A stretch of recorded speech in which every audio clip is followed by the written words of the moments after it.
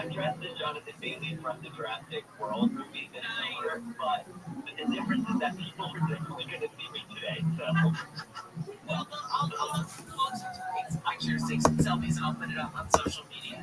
That's a great costume. There you go. I'm going to go on your Instagram and look at your costume later. And I'll return the favor. I can't wait to see. Awesome. Okay, so let's talk about one of my favorite subjects, which is entertainment news. Let's get started with Lugonia. There's a lot of mixed reviews about this film, but Emma Stone is already back in awards contention for it. What makes this project stand out as an Oscar season favorite? I mean, first of all, it's her. So this is the youngest person to ever win the Best Actress Academy Award twice, and she's teaming up with Yorgos Lanthimos, which is the director that she worked with in Poor Things. So, and it's similar in, I guess, tone, maybe, or style to that movie. Like, it's unsettling, it's weird, it's not one that I would go see with my parents, but it's one that I thought and I can't stop thinking about because you know, it is the performances, first of all, from Emma Stone and Jesse Plemons are fantastic. And then, you know, the last, like, 15 minutes of the movie, really, like, takes you to a place that you don't think that you're going. So, to remind anyone who isn't familiar with what Lugonia is, this is a movie that's about two guys who are convinced that the biomedical CEO... Tell me what you're missing. How can I do it if he's cut me off? Because I want you to get to it. I don't want your explanation or you're like, you know, no, get to it. Top my question, you want to have. Go. A Bugatti.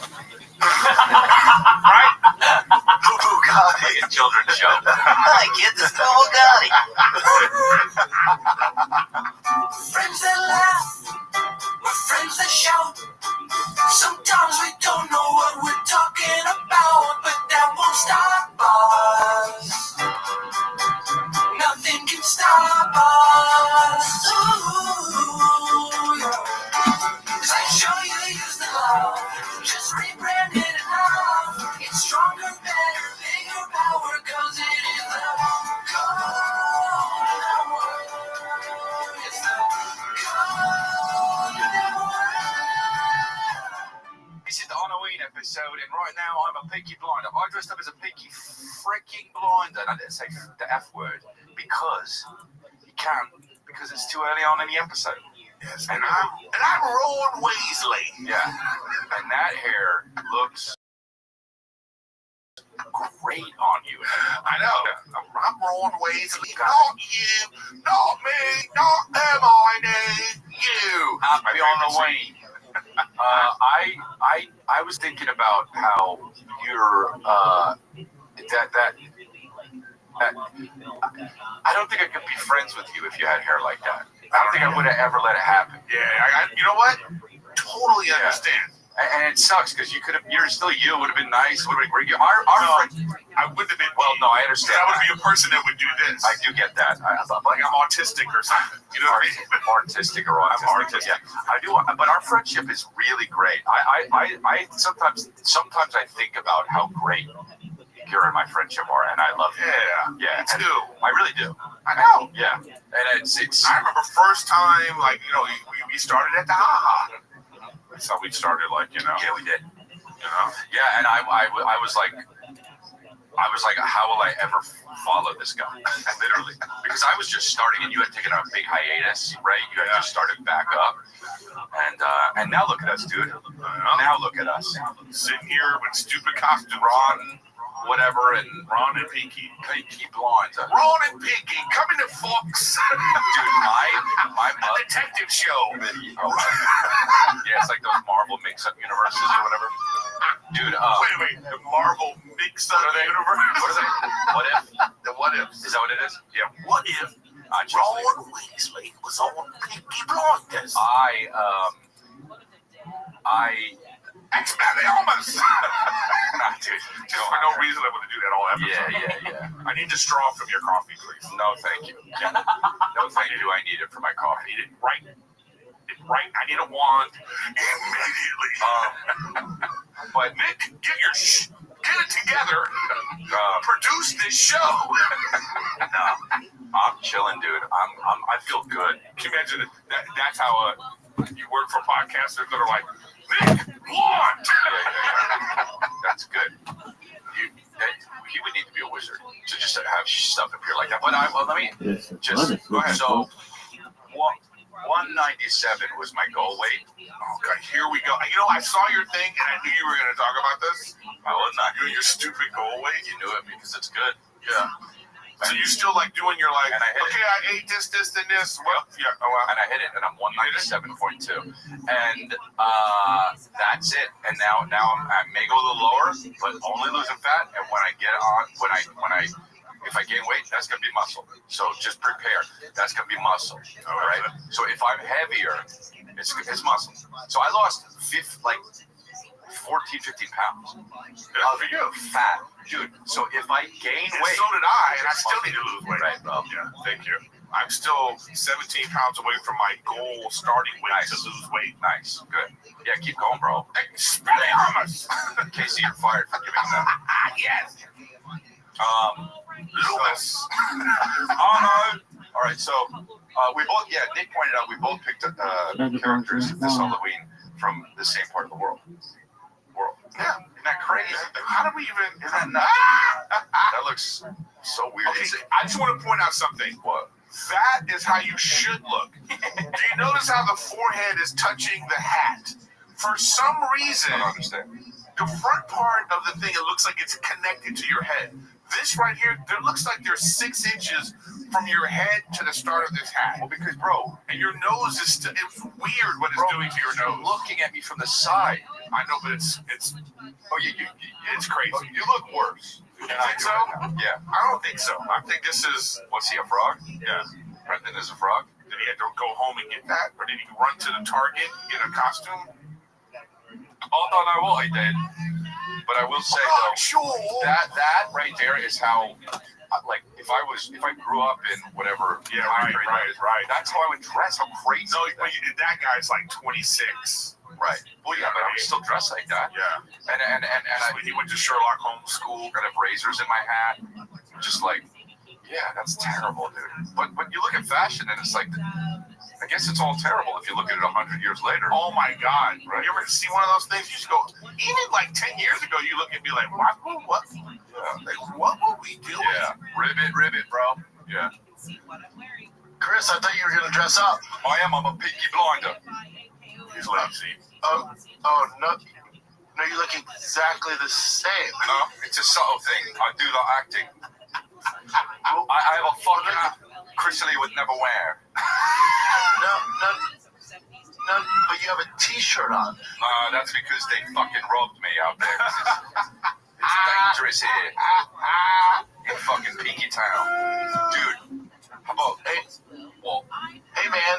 What? You, We both... you dress like Joe Rogan. That's how Joe Rogan dresses. I'm Joe Rogan for Halloween. We literally both put on one thing, Brendan. Yours is just bigger. You basically have a big green hat on. Is what he's saying. One eye. Why are you looking at me? No, man, it's because these stupid fucking headphones. And all the days, Chin's like, let's do headphones. I'm like, yeah, that makes sense. Oh, wow. No, it's all okay. good. It's okay, dude. What? I look like some DJ. Well, Yeah, weird DJ. the frog. DJ Frog. Yeah. My son would listen to that song for fucking 9 days in a row. I'd lose my mind. Yeah. But, And then, okay, so you're Peaky Blinders and Eric's transgender? yeah. Eric is a Why do we trans put up with this? from this frog.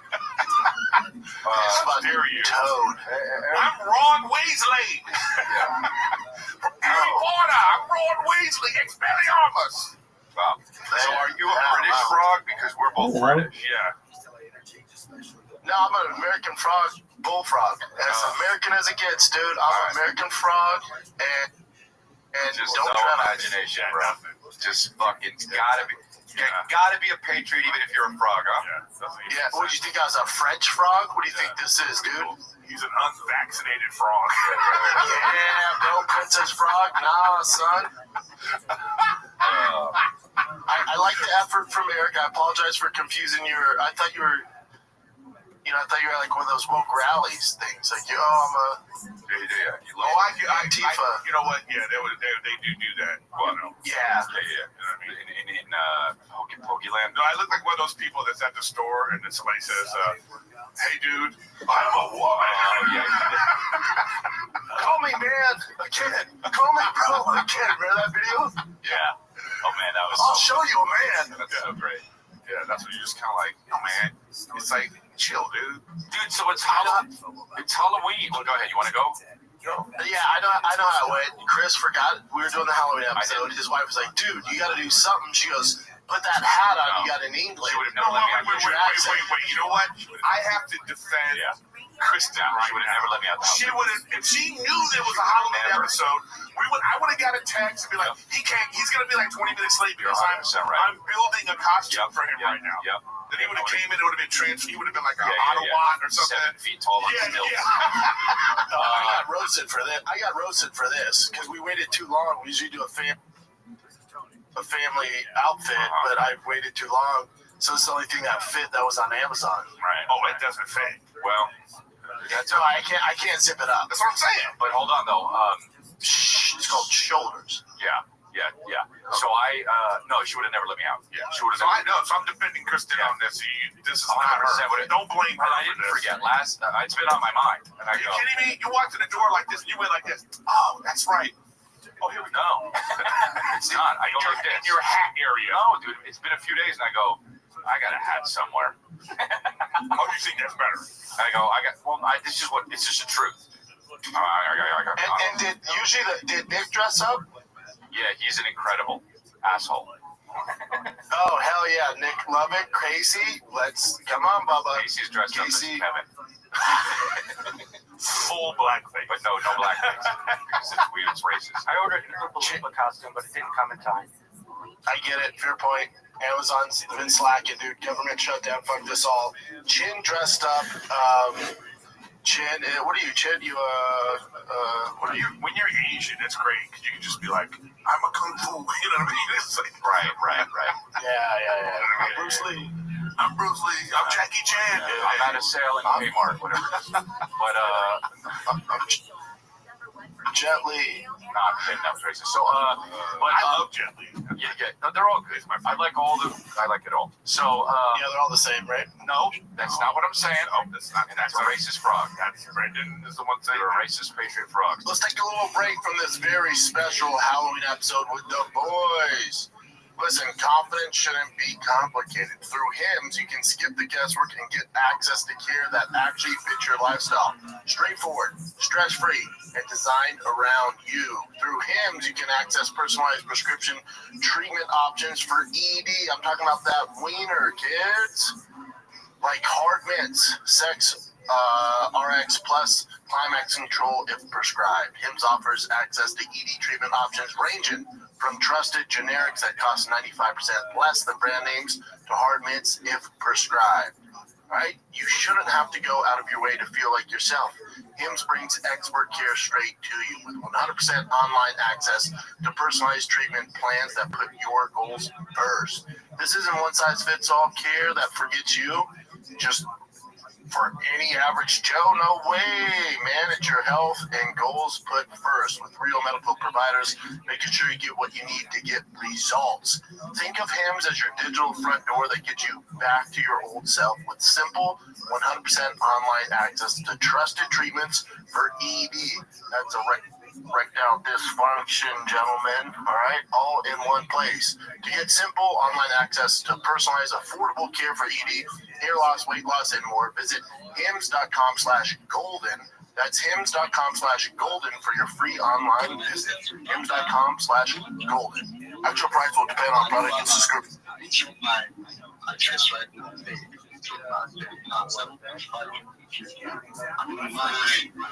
Mine. So, yeah, thanks to everyone. Thanks to Lambda. Lord of Lambda. Lambda here. Because Lambda, country Lambda, also. Lord of Lambda. You speak like this, I'm supposed to hear you. I'm supposed to hear your talk because now Lambda will be talk. Good to see you here, bro. Suliwan, you're welcome to the chill space. Lady, you're welcome. Please, can we follow each other? Please, we don't give each other like that. and we follow each other so that we can keep the get now to be good. And then why you smile? Why you smiling? Justina, why are you smiling? You were smiling. I would love to hear your voice, Justina. Well, I'd like to hear your question because for the next we just hear pass. Yo, how are you?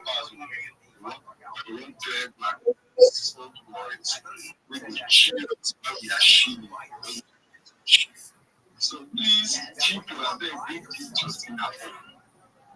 Michael, we don't know whether Michael employed everything. So thank you. You can have Bro, you are a fucking base chat, bro. You are a base chat, bro. That's what's up, man. Thanks, bro. Chris, thank you very much. We would like to get the link to join the community you talked about. Okay, so I see more people joining this space. Please, I don't know if you can hear me, just give me that 100. Let me join again. You can hear me, just rush me that 100. Okay, thanks guys. So this is what I do. First of all, I want to thank everybody. I've done before, I'll do it again. I want to thank everybody for your time to join this space. I know you all have things that you're doing, but that little time, wait 1 hour or 2 hours, you are here. I want to say thank you for joining this space. Yeah, and this is my first space I'm hosting, so I'll be hosting more space soon. So guys, I just want you guys to also join that one as well. So I want to say a shout out to Chris, Mateo, Prince Israel, you, Lamba, bro, I see you. Big Ken, bro, I see you. Rabbi, thanks for joining. Mike, so Michael, thanks. Lady Justina, thanks for joining the space. I see zip bullets. Bro, I can see that. Just a minute. Okay, yeah, bulletin.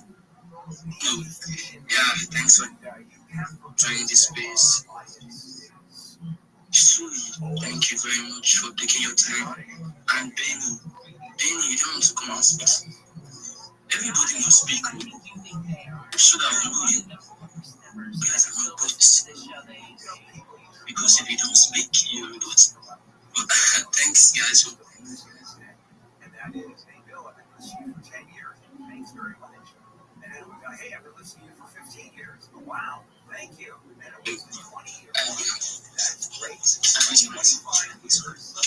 Prince Israel, are you there? I said you just say one person. Guys, it's like it's not true. Okay, yeah, pretty happy. Okay, Chiboy, oh my God, numbers 2. Also, I'm seeing my guys here. Bulletin also, GMDK, Roko, Lady Josina, Benny, Rabbi. I hope you guys are good. This is my first time. Okay, you said this is my first time. I was in the space. It's nice to be here. Let's connect, guys. Let's engage each other. Let's follow each other. Let's connect. I'd like to hear what you got going on, Chiboy. I feel your this thing. I'd like to hear from you. I'll let you know what you guys going on. Let's all of us let's share ourselves. Let's know what we are into. Rocco. Let's know what you are grinding. Let's know what you are connecting. Let's know what you are into. Let's shall relate. I like to grow. I like community. I'd like to hear from all of you guys. Number 6. I see your hands are up. Chiboy, seriously, I'd like to know what you guys going to get for you. Wow, you guys believe he's in the house? Chiboy, you saw people believe the project. These are things project with. I don't know. You can please keep them mind. You are welcome to this space. You know, if you know how to you are snoozing. You are snoozing. See on the big God with the big crown, the big God on the web TV space. You welcome. You are begging this. Is the mic now? Give this guy mic now. Wait till this song now. Wait till this song now. Give this guy mic now. Yeah.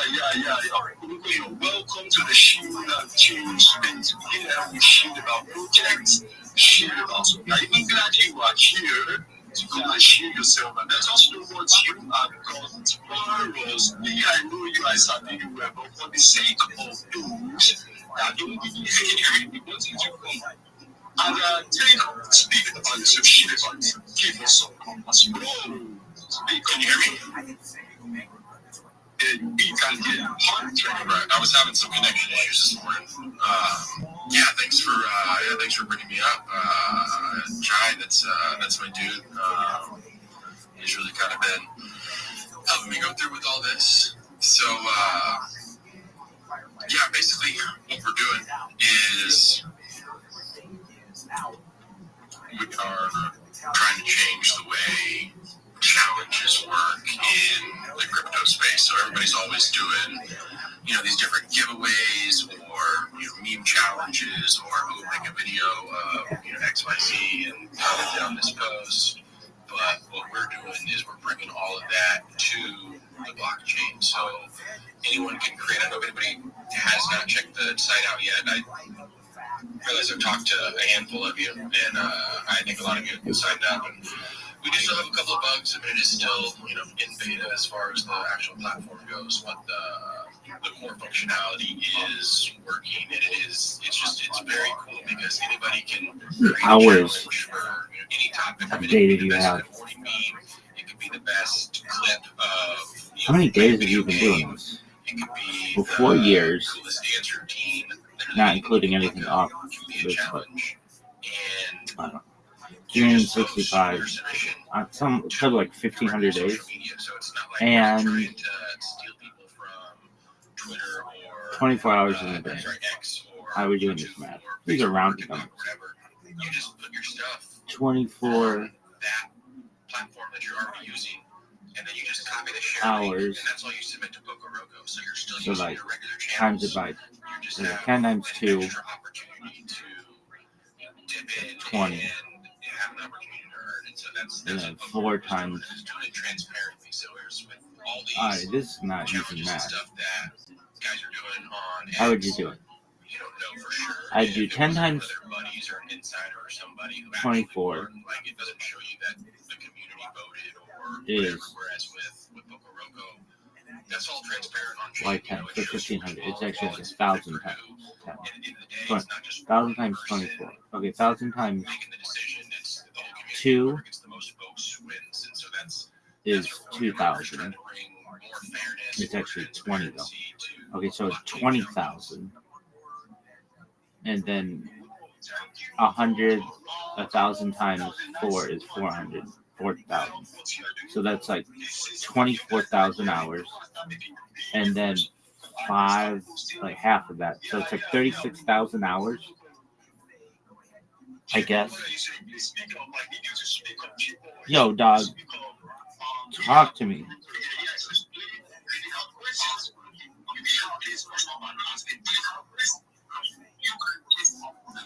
Yeah, it's 36,000. Nice. Okay, but how many is it? 3665 times 4, 1460. So we're pretty close. Yo, dog, what is this bullshit?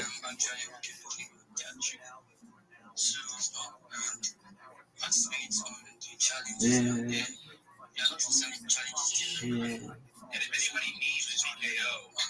Sucks.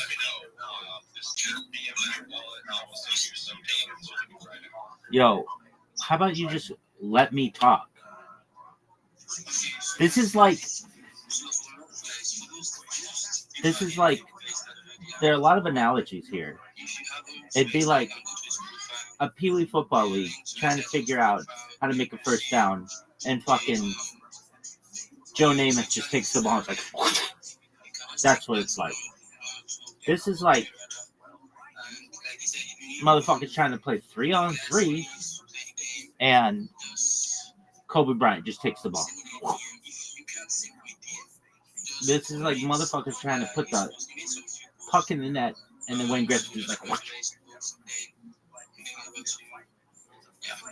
hey, dog, how about this? You let me fucking talk. This is like motherfuckers trying to play T-ball, and fucking Gary Sheffield's like, look, I'm going to just put it down to you like this. No one gives a flying fuck about anything any of you are saying. You could be giving away 2 yachts right now, and no one would fucking care. Let me fucking talk, dog.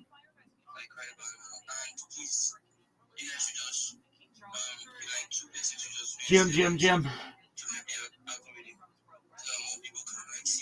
Dog, here, I'm just going to put it to you this way. No one gives a fuck. No one gives a fuck. No one gives a fuck. Yo, dog, there is a fucking rabbi in your fucking chat. Let them speak, you motherfuckers. Let me talk. Rabbi does. I've been in here since you were born, son. You were fucking born. And you came into this space and my fucking hand was raised. This shit sucks. This shit sucks. This shit sucks. Dog. Am I just impatient? Hey guys, let me talk to you. Bro.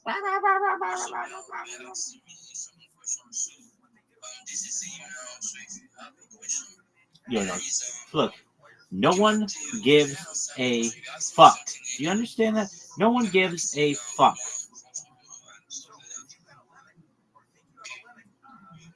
Hurry the fuck up, dog. This is how kids are going to learn to count. Hurry the fuck up, dog. Yo, dude, how about you just get your shit together? This is the worst fucking stream ever.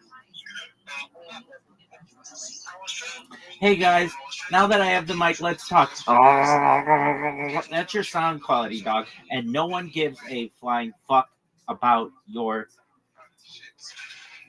shit. Hey, Rabbi's got his hand fucking raised. He's requesting the mic. Oh, okay, I'll let you up in a second. 8 hours later.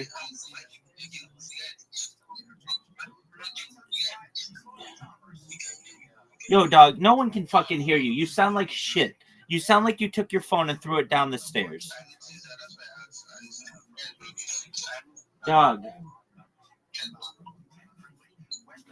This is literally the worst fucking space in the history of humankind. You have like 12 people in here. Literally. 13 people. Let me fucking talk. For people in the future, this is not how you run a space.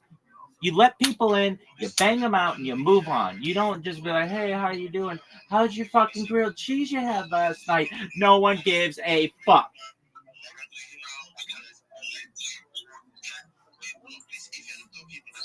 Doug, what the fuck is this? Mute your mic.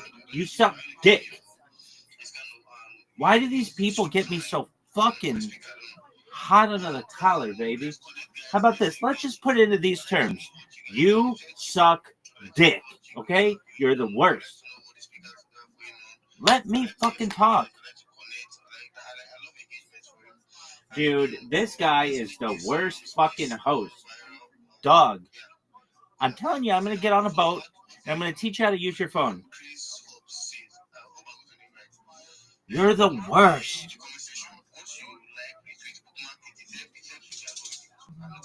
This is the worst. Worst. This is the worst. How about you stop sucking cock? That's my question. How about you stop sucking cock? How about you stop sucking cock? Oh, and Poco Roco left? Doug, this is how you fucking lose people.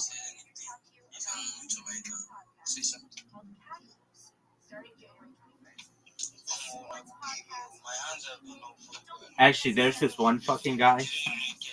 He was so shitty. Guys, these Nigerians are amazing people, but suck absolute cock at running a space.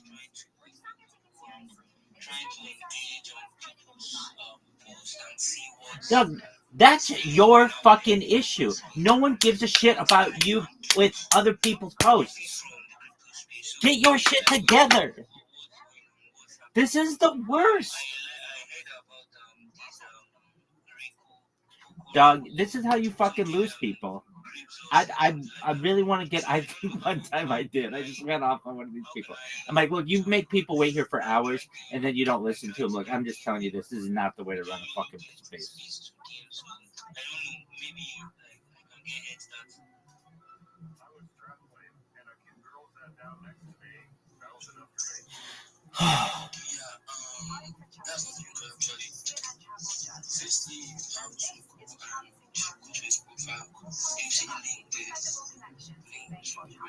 Dog.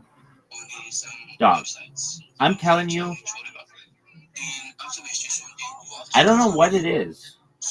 I think you're born in Nigeria, and the first thing they teach you is don't ever learn how to fucking run a Twitter space. Whatever you do, you can learn about Solana and Ethereum and fucking shilling, but whatever you do, don't ever learn how to run a Twitter space, because if you do, you may actually be really fucking successful.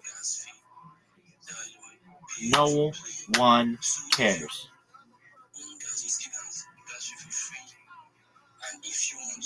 Dog, this is the worst. I'm leaving this asshole. He sucks.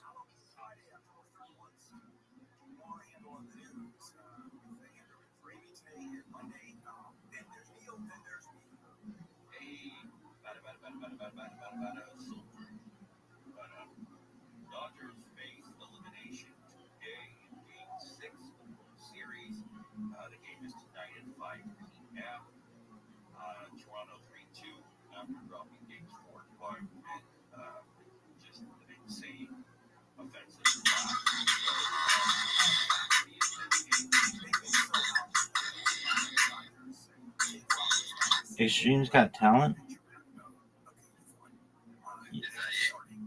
Doug, I don't think that's a good move either.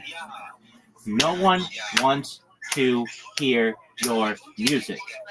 This isn't, it's not called Twitter music, it's called Twitter Spaces.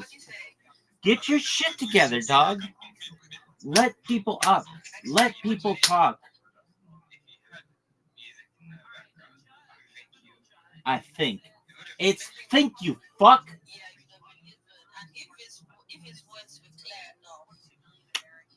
Dog, these are the worst.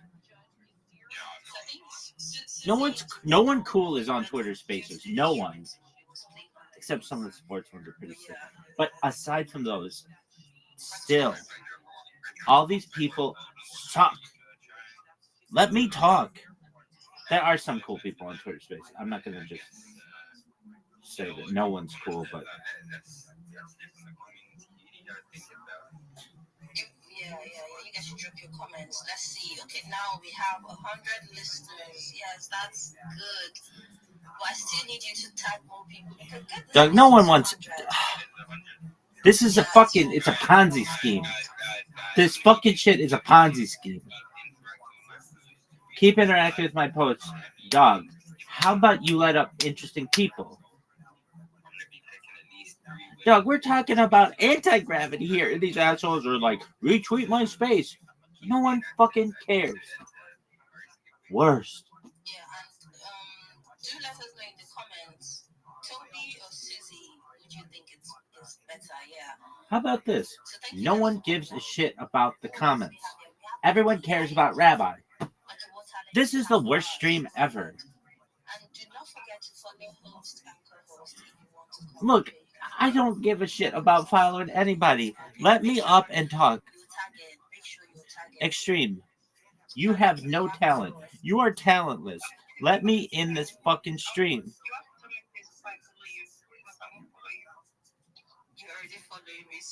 Dog, I hate this. I hate this.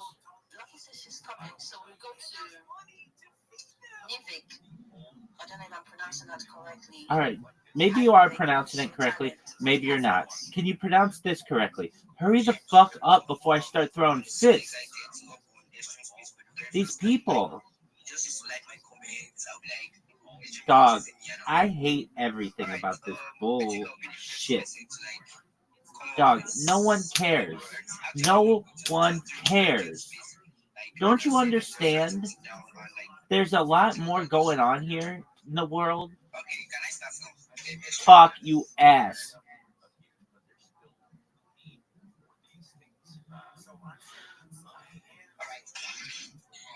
Serenity now. Come on, you motherfuckers. Yo, oh, Jim.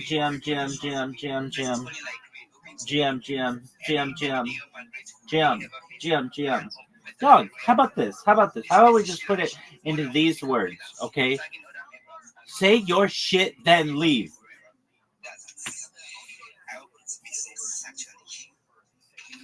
No one cares about your grilled cheese. No one cares about your kitty cat. The only thing they care about is what you have to say. Say it and leave. No one cares. If I hear these people say like and retweet one more time, I'm throwing fists. Dog, no one cares about your future plans. No one. Absolutely no one gives a shit.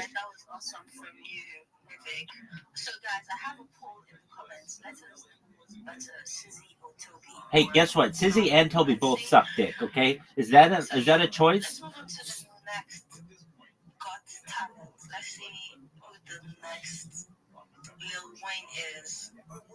How about Rabbi? Rabbi's the next Lil Wayne.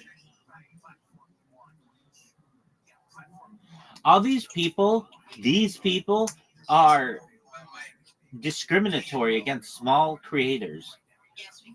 I'm the biggest creator ever, and they're like, oh, well, you have 105, you have 85 people following you. Who cares? Who cares? Have you ever used Twitter? Have you ever gotten banned? It happens. Dog, this one's going to take forever. Dog, GM. Happy, the smoking show still. Dude, there you go. This one. Now that's what I'm talking about. I seen the article on that. I thought that was because they pulled all the liquidity to do they thought it was all at one time. Some controversy. I didn't dive deep into it. I just seen people post about it. And I was like, damn, that shit was crazy. That shit went from like 80 million to like 160K.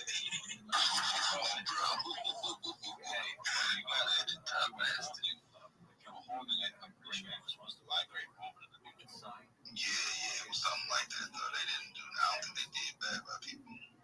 No. But some people forgot like had side wallets and shit, and they forgot was in there. Yeah, I know how to movie on Sarah. So when Sarah was monopoly money, and they merged. My homie in Discord, Church, you've probably seen it. So he had DCA buy set. And he forgot about it on side wallet. So like if the price tanked, he would buy it low. And he forgot about it. He was down like $3,000 because when they finally did the merge over, obviously Monopoly tanked. And so it hit his DCA buys like $3,000. As it was on its downhill swing, luckily he was able to make that money back. Sarah pumping, but he's like, damn, that's why I have DCA buys. I only have it like as the chart goes up. I never have it as the chart goes down because I've been doing before. And you stock buying more as the next move.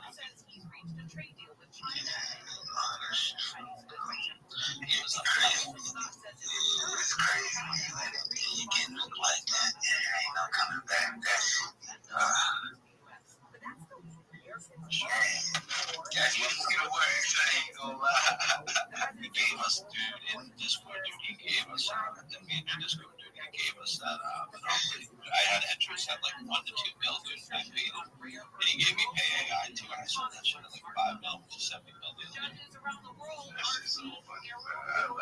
When I first got into trade, I just think like, you know what, I should just fucking start running. And I got run like that. And it was just like, yeah, that feeling was I do not want to be. Now when you truly believe, you thought that like, bro, you just fucking knew that was the one. Like, nah, this is too fucking good. Why? Bro, one of my biggest, what got me good, show guy down, dude, I was like the first point I actually put like a big stack in. That shit came quick. I don't see that's why you said yeah, bro. I think, dude, like, if you get it at this point, really, I don't know, market cap, it's good, dude. Like, everybody knows the game, there's no hate there, dude, just keep doing the game, but, like, you can use it as a platform to build something so much better. And you know, that's where I'm different, dude. Like, if I get on a platform like that, I'm gonna use it for actually good. Like, it's not all about the money, dude. I can make money, and we all know that. I make pretty good money doing what I do now. I don't bring that money into this space because I can fucking get that hard.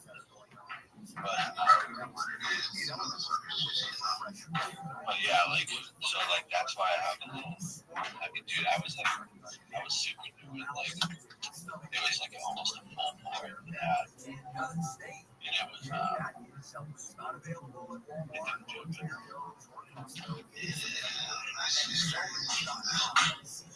When I say new, I was new. Do you not see this fucking hand? I was heavy in the shit. I made a lot of money on shit. I made a lot of money on Doge, like chip shit. That's heavy. I'm gonna start it up. No one fucking cares. Doug, you do this. You guys talk about bullshit and then people leave because nobody finds this shit interesting. You know what they do find interesting? This guy.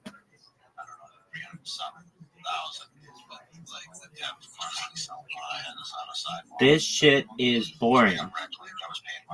Dog, no one gives a shit. No one cares. No one cares. I have my fucking hand raised.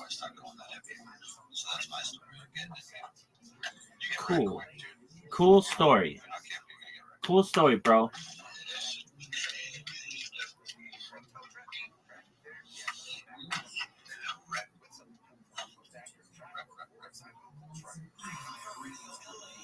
Did you say Rabbi?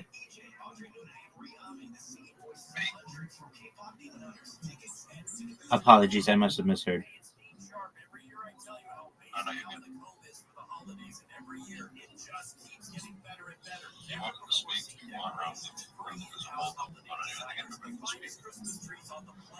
Thank you for the opportunity. Do you mind if I tell you about my project?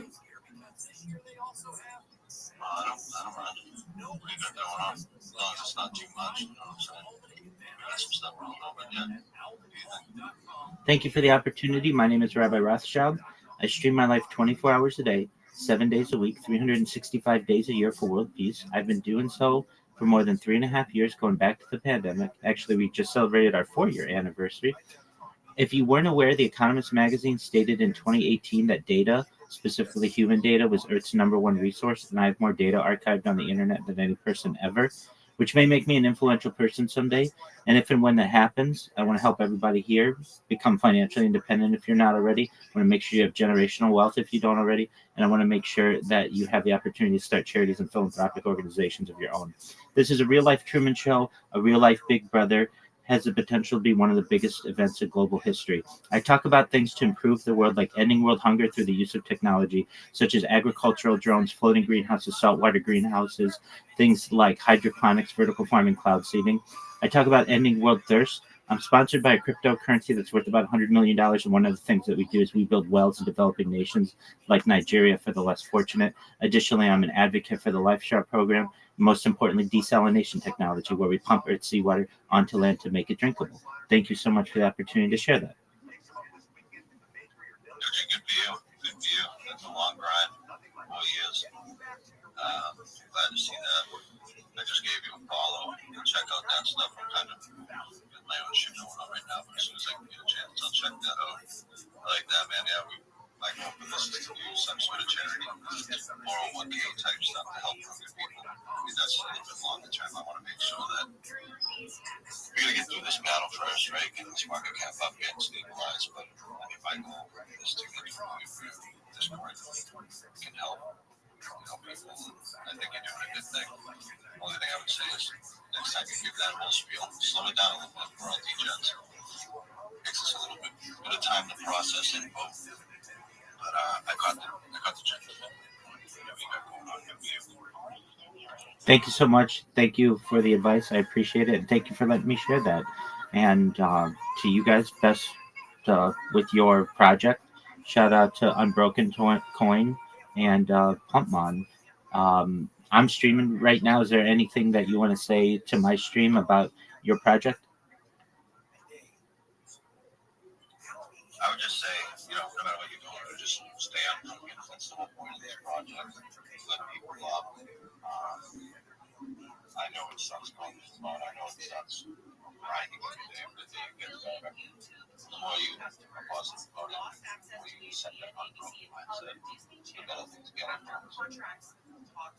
There you go. Well, thank you so much for letting me contribute. I'm going to follow the people who followed me, and hope everybody has a wonderful day. Take care, everybody.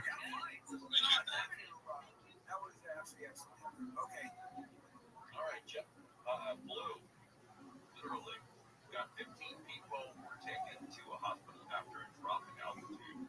I've never experienced that on a plane. That's no fun. That's no fun.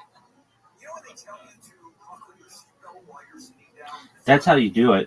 Why don't they make it mandatory?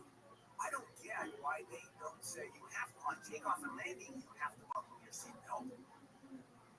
You can't go to the restroom when that little light is on. Poco Roco. And for not just token hunters, but also regular creators and influencers.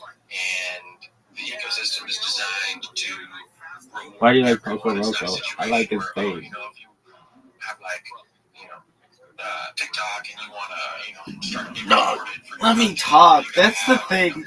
All these assholes don't allow me to talk. With this, you don't need to have that. Even a handful of views, voters, allows you to earn rewards, and so that was kind of the inspiration. That and coming up with a crypto product that just allows more people to win and to feel involved. And so it's cool because everyone in the ecosystem has an opportunity to earn. If you let's say I create a challenge, and it's You have 12 people in your shit. You have 12 people. And I say, okay, this. Why aren't you letting people up? Why the fucking gatekeeping? Why is there so much gatekeeping in this world? Fuck the gates. We're bringing them down. You know who's at the gates of Rome, motherfuckers? Let me in. As the creator, I post that 1,000 PKO reward up front, so that comes out of my wallet, goes into a smart contract, Dog. on the blockchain. Are you believe? Have you seen this shit? Like that one meme girl was like, This you challenge seen has this to shit? have a minimum of 11 participants. What is this bullshit? Proceed. This shit sucks. 11 people don't sign up, then the challenge refunds. Dog. Right? Whereas if why is it that they don't even? if you're trying to do like a You're a bad host. If I had 12 people in here waiting to talk, I'd be like, hey, go next. And if somebody had something cool, if some chick was like, hey, I take my shirt off for world peace all the time, you can watch me 24/7, and I finger myself on Thursdays. Okay, let's hear more from this woman. Instead, it's like, oh, hey, everybody. I just wanted y'all to know that I like to suck dick in my free time. This is the worst. 11 people signed up for the challenge. Well, those 11 entry fees, the 100 PKO each, well, all of a sudden, Yo, dog. PKO. So now I've seen more boobs than anyone in the history of the net world, and I still like them. The reward that they posted, plus an extra 100 PKO for This shit taking the time sucks. to host the challenge. Now, if you have 20 people sign up for the challenge, well, now the creator has all of Shut that PKO. So the the creator keeps the fuck entry fees up. for hosting the challenge. Whoever wins the Yo, challenge, GM, you're giving away 2 soul. Keep it. I don't fucking want it. All I want for you to do is to let me speak. And everybody who's like, well, you talk too fast. Listen. These motherfuckers make you put everything in 40 fucking seconds. Do you know how difficult that is? You've got to speak quickly. GM, everybody. GM to the host. GM. All right, well, tell us about your coin, dog. It's about GM. It's about the community. It's a community in GM, and we have a founder. Oh, what's your founder's name? Oh, it's not Docs. GM. Are you the founder? Oh, GM. No, dev team. Okay, well, who's on the dev team? Oh, GM, we have a community manager. Okay, well, who's on the community manager? Who's the community manager? Oh, GM, the founder. This is like who's on first. Hey, dog. Oh, finally. Yeah. Thank you very much.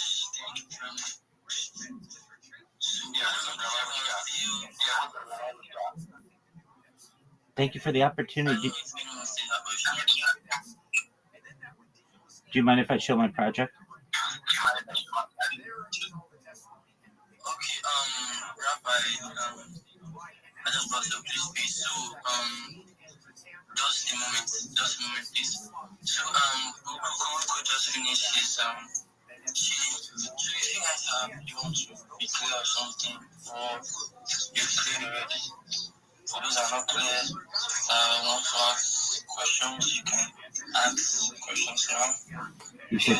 He said, yeah, what's up, Rabbi? So, Like twice. just giving, about 30 seconds. If you have a question and you are on the speaker section, you can just. What is it that causes Nigerians to be so slow? You're fast as fuck when running. No one cares.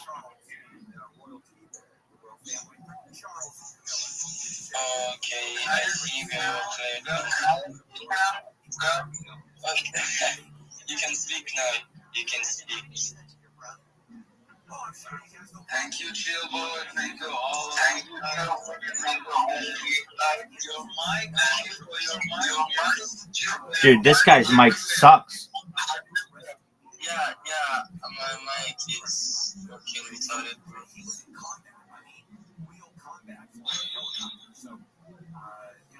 Can you just?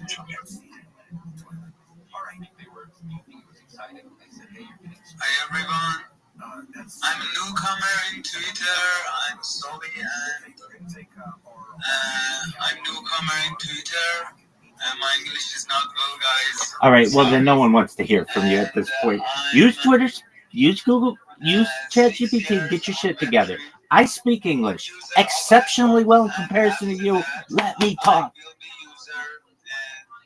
On Solana, because this project is connecting together, and I'm here to talk about. Dog, this is like that fucking sloth of the DMV. I cannot follow you soon because my account is too new. Okay, yeah, I'm there. Been there, done that. Tomorrow Dog, I'll follow you. Never, dog. Hurry the fuck up. Come on. Okay, Rabbi, thank you very much. You said you wanna share your project. Okay, if we can hear about that. Absolutely. Thank you so much for the opportunity. My name is Rabbi Rothschild. I stream my life 24 hours a day, 7 days a week, 365 days a year for world peace. I've been doing so for more than 4 years. I just celebrated my 4-year anniversary. It's a real life Truman Show, a real life Big Brother. If you weren't aware, The Economist magazine stated in 2018 that data was Earth's number one resource, more valuable than food, water, gold, air, petroleum. And I have more data archived on the internet than any person ever, which may make me an influential person someday. And if and when that happens, I want to make sure that you all, just one moment, Shy Boy, can you mute yourself? Thank you. There was feedback. I want to make sure that I help all of you with all of your projects. I want to make sure that you have generational wealth. I want to make sure that you're able to start charities and philanthropic organizations of your own. If you weren't aware, I do my best to help with world hunger through the use of technology such as agricultural drones, floating greenhouses, saltwater greenhouses, things like hydroponics, vertical farming, cloud seeding. I also want to help end world thirst. I'm sponsored by a cryptocurrency that's worth about $100 million. And one of the things that we do is we build wells in developing nations like Nigeria for the benefit of less fortunate individuals. Additionally, I'm an advocate for the Lifestyle program, and most importantly, desalination technology, where we pump Earth seawater onto land to make it drinkable. Thank you so much for letting me contribute.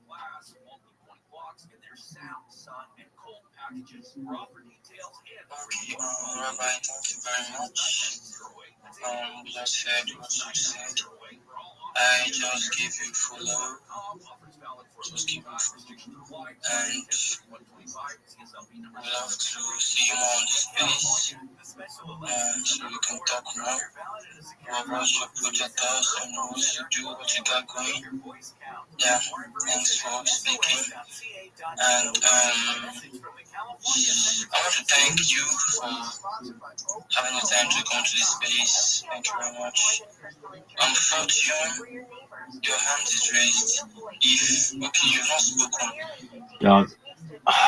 What the fuck? I can tell you're new.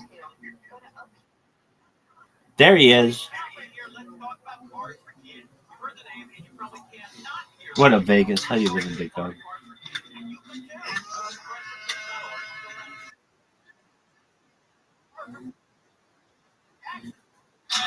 Excellent, big dog. I'm just chilling, just like yesterday. Getting that grind, got that dog in me, making people aware of what I do. Yo, what up, Bulb? How you living? Bulb, can you hear me? Yo, Bulb, do you speak? Can you hear me? Bulb, how's your day going? Bulb, I hope you're having a wonderful day. Vegas hopes you're having a wonderful day. What's good in your world? Oh, there he is. Yo, what up? Absolutely. How you living, pimp? Kicking ass, taking names. Every day's a holiday. Every meal's a feast. What's good in your neck of the woods, my friend?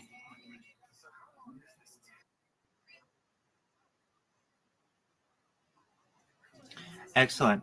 If I may ask, Bulb, how'd you find out about me?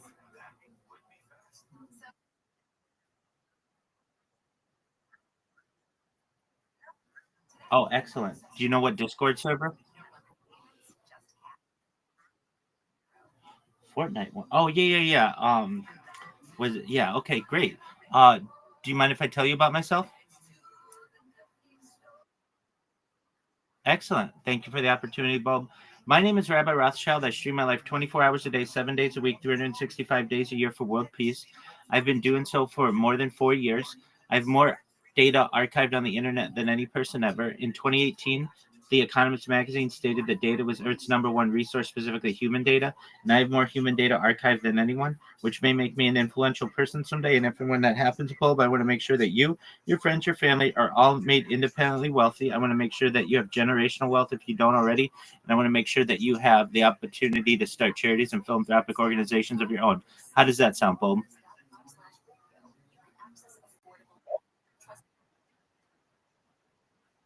Absolutely. Who would? Or who wouldn't? Additionally, I talk about things for the benefit of the world, like ending world hunger through the use of technology such as agricultural drones, floating greenhouses, saltwater greenhouses, hydroponics, vertical farming, cloud seeding. I'm an advocate for ending world thirst through the use of desalination plants and life straws. I'm sponsored by a cryptocurrency that's worth about $100 million, and one of the things that we do is build wells in developing nations. How does that sound to you?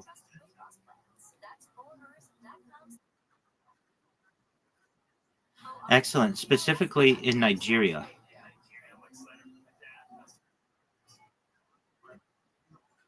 Absolutely. Additionally, I talk about things aren't normally discussed in society. I'm a futurist. I'm someone who likes to discuss the future. Things like anti gravity, antimatter, faster than light travel, faster than light communication, artificial narrow intelligence, artificial general intelligence, artificial super intelligence, things like cryptocurrency, quantum computing, things like space elevators, space tourism, terraforming of other planets, things like interstellar travel, things like Santa Claus machines, replicators, teleportation, de extinction. People don't know this, but the first successful de extinction took place in the year 2003 with the Pyrenean ibex, which was a goat located in northern Spain, southern France.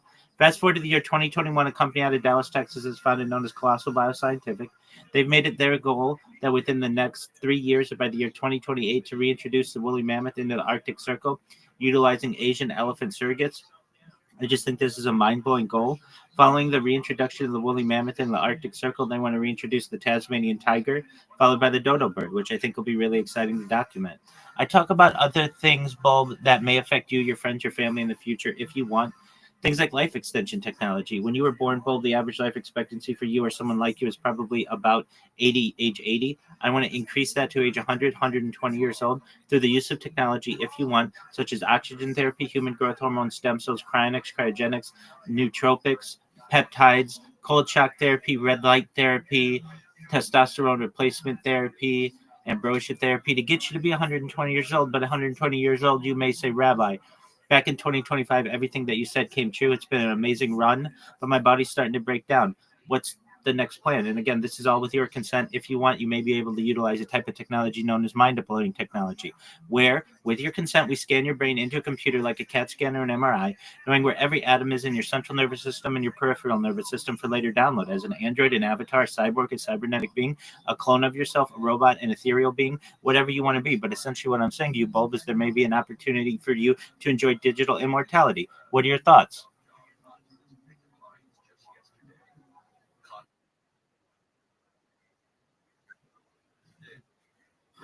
100%. So, at least now, physicists have speculated that it is possible.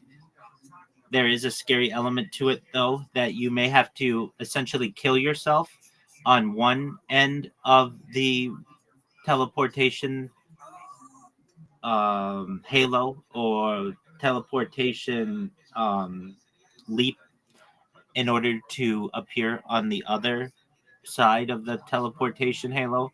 Um, so, what does that mean? Basically, when you walk through the teleportation portal, your entire body's scanned immediately. And then that information is transmitted at the speed of light or perhaps faster, if possible, to another portal somewhere else currently thought of on Earth, but that doesn't necessarily have to be. And all of your atoms are essentially replicated on the second portal. Now, there is a way that you could do this and not kill yourself in the first portal, but then there are going to be two of you, one in the original location and one in the secondary location. So there's a yeah, so that's what well, hold on, but that's where the mind upload technology comes into play. So let's say we get this thing to work and it works 100 it works 99.9999999% of the time perfectly. But the one time it doesn't work well and there's a mistake, well, we could just go to your mind upload. We have that data. We could artificially aid you to whatever age you were at the point of you walking into the portal, and you would never know the difference.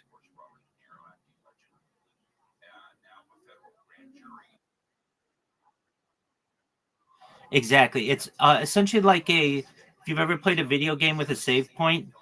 So let's say you do something dangerous. It wouldn't just have to be teleportation. You could be jumping off a mountain or doing deep space exploration, and something happened to you. We could essentially take the data that archived all of your memories, your personality, and your body, and be able to replicate you using artificial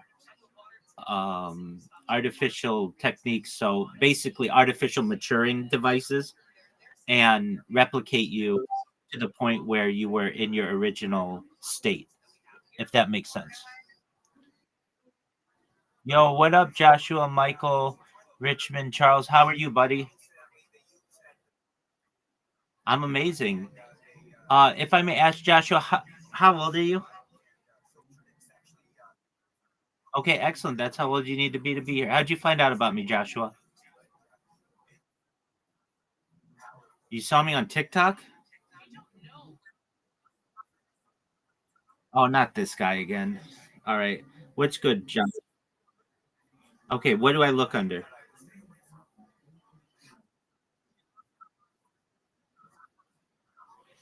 Okay. Mr.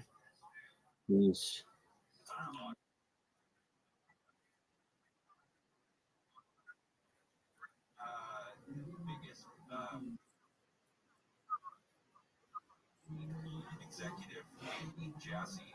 Okay, that's cool. Nothing comes up about me on TikTok. So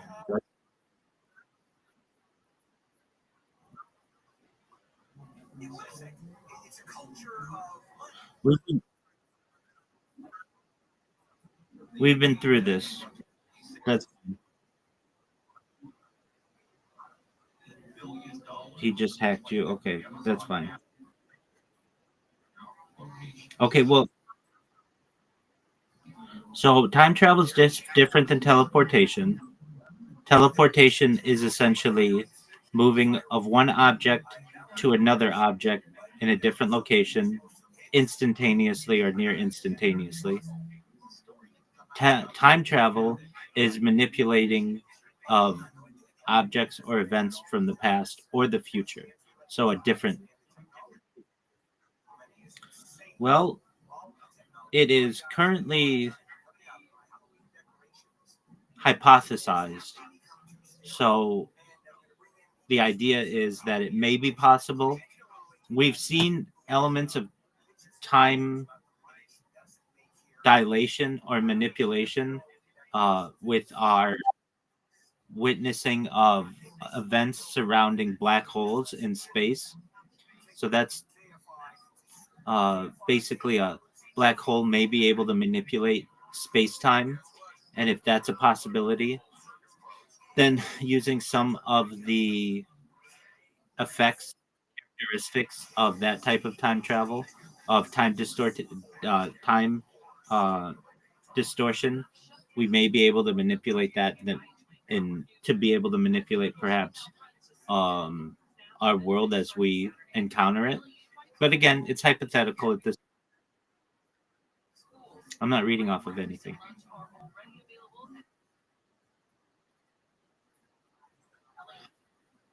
No, you're good. That's my other device.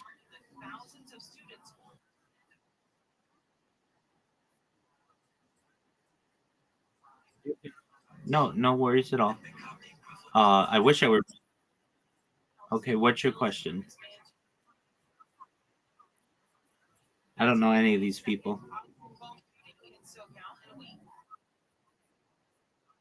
Okay, quit with that.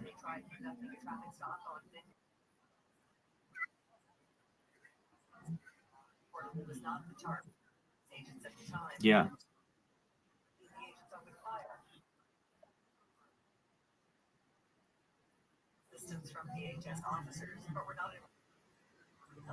Okay.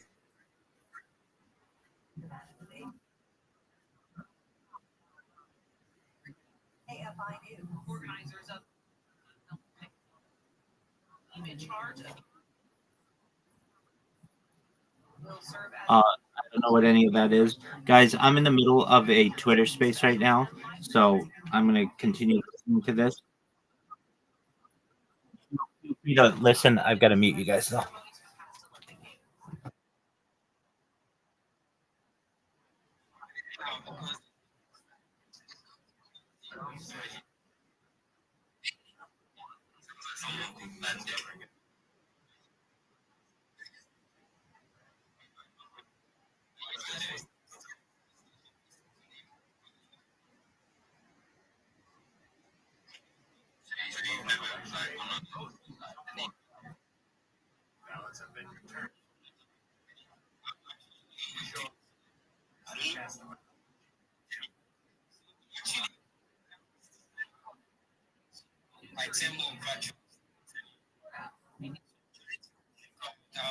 My skills fitting into the Web3 space, then I want to hit the more that mean a lot to me. And also have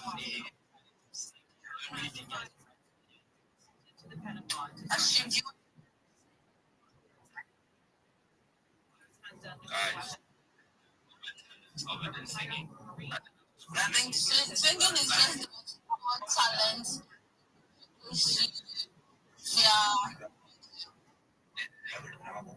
Yeah. Right. as a graphics design, it's still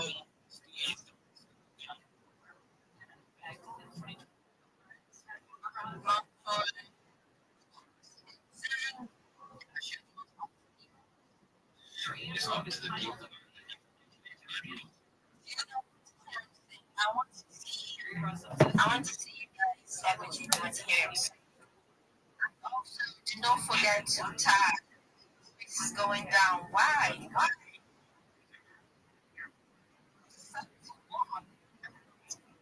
That's so, oh my god, I'm so disappointed. I'm so broken.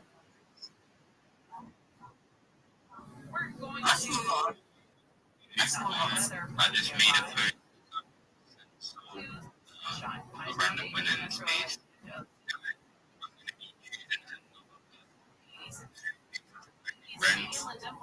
Oh, not just one. Congratulations, Lucky. Be doing another one. Don't leave. There's going to be another giveaway. First, if you have any talents, I want to hear people spicing up this stage. So let's move on. Congratulations. So do you want me to sing? Is you can react. But people react, guys, stop react right now if you want to hear Dave sing. That's one of the tougher spots right now. Although the eastbound 91 is definitely a close second. This is going to be Indiana. I'm not seeing any reaction. I'm honestly not seeing any reactions. Why you think compared to I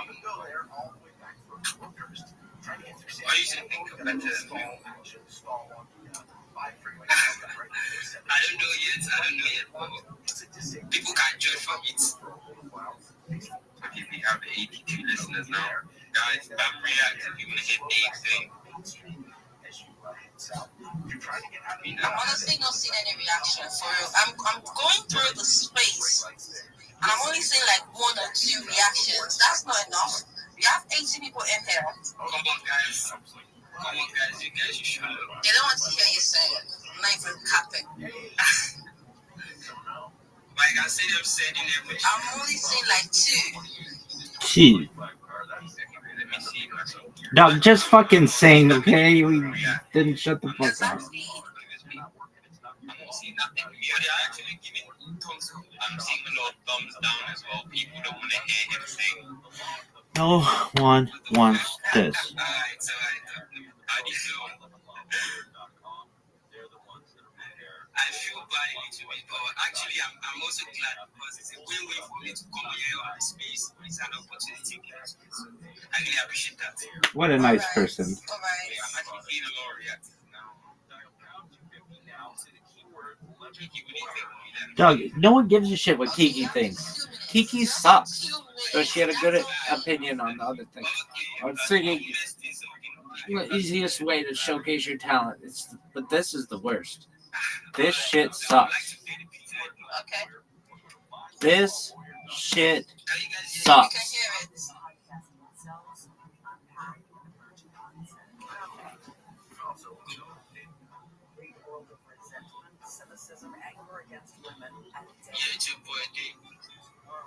This is your song? Sucks. It's the worst song ever.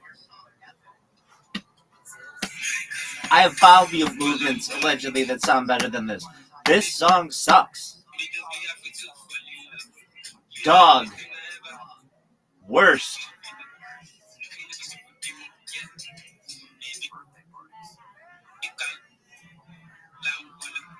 This shit sucks.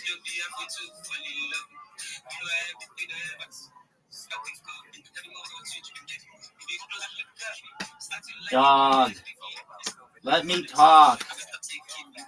Let me talk.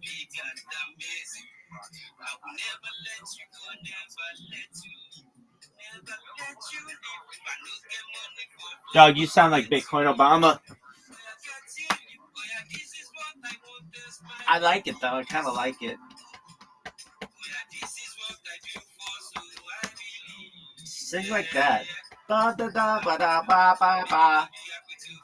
Because everything else sucks. Dog. Let me put it to you this way. Your song sucks. And I dislike you greatly.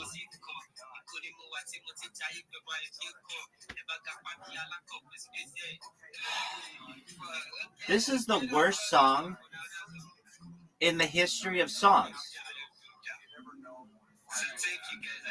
Okay, your song was awful. The only thing good about it is it's over. Next.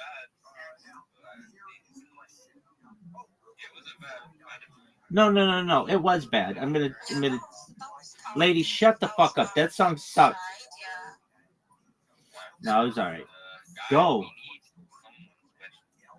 How about Rabbi? You have Rabbi, and I don't want to sing. I'd sing better than that motherfucker. Let me talk.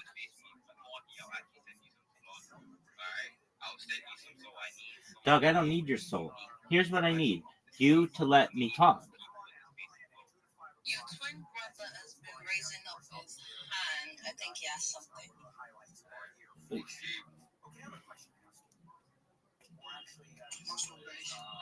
Doug, no one gives a shit. Don't ask me how I'm doing. Just talk. Okay.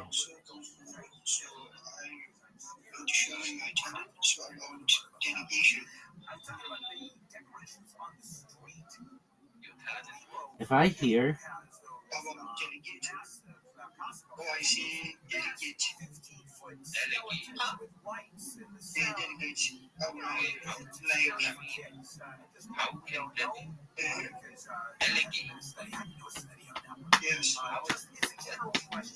Could you explain? Because none of us understand.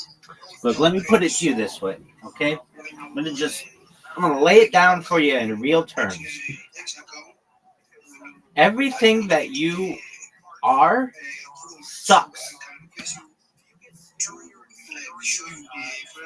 It's terrible. No one gives a fuck. This is going to be the hardest space in which to get in. These types of spaces are so difficult.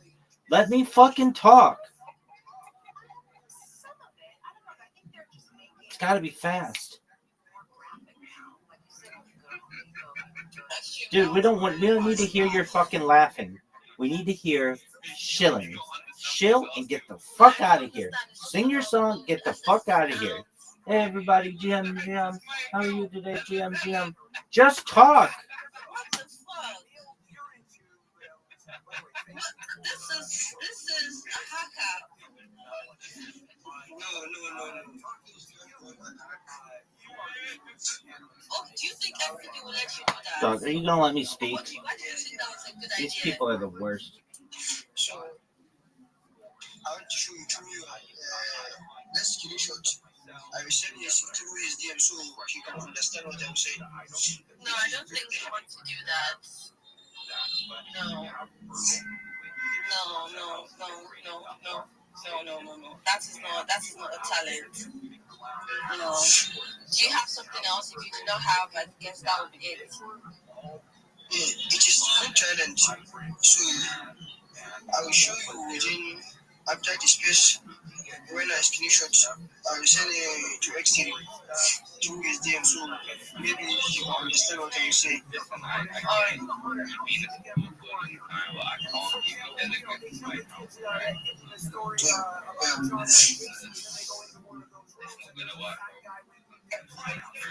Definitely not. It is not. I tell you when I'm trying to. It's not just then get your account.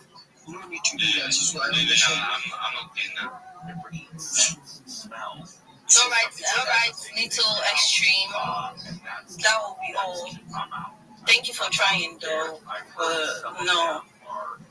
Well, I think we should move on to the next person. Thank you very much for coming up here. We have Joker in the house. Big Joker. Hi, Joker. How you doing today? Hi. Hey, Mama. That was good. Extreme, my guy, man. What's popping up, Extreme? What's going on? Yo, it's about time to wait till the jobs in the motherfucking building. And I say, GM's beautiful persons to all the beautiful persons in the space. I say again because you know what? Extreme goes way all over and he goes extreme to always be here. He gives out money, he hosts spaces, and the beautiful host, Higgs. I say good morning to you, or good afternoon, good night. How you doing? How you doing today? I'm very well, thank you. Extreme. Just saying hi to you. Stop. The shit sucks. Worst shit ever. I will tell you, I do not do scary movies. I do not do haunted houses. They scare me to death. I mean, it's one of those where And organized like that, so yeah, it's exciting. Yeah, same here. I'm looking for somebody to be able to develop a airdrop app where I can possibly Google airdrop app to where I can do airdrops for my community, copy and paste people's wallets, set a bot into the token, and do airdrops like that. I'm sure there is a bot that does that. All you gotta do is put in the addresses and it'll keep doing airdrops.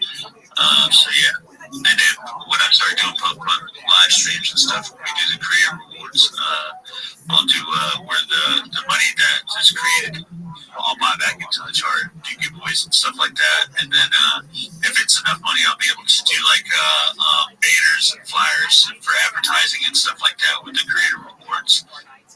And then a lot of people are like, show me the receipts. Motherfucker, everything's all chain. If you're worried about something, go dig around a little bit and find out what you want to find.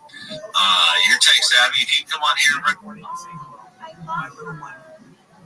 because they've got the solutions and your best interest in mind. And that's definitely hard to find in this ecosystem where it's kind of a lot of a different mindset from most, you know. Hang on, I have now. Damn, go ahead. Sorry, I got there a little bit. Somebody was on here. Yeah, she's like, hey, babe, I'm going to go get my nails done. I was like, go ahead. Yeah, sorry, man. What was you saying again? I didn't mean to be. I forgot that my mic was on. I was just saying that, you know, we really got to work with the right people that are intelligent with what they're doing, and they can figure stuff out and know what it is you're talking about on chain or whatever it is. Then definitely, those are the people you want to work with. I see Essa's got her hand up. Are you a speaker? I can't see if everyone's speaking. They are. Yeah, Essa, you may come up. Hey guys, what's up? How y'all doing? What's up? Doing well, man. How's it going? Here's the latest 27. Man, I'm doing good. Happy to be here, man. What's going on, brothers? Good to see you. Nice. Yeah, happy Halloween. Yeah, I just wanna. Yeah, same to you, bro. How's it going on your side, man? What you got for Halloween? Oh man, it's going good. We got candy, we got pumpkins, the chickens are in the coop, you know, we got some spooky fog out here, and it's definitely gonna be a good time, and we're ready. You know, we're ready for these trick-or-treaters. Yeah, that's the spirit, isn't it? That's the spirit.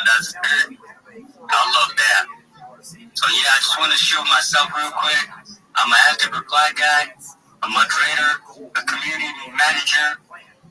So yeah, if any project if you need me, yeah, I'm here, man. I'm ready for the job. Whatever it takes. I love building with different communities, you know, and that's what's up. I really appreciate this moment. You guys follow the Gregory Coin, follow Chubby Chickens, and also follow me, guys. Thank you.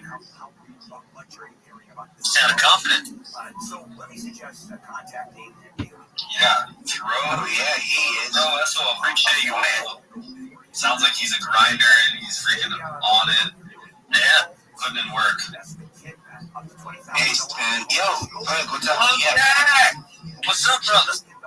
Man, I am chilling. I'm freaking sick right now. I pulled an all-nighter for like 12 hours. I got 4 hours of sleep last night. Jesus Christ. I didn't sleep till this morning, man. I slept 6 or 8. I don't know. But Chubby Chickens, man. Shout out to you. It's Banana. What's up, man? GM. Yo, what's up? What's up, Bojack? Good, man. Doing good. Thanks. How's the project holding up, man? Man, it's going good, man. It's going good. We're cooking in here. We're shifting gears to some NFTs, and you know we're in these spaces too. So it's definitely we're trying to juggle, man. But it's going good, dude. How you doing? Man, I'm good. Last time we were on my space. I think it was Taco Tuesday. Was it the finale space? I think it was the finale space, right? But like, I was teaching him how to speak pidgin, right? I was teaching him how to speak like a Nigerian. It was crazy, dude.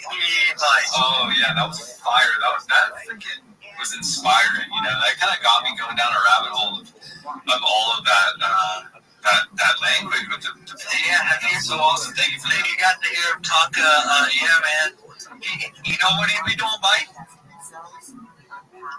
What did you say? You know what he be doing? You know what he be doing, boy? Yes, sir. I'm Suraj from Cobra Coin. I want to buy a Chubby Chicken. Oh my God! I love it. Hey, Wojak, but you can call me Suraj. It works too, Suraj.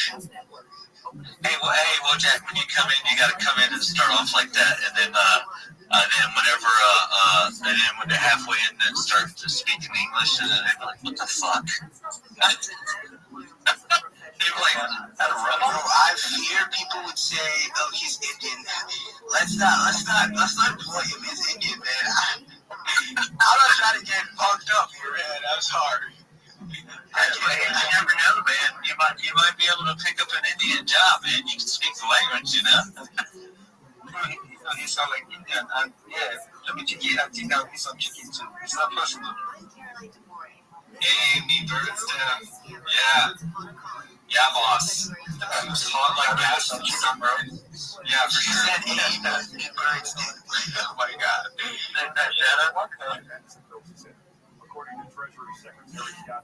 Yeah, so of course, man, there's plenty of chickens to go around. There's about 1 billion of them, so.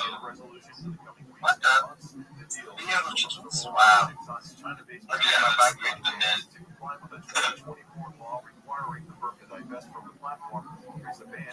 Yeah, Chubby Chickens, that's a good buddy of mine. Anybody else that's coming in, got their hands up? I see we got Rabbi with his hand up.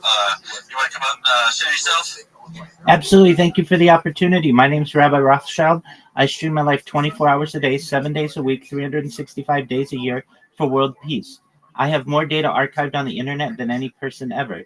In 2018, the Economist magazine stated that data had overtaken petroleum as Earth's top resource, and I have more data archived than any person, which may make me an influential person someday. And if and when that happens, I want to make sure everybody in here has the opportunity at financial independence if you don't already, generational wealth if you don't already, and I want to make sure that you can start charities and philanthropic organizations of your own. This is a real life Truman Show, a real life Big Brother. I'm live right now on 22 separate YouTube streams. My entire life is online and has been since the pandemic more than 4 years. I talk about things to improve the world, such as ending world hunger through the use of technology such as agricultural drones, floating greenhouses, saltwater greenhouses, vertical farming, cloud seeding, and perhaps hydroponics. Additionally, I talk about ending world thirst. I'm sponsored by a cryptocurrency that's worth about $100 million. And one of the things that we do is we build wells in developing nations like Nigeria for the less fortunate. Additionally, I'm an advocate for the Lifeshare program. And most Yo, Rothschild, you mentioned Nigeria. I want to know more about that. Whoa, Jack. I'll talk to you about it. But please, don't interrupt me. That's rude. I'm sorry. My bad. You're good. Okay. Thank you. And I also talk about things like desalination. So with that, Wojak, yes, we build wells in Nigeria. The project is known as Harry Potter Obama Sonic 10 Inu. If you're familiar with that token, it's very popular on Twitter. And additionally, its ticker is Bitcoin.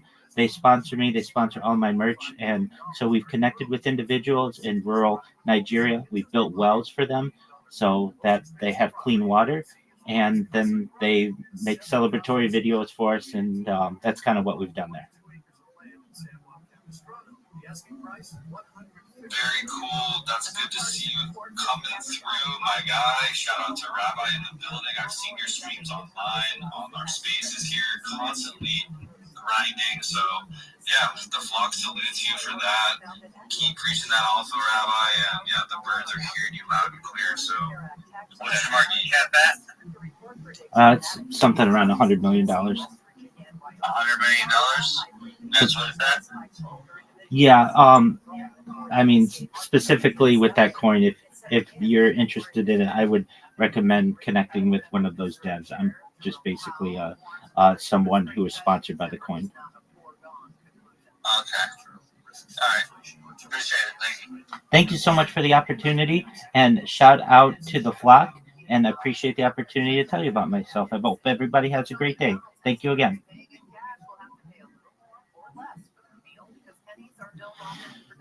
Yo, dog, when I'm rolling, shut the fuck up or I will steamroll you. Hey, I want to hear more about Nigeria. Okay, well, how about you shut the fuck up?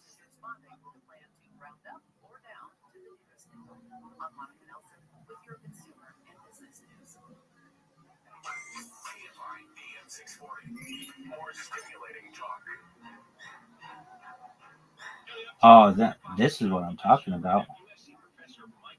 It's pretty freaking awesome.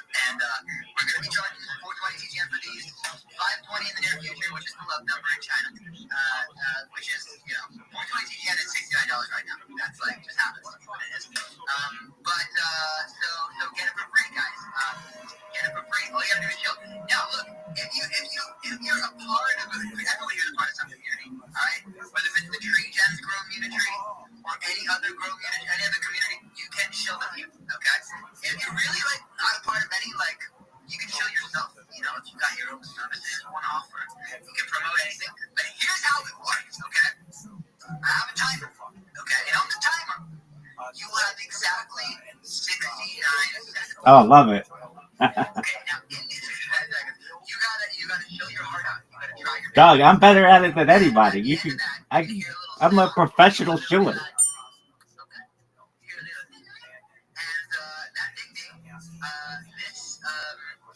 Some of them, okay, we have a tradition to song about Will T, I love you, just the same, but I'm gonna drop you, bring you back up, I love you, bro. Without Will T, everyone follow Will T, what we got to get? Alright, sorry, bro, it's just up, because, talking about, the thing to talk about, but please do come back up, Will T, let me get shout out to Will T, guys. This guy was the first guy to put the BFT after me, okay, so, there you go. Alright, so, this is how it works. Come up here. I will say ready, set, grow, and then when you hear the word grow, you start shitting, alright? And you will have the timer. The timer will be ready, okay? And that timer... Shout out to Tree Gems.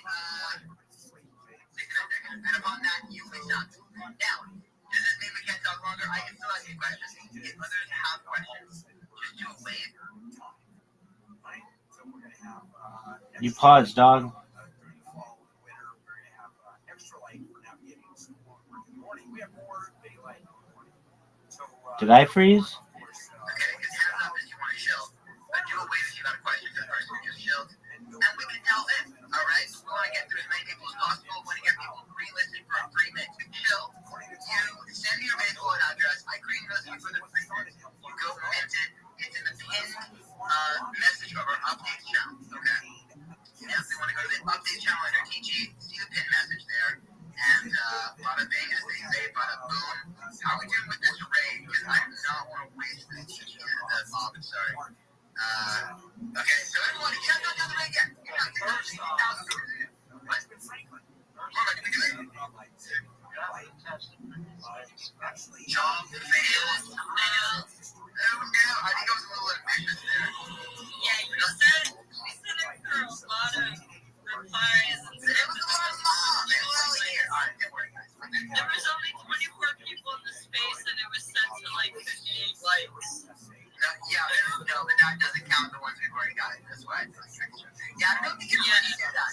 But it's like, yeah, it adds. I said 25. Is where, Yeah, we only had 24 people in the all right. space. So, don't worry, we're gonna get mobbed. Raising my hand again. Raise. What was that? Raising my hand again. Okay, all right. For a while. I ended up before everybody else. Thank you. Well, you're I think Troll King was ahead of me.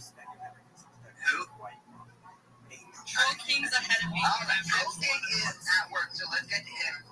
ASAP Rocky and Friends. That's pretty good in a row. Who's doing it like this? Who's giving away things that are highly valuable, that have multiple crypto airdrops, and an innovative NFT, and literally everyone who comes up and chill? I mean, that's amazing. Also, Friends is a networking space, all right? If you came to the Chillavators today, you could have been anywhere. This is a tree den space. These are my people. I love all these guys. So make sure you're following literally every person in the room. I follow everyone. Okay? Wakari, Ohio, gozaimasu to you. Konbanwa, this evening. Alright, DBO, I just followed you. Alright, Ola, I just followed you. Okay? AK69.fun. I invited you to speak to AK69. Alright, Naya, she's amazing. You're all followed. All of you guys already followed me. Alright? I love you all. And you guys better do the same. If I find out that you haven't followed everyone in this place, I will find you. And I will give you a Yo, don't make me come after you. Don't make me come after you. Okay, sorry. All right, let's get to the show. All right, so, Rogan, are you ready? Just one question first, because you usually get like 2 times for Trollstan and 1 for XPX, or just 1 time? Trying to get you guys easy. You already got under the free stuff out. All right, yeah, you know what? That's okay. For you, yes, you can chill twice. Okay, but that's 269ers. We gotta. Are you serious? You gotta go back to work, you know what? Yeah, I have like 15 minutes on the clock. 5-0. Okay, 1 time. Okay, got it. Okay. All right, so let's get to the shows. All right. Ready?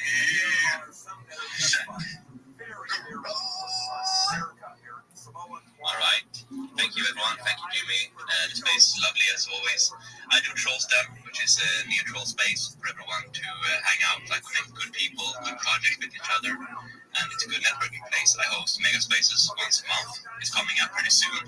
TGN will be there as well. Lovely to see that. Who hosts the space once a month and wants to be taken seriously? Community, nothing token to it, just for everyone to vibe, connect, and get their voice heard. Dude, your shilling sucks. I'll teach you how to do it. Talk first, motherfucker. Wednesday and Thursday as well, every week. Dude, what are you gonna do? Give me your fucking schedule? This is the worst chill ever. Hey guys, I just want y'all to know that Thursday's a day of the week, and so's Monday, and sometimes Tuesday. Well, usually Tuesday, actually always Tuesday, since the week for like a long time.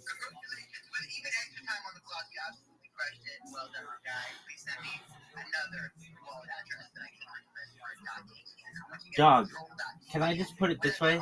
I don't want your shit. I don't want any of it. Here's what I do want. You to shut the fuck up. New bonus. Okay, everyone who tries gets a dot each NFT wallet. Pretty crazy, right? But if you come up here and you show a token, and half of everyone in here reacts to it with a heart, okay? If half the people do a heart, you just go buy bag, all right? Go bag, all right? We're not jugging 6 figures in this, but we will be buying a bag, all right? If we get help with people doing a heart, okay? So that's a show of love right there, all right? Now, friends, you know we got Rook here, so please tag people in the comments that you think should come up and chill, right? Especially if, if 50% do the heart, that just buys back, and everyone gets an innovative. Doug, I don't have anything for you to buy. Where is there a place where you can just tell people about your project, but not force anybody to buy it? That's what I need. That doesn't really exist. I guess it's like social media. All right, Song of Bone, I think you're probably next. Are you still debating or you have an announcement? Can I do both? Yeah. First announcement. Yes, obviously. Okay, we gotta get the comments to 113 or 131 because it's spooky season. So. What does that even mean? And I have a quick foot guard Chelsea Hazard to give away, which I've invited James to come show Chelsea Hazard. Dog, He comes up and shows I don't understand. Hazard is awesome. If I were hosting a space, it'd go like this. Have you ever seen that fucking Seinfeld with the soup guy? It's just like that. Next!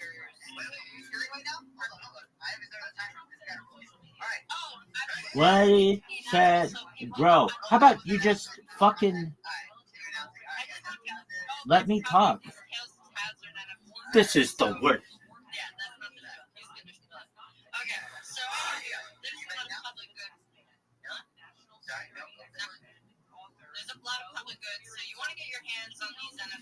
Doug, nobody wants your NFTs. Your NFTs are the worst.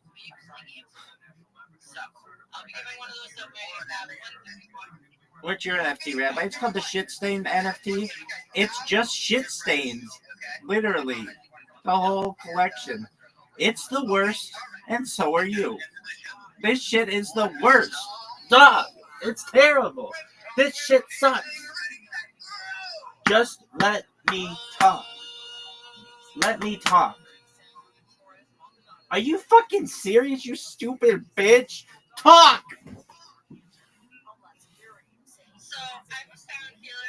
I hate you. I hate your sounds. You're the worst person ever. You're not a psychic. If you were a psychic, you could have predicted how much I fucking hate you.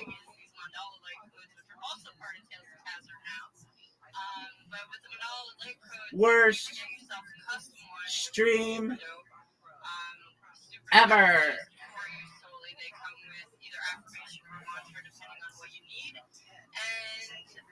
Oh.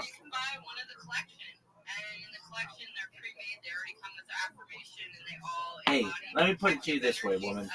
Your shit sucks, and I don't like you. That's the meanest thing I can say to you. Is I don't like you. It's not that I hate you. I want you to die. I just don't like you. Next.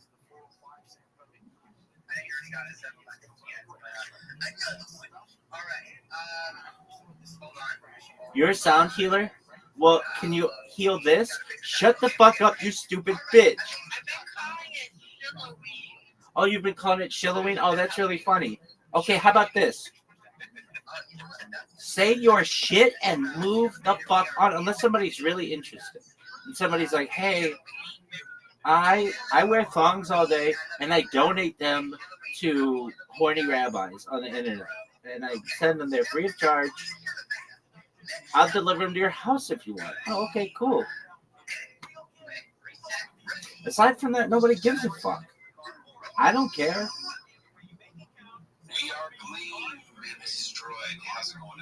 Dude, don't ask me how I'm doing. The more people ask me how I'm doing, I'm going to just be like, shut the fuck up. You're the worst, and everybody hates you. This shit is the worst. This shit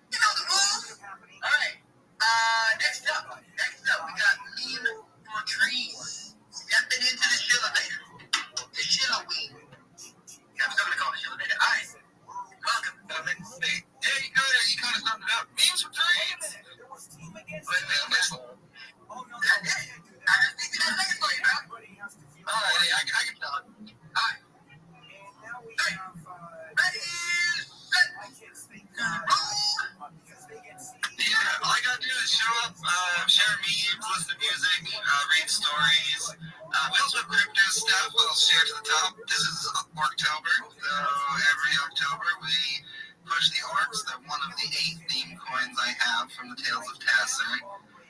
The Orcs' largest liquidity pool of value is Bitcoin. So if you buy Orcish Gold, you're helping put Bitcoin into yielding profits that go to a network of impact on the blockchain. You already know all you gotta do is show up, you fund trees. What you may not know is we utilize DeFi protocols, so these trees gain compound interest. Trees on trees on trees. Memes for trees, bitches! That's pretty amazing. Alright, guys, hearts up for the Orc, and I'll buy some Orc token. Alright, I'm gonna get going there for one. Definitely stay Orcish. 4, 5, 6. Come on, guys, we're gonna need to see some hearts if we're gonna buy some Orcish. Oh, 7, 8, 9, 10. Oh, how many? Oh, 11, 12, 13. What do you think? Sound good? They get it? I don't know. I don't see I you. was spending hundreds, so I want you to buy some What? There's so many hearts. Alright, you know what? Leave for now. Just got me to see it. Wait, did we announce? I think I already have. Okay, then I'll get one. Alright, did we announce though? No, because we interrupted it to get people to go read. Also, I had to look. Oh, there's something for a camera where there's like a spot on. Yeah, I know. So I'm just gonna That's the one that fell into the mangrove pool. Yeah, it did. Fell into the river. Yeah, I thought it was a goner. They somehow fixed it. It was like completely. This phone was more damaged than any other phone you've ever seen. The back was completely destroyed beforehand. All right, I was in Thailand one time in a transit, and I only had like 2 hours, and I just went to this place trying to fix it, and they're like, it's gonna take 4 hours, and I'm like, well, I got 2, and they're like, well, we can tape it up. And I broke in the back of this phone so many times that I was just like, you know what? It's going to keep breaking, so tape it up. It's very rare. It's like a wheel. And it would be snowing the entire time, even though I was in the San Fernando Valley. It was rough for me. The point is that grades were real grades. Today, grades are not real grades. The other thing that's going on is why do professors, they want to do well on these surveys? Because that's important to them. Okay, so there's one. There's also something called imposter syndrome. And that is students who claim they are struggling with imposter syndrome. And my kids did really well with that. Why? Because they said they grew up in a poor family. The emoji dance moves, and that is how we're going to do it. Advantages, and they were the first kids that ever went to college. My wife came out of UCLA, and of course, I came out with a law degree. And no one checks. Yeah, they don't check. All you have to do is say that you grew up, you're the first person to go to college in your family, and you grew up poor, and you raised your siblings, and your parents are dead, and you had to go work in the mines. Alright, okay. Yeah, the phone that runs, that's why I decided to switch it. Alright, ready? Okay. Do we have another shit? Oh, there he is. Alright. What kind of shit now? Huh? What do you want me to shit this time? Oh, wait. Sorry, you're eating that. Yeah, my bad. All good, bro. All good. We're getting sacked. Okay, you're good. Never mind. We're doing the grow up. Let's talk more about that. Okay, next up. Is it Will T Web 3 or me? Who's next? Let's get Will T the thing. I had to drop him before I feel bad about that. Alright, Will T Web 3. Are you ready? Well, wait. First off, you didn't have to drop it. I know how to drop myself. You didn't have to. I just said it on Grow Host. Yeah, I know. You're very professional. You know how to not prevent giving out Grow Host invites. You remember? That was like the one thing that messed up the 24/7 broadcast, so we had to get there. Very experienced. I've actually looked at a space on space before, so Yo, guys, real question before we end the show. What's your Jimmy dress up as tonight? Okay, should I put a purple sheet on my head and be Phantom Water? Or B, should I get some branches and become a tree? Yeah, like tree. I like the option B for you to dress like a bee. B? A tree. What's from B? My vote before you gave it an option. Okay, B-E-E or okay, alright, okay. Alright, so should Jimmy dress up as a bee?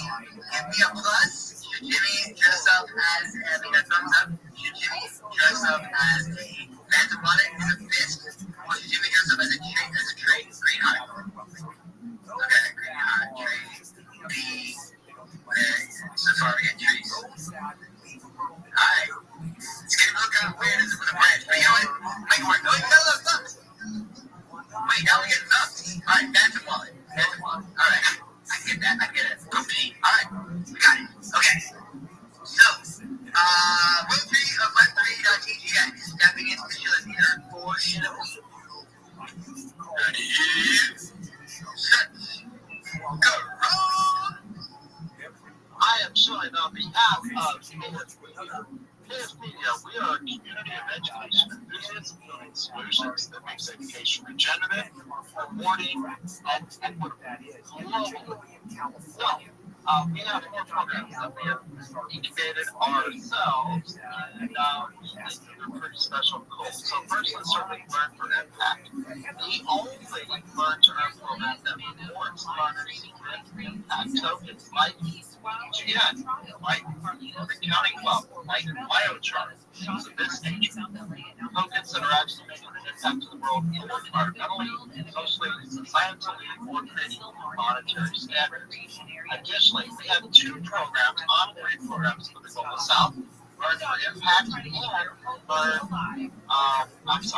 Pathways to the Top and Pathways for Global Adoption. And we have this iPads where they don't have to do this. From the ODU.com Weather Center, ODU Daily Business Software. It's called KSM Talks, where we're bringing that X-style talks through the blockchain.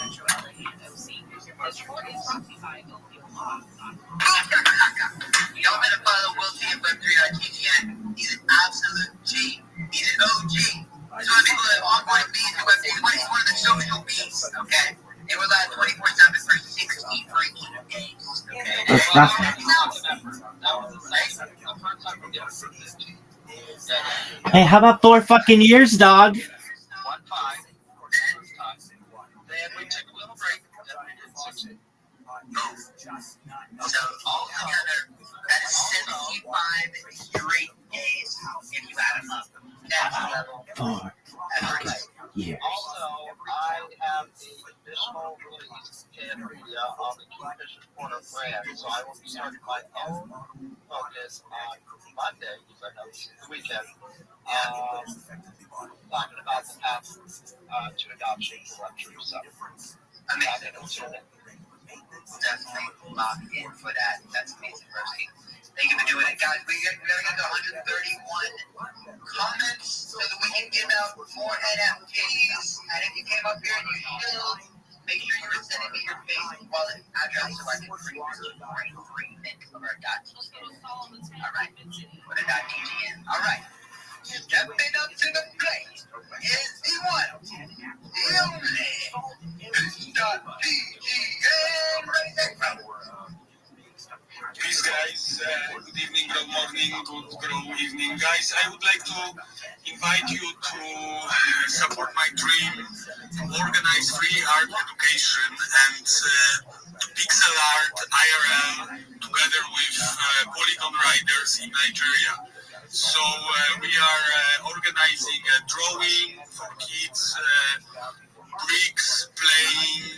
It's really amazing, it's really fun, and I really hope that I could send from China a big box of Lego and some drawing materials to Poly Riders so they could start this activity in Nigeria. And I post in the garden, please donate your wallets, Solana and Polygon, and please support that dream. Thank you. Man, short and sweet. Poly Raiders, right? Is it Riders or Raiders? Raiders, Poly Raiders. All right, we ride with the Raiders. And another thing, I will post their coin. So if you are interested to directly support them, then you can buy Poly raiders coin. Thank you. Amazing. Rotastic. Hey guys, speaking of raiding, I'm gonna jump another raid with a attainable goal. Cause A, I know a lot of y'all have already engaged with the spaces. And B, I wanna make sure you guys get something today. So, new job. We are launching this job. It's a mob job. What is mob? It's a token that pays you to raid. Damn, I just wasted a lot of tokens. No, again, we get the Bless. Just think of it as energy that's flowing. Alright, 11. We can use that. Right? 11 of us. Okay. Alright. There we go. The mob job is live. Jump in the DG. TLME-FM. You just gotta like. Actually, if you already liked it, retweeted, and commented, just unlike, unretweet, then go to the mob job and do it and do the thing. I want to make sure you guys get your mobs. Alright, there you go. First 11 to do it. Get the thing. So, do the thing. Alright, who's up next? I see Emmy.tgn is coming on up. Has failed to retweet. I love you, Emmy. I love the .tgn. But you have not retweeted. But excuse me, sir. I didn't hear that you are asking us to give hearts so you can donate to my dream. Hello. I thought it was like for tokens. We could do it for a donation. Alright, guys. If all of you give a heart right now, I'm going to be donating to the Poly Raiders in Nigeria. 1, 2, 3, 4. Yo, heart. 5, 6, 7. Come on, audience. 8. Audience, you better step it up now. I know there's a delay, but 9, 10, 11. Some of y'all's leaving. We're trying to make donations here. Go to waterwise.com to learn more. 12? That ain't happening. Well, you know what? I'm not doing anything.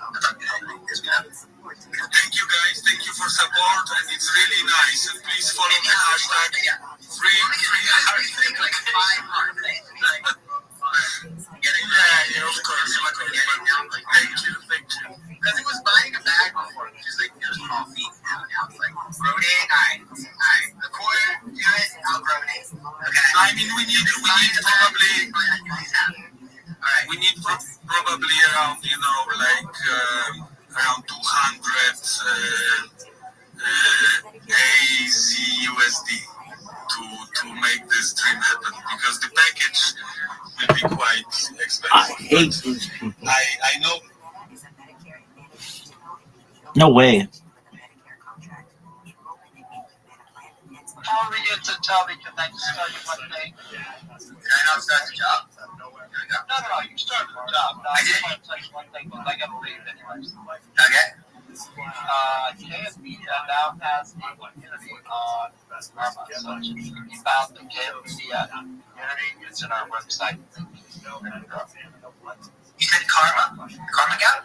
Yeah, we have a community, and it's aggregating all of our programs for all of our projects. I didn't even know Karma has communities.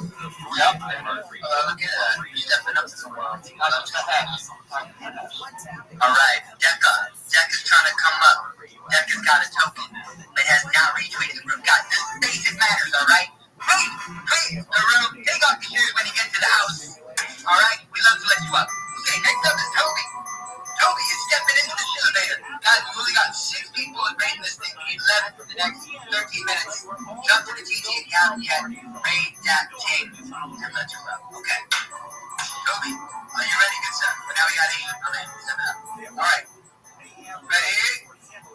We set. Go.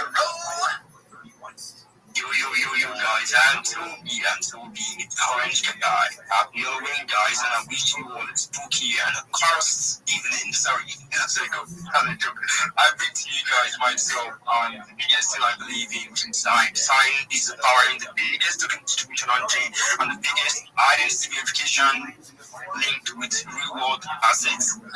So, science powers token table, which is the biggest token distribution system on chain, distributed airdrops for more than 200 million addresses worth $40 billion plus. We distributed airdrops for Kaito, for Notcoin, and so many others. So if you guys want to be part of the Orange Dynasty and you want to see signs, you can go to Play Store, download the official sign app, and you guys can get to connect with other people there and probably support what sign is building and get to earn from it.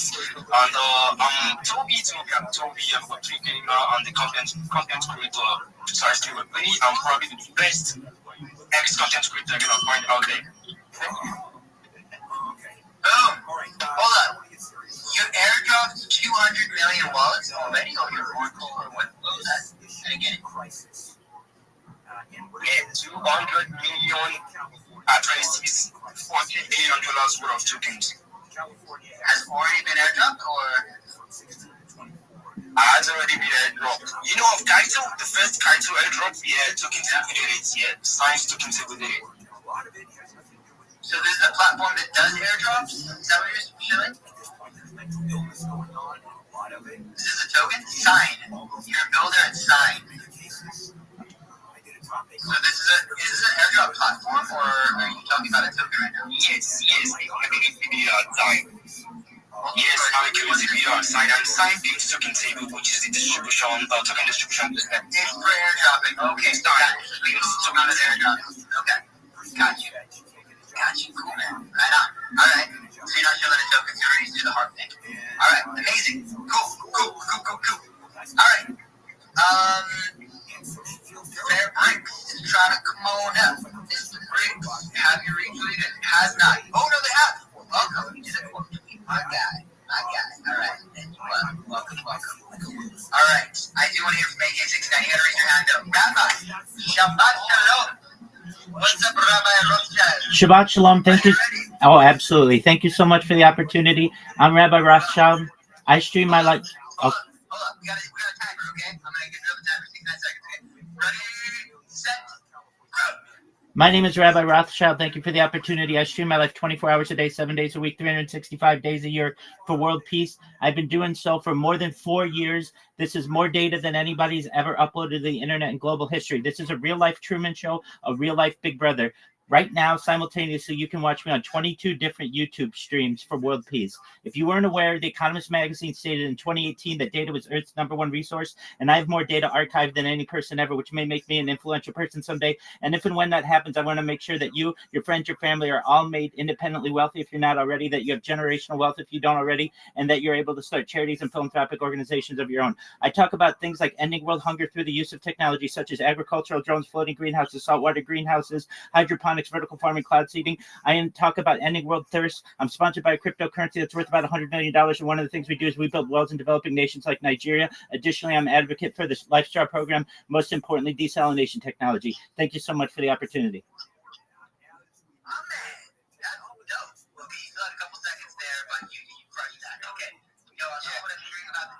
That's another thing I'm very passionate about. Do you have a token or no? You're just live streaming? Yeah, I live stream my life. The token that sponsors me is known as Harry Potter Obama Sonic 10 Inu. The ticker's Bitcoin. If you're familiar, it's a really great group of people, really great community. Yeah, cool. All right, guys. If having you guys do a heart right now, I'm gonna buy some Harry Potter Bitcoin.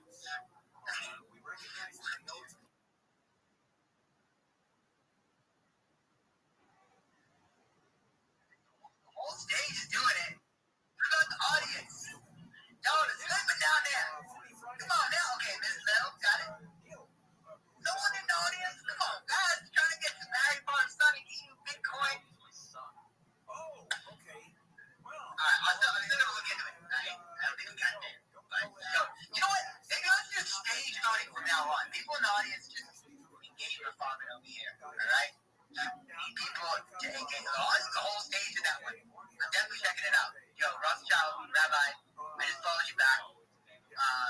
Send me your CA and what you're up to. And how we can help water projects. You know, that's water is life, man. Water is life. So Thank you so much for the opportunity. Take care. Of course, brother. All right. I just followed Billionaire Fox Club back. Seems like you're up to some impact as well. My psychologist I support two of them. Coming up, Foodie That's Matthew. I know you. right here on KFI AM 640. Here's her maybe the mysterious thing about Halloween isn't that you have to make small talk with your neighbor.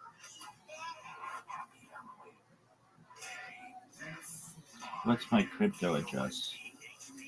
Los Angeles, Orange County, more stimulating talk. Halloween safety. I'm Heather Brooker, live from the KFI 24-hour newsroom. Law enforcement in the LA area will be on the lookout for Halloween revelers driving under the influence.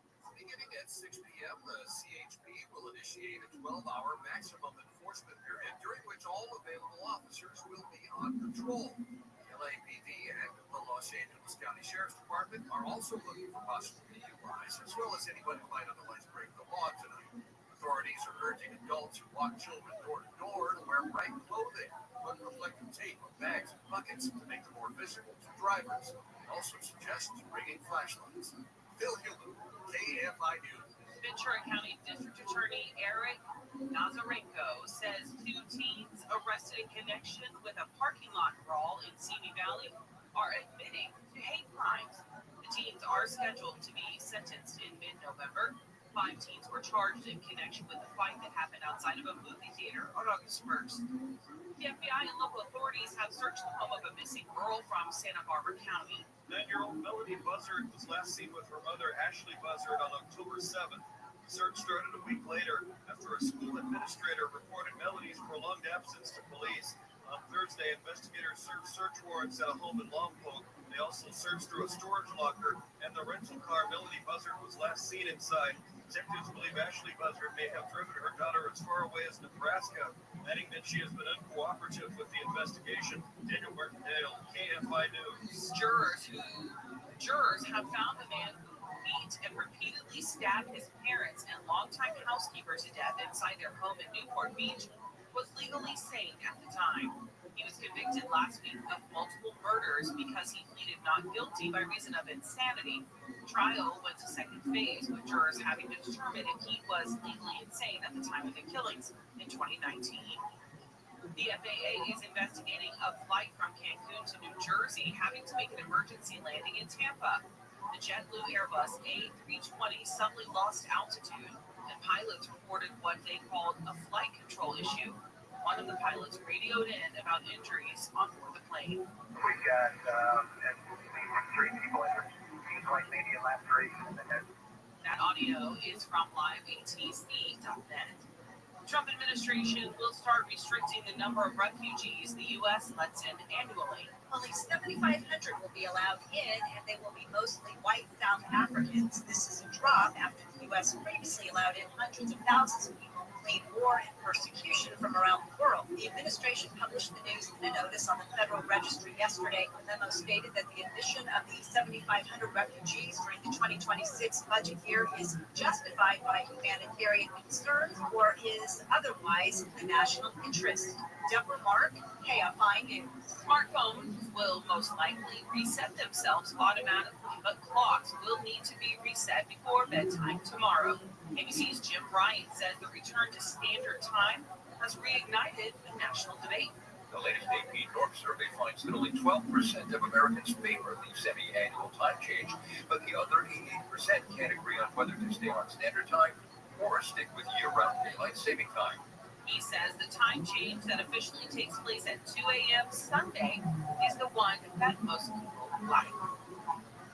Southland weather from KFI. A little bit foggy this morning, but it's going to clear up, and we're going to have sunshine and a beautiful Halloween day. Highs around 80 in Metro LA and OC.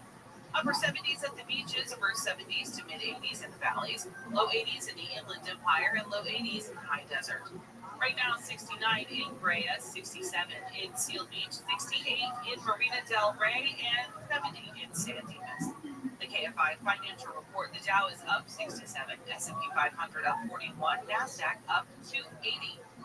Let's go to a stall. We're going to check back in that stall in Mid-City. 10 freeway. Well, the 10 freeway westbound right there at Brea. That stall began to shade by some middle lane housing big delays back from Western. Now, if you're trying to get through Long Beach, it's a rough ride right now on the 405 northbound 710. We have a crash fast there in the carpool and 2 left lanes. Traffic is quickly stacking up, at least from Lakewood Boulevard on northbound side of 405. Santa Ana, we've got issues there on the 55 southbound at Edinger. Carpool blocked wreck there, and there were some injuries, unfortunately. I'm looking at delays back from almost the 22 on that stretch of the southbound side of 55.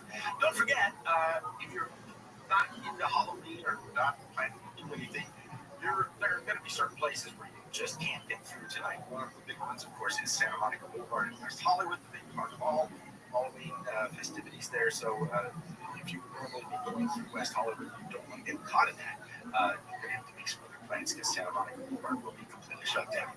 With some of California's most accurate traffic reports, I'm Will Goldschmidt. On this podcast, it sells, we unpack and emerge upon Also, in the world of resentment, cynicism, anger against women, and a deadly tipping point. Tomorrow is the day of retribution. The day in which I will have my revenge. This is Incels. Listen to Incels on America's #1 podcast network, iHeart. Follow Incels and start listening on the free iHeartRadio app today. #1 on your car radio preset and the new and improved iHeartRadio app. Free, never sounded so good. KFI AM 640.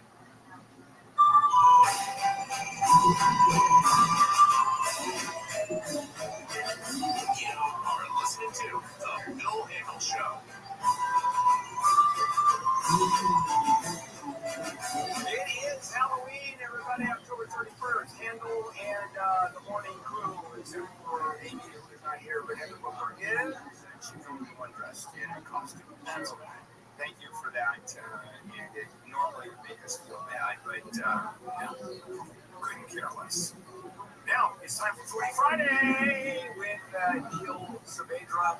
And as we're talking about the fourth report on Saturday, we're going to talk about the fourth report tomorrow, 2 to 5. The week. And we'll definitely try to support you if we can. And King Boo Boo, I see your question, bro. Just share the space. Don't know that shit up there. Hang on a second. Got a couple people listening. Got C3 coming up. Chefs and all kinds of meat. We're going to learn a lot and eat. And Elders will be there also. What's up, C? What's up, big dog? Shooting with Jazz. Great geek, Corey. Thanos. What's it? We have Boga. I'll do the coffee later on. Let's talk about restaurants.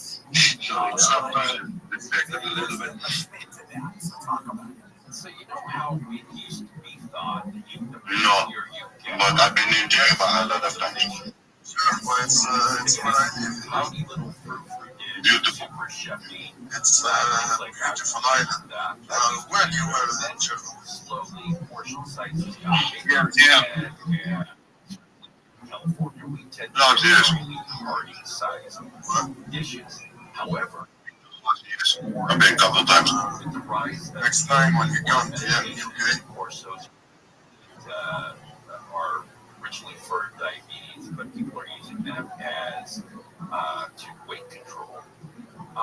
That they really That's pretty dope. Where is this at now? It's an island? That's There's an island next to, close to Tunisia. It is from Tunisia. Yeah, it's in the south of Tunisia.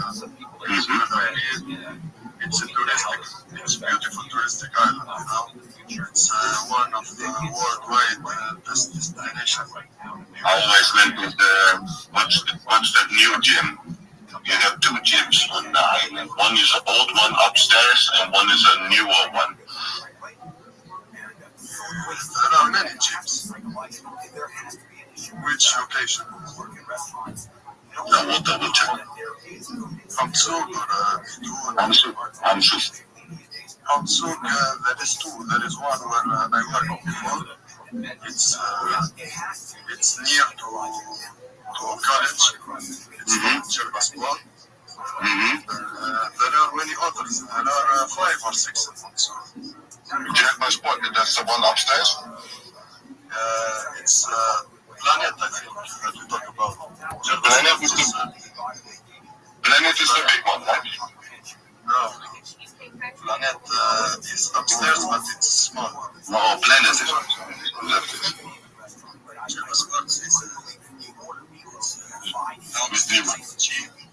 With new equipment.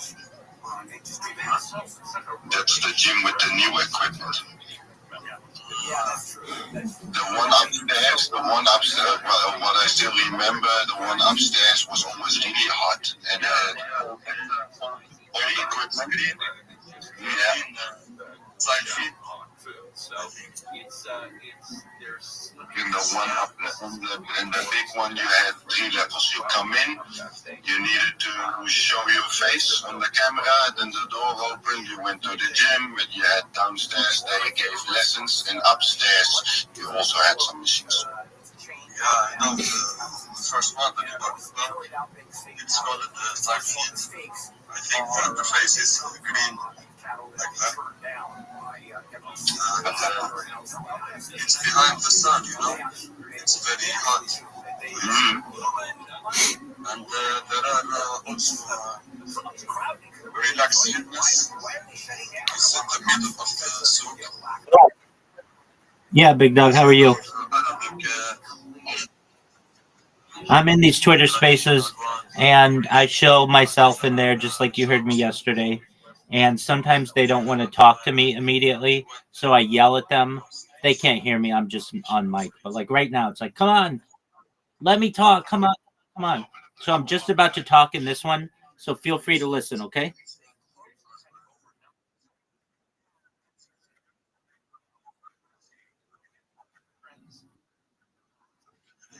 Okay, you go to the gym. Come back when you're done, big man.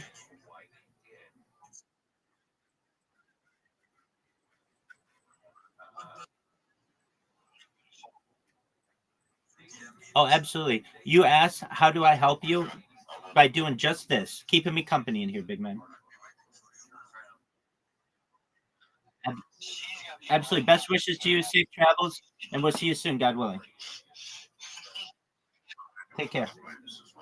Peace.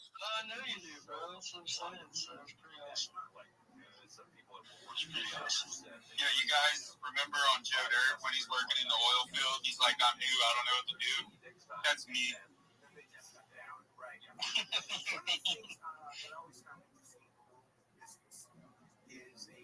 But yes, I do.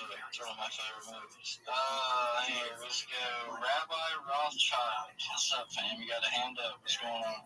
Absolutely. Do you mind if I tell you about my project?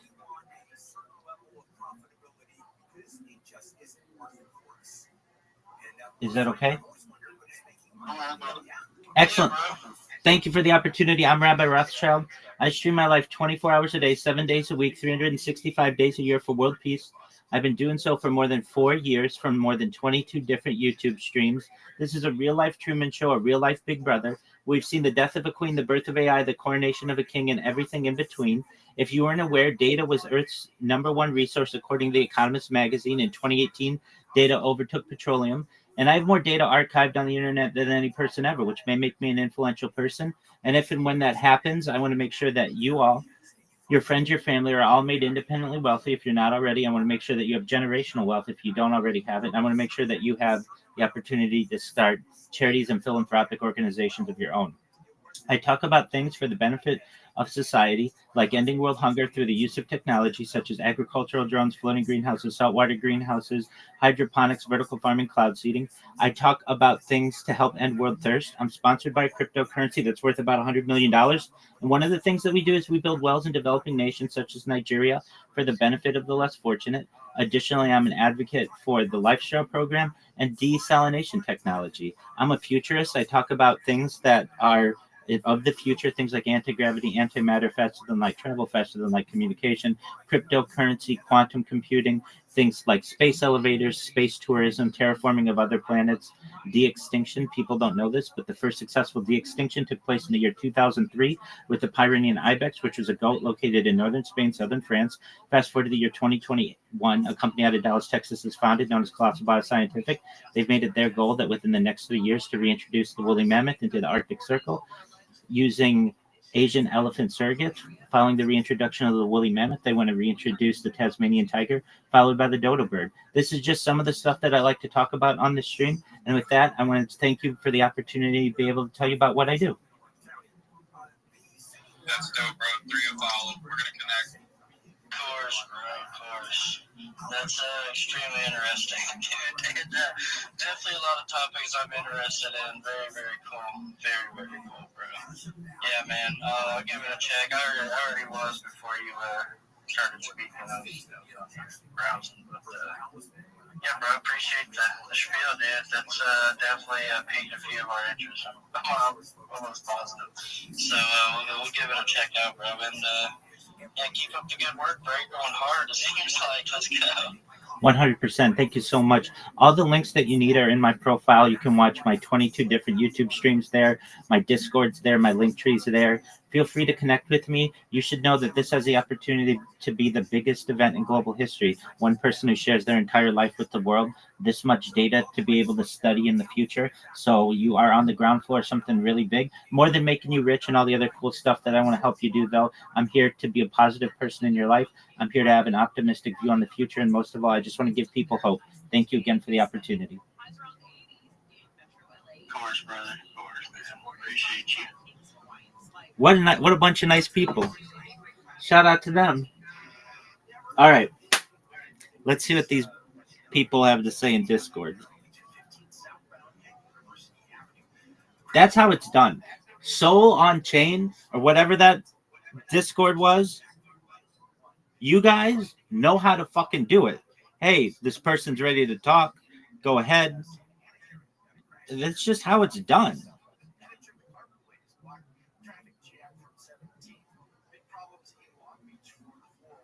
Oh, Tex is in here.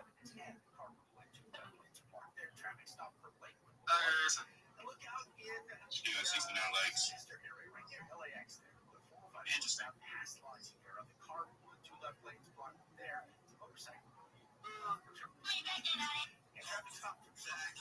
Yo, bro. My boy sized it up. Yo, there's so many of them.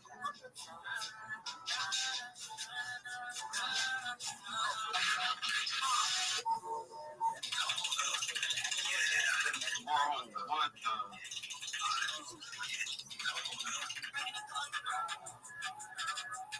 Damn, man, this on froze. Like, you know, I'm out of a house. Like, my wrist on froze. You know, and there's a the last nigga whole rest well. I'm gonna give that a speech impediment. You're rocking a venomous speech impediment? Is that what I'm interested in? I'm gonna give that speech impediment. The fuck? That doesn't matter. That doesn't matter. Shit, bro. What the hell? My God, I'm just glad that the words that you use actually rhyme. Real bars, bro. You know, I got some trust. You know, I'm cut with hoes. That's actually kind of hard. My nigga Max. Like, what is he even doing here? Like, what is he doing? I don't even know, bro. Whoever clipped this shit is crazy. Bro, you ever see this nigga's speech? Hold up.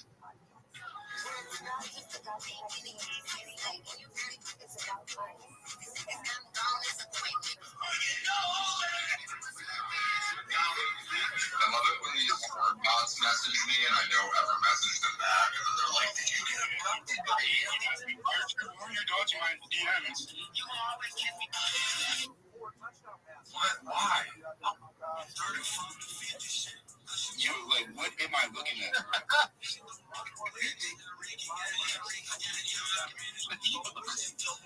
Bro, this shit is crazy, man.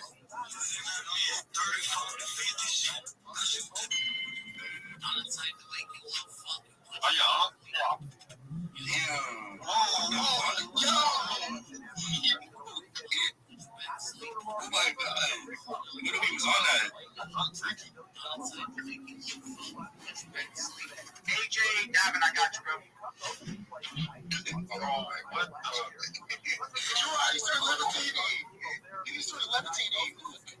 I can't wait to wake up tomorrow and look at my account and the ad is going to be that magic. I'm so excited.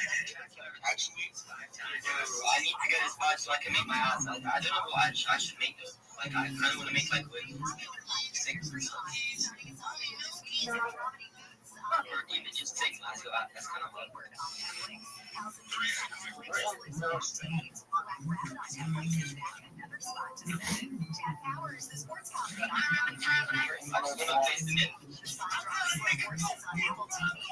Damn. The autistic person literally asked me to do like on my fucking page, bro. Like, how do I stop getting this? Yo, what are you doing? Your sugar accepted them. Yeah, mine did, yeah. That's good, bro. Wait, how does it take for them to like? That's like, they say 3 days. Like, I could still have a chance if, like, I do it tomorrow. You have a chance. And I asked the loop. I don't know why your account is nobody's not giving you a badge. I don't know. I felt multiple, but that's only after I realized I was gonna get looped. So, and they got back to me. They were like, "We can sort something out." So I just went further and I left it. That's so AIDS, bro. Because I messaged him last night, and I wake up to a message this morning, and they said, "Hey, man, any updates? Not from my end. I think the we're still discussing and forgot to hit you back up." And I said, "Oh, okay." No way. I was like, "That's not what you told me 30 seconds ago. Or not 3 seconds ago. You know what I mean?" Wait, so what should I do? Wait. I don't know, bro. I really don't know. I feel like you need a badge pretty bad, but I don't know. So what did you I've said it up. Yeah, dude, that's what they told me.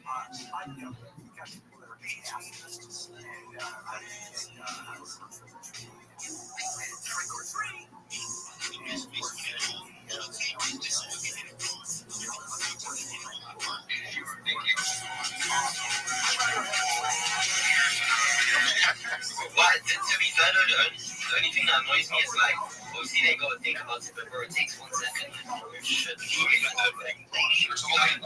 There's only one guy with the login to the Twitter, first of all, and second of all, apparently, second of all, apparently, like that was like, it seems like he fucking told me one thing before I asked him, and then it's now like, from the Wild Fork store, and we're going to go. It's thanks to grilling. We'll tell you about that a little bit later on. Okay, back we go. And this one is fun. This is Costco, and it's called the, I guess you call it the zombie. Hey, Richard, my opinion, $3,000. That's a lot of money. not really.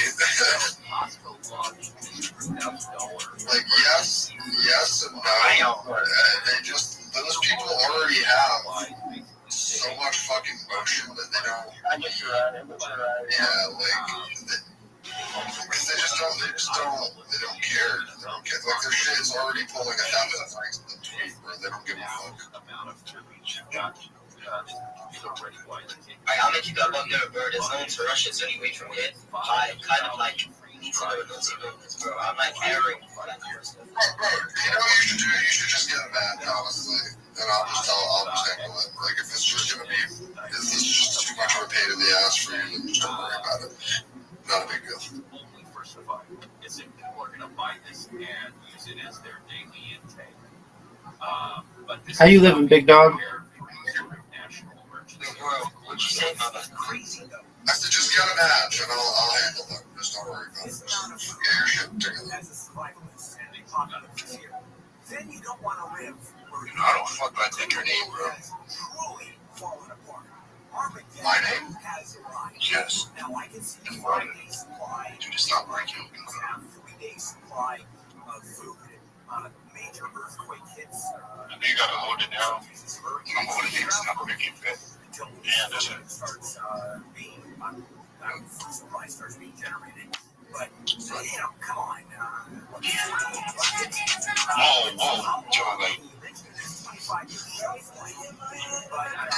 Yo, that's your favorite meal right there, Tex. It's not great. Bro, what do you mean, bro? I watched you eat one of those in one bite. No, you didn't, bro.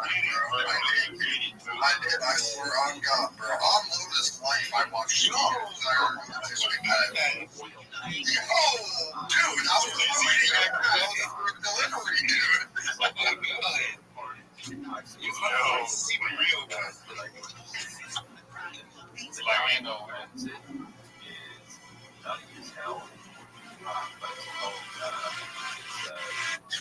What the fuck? Yo, oh my God. Yo.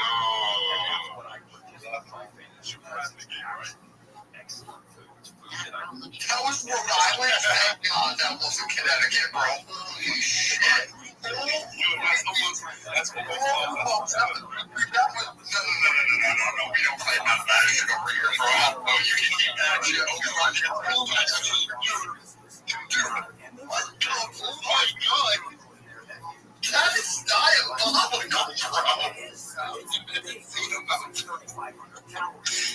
He must have sucked off like 6 people. Yo, literally, bro, 7 was 10, bro. That's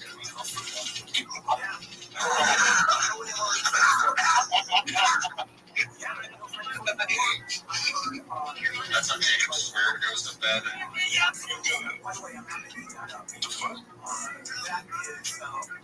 What is your timeline, bro?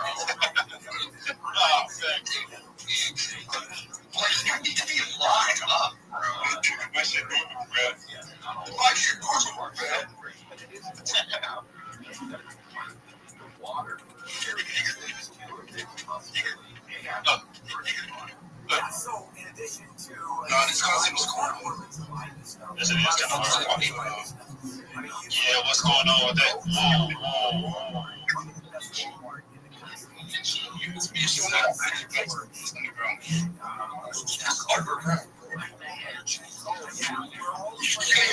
This exactly on my free page. They're just trying to put the people together, bro.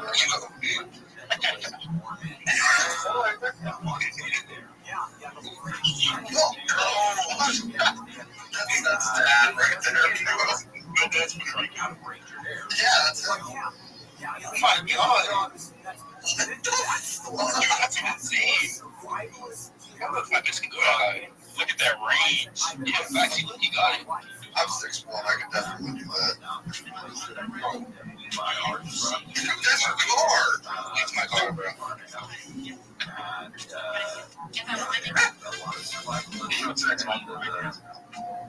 I'm moving the same right now. This is that. You're moving the same. Yeah, bro, that'd be a vibe, bro. This is vibey. How much will come out? I guess you're not saying that.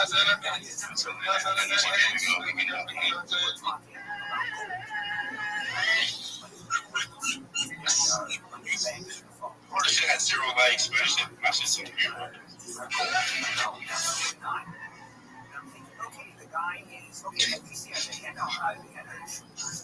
And we talked about how gold and people are going to buy things with gold when they're buying this one.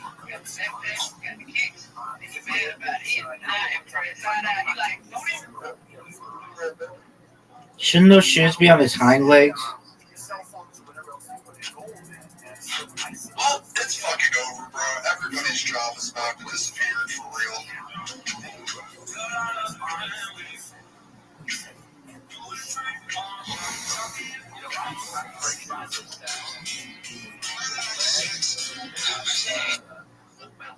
If I get with my Gucci, and you start acting crazy, I'm gonna keep getting ready.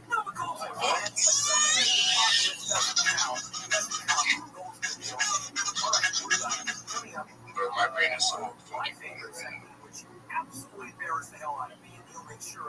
Die Luftfilz kannst du bei gerne die Watschen, denn du liest das ja auf den Segel auf Leuten ins Leben.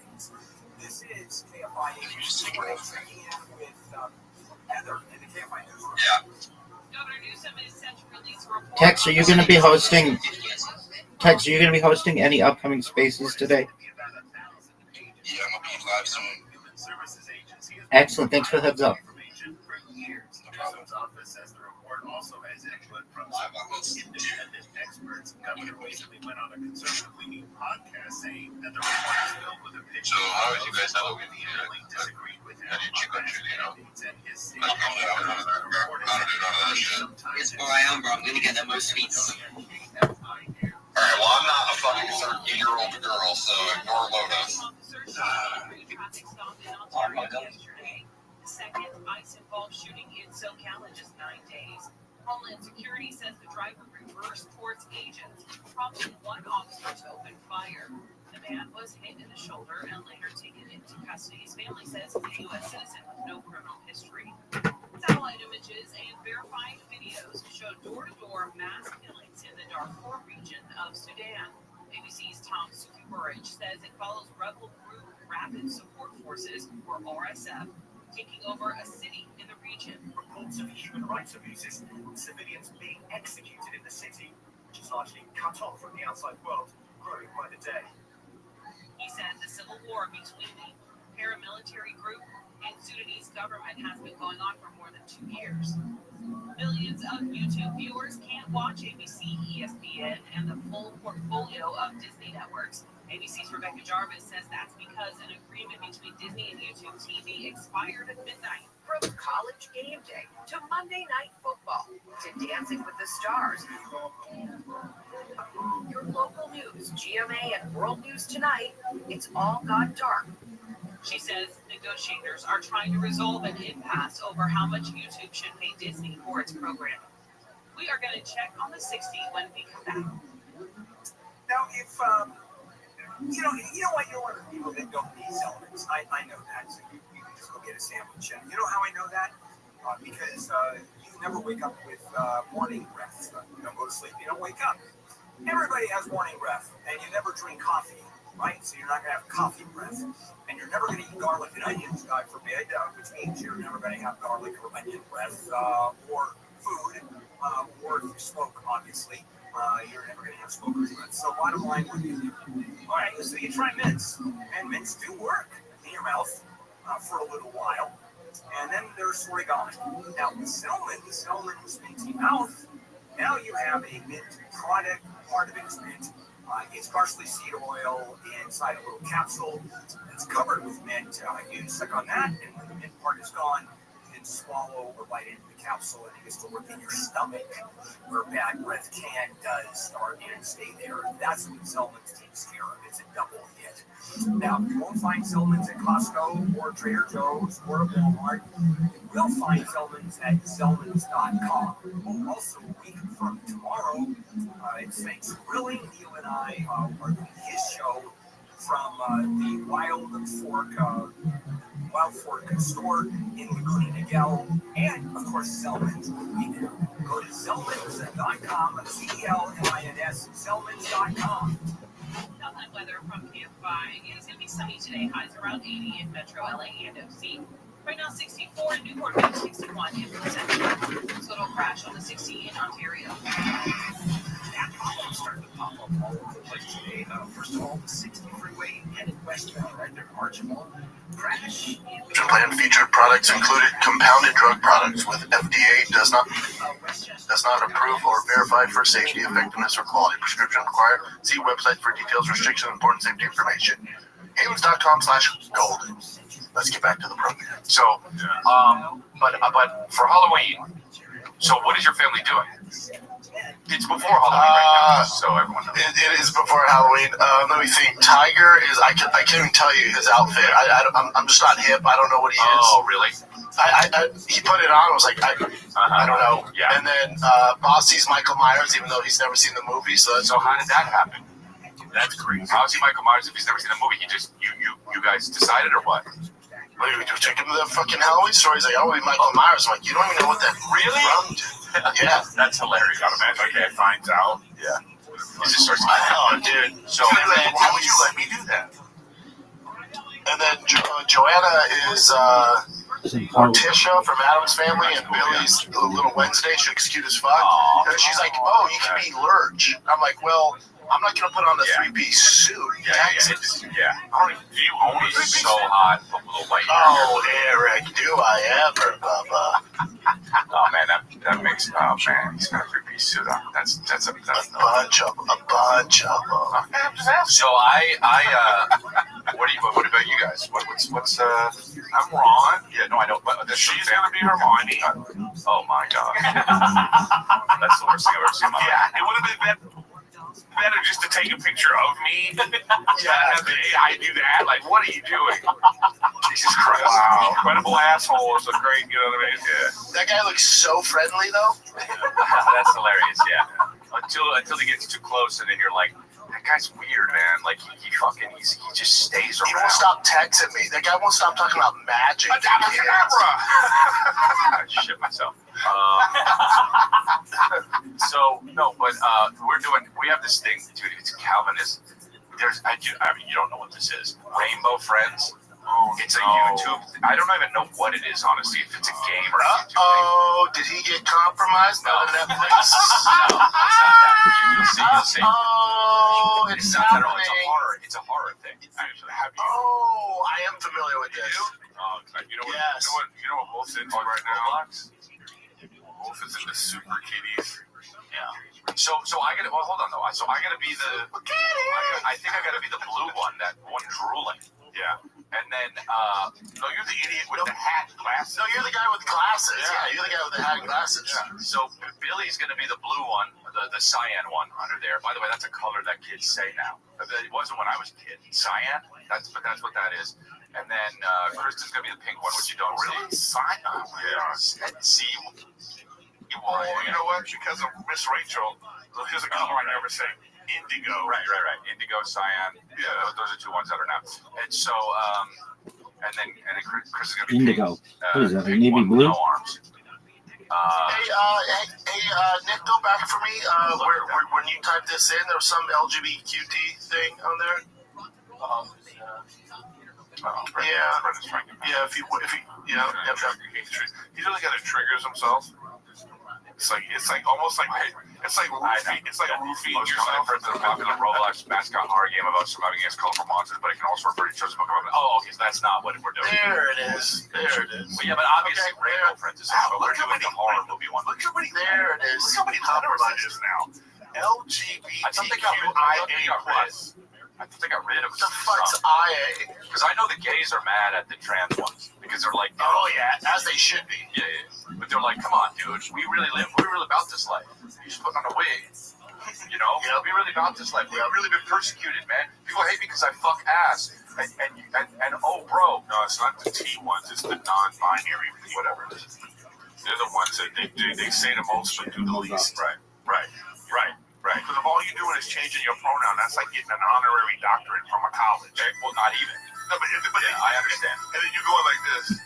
You're going like, I have my, but you're like doctor. But to Chris's point, like the actual gays are upset because if you're trans or whatever, you can just be like. They say the most but do the least. Right.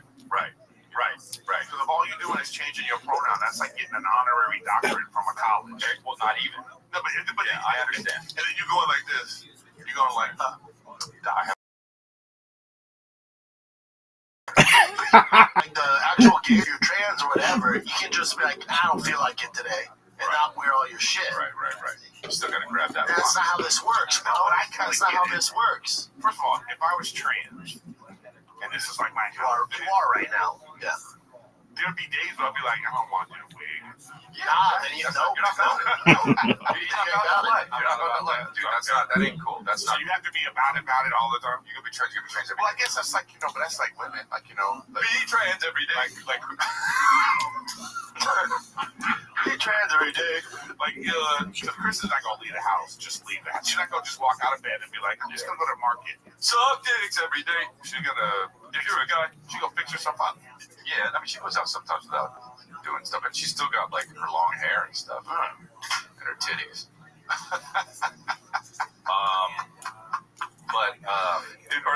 You said it like titties are optional. Well, at this point they are, right? You get fake titties, you get fake. I know, but it's like, imagine if they were just like totally. Oh, right, yeah, like you just put them on. She's like, Chris, have you seen my titties? I have one. The kids are just throwing it in the yard. Yeah, that would be. So, Yeah, no. So all right, so we're gonna do Rainbow Friends. That's cool. All right. I don't, it's terrible, but no. That's cool. It's like underground. Like kids are gonna be like, "What are you?" And Calvin's gonna be like, "Hey, You know what the problem is? Nobody's gonna know what it is. yeah, that's not a problem for me, bro. I don't give a fuck. Imagine me like, "Oh, come on, guys, I'm the blue Rainbow Friends. Look at us all together." I don't give a shit as long as he's happy. If I'm gonna go out and get 3 candy bars, he's gonna be like, "Oh my god, they hit a lotto," and then go. So I have to explain to Rachel because the first costume she wanted to be Cruella DeVille. Yeah, Wolf and I were gonna be Dalmatians. Too much, man. No. You're making it about you. That's what I said to her. I said, Rachel, you're not the star anymore. Okay? Yeah, but this ain't about you. Wolf is still young enough that he can't talk. That he'll just be whatever. I know he's good, but I know. Right. Yeah. Well, you don't know he doesn't not want. You don't know he doesn't want to be. But last year we were Beauty and the Beast, and now we're gonna be this. Well. Yeah, Joanna was like, just put some makeup on in a 3-piece suit and be Lurch. Oh, that's not fun for me. They said, nah. Well, it's work. You get a flex as mortician. I gotta be basically me with big boots on. Yeah, that's. Well, you'd be a good Lurch though. But yeah, I agree. You'd be I'd rather be fucking the thing with all the fucking hair. Yeah, but you're not a midget though, and also that's a lot of pain. No, I'm this guy. Look. Oh! I thought you meant I thought you meant the hairy one. What's his name? Cousin It. Cousin It. No. Oh, he's talking about Cousin It, but he means this guy. So this is totally Cousin It. This is abysmal. What's happening? He means this guy. And then there's Cousin It. Thing is just the hand. Yeah. No, I would be Cousin It. Oh, you want to be Cousin It? Got it. Okay. Got it. I stand by what I said. I thought, but you understand. I thought you meant the guy. Who's the guy from It? What's the boss? Yeah, he's not wrong. Pennywise. The clown. Standing on business. The clown. Have anybody watched the series? No, I want to see it though. I do want to see it. I never was into it.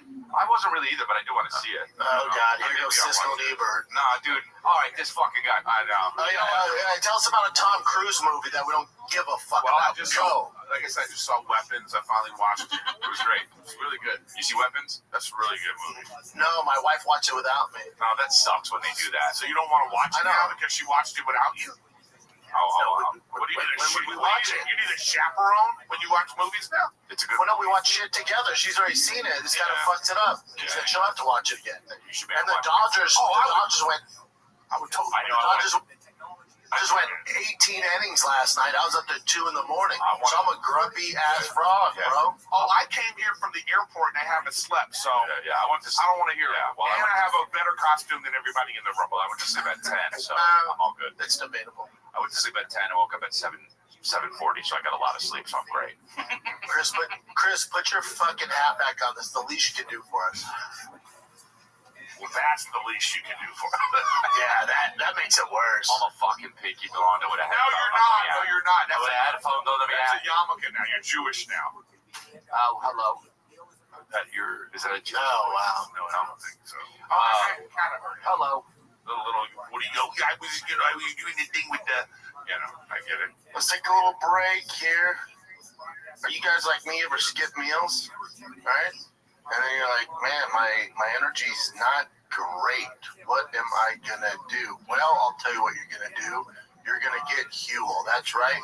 When problems do happen quickly, we have something that can solve all that for you. Whatever your goals are, we got you covered. Forget about making some fancy meal. You don't have time. You're busy. You got kids. You got practice. You got work. You got gym. You got all sorts of things called life going on. You don't have time to make fancy meals, but you're skipping the tasty nutrients. Well, Huel adds 35 grams of protein, 6 grams of fiber, 27 essential vitamins and minerals.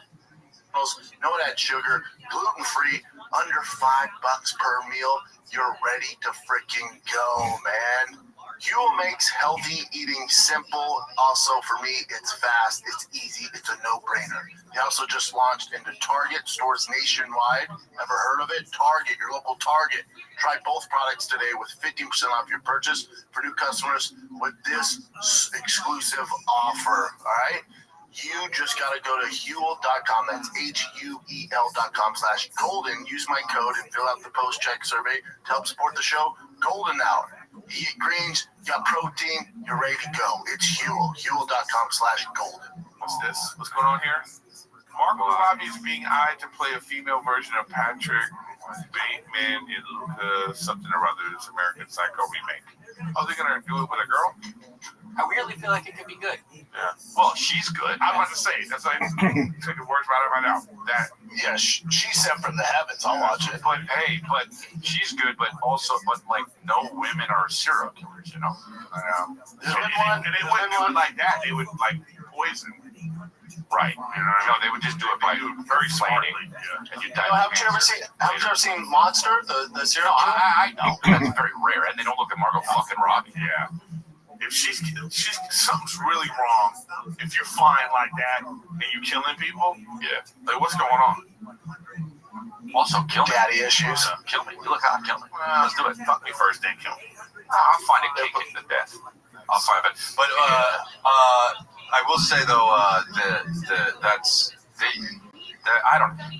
a weird movie. How that became a cultural thing, because it wasn't a big hit when it first came out, and it just over the years got kind of noticed. And Christian Bale, obviously, his star rose and crushed it. And it's just weird that they're making it remake. Well, I mean, I understand why they're remaking it, because they remake everything. As long as we do Brotherhood, It's a really good movie, though. That movie's fucking it's funny. slaps. Yeah. If you do Brotherhood of the Traveling Pants, I'm fine with that. Yep.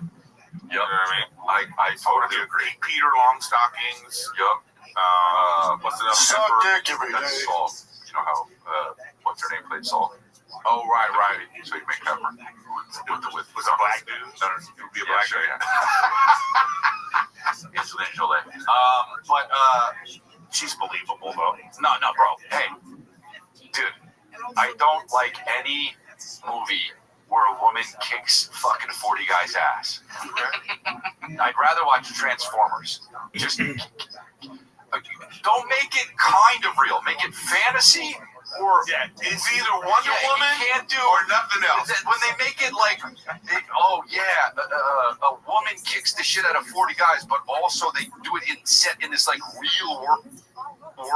Okay, well, get the fuck out of here. Check it. I was in a movie, okay, and I won't tell you that I'm on a plane and I'm sitting next to one of the actors in the movie. He's like one of the stars. I'm not gonna say who it is. Right. I know exactly what it is. Okay, and then he's Brendan, you like this. and he's telling me on the plane, he's like about the scene he has to do where the lead actress roundhouse kicks him. Right. And he was just kind of like, he was just like, are you kidding me? Yeah. I would destroy you. It's fine if it's like a Marvel thing, whatever, but even it's set in a real world, and it's like, but it's not even just men versus women. It's also young 30-year-old man versus Sylvester Stallone. Well, yeah, or Arnold Schwarzenegger. You're 70. Yeah, no, I know. But what about because we talked about, you saw the thing, the Queen Latifah thing. Oh yeah, so funny. That shit is so funny. What's it called? Equalizer. There's Equalizer. You guys, this one dude just is like so passionate. It's hilarious. But anyway, I'm in tip-top shape. You're in tip-top shape. You still on your diet? Eric? Yeah, baby. We guys just texted each other? What the fuck? We're talking about how stupid. Yeah, I was like, let's make fun of Chris. Yeah, we're talking about like why isn't his hat on? I'm under 200. I'm under 200. You're just trying to get rail thin? No, I want to just lose fat and then I'm going to gain muscle. I think this is like a hobby for you. Like you started doing the thing and you were like, I can be addicted to anything is what it is. So I got an app, the Macro Factor app. Let's go. I got ChatGPT app. Let's go. I got two. I load them up every day and I fucking talk to them, bro. And I love it. I'm an insane person. Don't tell him. I'm an insane person. I am 100 miles per hour. I go 100 miles an hour or zero. I do not. Hey, what's 50? Only after 11 o'clock. I do not go 50. What's 50? I don't go with 60. I don't know those numbers. I go 100 or zero. I chill or I go 100. Yeah. Dude, have you heard of 40? I don't know what that is. So let me ask you. You live your life 1/4 mile at a time. Let me ask you something. So is this costume 0 or 100? 0.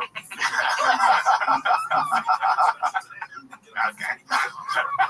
But if I put the hat on, I go 100. Oh my God! How is the hat on 100? Because I'm really doing accent. I'm killing people. Okay. I got razors in my hands, bro. All right. But anyway. Oh, great. Good fodder for the podcast. Is yawning and texting. These fucking guys. I'm You know what? I have an issue. You don't get to say shit on the Halloween episode when I am dressed like this and you have nothing on. So you don't like this. I hold it down. So you don't. Dude, I hold it down. You look like this frog got sexually assaulted. You know what I mean? Sad frog. I look like this frog got. Okay, well, he took it to another level. We didn't need to say that. You can't say that on air either. But we You kind of don't say it. meant. It's like he said colored. You know what I mean? Yeah. He said. I look like a frog from a Bukkake video. Okay. Well, never seen. What channel is that? Ew, that's weird. But they are slimy. You know what I'm really getting sick of? I'm really getting sick of being out of town. And then you go to like Pornhub, and then the governor comes up. Who are you telling? The governor comes up. Hi, user. Your dick's in your hand. I know that you have to verify your age, and I'm like, I'm not doing that. I'm just. Let's see what's up with this fucking town. God damn it! I can't jerk off. I gotta use memory. I'm going to bed. Yeah, you gotta use memory. Nobody wants to use memory. Dude, you'll love this. Just go to You'll love Instagram. this. Bro, how about Callan? Chris, you're gonna love this. Oh no. Callan last week goes, bro. Did you know he's doing promotion for his special? I've heard about this. Who told me? No, hold on. I won't ruin it. I won't ruin it. You're gonna love this. Eric, you'll love this. This is insane. I can't wait for you to tell this. This is It's insane. so good. It's so good. So Brian goes last week. This is so great. It's so good. I'm so glad I remember. He's coming from the frog here, Mr. Halloween. So Brian last week comes in all chipper, which he's been down lately, and he's coming out with his special. He's doing promo. He goes, dude, guess whose show I'm going on next week? I go, Rogan? He goes, already did Rogan. Amy Poehler reached out, man. I'm going on her podcast. I'm like, oh, that's cool. He goes, I worked with her years ago, man. I already know each other well. Yeah, get ready. Go ahead. Keep going. Get ready. So this fucking beautiful story. So this fucking idiot, he's in Manhattan Beach doing something, and he gets an email and goes, hey, so let's just run through things to make sure your Zoom's all set up. Producer like, all right. something? Yeah. It's his producer. So Brian's doing it from his phone. The guy's like, oh no, you got do this a big podcast. You got to do it from your laptop. So Brian gets his laptop out. He's doing it, and the guy keeps telling him to do this stuff. And the guy has like an accent, and Brian's like, man, I just don't know. And the guy goes, yeah, it's tough. I'll tell you what. Why don't you give me access? Share the screen with me, and I'll make sure it's set up for when Amy comes on. Brian's like, oh, okay, here's. I'll give you full access. So the guys keep talking. Brian goes, wait, hold on. You're Amy Poehler's producer? And he goes, yeah. But he has like a heavy Russian accent. And he goes, and you're Russian? The guy goes, no. I'm Israeli. And he's the worst person to do this to because Brian knows accents because he grew up all over the world. Brian goes, no, you're not. You're Russian. And the guy just hangs up. So it came out this was all a scam. And you know those. Oh, it came out, huh? You did that from Jump. What a fucking moron. This is like, go ahead. This guy got access to all his social media, all his banking, everything. And then I go, fuck, man, what'd you do? He goes, man, about two days later, I called somebody, they fixed it. I go, hold on. You gave Russia 48 hours to go through your shit? He goes, yeah, I don't think it matters what they have it. This guy, Brian, is you know what, dude? It's hilarious. You know what? This is literally like he got a phone. This like when an old person gets scammed. Yes. Yeah, Such a boomer move. Such a boomer move. But dude, I got one remember the one I got? Yeah, from Chris, who doesn't even have guests. I said I was gonna follow up. This really makes me want to try to get on the screen with that guy. But you have to send a computer that doesn't have. I mean, dude, just how is Brian still alive? Like he's just got I don't know. zero survival instinct. I'm gonna book him on Caller Daddy. Yeah, take his money. Let's go somewhere.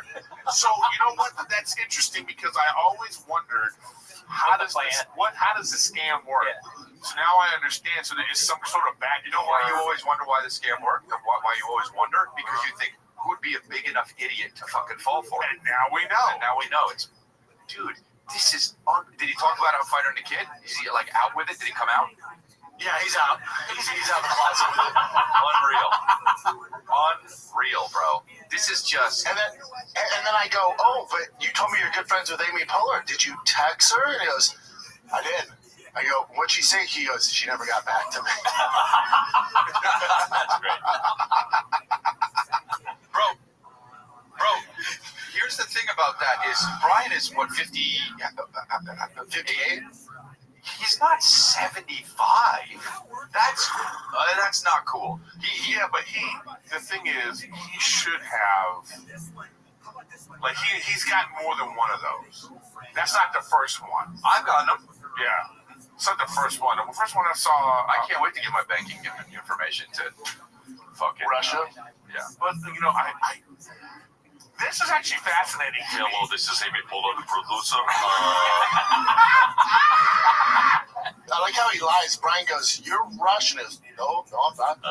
Yeah, you are. It is me, I am Russian. No, easily type in banking information.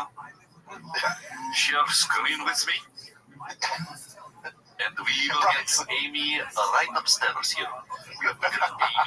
Amy, are you ready? Yes, I am ready. Yes. Like everybody's doing accents. It's like, what the fuck? Yes, I'm ready. I am just shooting a 30 rock. I'm gonna be right there. No, so stupid. Parks and Rec? Whatever. The Parks and Rec show. Whatever I was on. I haven't seen him. Now, this is the part that I love the most. It's not that he went all that with the Russian people. It's The part I love the most about this is Brian being like this. Hey guys, Yeah. I'm gonna be on Amy Poehler's podcast. Oh, bro, that's what made it so good. That's the Because part. he came in. Yo, that's the best part. He came in. He's like, He was like, I'm back, just baby. landed Amy Poehler. I was like, a movie? He's like, no, podcast. By the way, Brian would have never been asked to be on the Amy Poehler podcast, even in fucking 2008. Yeah, even when he was No, on it doesn't Restream. make- it's not a fit. Hello, this is Byron Allen. Can we just call him right now? We should call him. Yeah. Right? You know what I mean? If you've got any sense of, You should call him. if you got any sense, he should not pick up the phone because he shouldn't be working any electronics. You should call him. Guarantee picks it up. I get it on the way here. Or a Russian answers. You want me to call him? Yeah. You should call him. Hello, this is. Hello. Well, you won't be able to. No, you guys got to call him. You won't be able to hear. What do you mean? Because he's listening on headphones. I have podcast. What we are doing Mean Girls 2. No, I don't want to call him. All right, what was that? Yeah, I'm just looking at the list of guests. I wonder if he scrolled through and see it. It's like, yeah, I fit right in there. Look at this. Brian's like, is mine going to air after Selena Gomez or between Regina Hall and Kristen Wiig?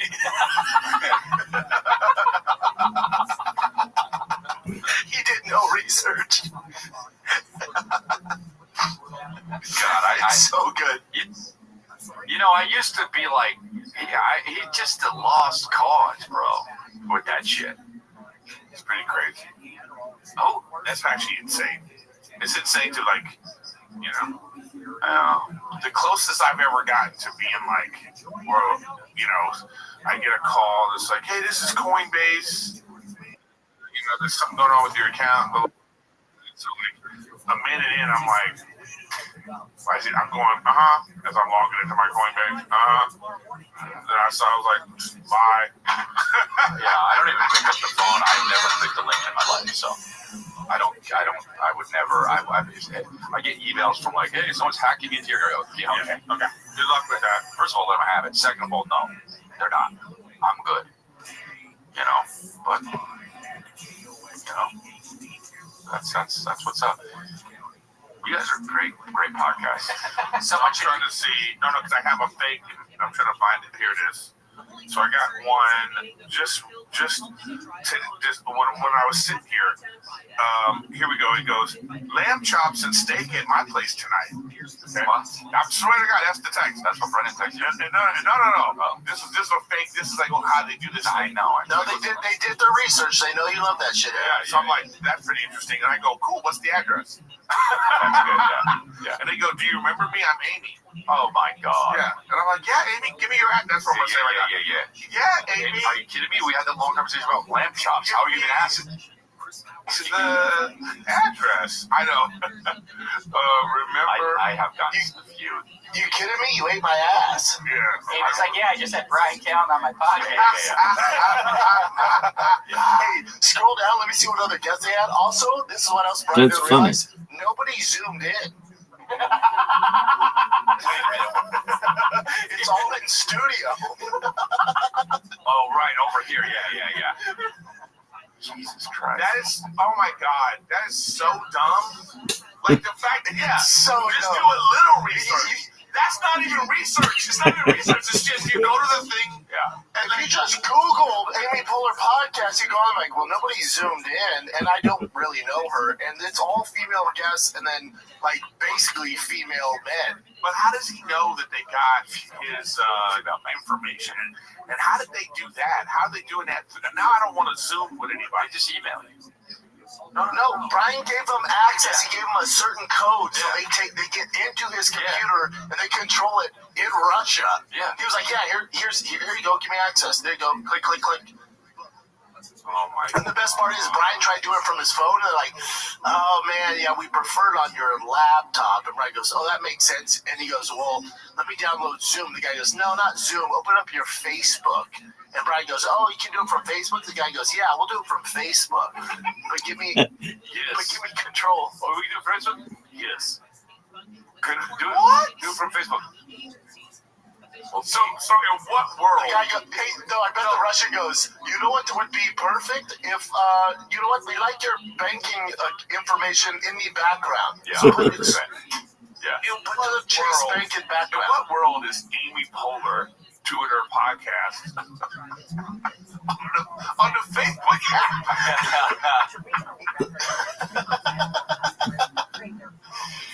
Deposit all of your cash. He was so excited. I'm going to text him. I heard you were on Amy Poehler's podcast. You gotta call him. Eric, call him, dude. Look at me sitting like a real fucking frog right now. Call him, dude. We got to email Brian and be like, you missed your recording. Yeah. I know. I'm inviting you to be on the Crystalia podcast. Congratulations. What? I got that thing. Yeah. And that's No, I bet we could email Callan from Nick's email and go, hey, it's Amy. Man, I heard what happened. That's crazy. You want to come back on? And he still wouldn't realize it's from Nick. Yeah. And then let's take his money. Yeah, email him, Nick, and be like, hey, we want you and Will Smith together, man. You down this Tuesday? Oh. No, don't even say that. Say, hey, they want you and Jiminy Cricket together. I'll be like, oh, fuck, really? They got Mr. American? Hey, buddy, I heard you on the Amy Poehler podcast. Yeah. How'd it go? How'd it go? How was the Facebook recording on the Amy How was it seeing your good friend? You're an idiot. Hell yeah, dude. Guys should get beat Oh, up. that's hilarious. Guys should get beat up. Yeah, Ryan should be beat up. If I'm being honest. Well, that should be how you handle everything. You know, you do something. You have like 3 chances a week. You do some stupid shit. You get beat up. Like just a crew comes over. They knock on the door. Yeah, I accept that. You know, It's like the Mexican gang from Training Day. You know, they put you in the tub. You ever had your shit pushed in? Hey. Yeah. You forgot the cascade at the store. What?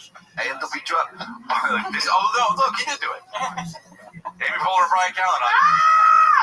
Can we please? Oh my God! Can we please send us that? Brian that. Send us that. We have to send it to him. Oh my God! Wait, how do you make something like this? Because they don't use, you can't do likeness. You can see how they changed the faces. Oh, I guess they didn't recognize them. I don't know. Oh, you put the pictures in. Yeah. Yeah. Sometimes they'll do it. Sometimes they won't. Got it. Every time I do it, They did Amy's mouth fucked up. Let's take a little break here, because we'll jump right back into this Halloween episode. The NBA season tips off, and so does DraftKings' newest fantasy game. DraftKings Pick 6 is the easiest way to play for big wins, with every possession giving you a shot at real moolah. Here's how it works, all right? Just pick more or less on 2 or more stats and unlock the upside every game brings. Pick 6 is available in Texas, California, Missouri, and so much more. New to DraftKings customers get 15 bonus picks when just a $5 entry on your first big set. Don't just watch basketball, cash in, gentlemen. Download the DraftKings Pick 6 app now. Use the code GOLDEN. That's code GOLDEN. Play just 5 to get 15 Pick 6 bonus. Make the call, ride the upside in partnership with DraftKings Pick 6. The crown is yours. Gambling problem? Call 1-800-GAMBLER. Help is available for problem gambling. Call 888-789-7777 or visit ccpg.org in Connecticut. Must be 18 and over. Age and eligibility restrictions vary by jurisdiction. Pick 6 not available everywhere, including New York and Ontario. Void where prohibited. One per new customer. Bonus awarded as non-withdrawable Pick 6 bonus picks that expire in 14 days. Limited time offer. See terms at pick6.draftkings.com/promos. You in on Sora? For me, I just go on Sora and I just go have a good time. Did you put your face on there? No. Hey, Brian doesn't pay attention. I bet we could. Brian doesn't know Mark Maron stopped podcasting. We could reach out and be like, hey, Mark Maron wants you on his pod. No, just have a Mark Maron. Hey, dude, I'm revamping my podcast. And I want you on first guest. Yeah, I'm finally doing video. I got you and Mickey Mouse. But it's gonna be on Facebook, Zoom. Yeah, and it's gonna be on RedTube. It's gonna be on Pornhub. No, but so I do Sora. What do you do? What do you make on Sora? You making stuff on Sora? I actually use the Gemini does it too. Oh, no, but I'm saying I got the app, and I'm real life comedian on there because I can't use my name. You can't use your name. Well, I can't use my name because I'm famous. Oh, really? I probably can if I call them or some shit. I bet someone snatched up all the people's. Well, no, but you can't use. People, you can't be like Tom Cruise on there because they have the whole shit about likeness and all that. Well, they got in big trouble. I know. That's a good Martin Luther King's family was upset. Michael Jackson's family, because those are crazy. I know. Have you seen those? Those are crazy. But I made one because I used to have this joke when I first started doing comedy. Okay, and the joke was that an old Jewish couple recognizes Superman as Clark Kent. You know. So they would be like, he rescues them, and he'd be like, Clark? Is it Clark Kent from Smallville? Stanley, it's Clark Kent from Smallville. Right. So I wanted to do that in Sora. You can't do it. I can't do it. No, it did. The Superman flew down, but it was only like a small. Oh, but Superman is but you can. There's no. Damn, this is crazy. AI problems. What'd you guys have for lunch? There's no Superman. Interesting, Brendan. You can't say Christopher Reeves. You can't say No, you can't. But you can do Super Mario. You can't do Super Mario. Or you can't do Super Mario. It's owned by Nintendo. Super Mario's not really into that, right? Anyway, it is on AI. Well, that's what I'm saying. But sit up, Brendan. I'm a frog, dude. Dude, you sit like that when you just wear shorts. By the way, thanks for wearing pants at least. Yeah, for real. Your balls was out. Thanks for not wearing a skirt. What happens if I don't keep going?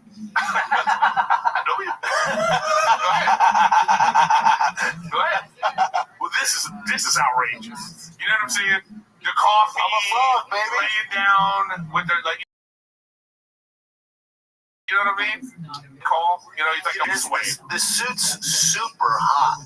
Yeah, I know that. And so is my hat. That's why I took it off. Are you guys kidding me right now? Yeah, but you're always hot, right? You're always. I have on a sweater, a Hogwarts freaking robe with a scarf and a stupid wig. Am I complaining? No. Eric, you can ditch the scarf. We wouldn't know. No, that's the whole thing. I mean, are you? Wow, I'm outraged right now. They just look like a transgender judge. He looks like someone that will be outraged. That's makes the outfit.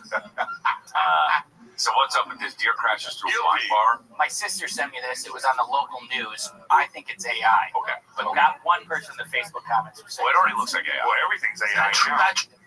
That truck looks AI. Yeah, the truck does look AI. Yeah. Well, I believe all this shit. Like, I thought the deers jumping on the trampoline was real. I was like, oh, that's cute. I mean, this looks real. You know, if you're not thinking of AI. I can see how you'd be fooled. If you go back, that first car doesn't slow down at all. Look weird. Yeah. Well, also the cars look too colorful. That truck doesn't look like a real truck. Yeah. The fact that nobody on Facebook is going to know it's AI. Yeah, you know, so let's see the Brian Callen. Like, that car's too red. And it never slows down. Everybody on Facebook is waiting for the Brian Callen, Amy Poehler podcast. Oh yeah, no, that car would have fucking slowed down. I mean, unless they're texting. No, I don't know. They didn't see it. Yeah. Yeah, that's not right. But she was like, it's on the local news. I'm like, that doesn't mean shit. Those people are dumb too. Right. Oh yeah, the local news where the newscasters are 75. Here at Holman, Wisconsin, a deer crashes through a supermarket. So this is crazy. The hardware store. This is probably breaking news. Yeah. Well, yeah. It'd be great to live in a place breaking windows. Live in a place where that's the biggest news of the day. It isn't a school shooting. It's just a deer running through a hardware store. Nice. I would like that. I want to live like that. The leftovers. Yeah. I great show. I think that's. I believe nothing about any of these videos anymore. It's fucking crazy. It's so weird. You can kind of tell us still, but that's where we're at right now. Well, in 2 years, we're fucked. Yeah, that's where we're at right now.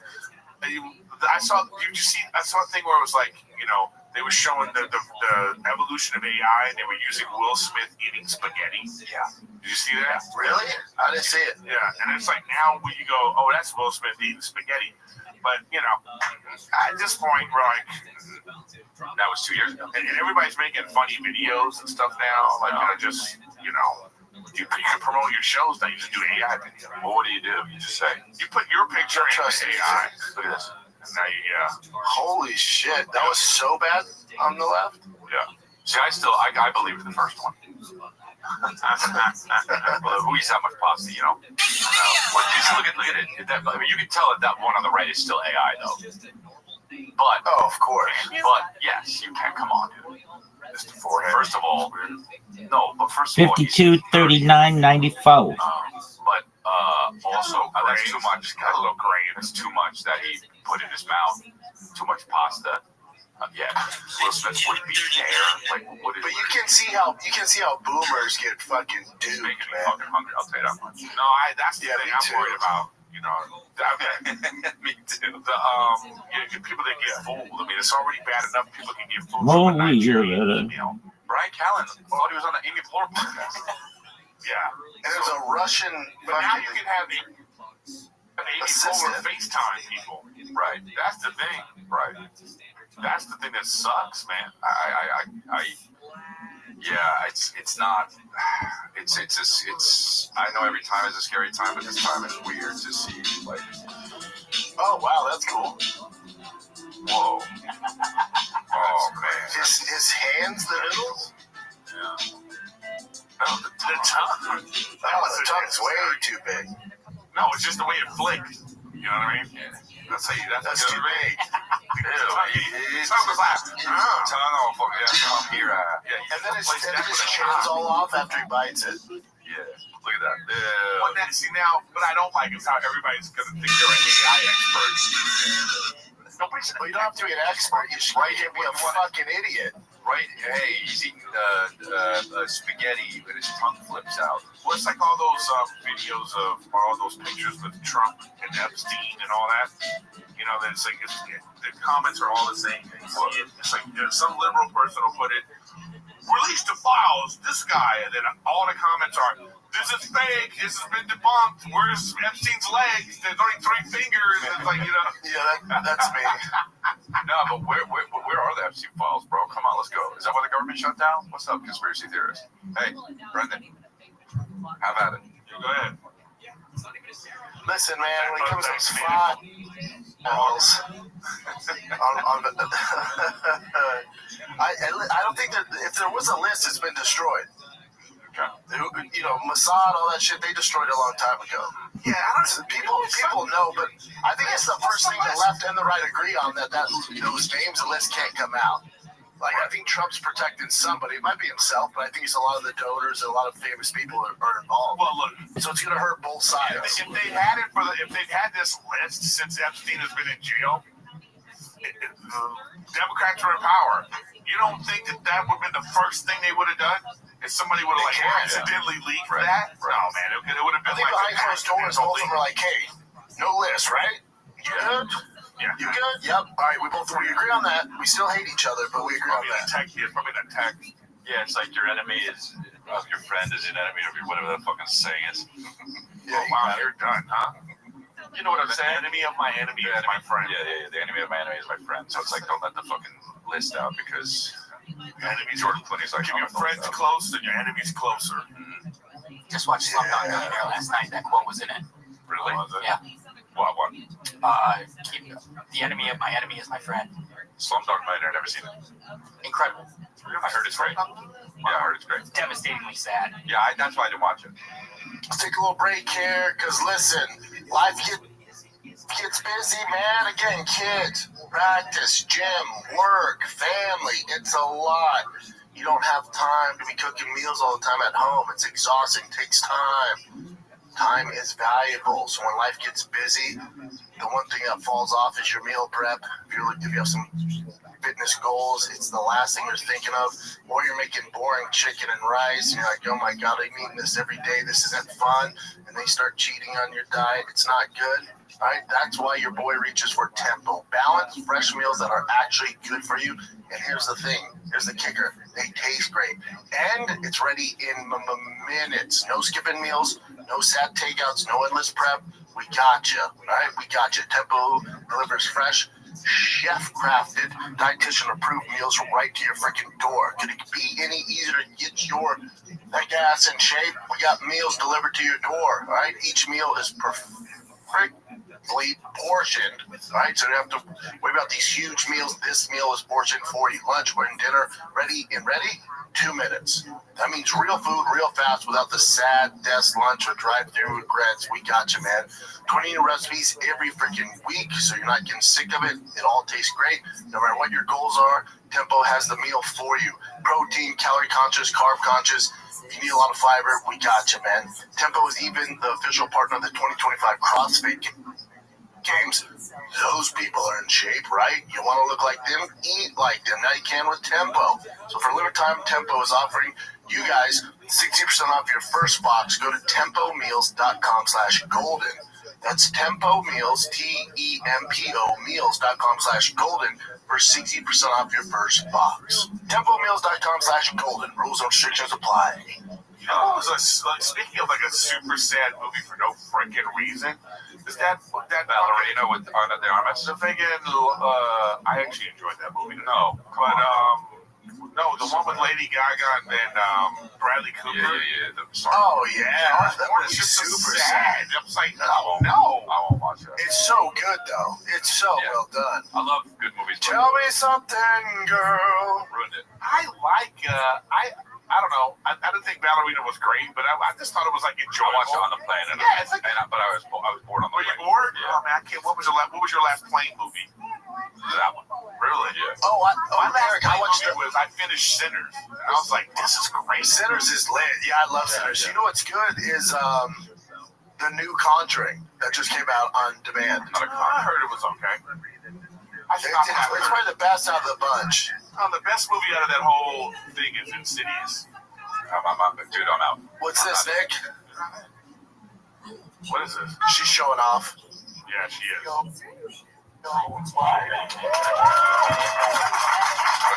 Bradley Cooper wants to fuck her so bad up there. He did that, and then that's pretty cool. But hey, speaking of Bradley Cooper, have you seen this thing? Why does he look weird now? Everybody's talking about it. Bro, everybody's talking about it. Everybody's like, his face done. Like something weird about it. Nobody. They like all the pictures of him are weird. The first picture, Nick. The first picture. I think it's a Russian. I think it's the Russian that. Look at that. Something's weird about him, dude. Oh, he's starting to look like Rod Stewart. These stars do this, and like nobody on that. Yeah, I get it. I hate you. No, he looks like Wayne Newton. No, it's just his eyes don't look right. Like he needs to be more wrinkled. He should have wrinkles around his eyes. It would look cool. It's called Botox. He's the kind of guy that should age gracefully. Totally, because he's handsome. Yeah. Handsome as shit. This says to me, if he's really getting work done, it says something about his character, like what he wants to be. You know what I'm saying? I get talked into shit. Or it's just a pressure from Hollywood. We're like, hey man, we're not getting as many roles. We need to just go back like 5 years. Right. Maybe like he's fucking handsome as shit there. Tell me something, boy. He made so much money being that character from Marvel. He's the fucking produces every other fucking movie that comes out. But I think it can't be money. That's weird. I don't know. This is what I'm saying. He's fighting Father Time. Yeah, he feels a certain way about himself. I understand, but I guess what I'm saying is, it's Hollywood. Who hasn't tried to fight Father Time in Hollywood? Once you're in that scene and you're based off your looks, I would have never you're like this handsome guy. I would have never done that. I've always been this. You know what I mean? No. It's just funny. Yeah, funny guy. Hey, hey, fellas, we're not ugly. We're just broke. Yeah. You'd be compared to Bradley Cooper, right? Yeah, no. Yes. Yeah. Because if you have money, you can I got some about me. That's okay. We're not going to go over this again, okay? We're just not. All right? So at this point right now, producers, insert Chris talking about himself, and then we'll cut back to this episode. That's fine. Enough. It's just, I'm show you with my macros in line. I'm just, I don't want to talk about it either. It's a personal thing, but I'm just saying. Yeah, but Chris, you'd be singing a different tune if you're in Hollywood in blockbuster movies and that forehead starts to wrinkle like a Shar-Pei. And then they're like, dude, just get a couple shots so we can get these fucking earthworm wrinkles out of your forehead. Your forehead's so big. It's very rude, but no, I wouldn't do it. I I just play the bad guy. Fuck it, I'll play the bad guy. I think you lost. You know what I think happened is your macros. You lost some weight right here. Yeah. So what's happening is your nose like super protruding right now. All right, I think that's what it is. No, listen. It is good. Because you're really working on the macros, and you're down like 16 pounds. Right, yeah. It's great, but I think like 6 of the pounds. He lost weight in his forehead. 6 pounds was still right here, supporting your nose. You know what I mean? Yeah, it was supporting your nose. So now it's kind of like, you know, I just stopped doing my eyebrow workouts. Yeah, that's what it is. Or just go real hard. And then just become really muscular in my eyes. You just have a nose gym workout. You know, it's just I don't like that. I don't like that. Ready? You work out or what? Dude, you tell me. Why can't you got your fucking frog outfit on, dude? I'm saying you can see them shoulders through the frog. Yeah, I know, but you eat. What do you frog eat? skin can't hide you this. probably eat barbecue and shit. But do you sure do? Do you have a gym at home now, or where do you go? Nah, man, home gyms are for hoes. I go to Gold's Gym.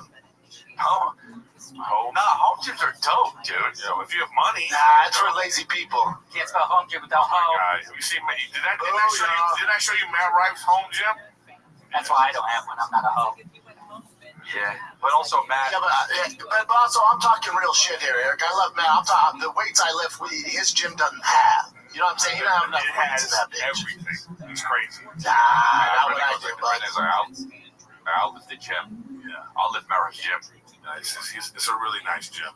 They have the weights. He doesn't have a bathroom in the gym, and I tease him about this all the time. Why? Because it's like, he has his main house, and the gym is like another separate building. Yeah. Okay. And then when they built the gym, they built it sort of from the ground up, and he didn't put a bathroom. What? That's what I say to him all the time. I tease him. You should text him. You don't have a bathroom in your gym? He's gonna be like, fuck Eric Griffin. I text him. I every now and then. He said it would cost like $80,000 to put a bathroom. Okay, cool. Then do it. 5 minutes, a 5-minute show. You know what I mean? That's how much you would make. Yeah. I feel like I text him sometimes. Get a Ferrari, and he just goes, "Oh no, it's not his thing." Bro, get one. It's not his thing. Nah, it's not his thing. He doesn't like them. He's not a car guy. He has this dope Bronco. Yeah, no, I know. Like $250,000 Bronco, but then he don't even drive. Like I was just in Rhode Island. I was at this place and I was like, let me see the Bronco. We go to the Bronco and he can't turn it on because he hasn't driven it. So the battery's dead. He just like, okay, let's go get in my Toyota Highlander. Is a Highlander? Something, one of those type of things. No, dude. Make him get fucking nice, big cars. I like what he's doing. I like how he bought that paranormal house. So ridiculous. Yeah, buy that paranormal house and take a Ferrari to it, dude. He's got money. Get him. Dude, the Annabelle doll's on the fucking, it's on a string on the.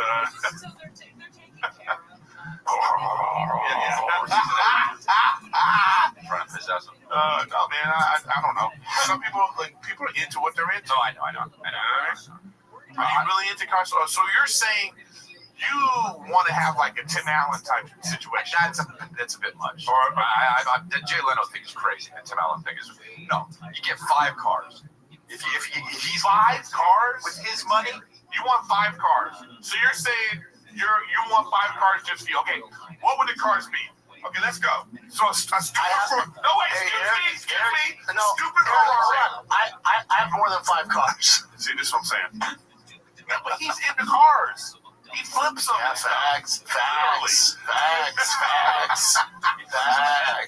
flips them and flips them. No, but okay, so you'd have a dumb Ferrari, which you already have. I would have. You have a dumb station wagon Ferrari that looks stupid as fuck. Okay. Listen. You have a stupid brown car. I don't have the Ferrari anymore. I got rid of it because I got the Porsche. But here's the deal. So you have a dumb Porsche. Okay. What else? What are you missing? It's not about. Tell me what you're missing. How can I do it if he's cut me off? Fact. Because I want you to get to it. I don't want your explanation or you're like, no, just get to it. Top 5 cars that you want to have. Go. A Bugatti. Right? Bugatti. Like a children's show. I get this Bugatti. Or it's like a mob children's show. Yeah. Hey, kids, you don't know nothing.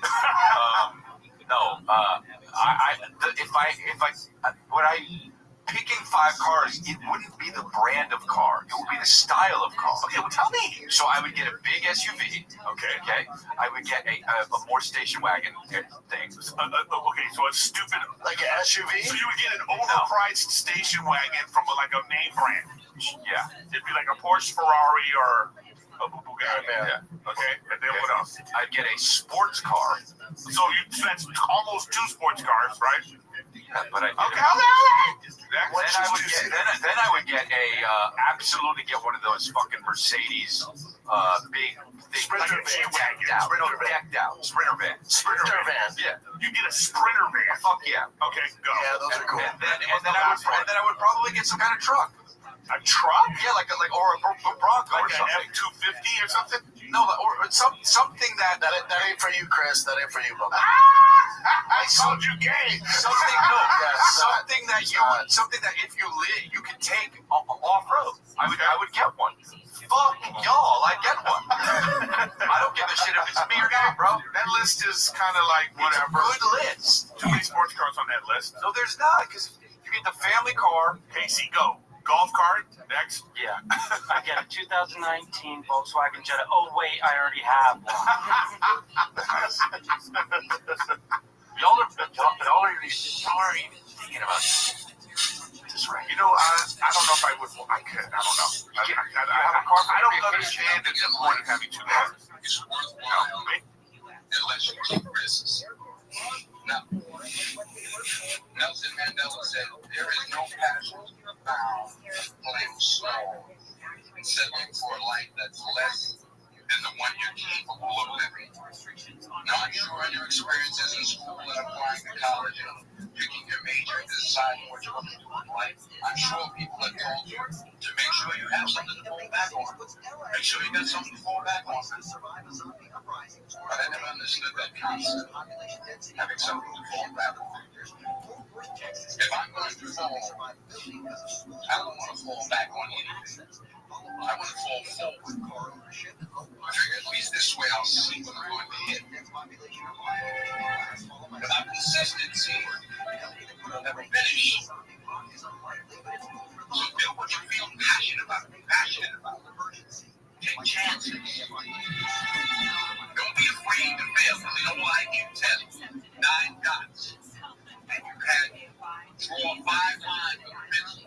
those 9 dots without leaving the house. The only way to do it is to go outside. Don't be afraid to think outside the box. Don't be afraid to fail big, to dream big. But remember, dreams without goals are not dreams. Costumes or doing stuff at home because the roadways are light because of major incidents that unfolded earlier. Ladies and gentlemen, life presents us with choices every single day. You can stay where you are, comfortable, familiar, unchanged, or you can rise just a little higher. Not all at once, not in giant leaps, but by small, steady steps. That 1% improvement may look insignificant today. It may feel like nothing at all. But let me tell you, over time, that's the very difference between standing still and achieving greatness. You don't need to leap miles overnight. You don't need to transform your entire life in a single moment. All you need is the courage to take one more step forward, just a little better than you were yesterday. Here's the truth. Nobody wakes up at the top of the mountain. Nobody opens their eyes one morning and discovers they've reached greatness by accident. The peak is never stumbled upon. It's earned. It's built. Brick by brick, step by step, habit by habit. It's the grind, the discipline, the quiet persistence when no one's watching. Every single day is a new opportunity. Every challenge you face is not an obstacle. It's a sharpening stone. It's there to test you, refine you, and make you stronger. See, when most people think about success, they imagine fireworks. They imagine sudden breakthroughs, dramatic changes, one moment that flips everything upside down. But let me tell you, that's not how success works. Real success is built on consistency, on showing up, even when you don't feel like it, on putting in the work, especially when nobody's there to applaud you. It's not one big moment that changes your life. It's the hundreds, the thousands of small moments repeated again and again. The choices, the habits, the effort that compounds quietly, invisibly, until one day the results are undeniable. Greatness starts with a choice. If you've made yours, comment I choose growth right now. Consistency is not glamorous. It doesn't shine. It doesn't boast. Sometimes it feels heavy, slow, even boring. But that's when it matters most. It's easy to give your all when you're motivated, when you're excited, when the vision is clear. But what happens when motivation fades? When the progress feels too slow? When the mountain looks too high? That right there, that's the dividing line. That's where greatness going on, everybody. How y'all out there doing today? We're going to call this a town. I don't know. We'll get things started. Hope everybody's in good mood. A little bit of motivation. You know, something to keep everybody going. Come by Slim, Lala, Swizz, Marvin, everybody, Gigi, Superman, what's going on? Rabbi, Big K, Banks, Boomer. Appreciate y'all. Appreciate y'all. It's Local Friday. I know everybody's having a safe Halloween. And let's get to it, you know? What I'm going to do is sit back and just have the first hour of power, you know, just what we're going to get. Just coming up with some ideas, some concepts, as you can see, it's the algorithm, rhythm versus the people. And I think that's a lot of things that's going on right now. Everybody's just worried about all this fake engagement. They're not worried about each other no more. So it's time to change things like that, right? So, you know, if we're going to step up real quick, we're going to do some shit, right? I feel like the first hour, we're supposed to talk, get to know each other. This is about community. That's what we're here for. So we're not going to just come to no shit fest and all that. We're not doing that. And also, if you're going to chill, you do have to have a community behind you. If you don't, this is the perfect place to find it. So these are the kind of things we're going to do here. If you're not ready to talk for an hour about some powerful stuff, it's not the space for you. If you know people who are looking for that, send them invites out, man. So I'm going to let the beats go for maybe another 2-3 minutes. Just give us some more motivation. Just wanted to let y'all know what we're doing. We set a couple more things up and then we start everything up. We got you. Repost the room, repost the same post, please. Post about power hour.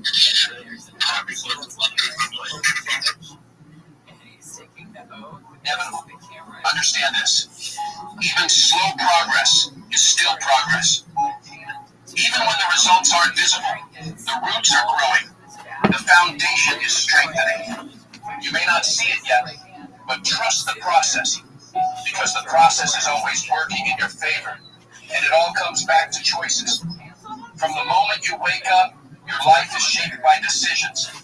Some are big, most are small, but each one moves you closer to who you want to be or further away. It's easy to dismiss the little choices as meaningless, but make no mistake, they define you. Think about it. The choice to wake up early and start your day with intention, or to hit snooze and drift back into sleep. In the moment, it feels small, but it sets the tone for everything that follows. The choice to study for 1 more hour, to go to the gym when you're tired, to save a little instead of spending recklessly. All of these add up, day after day, year after year. They shape your future. Your life is not built in one grand decision. It is built in the small, seemingly insignificant choices you make every day. Don't underestimate the power of small steps. Don't overlook the strength of consistency. Success is not a sprint. It's not a single leap. It is the daily commitment to keep moving forward, no matter how small the step, no matter how quiet the progress. Keep going when it's hard. Keep going when it feels slow.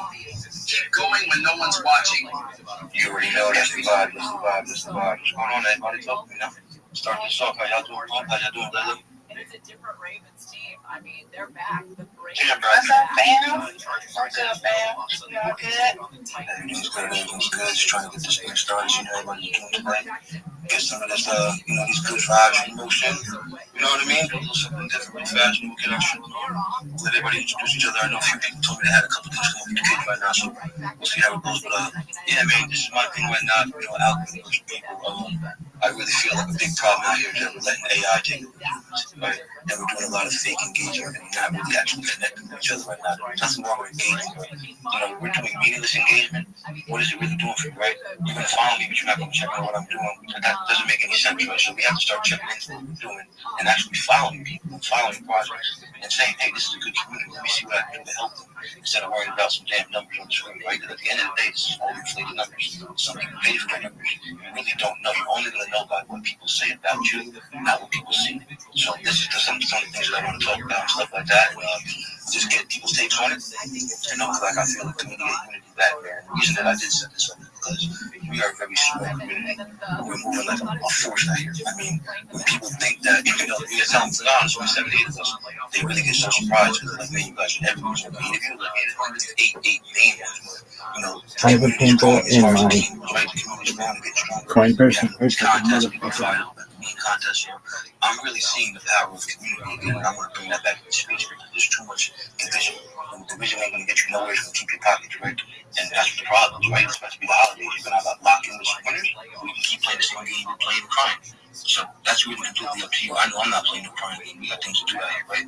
So that's the motivation every time, right? So what I'm going to always do is call the power out. We're always going to have a topic, right? So we're going to talk and see how we get better. We can't get better if we don't talk about it. And that's it. We're not here to point fingers at anybody. We're just here to point fingers at the problems and change the problems. We're not going to just talk about the same problems. Every time we come on, it's going to be a new topic. We're not going to keep talking about the same topics. You know what I'm saying? We're here to motivate. We're here to move forward. Bottom line. So don't come to me next week and talk about algorithms versus people. This is right now, so you need to spread the message about that right now. We need to spread that fake engagement message right now. Go ahead and engage, do what you got to do. We're not talking about this next week because I'm about to grow. So you got to keep up. These things are all recorded, so if you talk a little bit faster, I'm going to tell you I can find out and passionate about what I do. At the end of the day, so it's really true. Wes, I see you in the building. So that's really it. It's not going to just be talking just today. We're here for the community, so this is the topic. So let's speak about this topic and what you feel. So let's get to it. I even think we should maybe just keep it going for a minute longer or two, because the room's still filling in, it feels like. So people are coming up that just wants to maybe PM to start. It might keep us going a little bit more. What do you want to do? Put some more music on? Yeah, we could do another tune. But I don't know if Lala wanted to say anything else for a GM or Rabbi wanted to say anything just like a GM. Like I said, just a minute or two.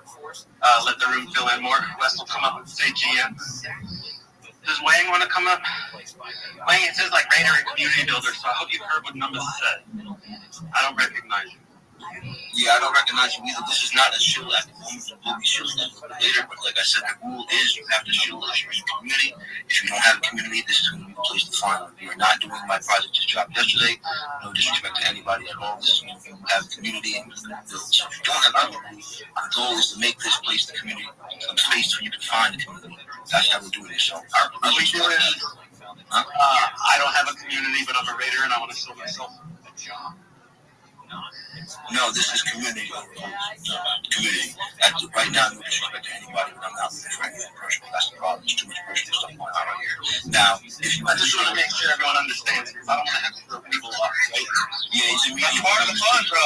It's immediate numbers, too. I don't really have, we're all volunteers. I'm a very cool person, but I don't tolerate anything. It's immediate with each other. Please disrespect the space, and you'll have a good time. You'll learn a lot, and we're going to have some fun. So go say your good mornings. Everybody say what's up, and we'll start in maybe like 5 minutes. We'll get to the power.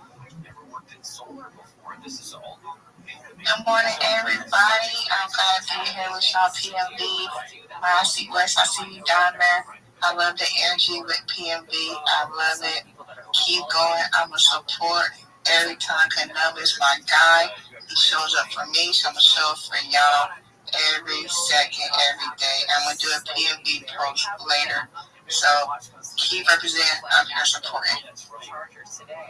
Thank you. I appreciate you very much, Lala. You know you were a real one since day one, man. Talked to her in the DM. She's locked in with us, and she always brings me on any stage she's on, big, small, don't matter, man. She actually had me on the stage the other day with some Nigerians that was super awesome. So I have a whole other country hearing me and stuff like that. That was super great. Lala's a real one. We follow her. We're not going to do that. Follow me. So I'm not going to tell you what to do. You want to engage, you engage. You don't. At the end of the day, I'm going to drop you knowledge regardless, right? I'm not here to send you what you want to do. Power, suppression. That's it.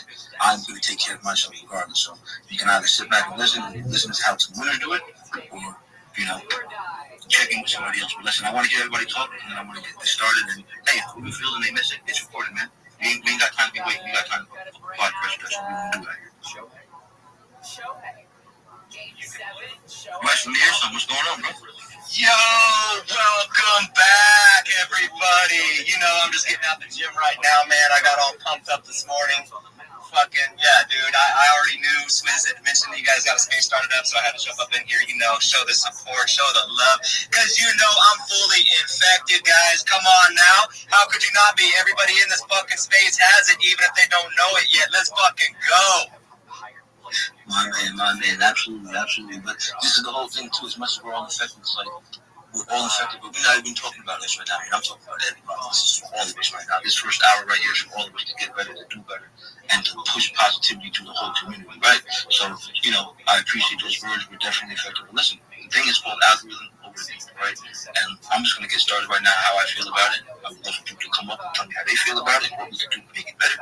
But like I said, I feel like, AI is taking over the whole space, inside crypto, outside crypto, right? And people have forgotten like to be human, right? There's just so much fake stuff going on. You could buy this, and everybody's getting caught up in all these inflated numbers. But these numbers don't mean anything. They don't mean nothing. It's stuff on the screen. It's just like the crypto charts, right? At the end of the day, a lot of people, we got screenshot rules, right? Oh, I did this. A lot of screenshot rules going on there because they're not actually even understanding what to do to them to see the screen. They're bugging out. They're not actually taking their projects the right way. So it's just numbers. So you go see somebody, and I'm not knocking anybody. There's plenty of people who have big followers that did it the right way.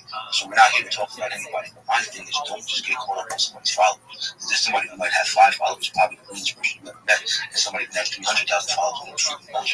Facts every day, and understand that all day long. So let's not get caught up into these numbers and caught up into these engagements. Like, I'm sorry, I'm not when I do this engagement, you see every single one of my posts. I change my sentence every time, and I post like a monster. It's not high by Jim. No, we're not doing fake stuff. I'm pressure every single time. Every single time. It has to make sense. What are we doing? It has to make sense. I'm not even learning nothing from looking at your posts.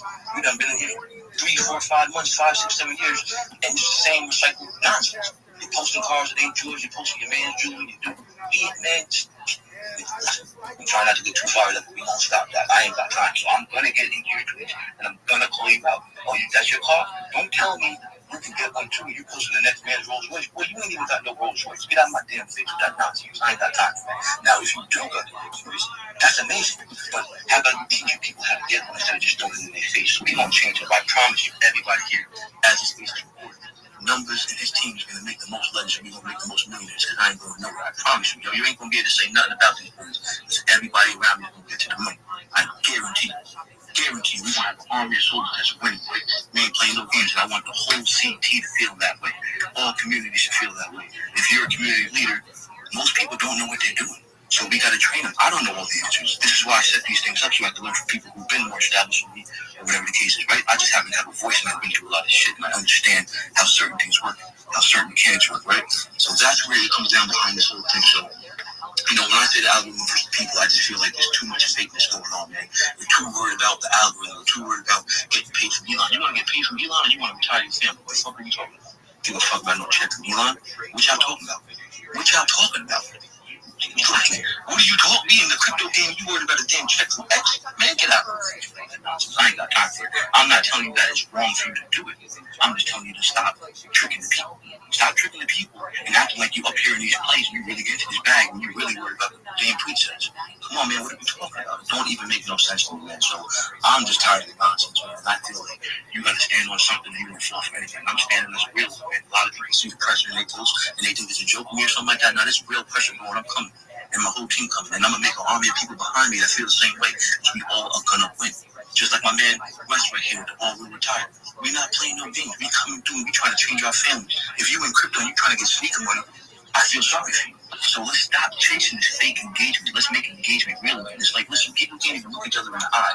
They'll be in the same house and they'll text each other instead of going and saying, hey, what you doing? That's the problem in society. That's the problem in society. I'm guilty of it too sometimes. We gotta change all that stuff. It's like, yo, you in that truth? Why you texting me? What are you doing? Pull up, say hi, look me in my eyes. People can't even look each other in the eyes anymore. But they can get on the screen and they can be Superman, this type of, no disrespect to me, but they could be anything. Let's gotta hand up. Let's see. Let's get something like that. I'm not even looking at my phone, bro. Dude, no, bro. You're spitting all facts, and I just want to add on to that. And when you, and obviously the title of, you know, the show, Community Over KOLs, and I've been saying this fucking from day one. Well, I wouldn't say day one. It took me probably a couple months to kind of realize it. But the thing is, guys, is you can become, every single one of us can become our own KOL for whatever projects we have conviction in. And I don't want to say, you know, because if everybody's heard me speak about KOLs and what my definition is, I might have it a little bit twisted. But again, I think it just comes back to building your own brand, and you can become your own promoter for the project and your community. So, you know, a perfect example just went down within the last like 24 to 48 hours, and I'm not going to call out anybody's name or names, I should say, but they were, let me just say that there was plenty of so-called KOLs in there representing a project that didn't have a community behind it. And the reason I say they didn't have a community behind it is because literally they just launched the fucking coin out of nowhere, and then they start promoting it to all their people because they have hundreds of thousands of followers. And then what ends up happening with that token? It gets fucking rugged. It went all the way to 8 mil, and now it's sitting at, I don't even know, like 300 and some K or some shit. But like I say, I'm not going to call out any names, but that's what you're dealing with in this space, guys. And that's exactly why you want to surround yourself with guys like Numbers, PMB, all retired different communities that are really trying to build something for real. Because these KOLs, man, they don't have you in their interest. You know what I'm saying? They have their best interest at heart, and that's all that they're looking to do. And again, like I say, it's not bad talking to anybody because there is some great leaders in this space as well that you might consider a KOL. But a lot of those guys out there, man, they're just in it to make the money for themselves and shit it on their audience. So, Numbers, I think you're doing something really, really special here, because this is where I see the crypto space evolving to. I've been talking about it time and time again, because there's going to become a time when people are not going to be able to survive on what's happening right now in this space. And eventually it's going to be forced to people to come into communities that are actually building long-term projects, because they're just going to get fucking rinsed. They're going to go broke, and they're either going to go broke and leave the space, or they're going to learn and they're going to realize that they need to get into communities that are actually trying to build some longevity in the space, and people that are actually representing, you know, honesty, trust, conviction, and all that type of stuff. So I just want to say that, man, I think you have something amazing here going, bro. I absolutely love it. Thank you, man. I appreciate you very much, Rabbi. I see your hand. Let me just touch on West real quick. But yeah, I appreciate you very much, brother. It's like, you know, it's funny because somebody asked me the other day, like, are you okay? Well, I'm like, I'm a leader. I'm a leader. You can call me whatever you want to call me, but I'm a leader to people, right? Because I'm not just doing this for money. I'm doing this from the heart. Eventually, you're always supposed to get paid for your talents. There's nothing wrong with getting paid. We're not going to knock people for getting paid because they have, super strong relationships and they're able to move charts and stuff like that. Listen, do it the right way. I promise you, if everyone ever considers me that maybe they should charge, you're going to see the difference. You're going to put people in a situation of power. Why do I want a whole bunch of people following me? They all group. No, because if something does happen to me in real life and I fall down, I got a whole team of killers that's like, nah, numbers ain't falling. I got you, but what you need? That's how you build your people up. Because every dog will have today. It doesn't matter. Down today, up tomorrow. I've had money lost, it hasn't been lost. It doesn't matter. It always rotates. That's just how the world works. So you put your people in a situation of power so everybody can win. Rabbi, I see your hand. Just remember, this is not showing right now. This is not talking about the algorithms people. So that's what you got going on. We'll let you come up and speak with. No shilling until we're done with this, because the whole thing is right now is about building community and understanding. More people come up and talk. Do not be shy. It's well good. I'd like to hear your opinion. If you want us to just ramble, you can listen to me talk and show your project at the end. It's not a big deal. So, hands up. Let's see what Rabbi got real quick, just because he had his hand up. But just make sure you're not shilling. If you're shy, post it in the comments, and I'll scroll and bring them up. Oh, I'm not going to shill until it's the appropriate time. Thank you, Numbers, for the heads up. I want to talk about community over KOLs and the algorithm itself and how it manipulates people. We don't have options as a user base. Essentially, if you are a new user on Twitter, you're going to be fed, or I call Twitter, X, you're going to be fed essentially a handful of accounts that everybody else is going to see, and you're never going to really see anything organic unless you go out and hunt and find somebody. I feel that the app could improve in many different ways, but one major one is through filters. I think it'd be great for people to be able to filter, sure, the trending page, that's great, but a really important aspect is chronologically, being able to filter by new, being able to filter by location, being able to filter by blue check marks or non-blue check marks or crypto accounts or non-crypto accounts.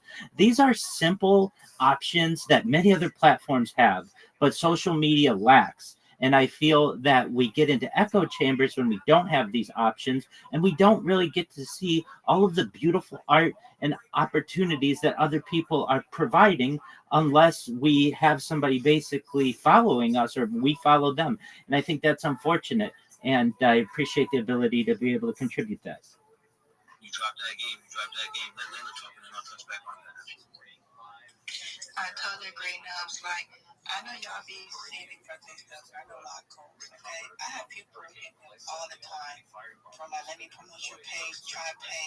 And no, like, I don't like that. I don't like codes saying, I will pay, like, you offering money? No, I'm from the heart. I give money out from my own pocket, okay? That's why I love the community. Like Num said, when you want something, your community there for you, they'll give it to you, okay? Just because you see me rock with somebody big, don't mean I like them. I'm very different when I say I'm very different, okay? I do everything out the kindness of my pocket. I don't charge people. I hook up my boys. You need a favor back. You ride with the real ones, because I hear it's not real people. Like, they really not. Everybody's here for their own game money, and I'm learning as I go. So I'm trying to change that game. I'm trying to show people who real out here. It's very few of us. So let's keep this going. I love this space. I love what we talking about, because it's real. People need to open their eyes and be aware of what really is out here on Twitter, and don't let these people play you. And I just want to say that, and stay with the strong community and ride for the ones who ride for you. Even if it's free, it's always free. Your blessings always coming. You ride for the one who ride for you. That's what I want to say. Absolutely, Layla. That was very powerful words. I just want to shout out Andy. I see you. I see you. Drink. I see you. All the whole PMB team down there. Bees, Rock. I see everybody. You know what I'm saying? Let's get back to it. Rabbi touched on some really good things. He said all these other platforms have these different tools that can separate what you need to see. Why is one of the biggest platforms? That's right. Not doing it. Why are all these Arabs who have all this money in crypto not trying to make it work? This is where we have the problem. Because everybody wants to be greedy. Y'all run around talking about how much weed you're smacking, how much 1,000X's you're getting. You got all these big developers that are doing all this stuff, and they're doing great projects in crypto, but y'all can't put a platform together to make it better. What are we talking about right now? You gotta tell me that, oh, I'm investing in your coin, but I need True Soul to move it. Well, you ain't gonna help coach me. Why would I pay you True Soul? You're not even gonna help coach me. So wait till I get my phone. Wait till we got our community together. We're not gonna need none of you guys. Come on my platform and learn how to do it the right way, because when you're making people money, you're giving people opportunity, and you're showing how to win. They're gonna stay here. And that's what this is about. Crypto has always been about community. It's always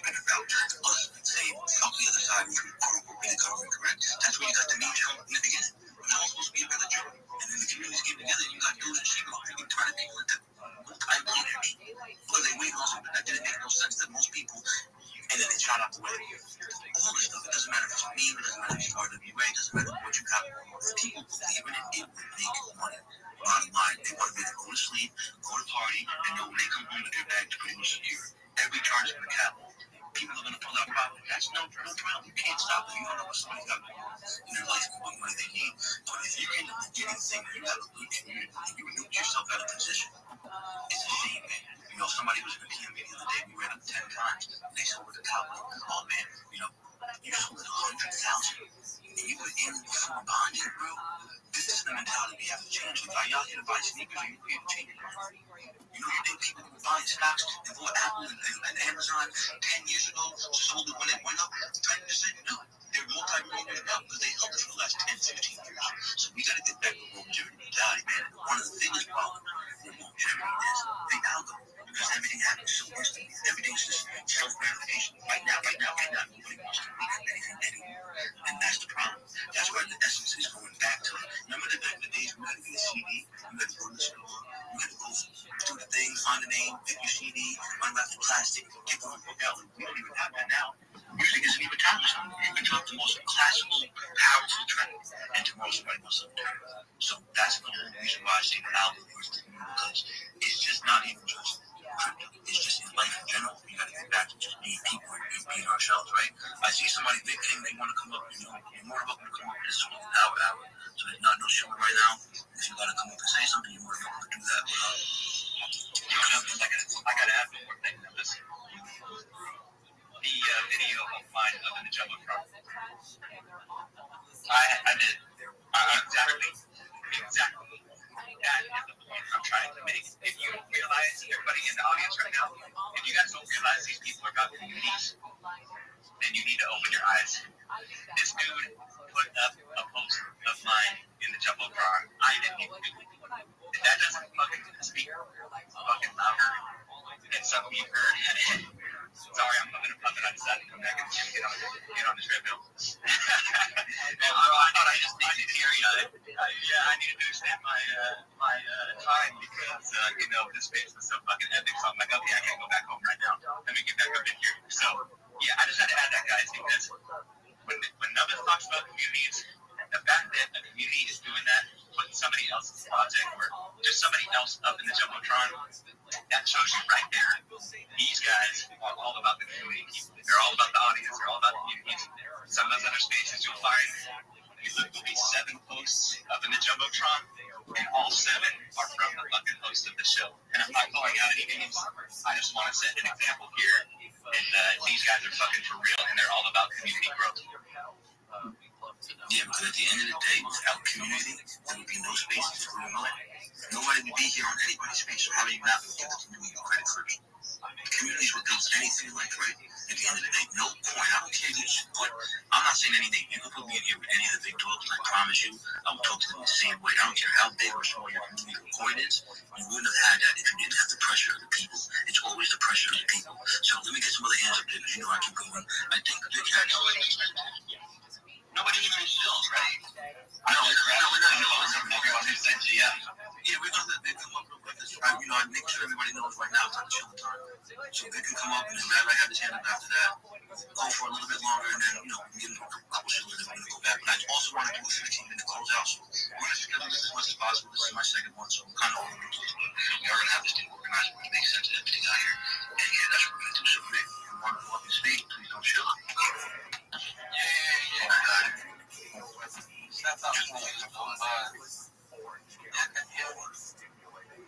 Yes, we did. Okay, shout out to you, man. Shout out to Lala. Lala, I see you. We always meet almost everywhere, but I really like the fact that you're grinding. So I want to say something. So for me, I used to be in the kind of space. So I noticed that a lot of projects go down because they fuck up their community. They will just pay the yappers and most of the time doesn't big KOLs and leave their community, and before you know it, that thing for the long sale, you see that the coin has already tanked like 90%, and now they start complaining that there are no more people using their blockchain and their project and all, and I'm like, what did you expect? So that really made me to stop doing so much better because I noticed that the community is not really being prioritized. It's not more of like those that can push it out and that's what most people just care about right now. They don't care about their community anymore. So, yeah, that's what I wanted to say. I really love this thing and I like that we're trying to build like a very strong community and I'm grateful for that. Thank you, man. I appreciate you. We're going to be doing this Mondays, Wednesdays, and Fridays. So if you like what's going on, you got other community builders, people that want to see the bigger picture. Please come through. I'm looking for it, but I would love if people on this space can follow me, like numbers and yeah, man, if you go to my spaces, yeah, you don't got to worry about that again, man. We got you. Don't worry about that. We real with you. You come up and you talk with me, brother, I got you. Yeah, I'm looking for it. Lala knows that. Absolutely. Let's give Rabbi a chance. We had his hand up nice and patient. Let's give him a chance. Can I pause everyone? Because we had somebody trying to speak before they were called on. And like this is a space that people are trying to get their time. Numbers is trying to give everybody their chance. So if you're on the stage, wait until you're called on, please. The hand is fine. We see you. But like, don't talk over people. Don't unmute your mic until it's your turn because it just messes up the audio for everyone. Yeah, we don't want somebody to be dropping some game and then we disrupt them and then they get a train of thought. I'll be very upset if somebody's dropping some pressure. Not even myself, because I like to learn. And we just interrupt them and they lose their train of thought. So we do not want to do that. So if we can, like either me or the co-host, just kind of give it the close, hands are up. Let's give Rabbi a shot real quick. And what you got to say? Thank you for the opportunity. I feel that the platform could improve a lot as well, and that would improve the algorithm by providing better support.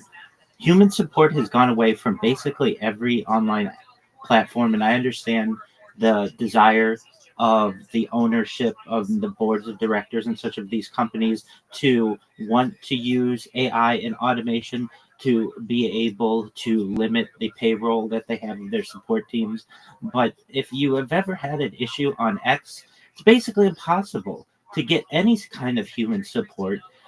There are major accounts that have completely left the platform because they haven't received any feedback on their whatever their issue is. Unless you're a real-time celebrity, you're not going to get any type of support from these platforms, and it's really unfortunate that X is trying to be the everything app, but it pushes people away. It's pushing people towards Blue Sky, and it's pushing people towards Mastodon, and it's pushing people towards Truth Social because people just get frustrated with not being able to get their needs met. And it doesn't necessarily have to be an issue over termination. It could be an issue over billing or maybe a community note. It could be anything, but you're not going to get an answer from the platform, and that's really unfortunate. Another thing I'd like to add when it comes to KOLs is how easy it is to manipulate the app with just a little bit of money. You literally can create a brand new account or buy an account, which is allowed.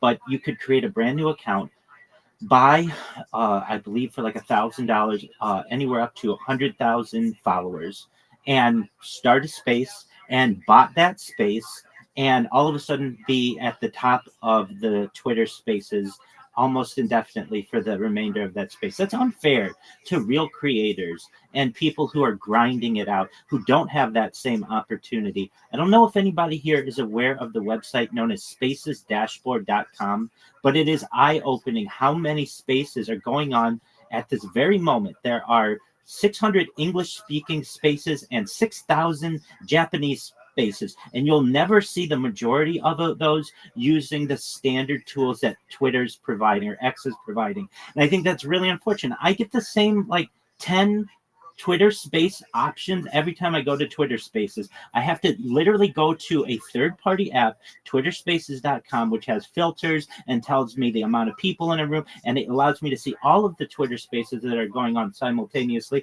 in order to find the one that interests me. I cannot believe that Elon Musk would spend $44 billion on an app that at the time we really didn't know what was going on with it, but hasn't been able to provide the improvements that I would desire. And I think that X has an excellent opportunity to be the everything app, especially with the innovations of Grok and Grokopedia and some other options that he has initiated. But at the end of the day, the app crashes. The app doesn't have the same features on iOS and Android and desktop, and it's a poor user experience.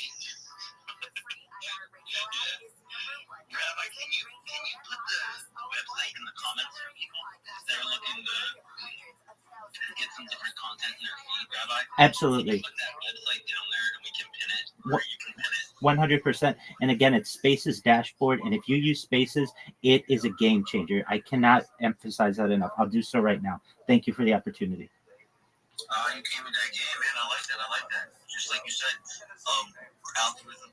I mean, you see what's going on right here, right? We are trying to. We're not even trying to afford to change it because that is the problem right now. You can pay your way to the top. No, man, I'm not letting no robot take over me, man. What are you talking about? And guess what? Let me tell you something about anything about it. Bots don't spend no money. So you want to go ahead and go get a bot community if you want to. Your ass must sit there, bro. What you talking about? Bots don't spend no money.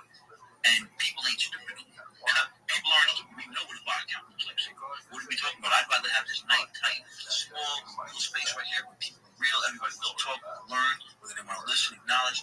That means more to me than everything. Because then they can run back to their community like, yo, man, they were talking some real powerful stuff in there, and this is the whole reason how we're going to get built and we're going to get bigger. By talking about things, talking about the problems, right? I see Rocco hopped in. Oh, my girl Kat, what's going on? You up in the building? I see Tyre in the building. If I didn't see your name, I'm sorry. This is my second space, so I'm just kind of like trying to stay focused on my words right now. Let the team, the people help me out, the co-hosts and stuff. I appreciate you guys a lot. But this is it, man. This is what it's all about. Like, a lot of people here show me a lot of love, right? And they open their communities to me. I open myself to them. I've had people offer me things because I'm talking like, man, I don't want nobody to come over and talk to you because I'm real about it. When that time comes, we'll get to that point. But right now, we just live in the know. We gotta stop trying to take from each other all the time. Everybody's so quick to take something. I ain't worried about taking nothing, man. Let's go. You want to get? As I tell people all the time, I tell my teammates, whatever you want to give me, put it in the chart. Just go put it in the chart. I don't need it right now. I'm going to level up a lot more than tomorrow.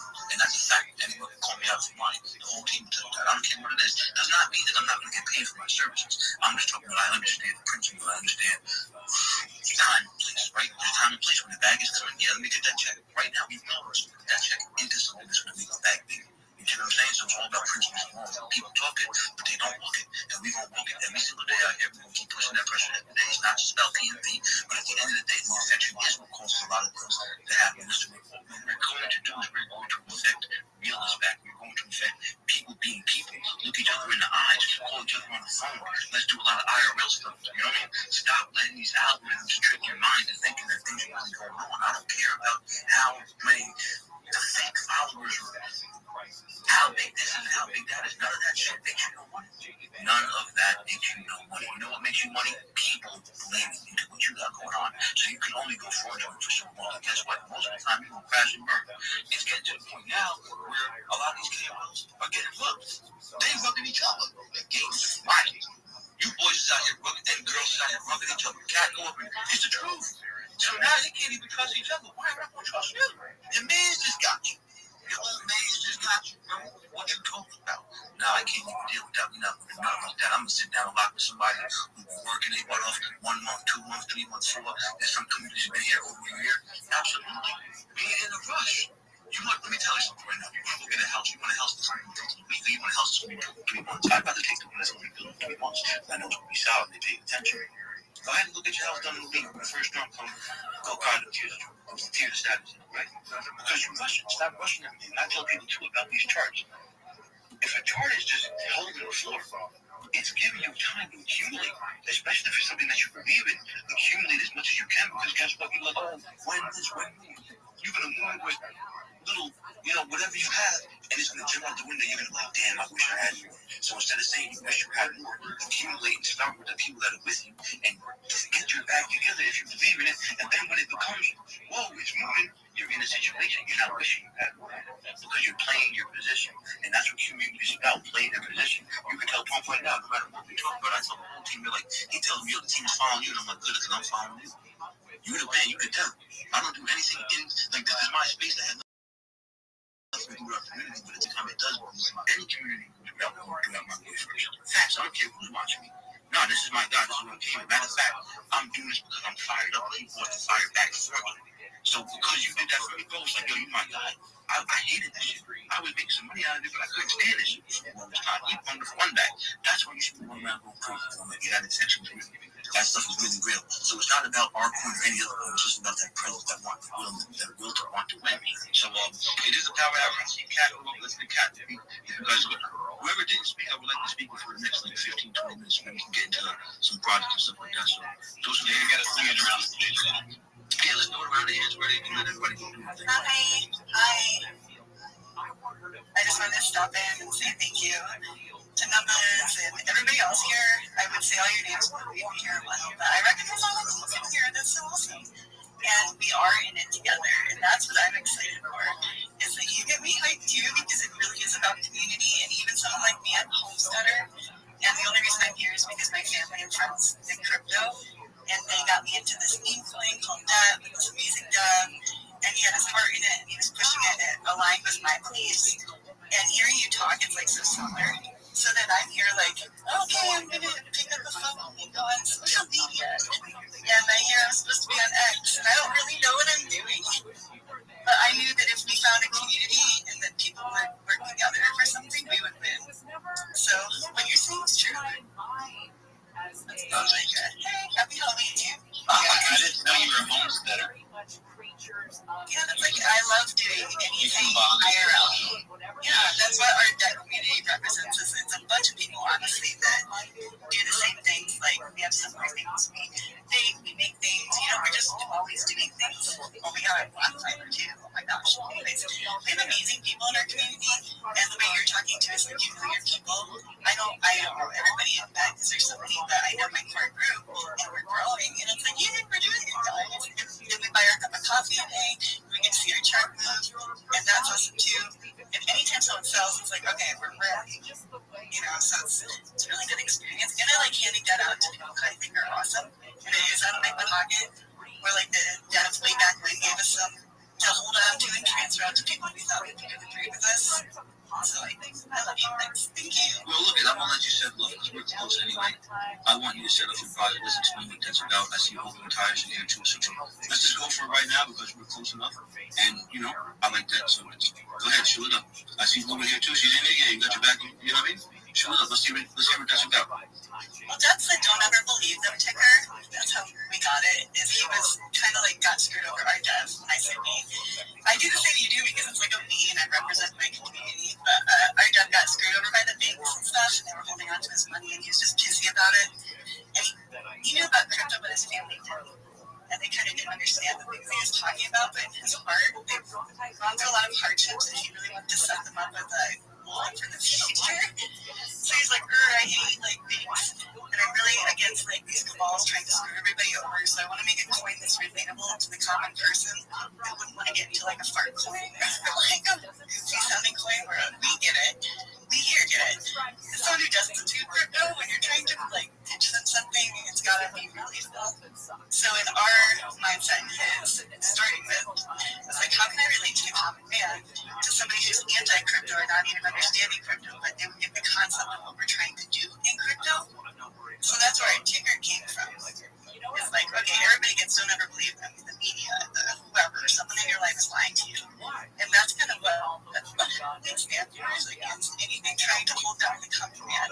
And we're going to take the community, we're the compound type, let's get on an island, we're going to be in your life. That's where our mindset is, and I'm sure there's other communities out there like that. And I had no clue there was more like that, actually. The people that do the real life pictures, you guys are amazing. You're proving that normal people, can get into crypto and get into society, and they understand the concept. And when I hear what happens when an EMP comes, it's like, well, your money's gone too. It's money, so that's gone too. So you gotta go back to bartering. Can you barter? Do you have people around you in the community? Good job. That's dead, everybody. Definitely follow them, the real ones. Like I said, you're more welcome to come chill at this point. You gotta have a community. I don't want to hear about you going and just open up yesterday. You're not doing that to my people that give you a chance. You'll get shut down immediately. Please don't make me be rude. I like to be cool. So I'm very serious about that. I need to know who you are. You need to have a community so they can vouch for you. We are not playing by these games. Straight up. So, Kat, thank you for setting off. Listening to the Jumbotron. You're welcome to. Any other communities want to come up and sell something? We'll wait till our stuff later. I don't want to be rude. I'm hosting this, so I'm not going to go on it. All right, go ahead, brother. Yeah, thanks for having me. I'm gonna pick something up really fast. Yeah, thanks for having me. My name's Chris. I'm the founder of ViralRabbi, and kind of similar to Debt. You know, we kind of looked at our AWS design and kind of take all the learnings and teachings that we went around our community and the importance of it, and take a message and build it for, you know, out of the group for common women as a cat said, right? And our message kind of evolve on our teachings, iterate on them, build out the message for that real world. We call ourselves a political point, and we're all built around the idea of financial security and retirement. Something that the world has talked about and ingrained in our mind is something that we should achieve and strive for. We have government set up for it. We have society that talk highly about it. Your lawyers, social programs everywhere.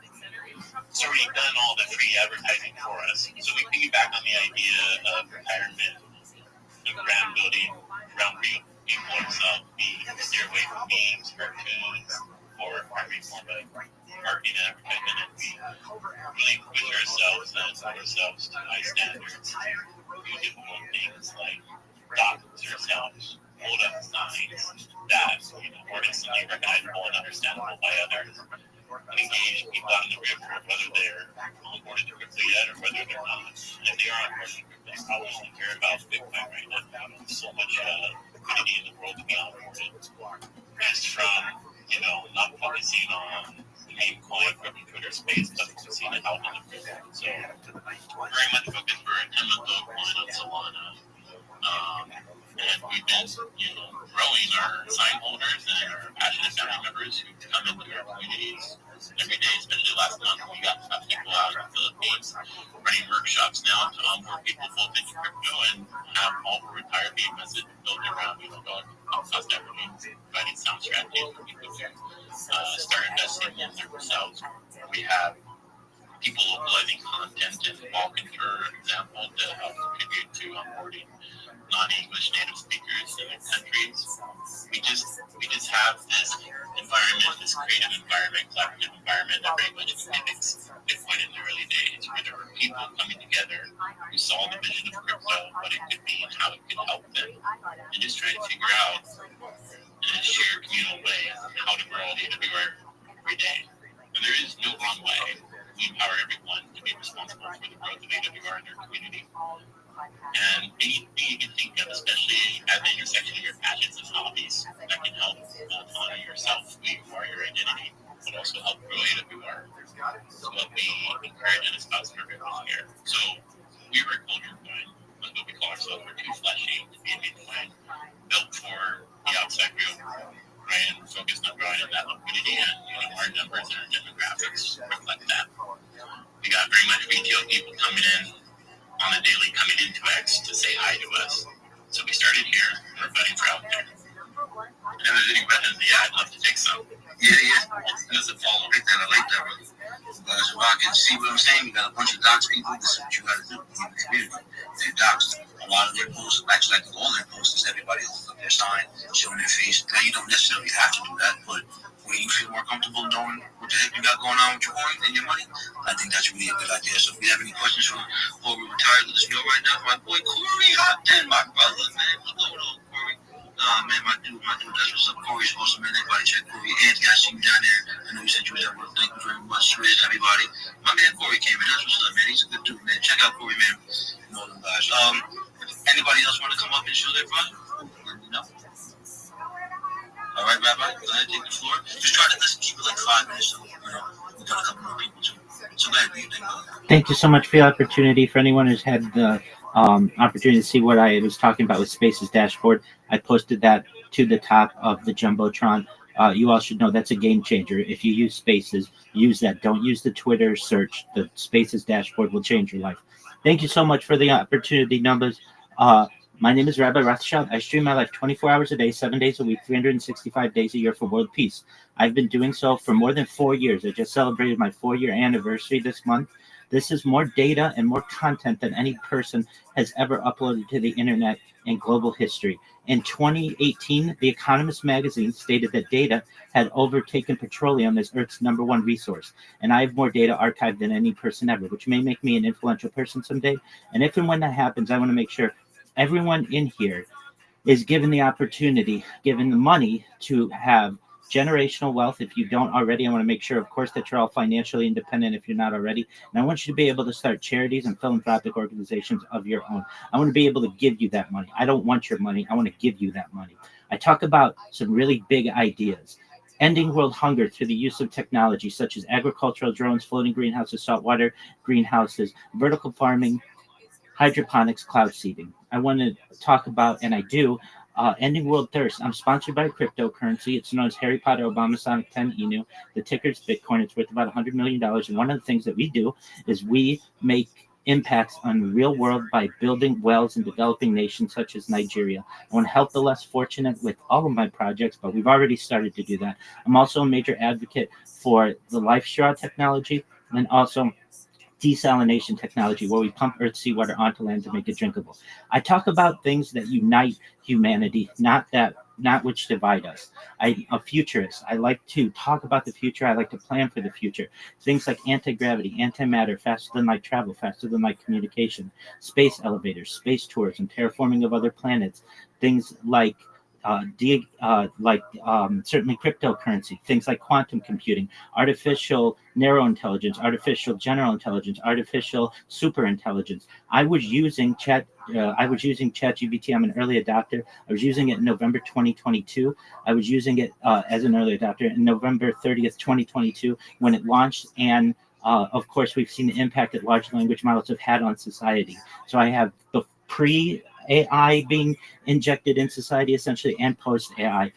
That's what makes my streams really interesting. I'm live on 22 different YouTube streams, 24 hours a day, 7 days a week, 365 days a year. I talk about things like de-extinction. People don't know this, but the first successful de-extinction took place in the year 2003 with the Pyrenean ibex, which was a goat located in northern Spain, southern France. Fast forward to the year 2021, a company out of Dallas, Texas is founded known as Colossal Bioscientific. They've made it their goal that within the next 3 years, or by the year 2028, to reintroduce the woolly mammoth into the Arctic Circle utilizing Asian elephant surrogates. I just think this is a mind-blowing goal, and I don't know why we're not talking about it more in society. Additionally, I am an advocate and love to talk about the other projects of this company, such as the return of the Tasmanian tiger and the dodo bird. These are really exciting to me. What I talk about affects every single person in here, if you want. I'm an advocate, if you want to use it, for life extension technology. When you all were born, the average life expectancy for everyone in here was probably about age 80 years old.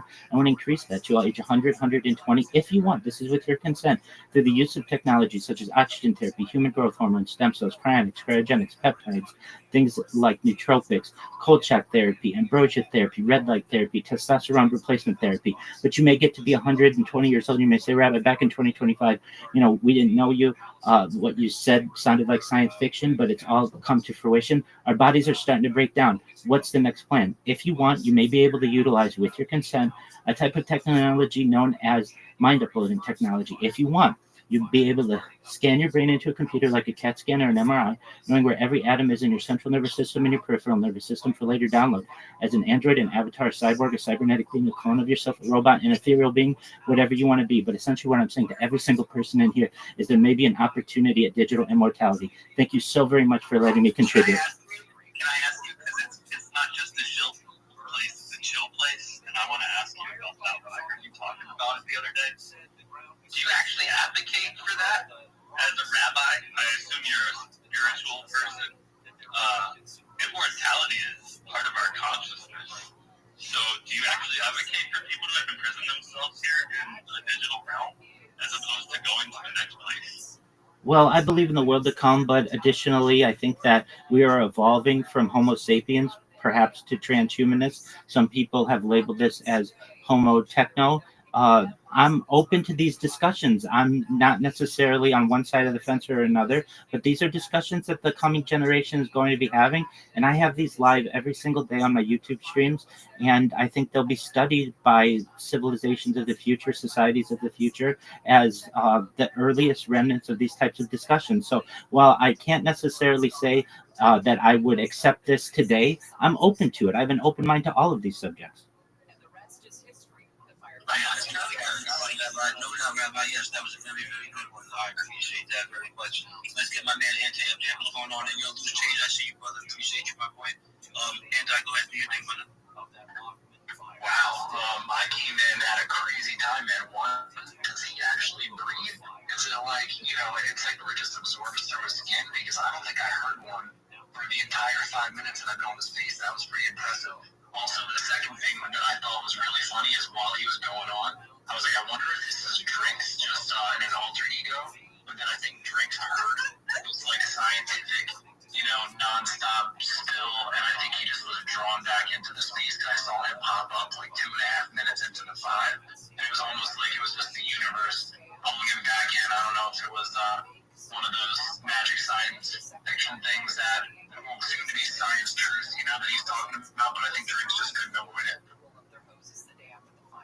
Yeah, you guys are definitely funny. Andy, go ahead, though. Share your thoughts, man. Tell us what you got going on, brother. You got the floor. One other firefighter said that the crew members were I'm here for you guys. I'm here to support on my side. This is everybody. This is everybody. I want you to talk about your passion. That's why I'm doing this. I want the real pressure up stage so people can understand that this community stop taking the damn gamble. So you don't see nothing. We gonna talk about shit too later, but I want you to get out there and talk your stuff. People need to hear about it because there's too much gambling going on and too much nonsense. You know what I'm saying? Yeah, it's actually fun. I've gotten a lot more interest recently in my project. For that saying, oh, you want the after action report now from the fire department, you weren't even here. All right, that's valid, but set it aside. Maybe that after action report, maybe the mayor's office got wind that some firefighters did not want to leave the scene of this thing. And maybe they wanted to know if that was communicated inside the fire department, find out if those firefighters' voices were Having more people that just don't let up and they keep grinding. So we kind of have taken our foot off the gas for our own projects because there's so many really cool projects going on right now. I've kind of diverted my energy and my focus onto really getting behind other projects that I love. And anybody in here that knows me knows I'm not just saying that. Like, I've been putting my money where my mouth is for quite a while now and just going pedal to the floor for people that I really believe in. I believe that my time will come. I really do think that with strong community, as it grows and grows, once there's a let up, once I actually see my spot and I feel like it's the right time, I'll definitely get back going and start working on my own project again. But if I have 5, 10 other projects that I really helped and pushed forward over 6 months to a year before I even start to talk about mine, then like what kind of starting block is that? I'm ready to move at that point. But right now, on Mind Virus, you guys are hot right now. Definitely been pushing you in a lot of different spaces. There's a lot of cool NFT projects. People you meet, the real ones get weeded out. And you know which ones are real, which ones are not. So I love to just hang out with you guys. But yeah, I'll be from on Mind Virus for sure. My man Angie, I appreciate you. So nice of you to stay. Sorry to cut you off on this, but I gotta jump in and like really appreciate the love there, right? And also like, dude was one of the first people to like put us in like any kind of collab, like throw us out there and push us onto other communities early on. So thank you, because that really started some of our growth. I think there's a number of things that happened that catalyzed like that first little bit of growth and got us a community growing, and Auntie, you were definitely one of them. So shout out, man. I appreciate you, and I appreciate you helping that first and second push, and still being here now to it's really awesome. I was just learning who the real people were, and just in this space right now, we got the dead people down here, and they were huge in that as well. Like, they were there day 1 and day 2 when we started that event, and we've seen growth from everybody. There's ups and downs in the market, and unfortunately, sometimes, especially in their situation, they're getting so close to the sun that then you have the sharks that start taking the profit, and that's going to happen no matter what. It's a good thing that they have such a strong community, though, because when that does happen, they're going to be getting out early at 10x, whatever it is, 12x. And then that's when everybody else that sticks around as the believers is going to be there for the 100, 200, 300x. So it's cool to see that they're surviving. Same thing with combine virus too.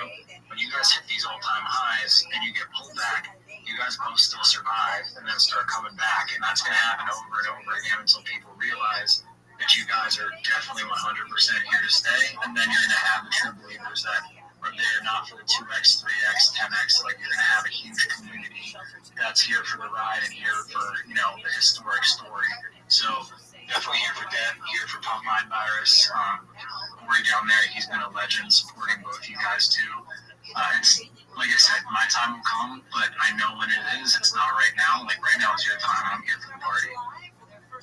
Yo, I definitely appreciate that. And I really want to get my boy Corey up because I know him and Luke has something going on that too. And Baby Doge, man, thank you for pulling up, brother. That's real. I didn't expect to see you here, so that's awesome. So Corey, talk your talk, man. I know you got something going on around 2 o'clock and you want to get your stuff off. And Corey, no, we're just here to support, bro. We're just popping up to support. You always a big supporter. Just wanted to come up and support. I see my whole dad family here, so I got to pull up for them as well. But yeah, just here to support, bro. Oh man, yeah, I appreciate that, guys. But listen, I want you guys to chill. We do the first hour, right? Some of you guys missed that. Before they start recording now, who won last night in trivia? I missed it. I didn't get a chance to get on. Oh, well, What do you think, Clay? Was it the Rabbi? Drinks win. I figured.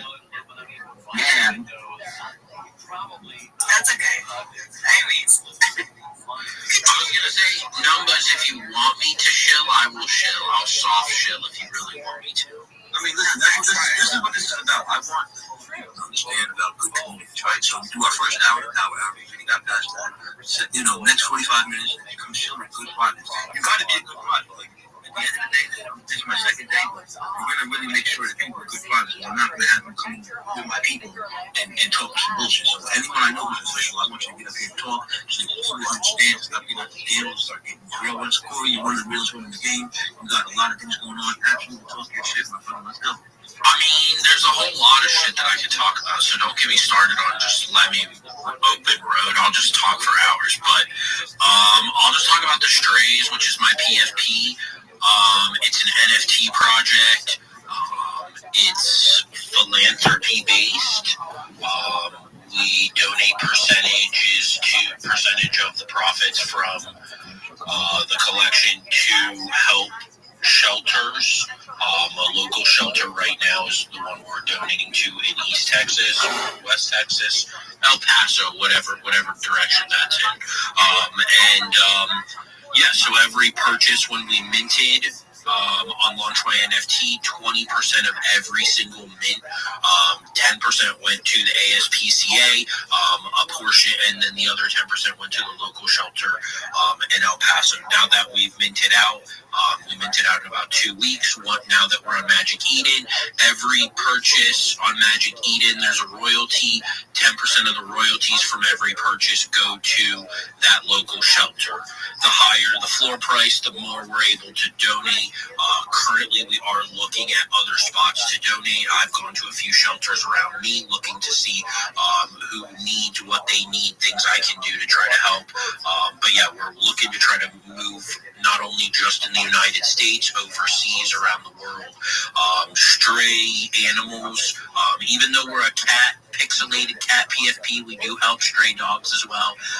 So, strays are a problem all over the world. It's not just in one specific state, one specific country, one specific place. Strays are a problem all over the place. So the more that we can do, the more we can help, the better we feel. My biggest thing I always leave people with is, people want to buy NFTs all the time. Why not buy an NFT that actually gives back to without you having to do anything, right? You're going to buy the NFT anyway and spend the money. Why not put some of that money to good use and let it go help get some strays and maybe help get some adopted and give some cats and dogs some better lives. Absolutely, absolutely, man. With Corey talking that talk, and even though he doesn't consider himself a KML, he's gonna be like a KML, feel like Corey. That's real. That's the kind of pressure we're trying to put out here. There's nothing wrong. Also, if you want the short shill, it's essentially if you dislike animals, then buy other NFTs. If you like animals, buy our NFT. That's the way to reel them in like that. There you go. Yeah, if you do hate animals, you won't buy his NFT. If you don't buy the NFT, then you're just telling everybody that you hate all animals. No pressure, everybody. No pressure. We know what's going on. But definitely Corey. Shout out to Corey, man. Like I said, he's a good one. These are people that I want you guys to link up with and understand that there are people that want to find. There are people that live for longevity. There are actually good communities out there, man. And we're gonna have more good communities out there. We're gonna keep doing things like this. Baby Doge, my guy, I see you out there, man. I'm really what you got going on. I appreciate you for enough. Listen, what do you know how to do? Hey, yo, mate. Yo, how are you? When I saw you doing spaces, I was like, I gotta go online. I gotta support you, mate. You know that I'm supporting you from the first spaces we've been together. And I was always about pump line, and I was always shouting you out. So I'm glad to see you grinding. I'm glad to see you holding spaces. Just remember when we talked on the first spaces, it was Kubi spaces. I think we talked about spaces, and you know how we got the engine from our spaces and stuff. And then we talked about how it's supposed to grind and go. So yeah, I came to support you, man, and that's pretty much it. You know? Hey, listen, man, support me, support yourself. This whole objective behind this space is to show people good communities, right? So if you take the floor, it's because I know you're a solid community and I know you're solid. I don't know everything, but you guys are solid, man. So please take your stuff because we need people to understand that there are good things going on and not everybody's greedy. You can go to sleep and your bag is still in the beat. We need to promote that and this is behind us. So please don't be scared. We still got a little bit of time. Get up here and talk your stuff, man. Come on, man. Do what you do, man. Yeah, I'm gonna do a quick show, but yeah, I don't want to bother people now. You know, I want other projects to go and speak. But yeah, we are a Baby Doge project. You know, we're building a massive ecosystem, a lot of utility for our coin, and you know, we have so many applications from you know, the university to foundation Baby Doge. We're helping the shelters and stuff. We have NFTs. We're building the cartoon series with Tangent. We are Tangent's brand ambassadors. You know, they're helping us with a lot of things. They will actually finance 70% of the expenses from the video game that's coming out, like a massive AAA video game. We're built on Polygon. We're going to be able to play the, you know, arcade go-kart little Baby Doge 3-headed puppy. And yeah, we're pushing this thing as much as we can. We're gonna keep grinding, and a lot of things are going on. You know, we're gonna hold our own spaces with Tangent, where Tangent is gonna be giving back to the community for the best projects and stuff. We're building like a massive space, like a spaces concept in which Tangent is gonna choose the best projects, and we're gonna come because we already hold spaces with them. But that's mostly on self-custody and stuff. You guys can check it out on our profile. But right now, you know, but next we're gonna hold spaces where projects can come and shield themselves, KOLs can come and shield themselves, and then Tangent is gonna choose who they're gonna help out, and you know, it's peanuts for them. It's literally they can help you out with peanuts for them, and for projects that's a lot of money, you know. And yeah, we're gonna grow this puppy to be so huge, it's gonna be ridiculous, especially because we have them backing us. They created this limited edition wallets for us. And yeah, somehow we found ourselves being backed by Tangent. It's a long story, but yeah, you know, and that's pretty much it. But I came here to support Pump Mine because we are also launched on Pump, and I've been supporting you guys from the day one, and I'm actually happy to see that there's projects out there that are not giving up, not stopping. I don't know, mate, if you noticed, but a lot of people dropped down from the first spaces that we were holding. You know, people just give up, and there's maybe a couple of us still grinding, still pushing, like maybe you, me, the couple of guys, you know, from Scooby Spaces, Stray Dog, like a couple of projects only. Everybody else just fade away, and it's sad, honestly, to see. So when I saw him holding spaces, I was like so ecstatic. I wanted to came and support. Thank you, guys. Sorry for my longer speech. Let's do it. Like, just text me. Yeah, let's do it. Nah, baby, we'll that's how we do it. I appreciate you, man. Everybody tap in, like you said. The fake ones are gonna fade out. Trying to tell you how to fade. You can fade out. We were going to stay here. Anthony had his hand up. Would not be rude. Anthony was going All right, so I decided I will show. I'm going to show for Easy E. If anybody doesn't know, I know Numbers in here does, Pump Line does. There's quite a few of you that probably do. You might know him from a different project. So he's a seasoned developer. This isn't his first time around, and that honestly speaks a lot because you learn so much the first time without. There's no book smarts that'll tell you about that. But he learned a ton. Obviously, has ups and downs. There's a lot of hard stuff that comes along with it, and he's back and doing it again. And even better, he figured out exactly where to tweak things and how to do it right. He's a brand new project that's really, really early. But basically, for those of you who don't know, his project is giving you passive income into your wallet every single day. And I can say that it works because I hold it in my wallet and I literally get free wrapped Ethereum on Solana every single day. And I'm going to start increasing my holdings because what I want to do is get enough passive income where I can start investing in more and more of these startup projects with my free money that I'm getting from Easy.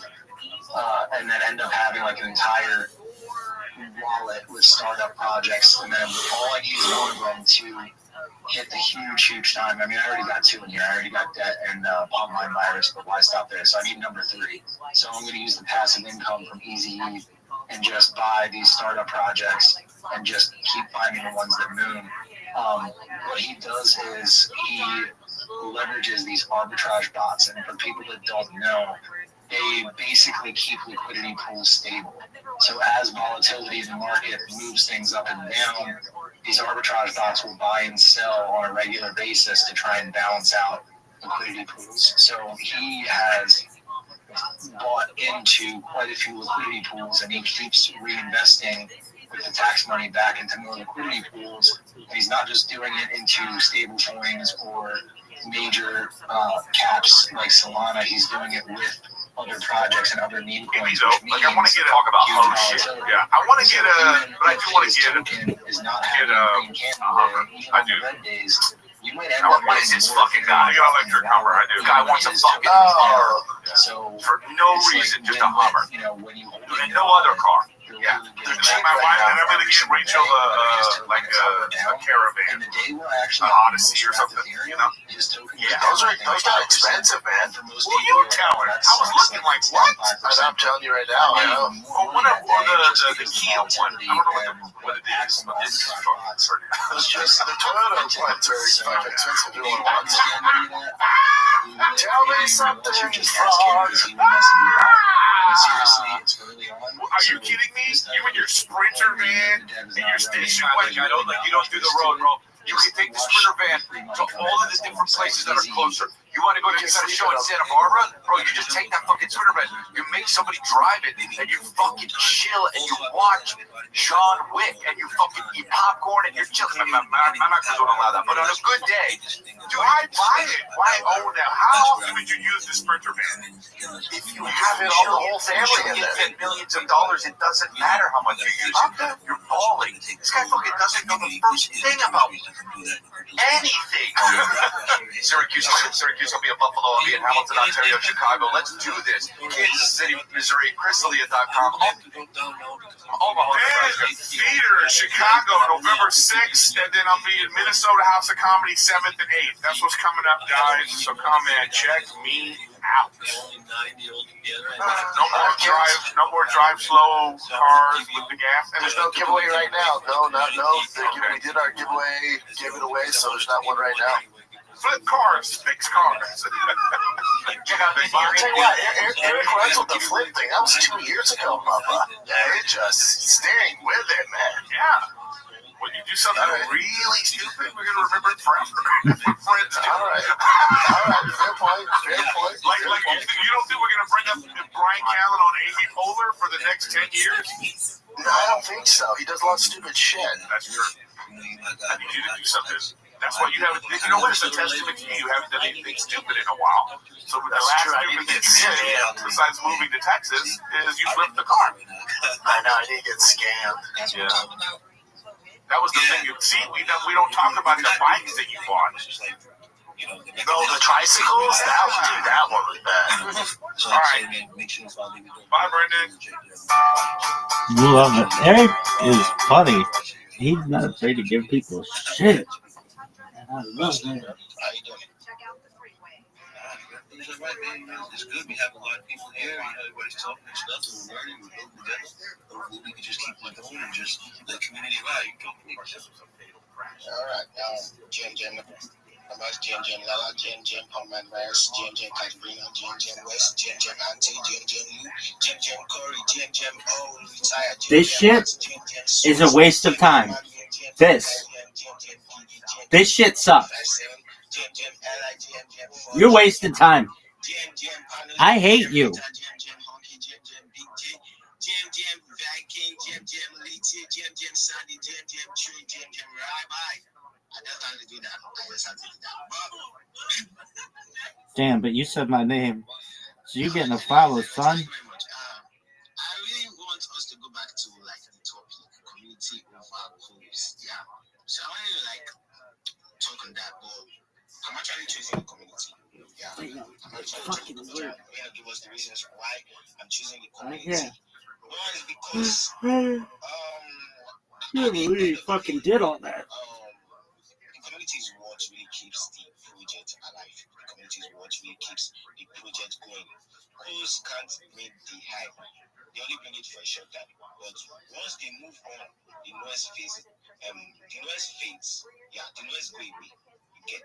So real growth comes from people who actually believe that they are part of the community. You get. And you can pay a code to talk, but you can't pay people to care. I hope you get what I'm saying. Big steppers. When the community is fucking at you, they create noise, and they create noise that even the codes they can't even create.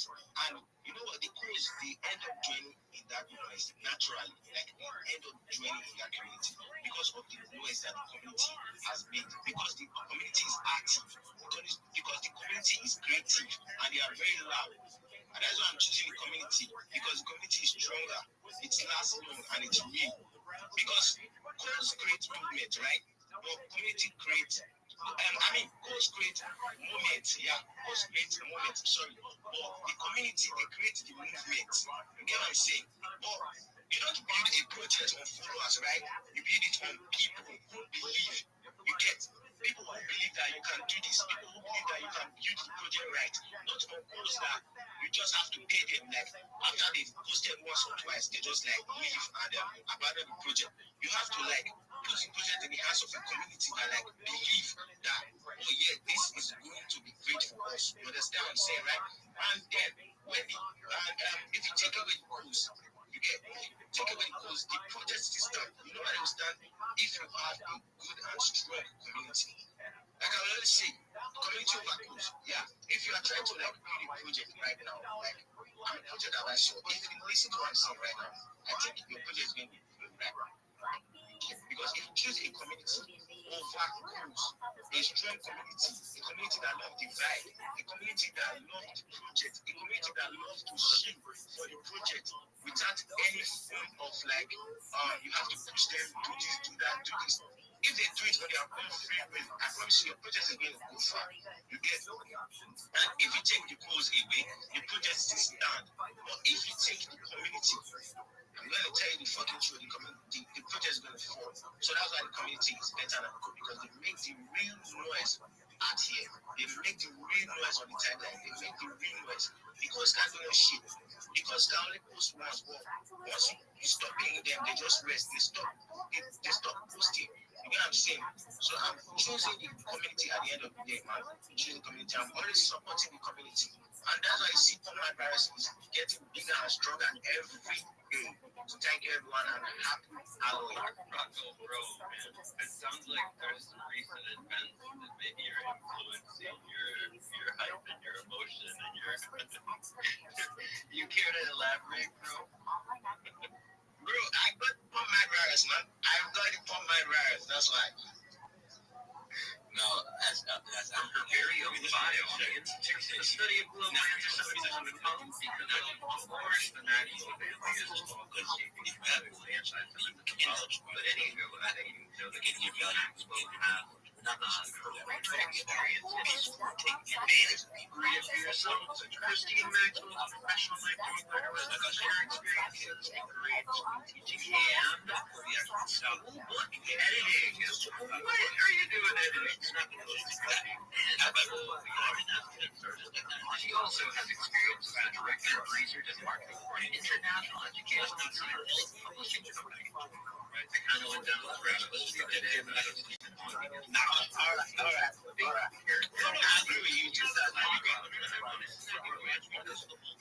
Now that I see the names, people like Christine Maxwell are obviously direct interest to get research or scientific publishing company. And they're not instilled with any new sense of other scientific institutions. Even though he doesn't continuing on. That means that internet culture. Yo. She was the creator of Magellan Holding, a lot like Wikipedia. So I called it Chilean. And what's going on with Chilean? Chilean is the software company that solved 9/11. What? Chilean has been highly diversified. Powerful and innovative software in the U.S. government's anti-terrorism arsenal. Chilean has been so upset by the 9/11 attacks and the fact that there was no existing technology to connect the dots. Both the FBI and the DNI. Yo. Yo, how are you? What's good? I'm amazing. Pardon me? Absolutely. Feel free. How are you? Excellent. What's good? Hello. Good to see you. How'd you find out about me?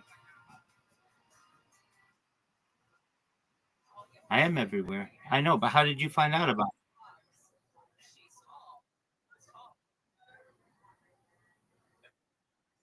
You don't know how you found out about me?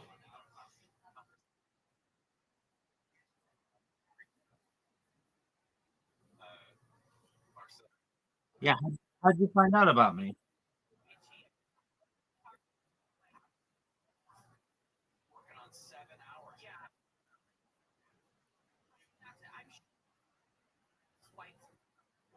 How did you?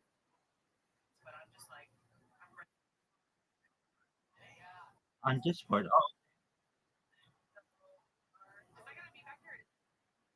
what's going on, big man?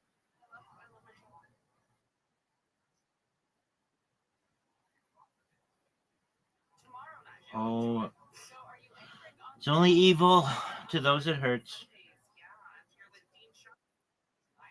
What do you think it means? Okay, well, I just answered your question. If you don't understand it, I mean, I can't really figure it out for you. Money's only evil to those that it hurts. What you know English, right?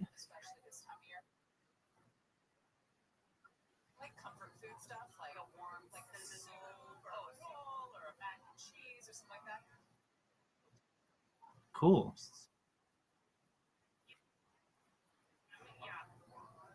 You root for Africa.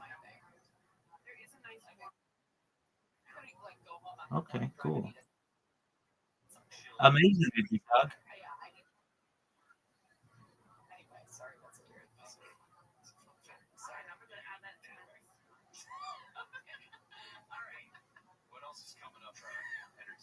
Okay, so this weekend there is another thing you can check out if you're a fan of Back to the Future.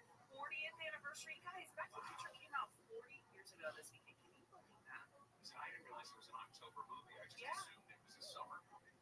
No, I think it was exactly 40 years ago. Usually they have. Here's this game in 1991, and it's showing the Buckazoids B logo, which is what everybody knows as the Bitcoin B logo. So in a game called Space Quest 4 in 1991, the actual pixelated DeFi digital currency has the first iteration, and my PFP is showing it, of the Bitcoin B. And if everybody knows, knows today's the anniversary of the white paper. Well, that was 2008. Again, it was 17 years before that this Bitcoin B showed up.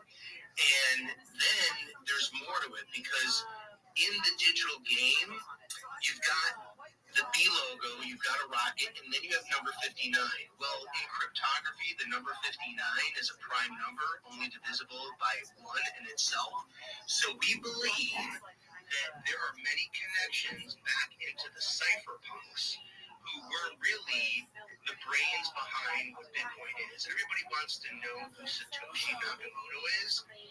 All we want to do is let people know the origin story of how crypto came to be.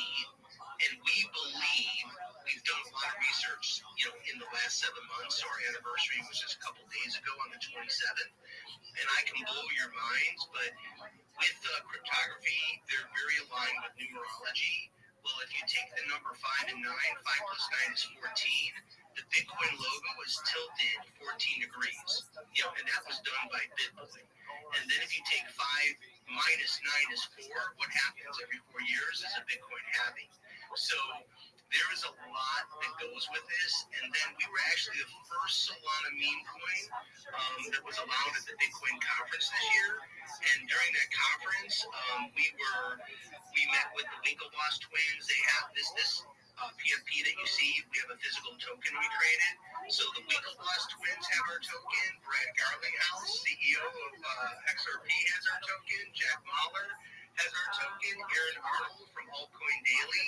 So now I don't know if they own any of Buckazoids, but at least they have our physical token. And also when Bitcoin Archive ran a post about, hey, look at this coin showing up in a game of 1990 from 1991. It had 3 million views in 24 hours. So it's pretty insane. And then the last thing I'll say, because this thing can go on and on for an hour, but at Sierra Online, there was a gentleman by the name of Rod Nakamoto and Satoshi Usaka. You put those names together, what do we have? But this guy, Rodney Nakamoto, he had a company, and the company was called Sweet Microsystems, and they sold sound cards to Sierra Online. And then he later started a company called Interactive Design, where he was an executive consulting gaming companies like Sierra Online.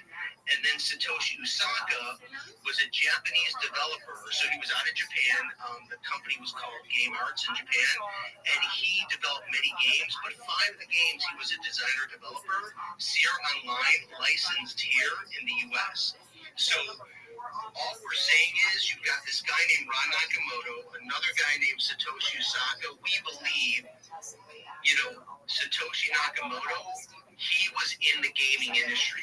He used gaming and the theory of embrace game theory, and it's the DNA that makes Bitcoin what it is. So we are here for one reason only, to make it easy for people to understand the origin story, and we could be the on-ramp to get people into Bitcoin, but they could do it far less expensively, because right now we're sitting at like a 444,000 market cap, and when we launched, within days, we went up, like within 3 weeks, we went up to a 9 million market cap. The one thing I forgot to mention in my excitement here was the dev left after 3 days, so we are a community takeover project, and now, here we are sitting at 444,000. We believe that this thing is set to just take off. It's just a matter of when this crypto market, starts to have its fun in the sun, that this will be one meme coin that's going to run and be multi-cycle, because we look at this as more of a history coin than anything else. So I'll zip it there, because God, I can keep going on and on. Man, that was a lot of information. I didn't know that. You definitely posted your Jumbotron. I would definitely tap in. I wasn't following, so that's cool. And you said today was your first time speaking also? It is, yeah. First time listener, first time speaker. See, that's that pressure. This is what we're doing. You're effective. Oh, go ahead, Kat. That's just so nice. I normally talk but just get it. Do my thing over here. Listening. Nah, this is what this is for, man. I appreciate all you guys. That was really powerful. Man, that was powerful. I mean, we got some big people here, first time listening, first time speaking. That makes me feel good that we're on the right track. You say some people, we're on the right track for that, right? Yeah, anybody else want to come up? If not, we can do like a recap. Like I said, we can go over the topic. If anybody wants to go back to the topic, I can touch on the conversations of everything out there for people. So if there's no more showing, we can go over the topic a little bit more and we'll close out.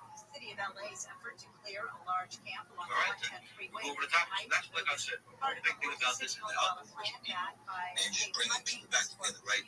We can have real engagement, right? Like what we're doing right now. Meet up with people. Don't just follow somebody, not to go back and want to follow them. It don't even make no sense, right? Like, let's follow, let's interact with each other. Oh, hold on, let's see it before I get ready. Go ahead, Restream. What you want to do? She says it happened back in March. She claims the deputy assaulted her while she was receiving medical care at a hospital. Investigators say they have collected a significant amount of evidence. Now facing charges is Leo Garcia. On Wednesday, the 29-year-old was booked on suspicion of Hi, numbers. Hi, Lala. Hi, Pump My Virus. How you go doing? Really nice. I think my first one there, I saw space on my space timeline. I actually right up here. I saw the topic and I really intrigued and I love the topic for today because it's really awesome. And I got to learn lots about sequels. I don't really have much to say, but I have much because every single thing that you said, we have to lead. And everybody's being encountered. I also then to the Lord, also then to the Ella, and I'm a community manager, community moderator, and content writer. You can check out my page to see what I do, and just here to share and hang out, and also to let me see that you guys are really, throwing off some good knowledge here. Thank you so much for this video. Oh, absolutely. Thank you so much to be learning something. I mean, that's really the whole point. I think is that, the show stuff is a little bit fun and let everybody talk, but we have to learn. And, part of what I'm going to do in this week is we're going to have the power every time. We're going to have a different topic every time. This is going to be pinned to my top of my page. So this way we can actually, let's not talk about the same topics, right? Let's understand, let's bring people back. Let's not let computers, robots take over us being real and really looking out for each other. Let's not just run to the biggest inflated pages because they got big numbers and think that they're going to help you out. No, you know what's going to help you out is the community, people, right? When you can actually talk to somebody. You hear all these different products out here, don't just follow them. That doesn't make no sense. You're going to follow these people, you forget them, and you go later again. Come on, man. Let's make it make sense, right? And we got people that are going to show up every day. They got this Telegram channel, Discord channels, and they're talking to you, and they'll try to put you in a situation and do giveaways to show you different ways to see what's going on. So we're not to be right for each other. That's the whole stuff behind it. That's how crypto works. All the biggest projects out there have fire technology that works.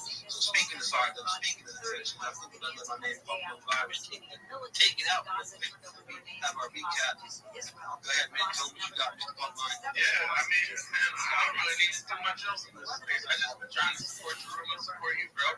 I think this is a great way to kind of help our community grow, help grow the movement and the idea of what this coin is, right? I mean, it's not an easy thing to do to have any kind of organic culture, organic community start up.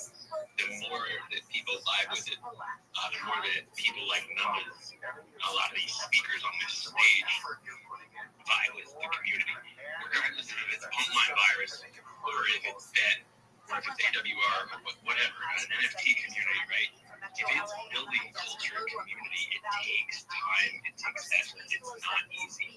And you really need people like Numbers, right? Or like Rocco or like Wes. These are the people that have helped a lot. Swizz is in the audience. I'm surprised he didn't come up on the mic. But he helped a lot too. We had a lot of different things going on with our project in the first few weeks. But one thing was I was trying very hard to stay true to the organic build. There was someone that was going to help push us a little harder when the time came. We just did this last week. That person got, I think, upset that there were people like Numbers, like Swizz, like Wes, helping actually grow the community the way I want to. And they exploited the locked wallet they already set up. Community over KOLs is the essence of all went down there. Because the community stood by me. I stood by the community. Online virus is a lot stronger for that.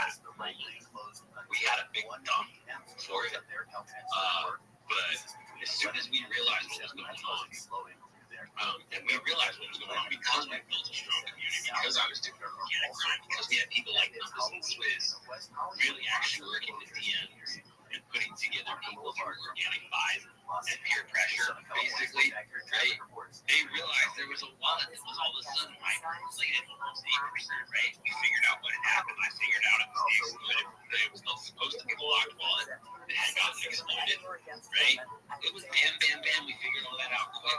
Next morning, I held a boardroom chat, right? Like a live voice chat about all the mistakes, told everybody the plan. As soon as that wallet started double, we took it public, right? We did it, right? Run with it as soon as I had something to act on. Community over KOLs, right? Like that was a KOL that was supposed to just be kind of hanging out in the background to help us when we got to that moment. And they exploited us before we even got to that moment, right? But the community stood by me.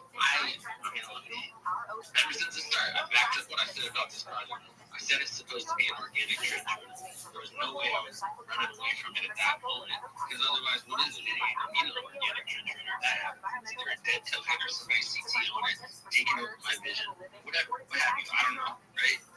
So, anyways, yeah, I wasn't running away from that or getting away from that. The community heard me and they survived.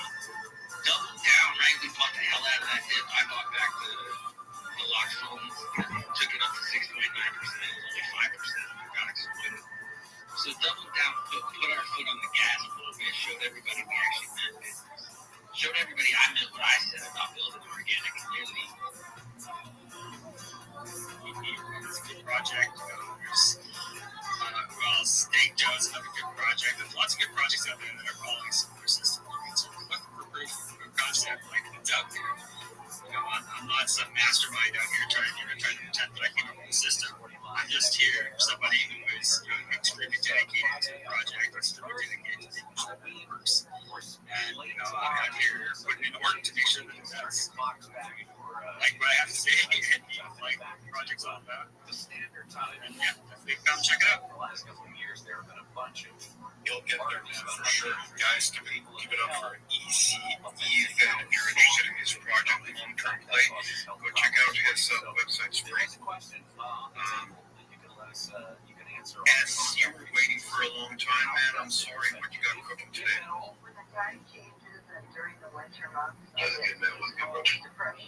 much, man. Just chilling. Halloween Friday. Never see that before. When you guys had the jungle tour, even if you're going to lose somebody like me to you know why? If you continue to be people, why are they engaging with this project? They're going to know about the pushes of the book. So we push this over the project out here to the so because of what you do, they gave us the show. So how do we check? Where are you? Some right? Yeah, man. Yeah, good advice, guys. Yeah, if you guys participate and make the post visible, then you're not going to get a giveaway this time. So do it for a collective nature. I set the bar high for the post because it is my money. It is not the token's money. It comes out of my pocket. It's expensive, and I'm essentially buying likes and I'm buying impressions from you guys. And I'm not doing it the fake way. I'm not doing it the KOL way. I'm getting bots to do it. The posts are designed especially so that bots cannot trick it out. I came up with these number things and word things and puzzles and stuff like that, especially so that they cannot be tricked out. Real people actually have to come in and click the like button or the post button. So do it for everybody. On the number competition, we're only 70 likes away, guys. Come on, that's easy. And on the one slaughter one, we are 100 likes away. Let's get there. Let's get these things trending like we were doing it before. And I guarantee you we're all going to do better. And thanks for the suggestion. Yeah, of course. So before we get into my main question, I want to ask you, what do you think about this? Appears to be the most important weekend so far when it comes to government shutdown, because not only is it what am I planning for? and there have been a bunch of companies and going out. I'm not gonna dress up or stuff like that. I've never been a costume guy. Like, there's people that are incredibly creative. You know, it just creative nature just comes to them, and other people, you know, enjoy it. What I think in my head is funny. People get offended about it. So I got that sort of sense of humor that's a little bit, you know, off color, and people don't like it. But I think it's funny as shit. So I you know, after a long life trying to get people to understand what I think is funny, you know, I just gave up. So I don't wear a costume, but I am definitely going to go and see what's going on. There's a cool bar that has a live DJ, so I'll probably just go there and definitely watch the game that Eve was talking about. For sure. He doesn't like the idea that it's a nuclear option. He wants to play. He wants to relate. Could you give me like a 2 minutes before I speak? The Republicans to play their Trump I gotta get some what is called? Yeah, man. We'll bring up another speaker. Fallon, how's it going, man? Getting rid of the filibuster is whichever party is in charge. Good evening, everyone. Good evening, Jack. GE. Everybody that's listening is a very just chilling today. It's actually it's a chill Friday for me. For the most part, Fridays are crazy days because you got payroll and you have to deliver things and stuff. But today's pretty chill. What do you got today? I worked on some projects. You know, it's the Halloween holiday, so some projects relating to Halloween. Like there was a project this morning which was named Skeleton. So it's a high project just based on today as being the Halloween holiday. So I worked on it in the morning, but that's fine. So I have some questions for you. Jack is a very interesting project. It's a very good project. I've been following up from the last account that was banned till this one. And it's a very interesting project. We all look at how October has been to us. Today is the last day of October. And October has been full of ups and downs. A lot of coins folded, but Jack was one of the coins that held strong, held fast.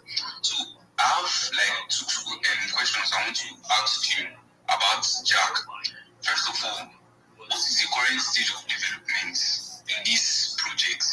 What can we know about the future of this project? And another question is, another question is, what mechanisms are placed for managing liquidity as the coin continues going further? Thank you.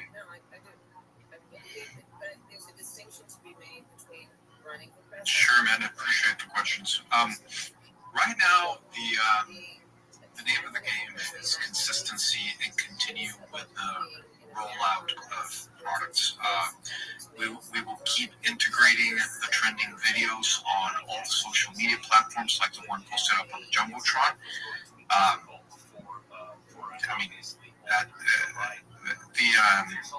The previous one we did actually, trended big time on TikTok. So hopefully this Jerome Powell one, it's a trending topic. So I'm hoping that it'll get tremendous likes. I personally think that the NFT shop, the bullion shop, is going to be a winner. It will put all eyes on Jack because of the nature of the gold and silver market right now. Markets are unstable. People think that it's a safe haven for their money, and when you provide a better mousetrap, it's a very sellable product. So for me as a salesperson, I'm a business owner, but in reality, what I am is a salesman. I need always a problem to sell. And if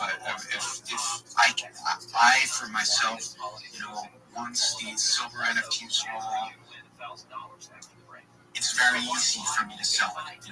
Coming up on spaces and advising people to buy one bar as a way of diversifying their portfolio. Look who it is. Jacob, how you living, big dog? Oh, Baruch Hashem. All's good, thank God. Just in a Twitter space right now, so I can't really talk. I'm about to show my project, what I do to them. How are things in your world? Excellent. I see your posts just about every day, and I shout them out verbally to all of my streams. So you should know that your efforts are echoing in the annals of history.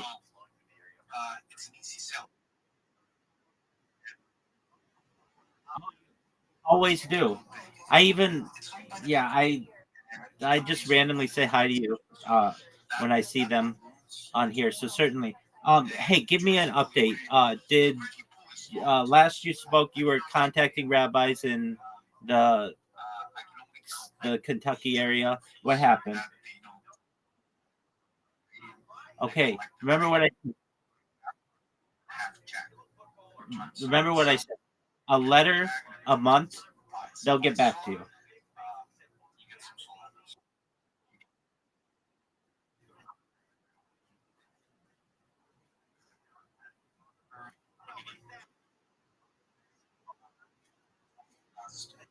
That's not. That's not going to be the answer. No, that's not the answer. I'm telling you right now, they're not going to say educate yourself in Hebrew. That's not what they're going to say.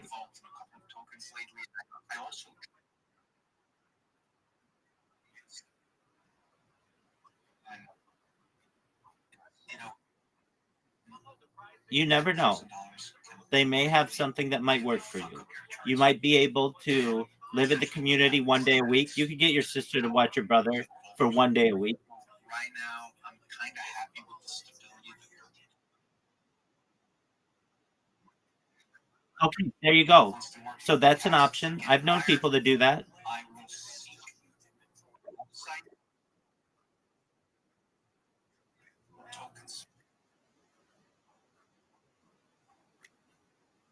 I understand that. So start your letter writing. I mean, it's as simple as that. They can just ignore it. But if anything, you can get away for 25 hours a week on Shabbat and live in the community. And if you write a letter every month until the day you die, then somebody's going to get back to you somewhere.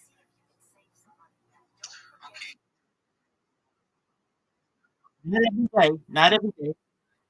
Not every day. Once a month. That's what I said. That's what I said. If you write a letter once a month to the day you die, somebody's going to respond.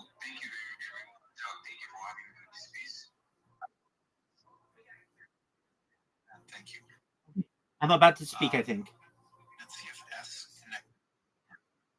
Take care. Much love, my friend. Take care, big dog. you got a project you want to talk to us about, or you got some questions or something?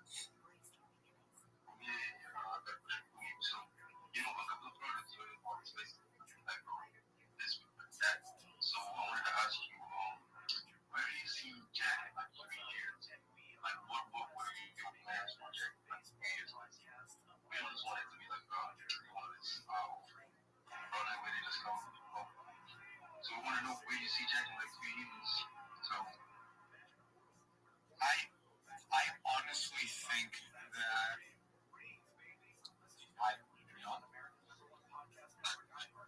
I see the bullion shop being incredibly successful, that people are actually going to want to buy it. that's one thing that I foresee in the future. And if they want to buy it, they essentially need to buy the tokens. So that could be a huge winner for the token holders. I also see a lot of potential in partnering up with the real Jack Spicer and all the cat community. We kind of put that on pause a little bit because of, for collaboration to happen, the token needs to be meaningful. It needs to be more significant. So once we get to those higher market caps, I will reach out to Jack Spicer and try to engage with the cat community. And I think that given the fact that we own the trademarks, Jack can be the trademarks can be licensed for cat products, cat food, a lot of things, and it's a very intense crowd. People love their cats and they spend a lot of money on their cats. So that's a different avenue of revenue that I see happening. But for sure, I see the company sustaining the next 3 years. I actually see it growing. For me, this is starting to become not necessarily my obsession, but it's I'm trying to come up with creative ways to do business in the Web3 space and in the crypto world, and that's the integration that Jack Spicer, the company, is going for. But yeah, man, we're definitely going to be here in 3 years. Again, 5 o'clock first pitch. Right, that sounds good. So, I don't know what you guys feel about this, man. You guys like that, I think you definitely look good.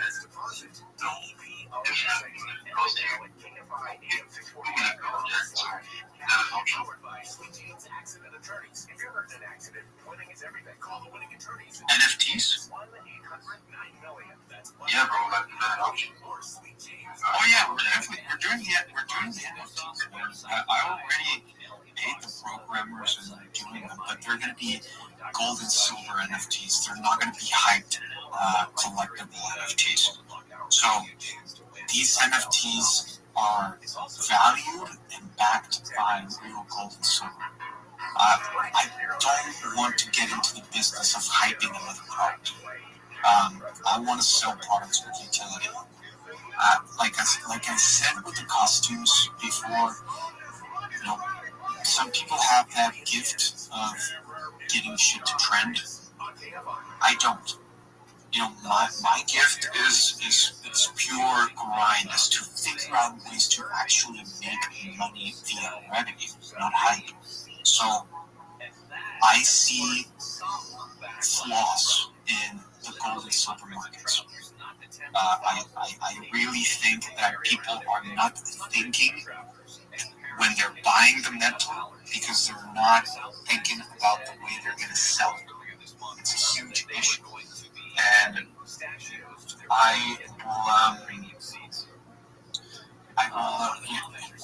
what I'm trying to do is take the opportunity that we got a brand, we trade in the blockchain and integrate a solution for that. So I think that's going to be a huge winner. But the NFTs, they're going to be one. They're going to be one gold one, one silver one. They're not going to be multiple collectible ones. So that's for sure happening, and the programmers are done in a couple of weeks. It's a complex thing because they're trading in real time at spot silver and spot gold price, and they got integrated commissions applied to them, and they're also building the platform to buying and selling money on the website. So it's more than just getting an NFT. It's a lot involved into it. But they'll get it done, and I'll be presenting these at Mid Basel in South Beach, Florida, at the beginning of December. So they're going to be done before that, and I'm going to be talking to people in the game real time about them to be presenting them. No one cares. That's hard. That's hard. Before we move on to the next speaker, I want you guys and other things like shit. I want you guys to get out to the because we're trying to bring Doug, if you say I want you to go on to the next speaker, then shut the fuck up. I want you guys to retweet it. Because if you retweet again, more people are gonna see it. Because if they got your notification on, it's they're gonna see you post again. They're gonna want engage it in case some people missed it.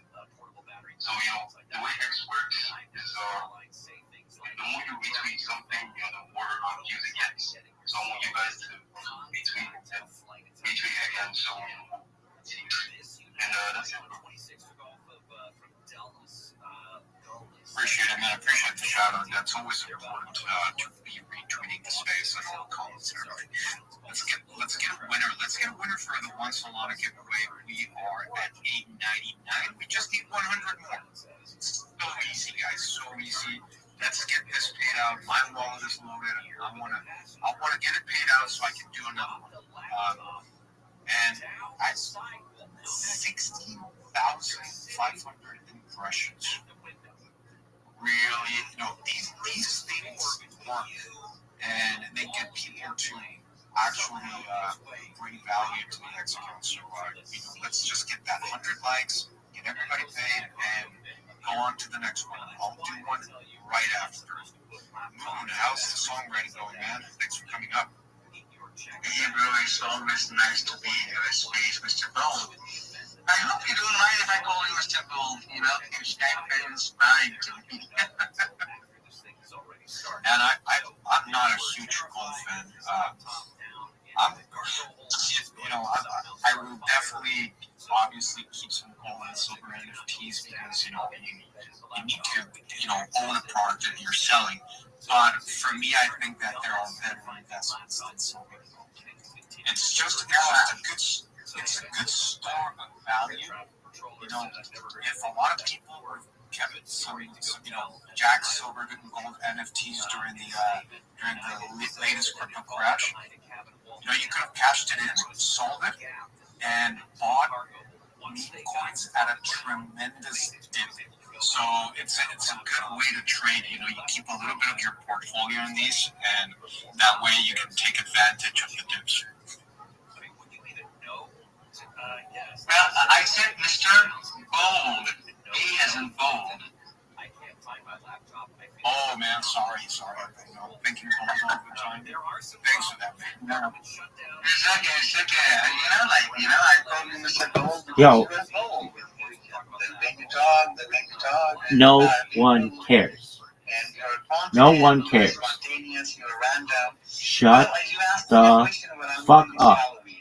Shut the fuck up. Shut the fuck up. I am remixing a song called Thriller by Michael Jackson. Would you like to hear? No, we've heard Thriller like 1,000 times, dog. I like Thriller. I wish I could dance like that. Okay, well, I'm going to play what I have created. It's a rhythm song. This is what I'm working on, so there we go. If it's the long version, I'm gonna be so pissed. If he's in a fucking theater, I'm throwing fists.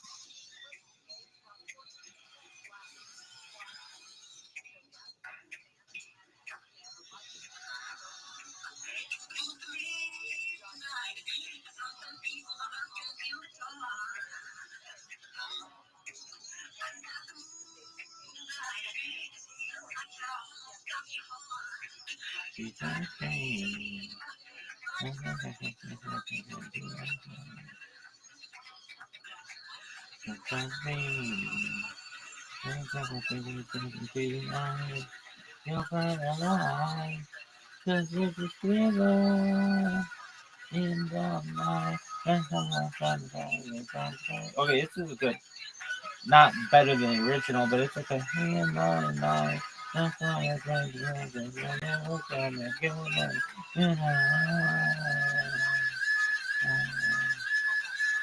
Okay, that sucks.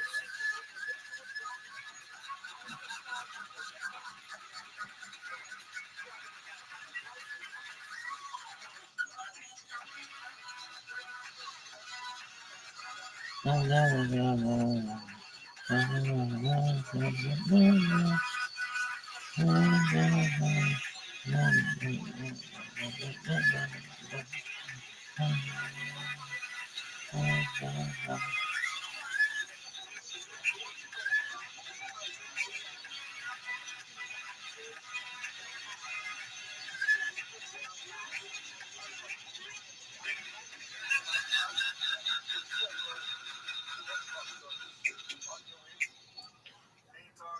this is what I have done so far.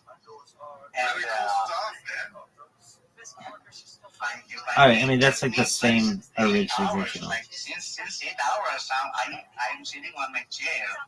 Dog, you just wasted 8 hours to play Thriller, essentially the exact same way. And I left my gym. I quit my gym for today because this is a very important project. You know, the guy has to play this today at 12 o'clock in the midnight.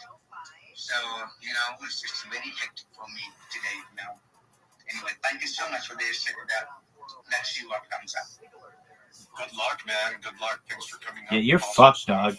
You know, got us pumping for Halloween, man. So good luck playing it. Is it at a bar or a nightclub or something? Yeah. I'm remixing it for a bar, for a nightclub. There is a DJ. He's just a DJ, but he doesn't know how to remix songs. So, what kind of DJ doesn't know how to remix songs? So he runs this pop playlist. Is what you're saying? He pays you for that? So this is how it works. This is how my life goes on.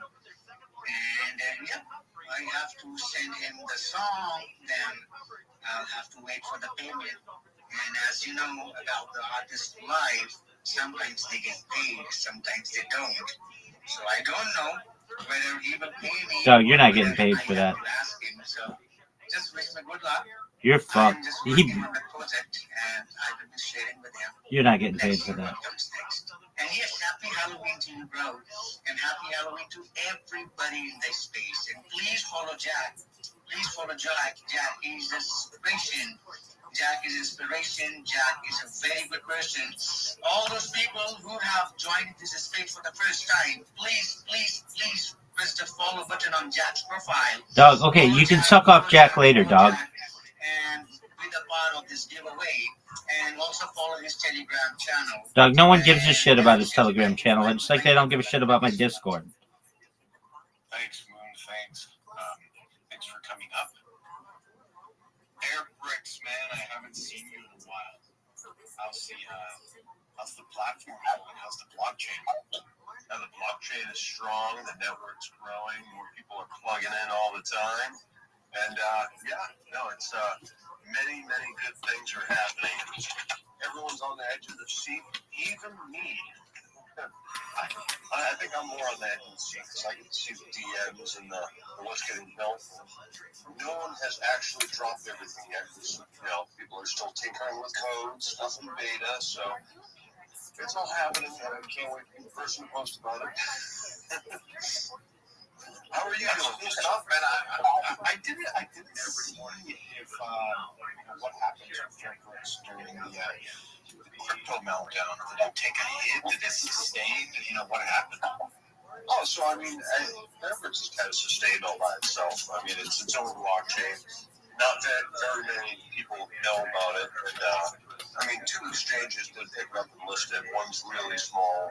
The other's what do we call that? Like a tier 3, not a tier 2. Yeah, it's going to be a tier 3 exchange. But so they didn't really get hit at all. Fairbricks just kept right on plugging along, and we have our standard things. Bigger mining pools keep jumping in, mining, and then they dump on the small exchanges. But it's standard stuff for proof of work.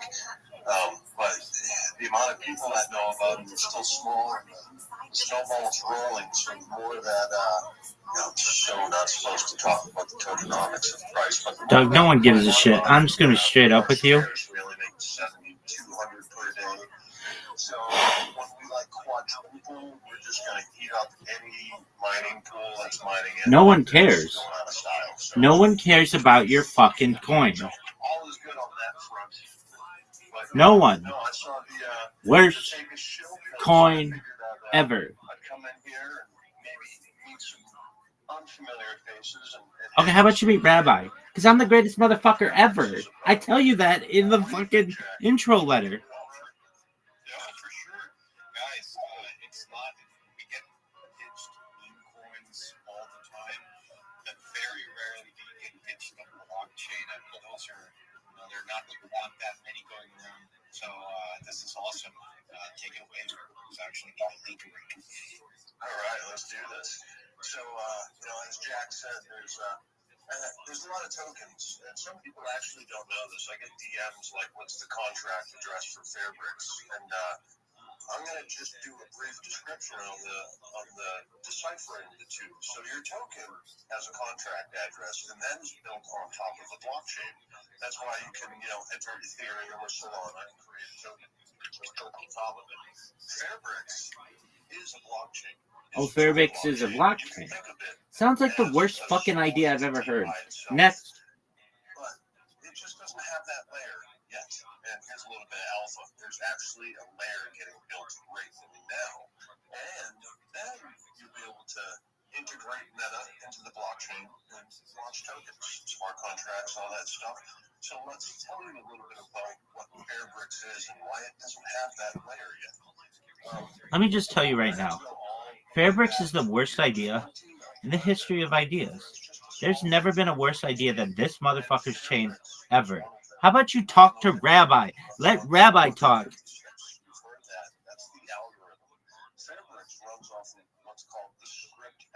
Oh, it runs off the script algorithm. Guess what?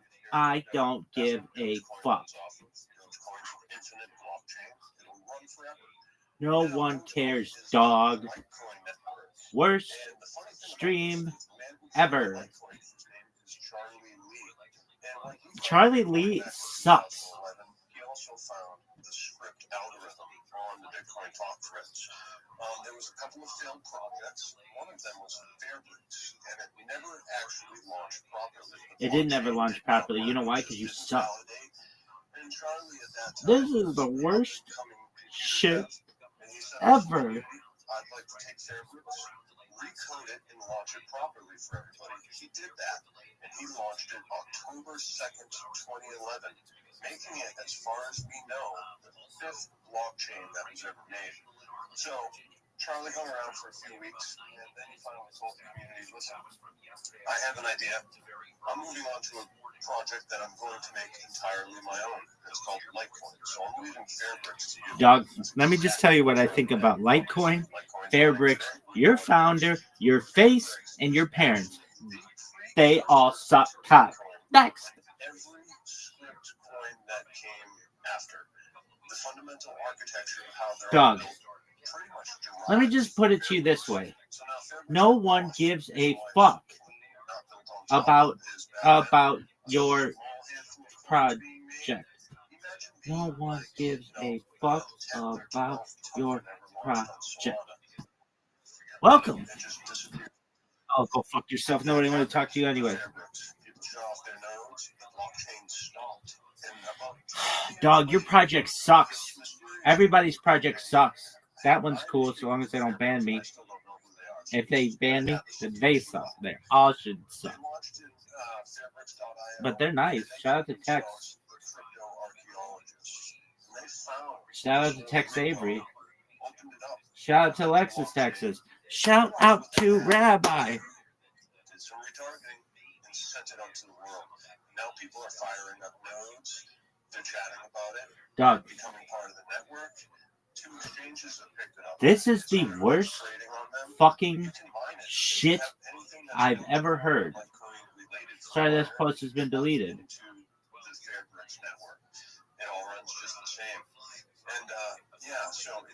Doug, let me tell you this. When I want to fall asleep next time, you tell me about Fairbricks.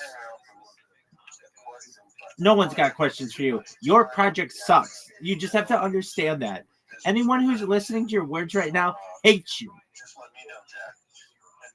Or if anyone else out here has questions.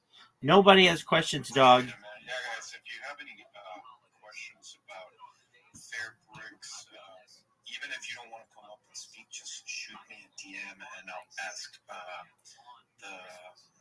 I'll ask Fairbrick so that everybody can listen. Cool story. Rabbi Rothschild. Yes. Oh, shalom. Every day's a holiday, every meal is a feast. I hope you're doing well. Do you mind if I shill what I do? Absolutely, man. Thank you for the opportunity. My name is Rabbi Rothschild. I stream my life 24 hours a day, 7 days a week, 365 days a year for world peace. I just surpassed 4 years. That's over 1,500 days. I am someone who believes in a better world. If you weren't aware, The Economist magazine stated in 2018 that data had overtaken petroleum as Earth's number one resource, and I have more data archived on the internet than any person ever, which may make me an influential person someday. And if and when that happens, I want to make sure you, your friends, your family are all independently wealthy if you're not already. I want to make sure you have generational wealth, and I want to make sure that you have the ability to start charities and philanthropic organizations that are near and dear to your heart. This is a real life Truman Show. I'm live right now on 22 different YouTube streams.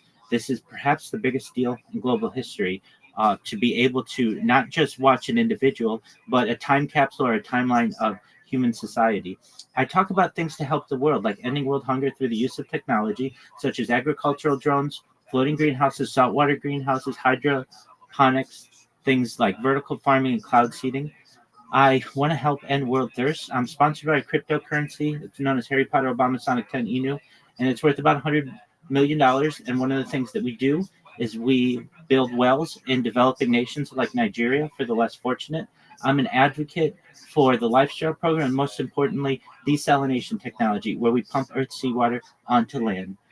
I am planning on doing this the rest of my life. I'd love to grow up with the world. I'd love people to be able to witness what I do. And with that, I really appreciate the opportunity to be able to share that with you. Appreciate it, man. Some major stuff you're talking about. Huge problems, and just is there any way, like, if someone in the audience wants to get involved with your mission, recommend them to do? Absolutely. Join my Discord. It's got over 2,300 people. You can connect with me there. I'm live 24 hours a day. I've been live in there for years. We have a really great community. There are other people who live their lives in there. We get people who are literally there 24/7 alongside me. We get people who just want to be around other individuals. They sleep in there. We play games every night. It's a really great community. It's a really great society that we're building. And really, at the end of the day, it's about doing unto others as you would have them do unto you. And that's the golden rule, and we all try to practice it. We have a lot of respect for each other. And if you're interested, all the links are in my profile, my link tree. You can see I have more social media than any person ever. I have hundreds of accounts. I am live 24/7 on YouTube. That link's in there, and then my Discord link. And just really appreciate the opportunity to share that with everyone. Oh man, thanks for coming up. And guys, if you're interested in Rabbi's mission and overall problems that he's trying to solve, join his Discord and all his social links. I appreciate you coming up, man. Thank you. That being said, we'll allow he's trying to solve, join his Discord and all his social links. I appreciate you coming up, man. Thank you. That being said, we'll allow new speakers. A lot of new speakers today. This is also a problem. This is what it's all about. It must be Friday. That's good, baby. Yo, Miss Aquarius, how you living, girl? How's your day going?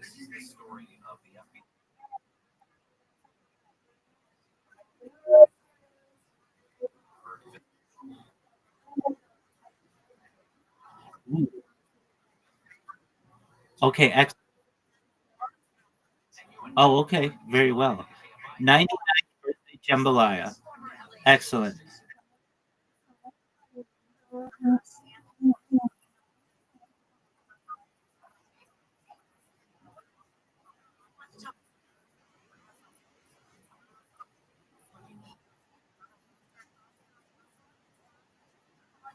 Ex-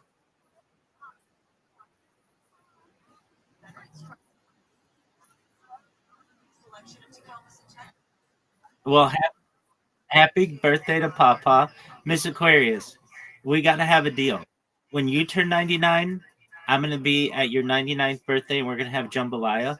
And when I turn 99, you're gonna be at my birthday. We're gonna have jambalaya in honor of Papa. Hopefully, Papa can come too. But how does that sound as a plan? Excellent. Well, that sounds really great. Well, I'll let you get to your nap. If you're wondering what I'm doing, oh, it's it's been phenomenal. Okay. So I just had a friend in here who comes in every once in a while, and it was great to catch up with him.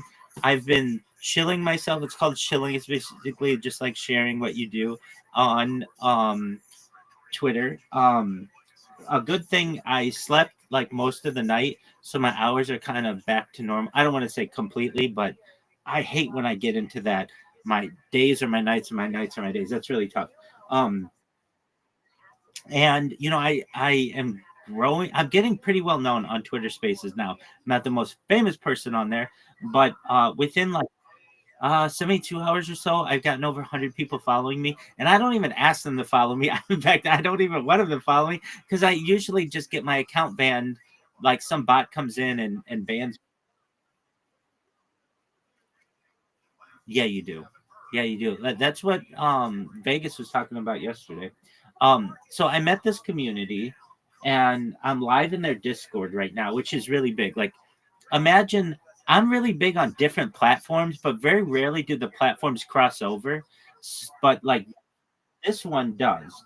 So I'm live right now in their Discord, and God willing, they don't ban me. I do talk in there, so I don't like they're like cryptocurrency people, and I know they're on X, so I know they're 18, so I feel fine just talking with them in there. And they're nice individuals, and um, I go to these different Twitter spaces and I shill myself. I've got like a 3 minute thing. You've heard it. I'm not going to do it for you, but um, and when I say it, like people are like, "Wow, that is the coolest thing we've ever heard." So you're live right now? Yeah, absolutely. Everything I do is live, etc., etc. And I say, you can join my Discord, and I'm getting people to join my Discord, and that's cool.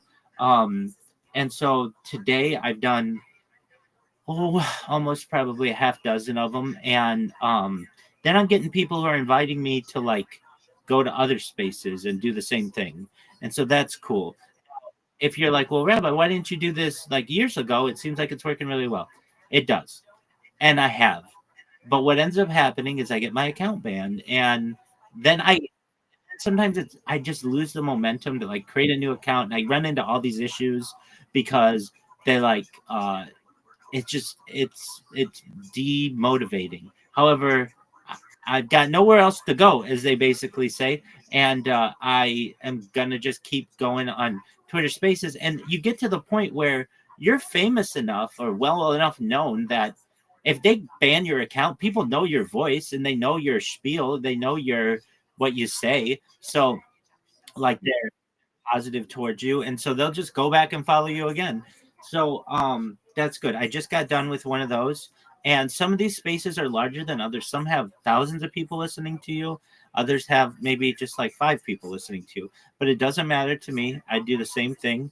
And the key with mine is you got to let me be able to say what I want to say. That's important. Any question that you have, but if you cut me off, I will say stop, stop, stop, stop, stop, hold on, I'm not done. Will you please let me finish? Like I'm talking to 100 people, and if one of them interrupts me, well, listen, there are other people who are listening to me. Maybe you have a question, and that's cool, and I might be answering that in the next sentence. Just wait till I'm done, and when I'm done, I'll answer any of your questions that you have.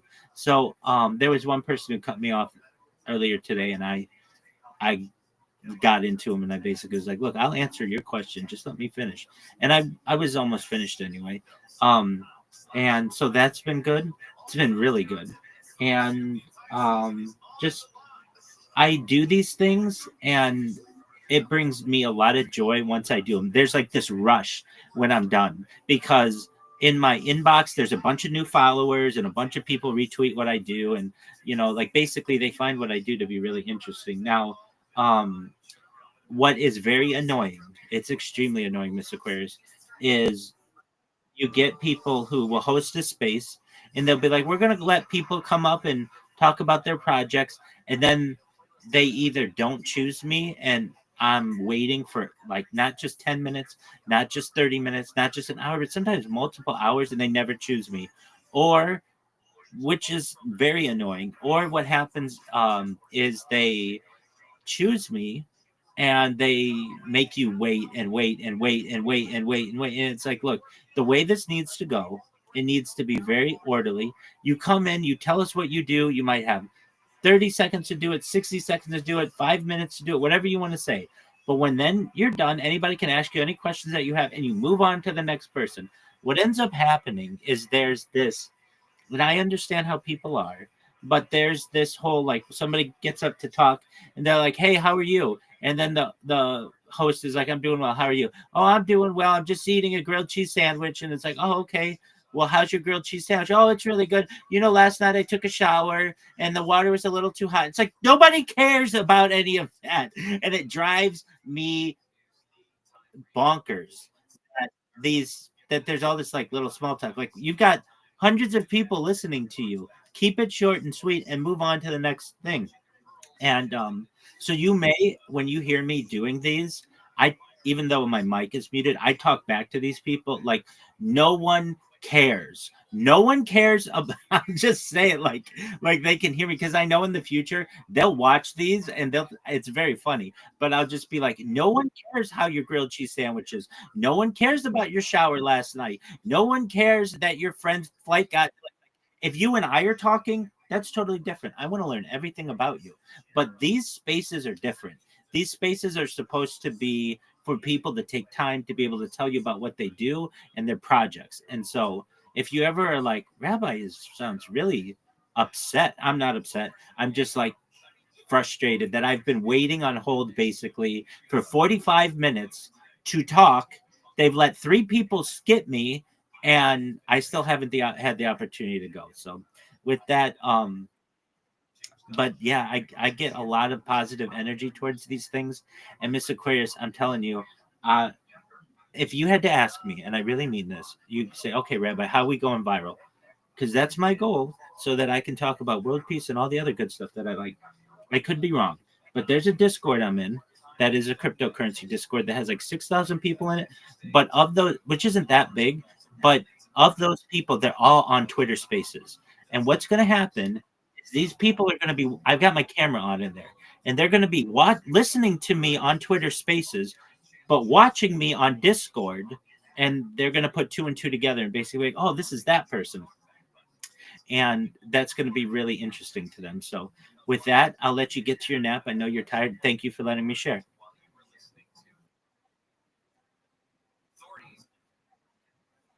Sweet dreams, Aquarius. She was reported missing in the middle of the month after school officials in Lompoc called the cops to say she hadn't been to school for a long time.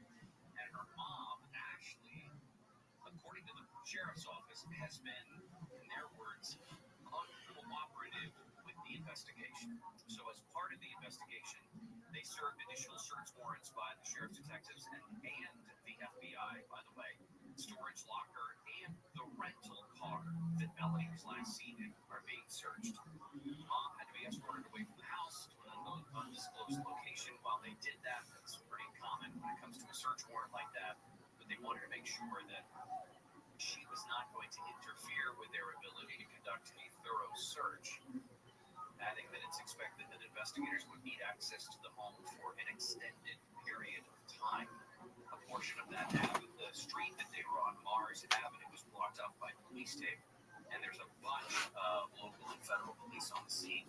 Authorities said they are looking specifically on a 3-day period between October 7th and October 10th, when Mom rented a car and drove with Melody to Nebraska. Mom made a stop in Kansas on her way back and Melody was not with her. The lieutenant investigating all of this, Lieutenant Chris Gottschalk from the Criminal Investigation Division, said, "We appreciate the FBI's assistance in cases like this. Every detail matters, and it is invaluable to have additional resources and specialized expertise. Collaboration with the federal partners allows them to ensure every available tool, and so on and so on." At this point, the Sheriff's Department is still calling this a missing persons investigation. They have not made any arrests, and yes, even if Mom is uncooperative, she is not guilty until she's found such by a jury of her peers. But again, the school district was the one that contacted the sheriff's office to say that she had not been in school. Now, she was also doing at least a form of homeschooling. The independent study program that she was a part of, she had not checked in with. And as part of these home study programs, home schooling, you still have an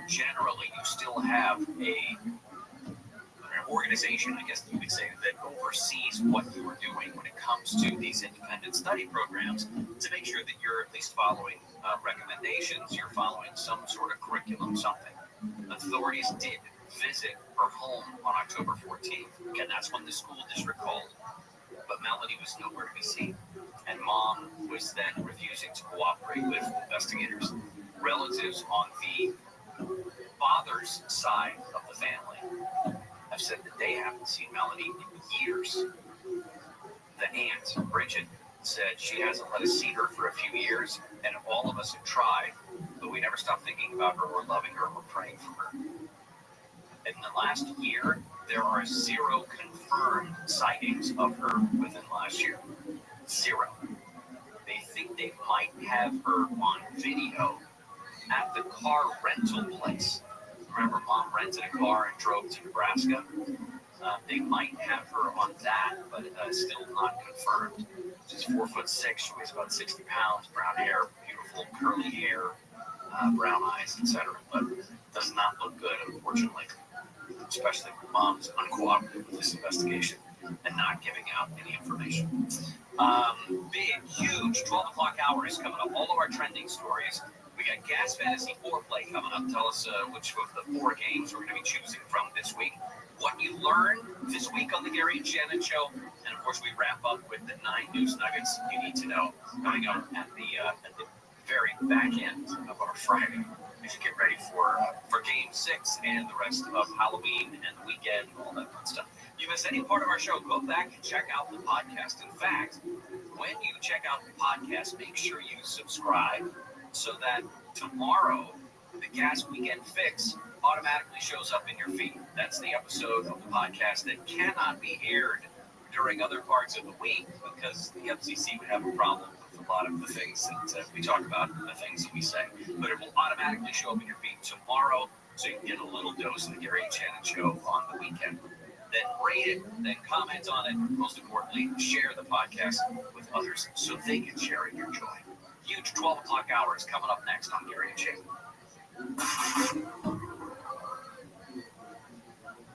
Oh, sorry. Just my stomach. Happy Halloween.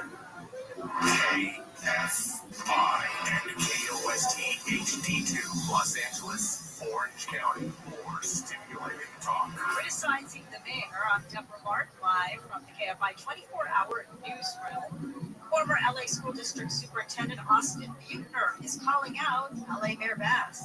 Thursday, Buettner, who is vying to unseat Bass as mayor, spoke out against the rising cost of city services. He says Mayor Bass and her administration are contributing to an affordability crisis that is crushing families. Buettner is critical of the city council's recent decision to boost trash collection fees for homes to almost $56 a month, which is an increase of about $20. The city has also increased sewer service fees since Bass took office in late 2022. Buettner says the LADWP has significantly raised water and electricity rates as well. I'm Daniel Martindale. Law enforcement in the LA area will be Revelers driving under the influence. Beginning at 6 p.m., the CHP will initiate a 12-hour maximum enforcement period during which all available officers will be on patrol. The LAPD and the Los Angeles County Sheriff's Department are also looking for possible DUIs, as well as anyone who might otherwise break the law tonight. Authorities are urging adults who walk children door to door to wear bright clothing. Welcome. What up, Chai Boy? Can you hear me? Big Dog. I know you from Twitter, my man. How you living, Big Dog?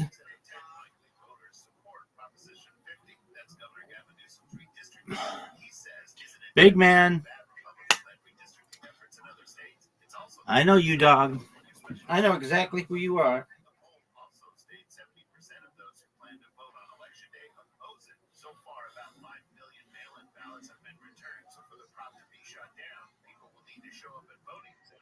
Yo, how are you? Yes, I can. I met you in your space earlier. How you doing, Big Dog?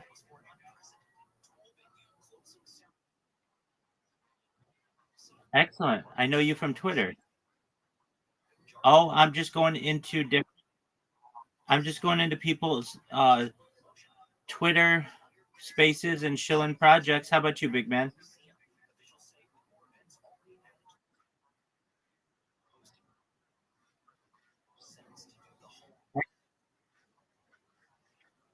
I am live right now on YouTube. Do you see up in the upper left-hand corner of this Discord, there's a red circle that says 24/7 YouTube streams?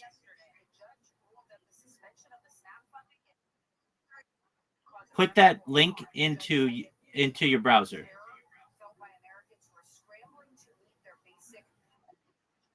And you'll be able to see this stream on like 22 different YouTube streams, including a ceiling cam. You're going to be like, whoa, Rabbi, I've never seen a single person with so many accounts.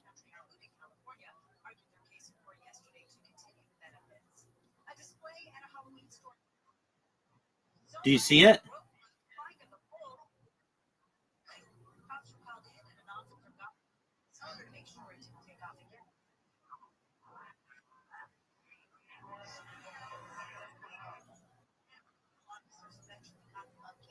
So there's a red circle. It says 24/7 YouTube streams. Take that link, put it in your browser, and look at all my live YouTube streams.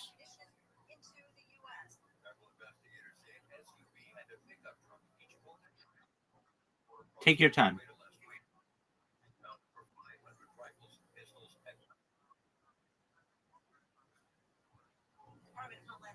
Okay. So do you see there's a link in that text box?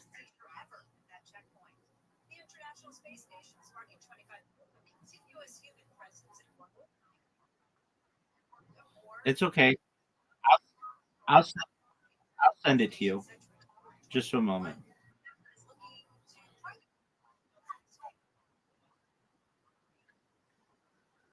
I'm sending it to you on Discord. Just one moment. Okay. Look at the link I just sent in Discord.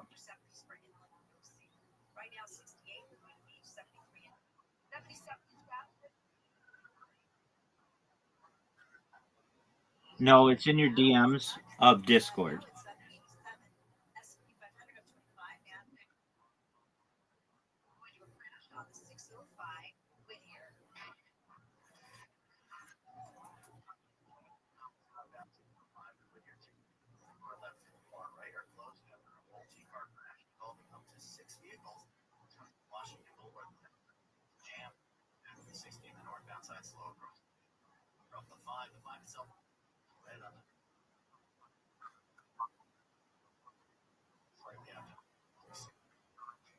Hold on.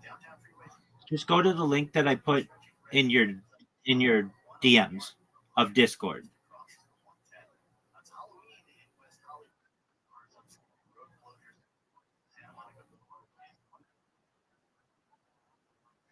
Yes.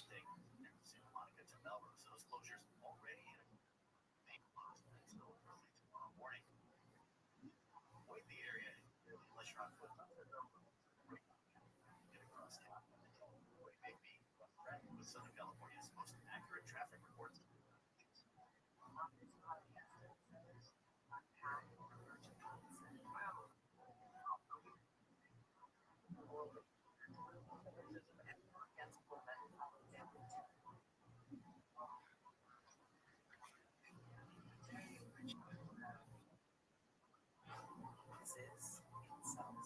Hello.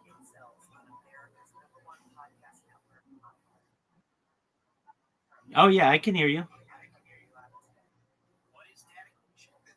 Can you hear me?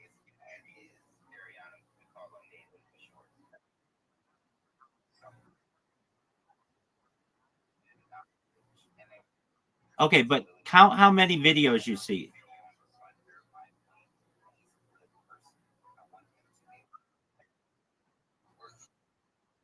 That's dedication. Fatherhood.gov, by the U.S. Department of Health Services and the Ad Council. You'll be able to hear yourself on YouTube as well.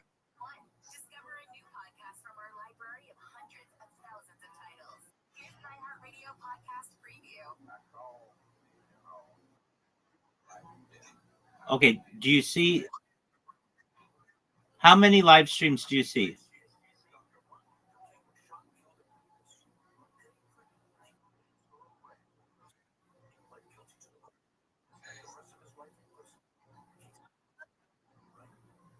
More than 10.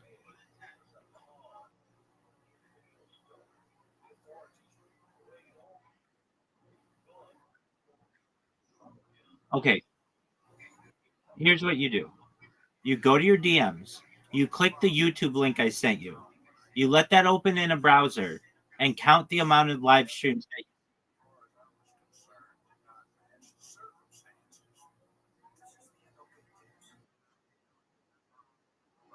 Okay, you can hear me or you can't?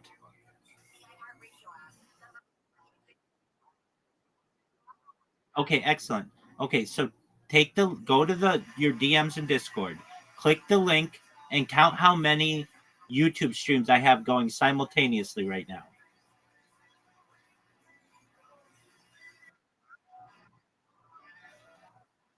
Take your time, my friend.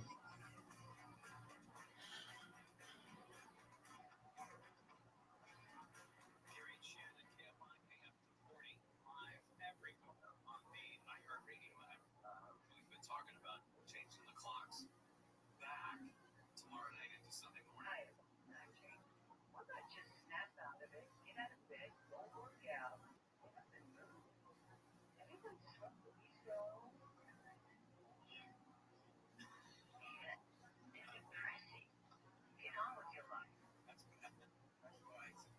Seasonal time change disorder. Yep, that's the new one. I believe people are way too soft. I don't care for the time change because I think it's dumb. But be lighter longer than get up earlier. I don't get what the problem is. That's exactly. I gotta tell you what I don't like about that. When I walk into my kitchen, I've got a cough on my spot. I've got a cough on my oven. I've got Yes, I can. Isn't that a lot?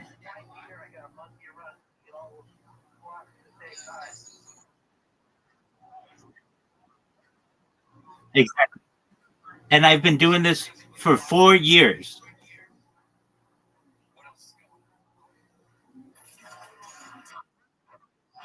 Exactly. Exactly. So it's basically a time cap. 4 years. I just celebrated my 4-year anniversary. So this is basically a time capsule or a timeline of human achievement. And you can go back to any day of my life for the last 4 years. It's all on camera.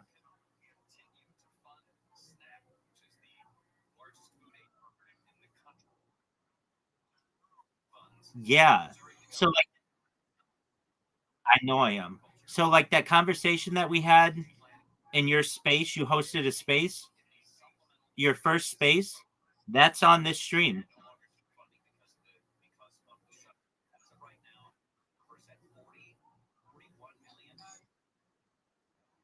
100%, man. It's on 22 different YouTube streams or 16 different YouTube streams.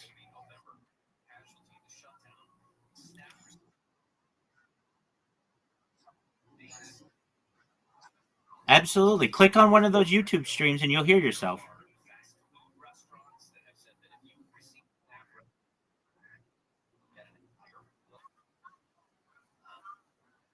For you. It is. It's the biggest event in global history. Exactly.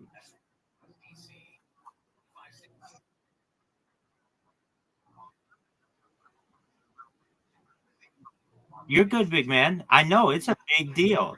And I'm making people aware of what I do on Twitter Spaces, and people get really excited because of all this data. This data is extremely valuable to humanity. It's a timeline. You can go back to any day, essentially, of the last 4 years, and not just see what I do, but I keep a radio on in the background so that you can hear the news events of the world.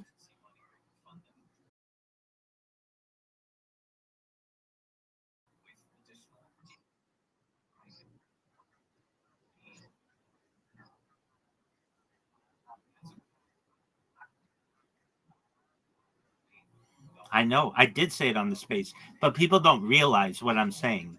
That there's someone whose whole life for years has been on camera and you can watch them 24 hours a day. It's very exciting to people. It's a big treasure hunt.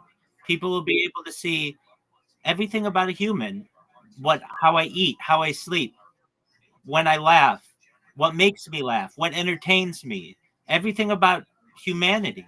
And you're on it now. You're going to be made very, very wealthy. I mean, you're not just going to be a millionaire. You're not just going to be a billionaire. You're going to be a trillionaire. Every single person you've ever met, we're going to make rich. Wherever you're from, we're going to make sure that village or city is made extremely prosperous because of you.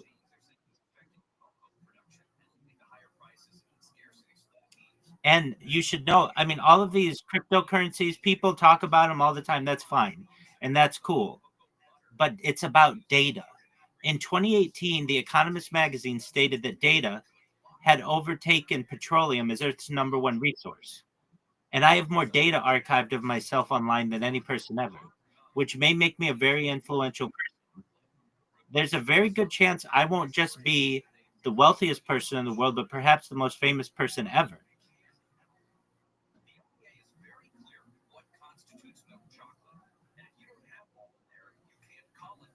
It's a big deal.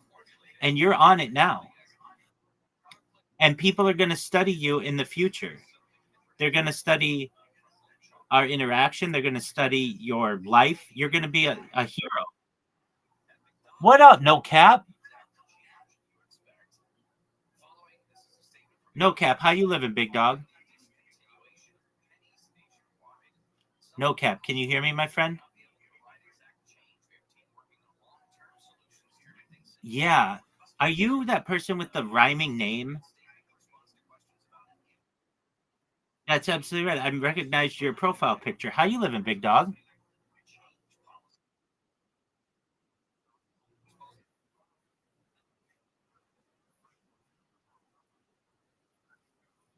Oh, absolutely. 100%. We've got my man Hi Boy. He was just in here.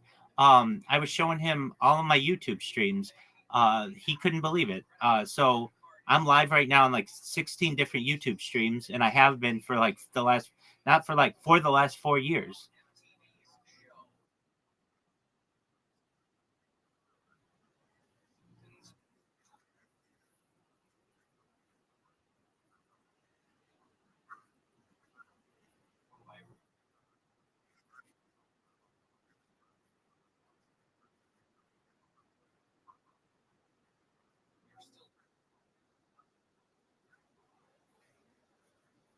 Absolutely, 100%.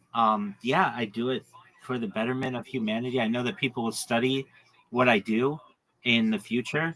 They'll study you, they'll study your coins, your interests, they'll study all of the conversations that I have on Twitter Spaces. So yeah, absolutely. Now you were saying that do I basically do promotions on YouTube for people? I absolutely do. Anything you need. How can I help you?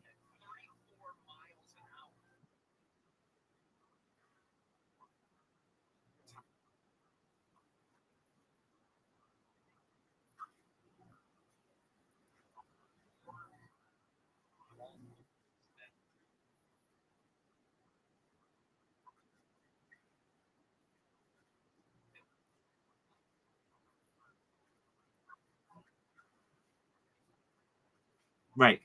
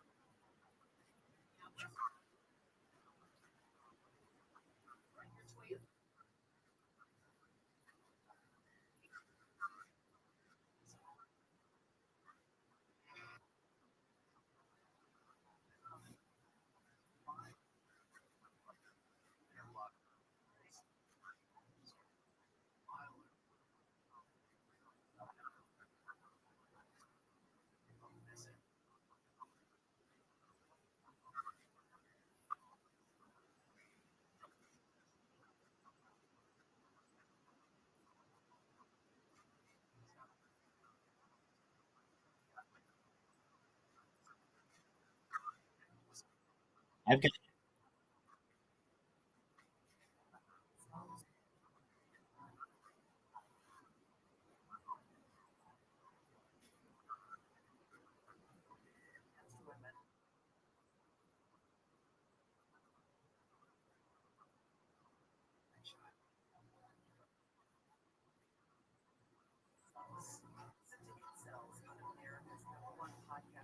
there are too many losers.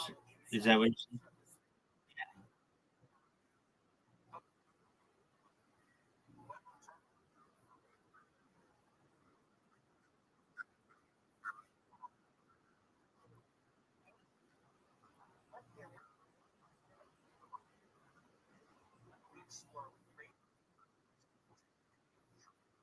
Absolutely. Now let me make sure I understand it correctly. So basically, you can create any kind of contest that you want, and you have people vote on it, and the voting is it is on chain, correct? So you can see who voted for what. Is that correct? Okay, excellent. I think this is a great idea. All right, so somebody can go to it's Poco Loco? Poco Roco. Okay, so someone can go to Poco Roco and let's just say we wanted to promote Kai Boy's his token. Okay, so who can do the best Kaiboy token? Who can do the best 60-second or any kind of media, but we'll say like 60-second video explaining what he does. And so he can tell his community, I tell my community, you tell your community. We all go to Poco Roco online and we submit the different links on our whatever social media it is, and then there's like an open window for people to vote, and then you close the voting, and then whatever one wins, they get the whatever the reward is. Is that correct?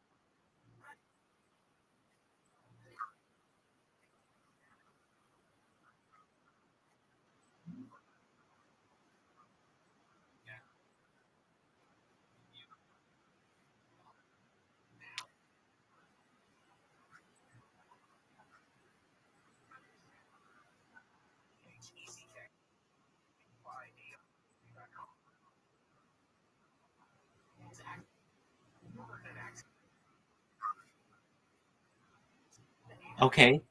Yeah, it does. Now, why do you request that the voters have to pay?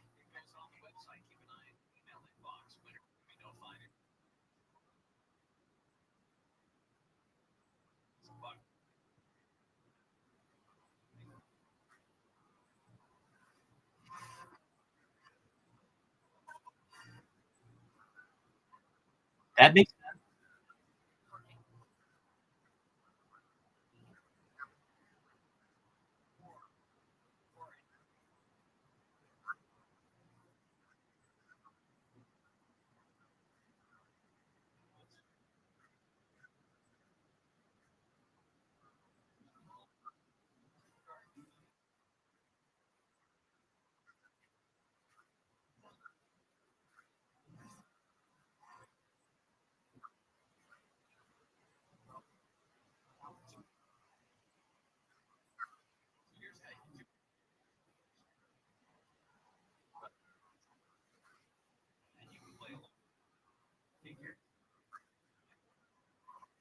Yes, it does. Yeah, I get you. Okay. Um, and what if the person who's or the person who hosted the contest, what if they don't like what was chosen?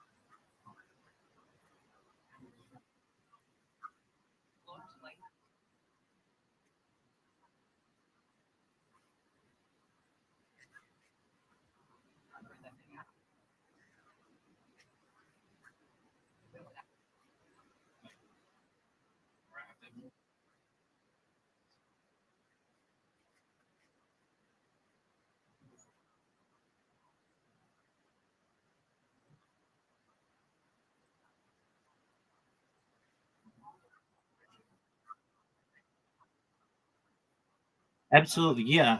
When you run any kind of campaign like this, you run into an issue where the voters will choose what they find to be not the best, but actually the worst. Now, I understand you're saying that uh, they don't want to do that because there's the opportunity that what they choose won't get picked.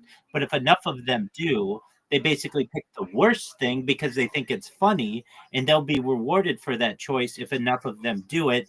And then the creator of the campaign won't be happy because the people chose something they don't like.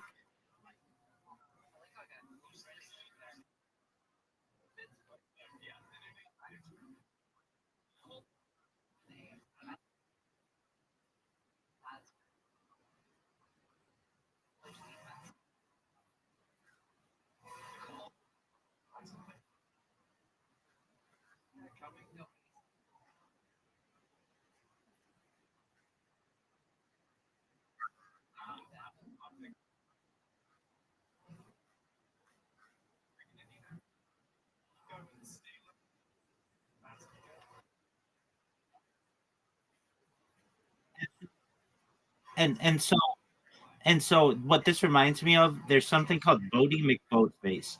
Just one moment. Bodie McBoatface, tell me the story.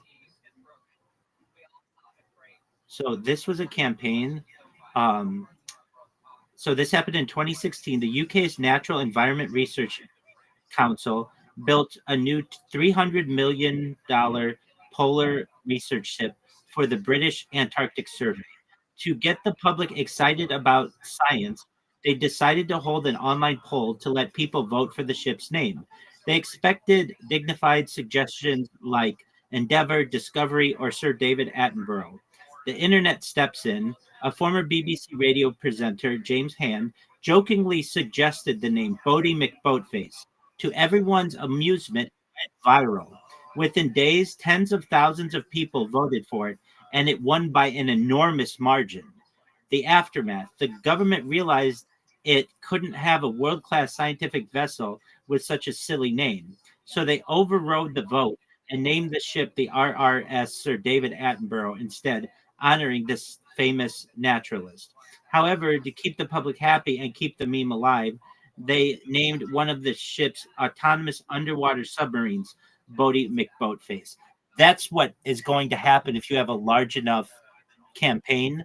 Basically, people take over and choose the funniest option, not necessarily the most civilized option. So there's something to worry about with that. That's why, just like the UK government had to have that toggle, basically, you're going to, I mean, it's just human nature that if it gets big enough, that's what's going to happen.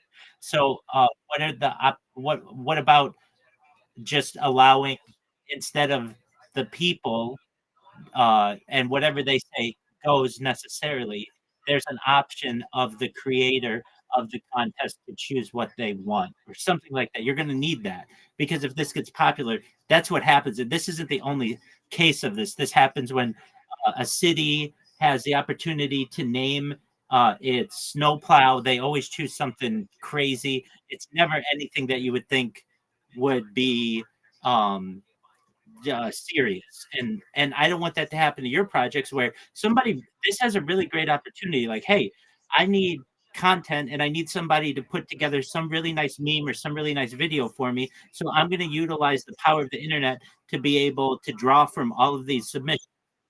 What's going to happen is, instead of the best submission being selected, people will choose either perhaps the one with the hottest woman on it, or the one that they think is funniest, or the one with the biggest viral pull. And then you're going to have a creator who says, that's not what I want representing my brand.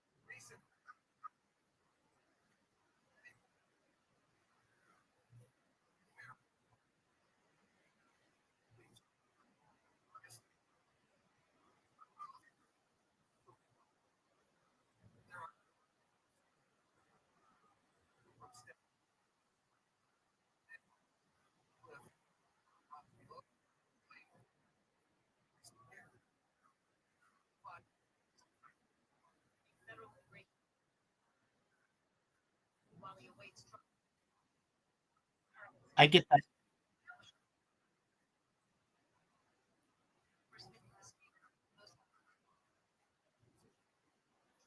So could you have it so that this is that a creator has the option to run a contest, you have people vote on it, and or they don't even need to vote necessarily. They could just create submissions, and there could be the voting part of it. You could have the popular poll. People could be interested in that, but at the end of the day, the person running the contest wants content. Like, the goal is to have something that they like. This is still a really great option, though. Like, basically, it's using uh, uh, like the power of the internet to be able to create content for them. And there could be the option of, hey, this is what the people voted on, and this is what was eventually chosen, and it could have been what the people voted on, or it could be what, at the end of the day, though, the person with the decision is the person who created the poll or whatever. But the person,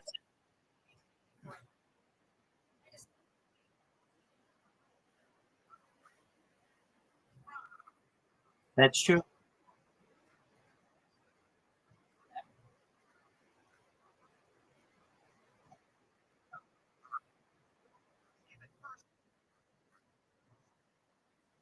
I understand.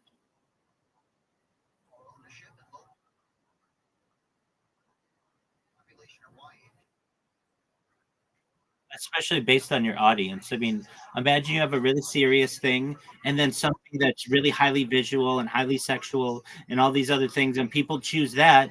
Well, if you're running the contest, you're not going to use that really visual sexual thing to represent your brand. You want the serious thing. So if you give the people who have the overall say, the creator, the ability to be like everybody knows that's the person who's going to be choosing this.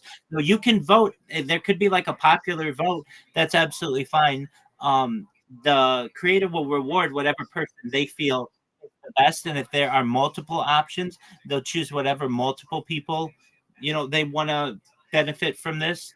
That's a working model, and I think that it's a really good idea. So like whatever it is, um, whatever we have, you have somebody who you just say, like for myself, okay, I want somebody to take a 60-second video, summarize what I do, and I'm going to be the person who chooses it. I say in order to get into this contest, well, so people could pay to do it. You could also make it free. There's still that. I understand though with vote manipulation and stuff, but that's still there's an opportunity to manipulate even if you make it at a cost.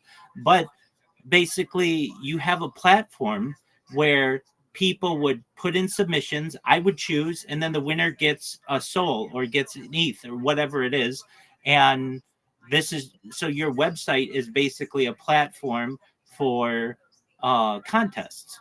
That's a cool idea, and one that doesn't currently exist in a large share of any marketing that I know.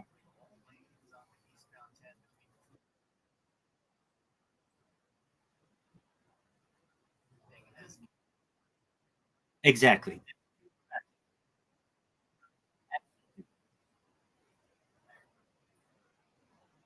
100%.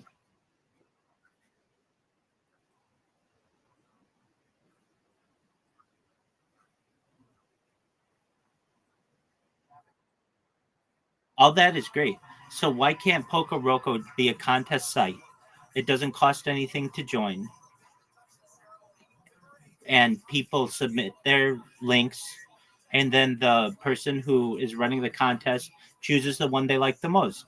It's kind of win-win that way.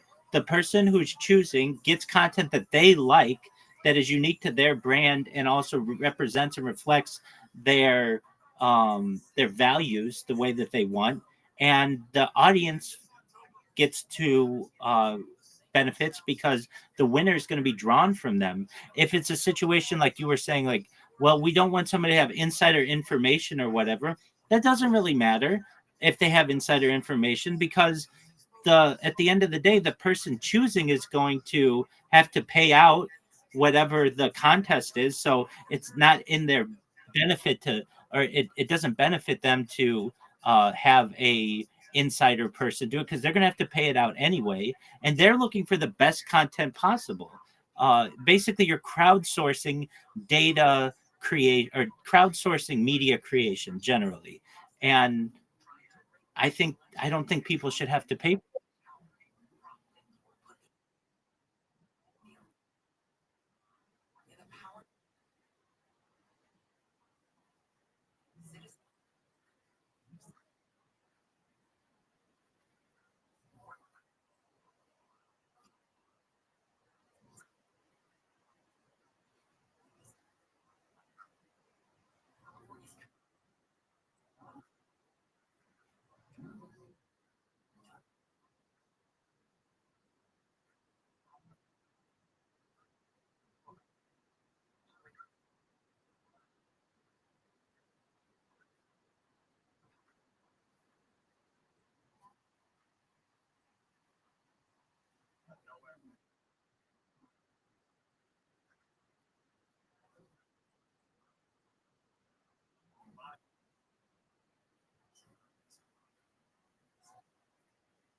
Free's the way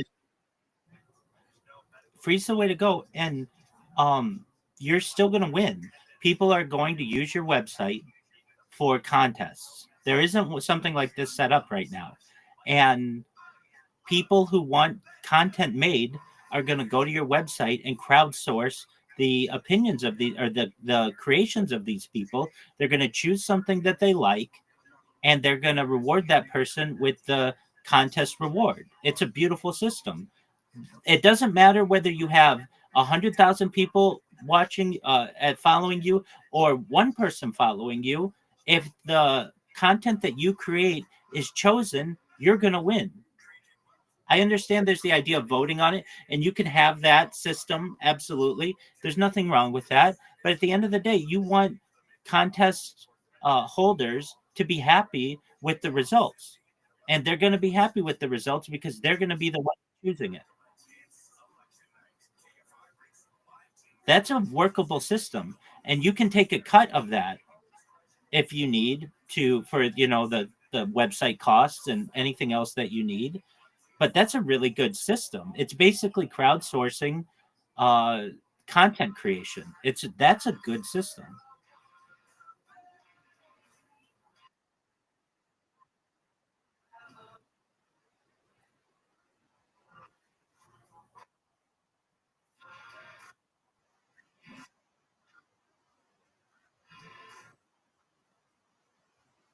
And you could do that pretty easily.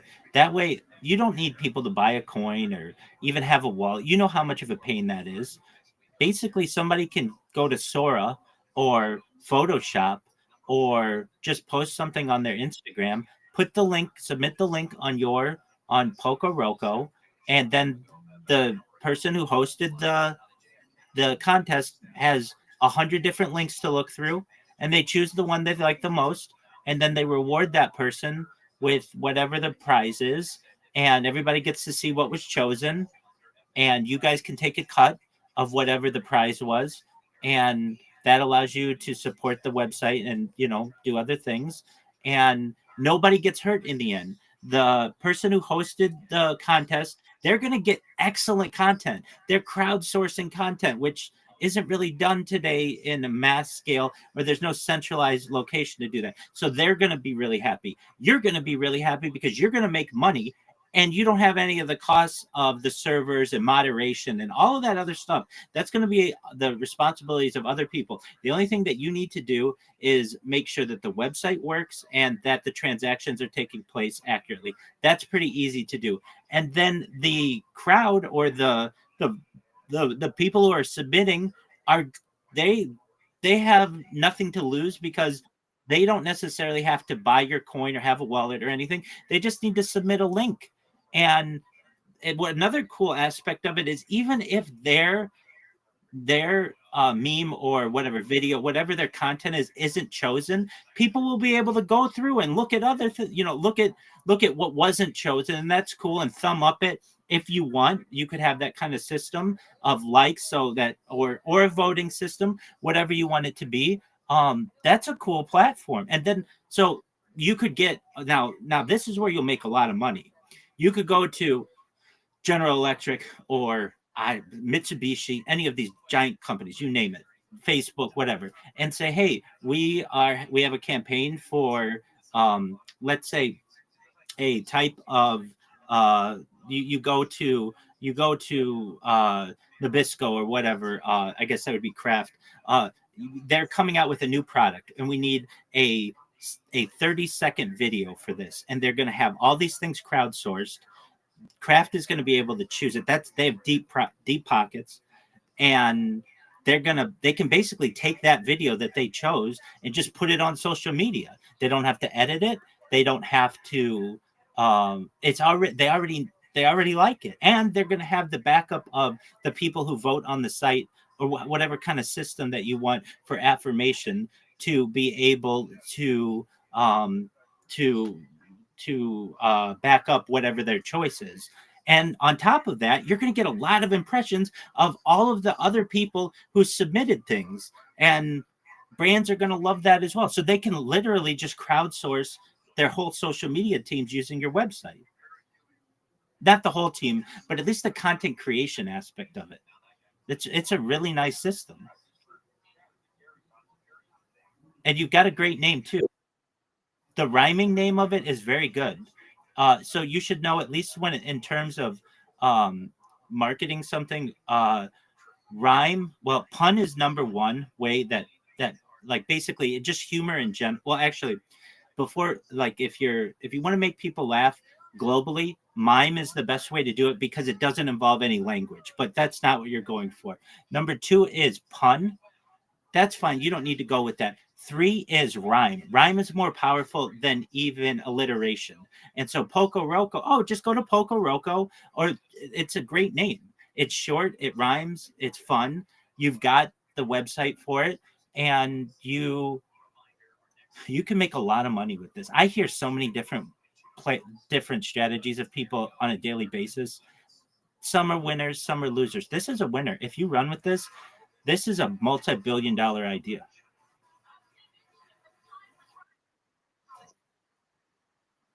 Oh, it absolutely is. It basically all of the content creators, it puts their teams. It basically I don't want to say eliminates them, but allows them to be able to focus on other aspects of their social media, and it provides the companies with excellent choices. And on top of that, it's brilliant of the companies to want to go to Poco Roco because let's say the idea that I gave with craft or whatever, they're coming out with something new. Even if their social media, even let's say they get 100, they'll get more than that, but like 100 entries, they're going to have 100 different pretty big accounts of creators who put something of their company on on their social media platform, on their feed.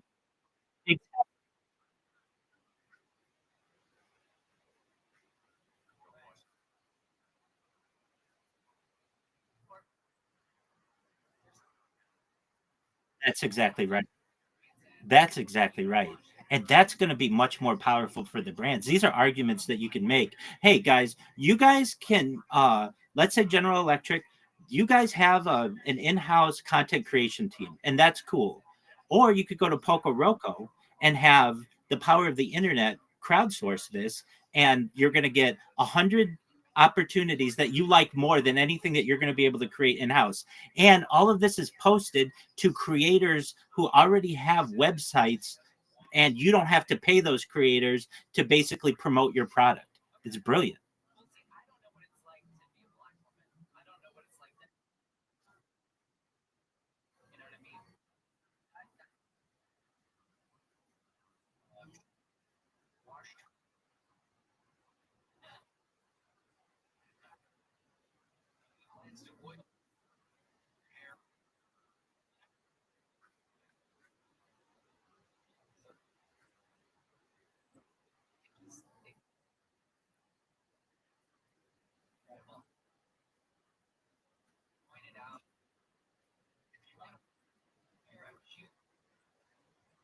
100%. It's a multi-billion-dollar idea. It really is. And I wouldn't just say I hear million-dollar ideas. Okay, those are cool. But this has the opportunity to shake up the entire social media landscape of the Fortune 500 because they can go to you. So, like how like let's just give an example of how much you would charge one of these companies. Okay, you say it's $100,000. That's easy for their budget. $100,000 campaign that they're going to have, which is really a contest. Okay, and of that, you're going to get $10,000 of it. So okay, so let's say it's 110,000. You get $10,000 of that to do whatever you need. They're going to give away $100,000 of it.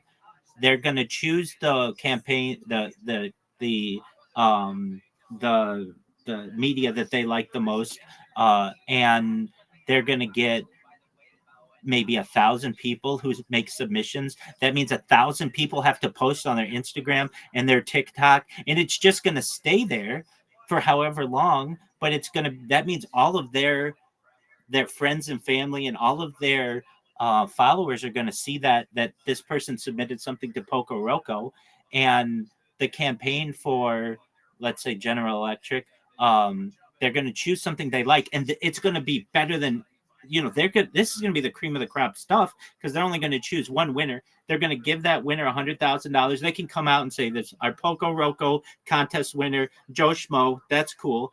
and then they're going to be able to take that content. It's already edited. They don't need to hire actors or anything like that, and then start putting that on all the different platforms. Uh, that's a beautiful system. And if they don't want to have it for $100,000, I mean, that's what you can charge that type of company. I mean, that's why I say it's a multi-billion-dollar idea, and it's not that hard to get off the ground. I mean, you've got a winner here.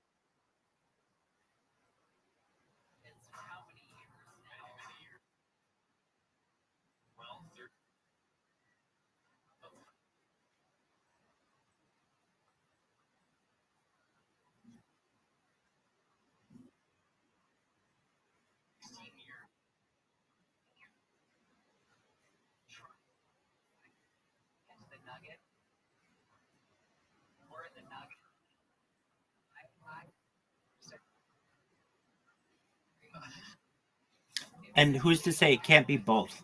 That you can't necessarily, when, especially as you're launching this in the future, crypto will be accepted more. That it can't be have an element of crypto, but really, it's cold hard cash. That you that this it's a winning idea both ways. And I just imagine how many different submissions you're going to get. What makes this really cool as well is you're not storing any of the data, so you don't have to have somebody upload anything. There's none of the technical aspects of that. They're providing links, and all you'll need to do is basically like mirror what would be viewed on the social media, which you're going to be able to do pretty easily, and then you're gonna like, I don't think this has ever been done. At least I'm not aware of it. And I'm on social media 24/7, literally. Um, they're gonna these companies are gonna have free advertising, not just in one location, but however many people made submissions, and many of these people won't take down their submission. They'll be like, I tried really hard for this for General Electric. They didn't choose mine, but I got a lot of people who say they like what I did on Instagram for General Electric, and that might get them other commissions or something like that. And for General Electric, they're going to say, this is brilliant because we get free advertising on 10,000 people's on 10,000 pretty big influencers pages, and we didn't have to pay a dime for it. The only thing we had to pay for is Poco Roco to for the big contest. If I'm a company, why would I not use your service? I could hire in-house teams, and they could say, "Oh, we've got the best idea," but that's only like the minds of 10 people. When we could crowdsource this to not just 10 minds, but the power of the internet. You could have people vote on it just like you wanted, but also at the end of the day, it's going to be the company that's going to choose, and they're going to get tens, maybe 1,000 or tens of thousands of submissions. And with their traditional system, none of those ideas, 10 people, are going to be on anybody's social media. With Poco Roco, it's going to be on thousands of people's social media, and it could be there permanently. I mean, literally what we're talking about here is the opportunity for brands to basically invade people's social media indefinitely. And they've never been able to do that before in the same kind of way. Like, basically, you'll be swiping through somebody's stuff from 3 years ago, and they have a submission on there that they just so happen to not get rid of. And that's a free advertisement for that company.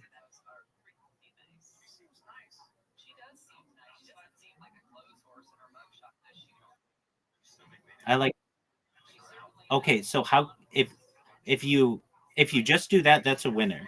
If you want to utilize cryptocurrency in it, um, that complicates things, but it doesn't necessarily.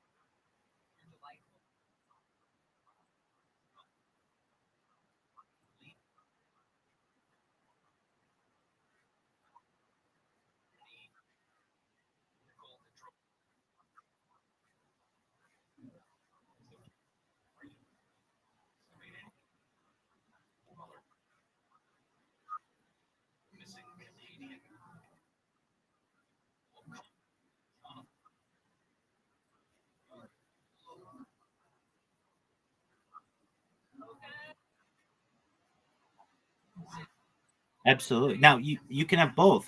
You can have those corporate accounts. That's really going to be your bread and butter. But you have the opportunity to have smaller creators who have a coin be able to have their own contest and just pay them in whatever cryptocurrency they want. And using the same logic, hey, you're going to be posting this on your social media. All of these people are going to have this across the different platforms. Just put the link in, and we're going to choose the winner, and we're going to pay out in either ETH or Sol or whatever cryptocurrency that they have. And that's a winner too. And you have, it's like win win win, and that's really important in business. The winner of is the person who created the contest, because they're going to get some type of content that they really like. You're going to win because you're going to take your 10% cut or whatever it is, and then the people's uh uh their their their submission is going to be chosen, and they're going to be the winner of the contest. It's I don't see any losers in this. And really, the only losers are content creation teams, in-house content creation teams.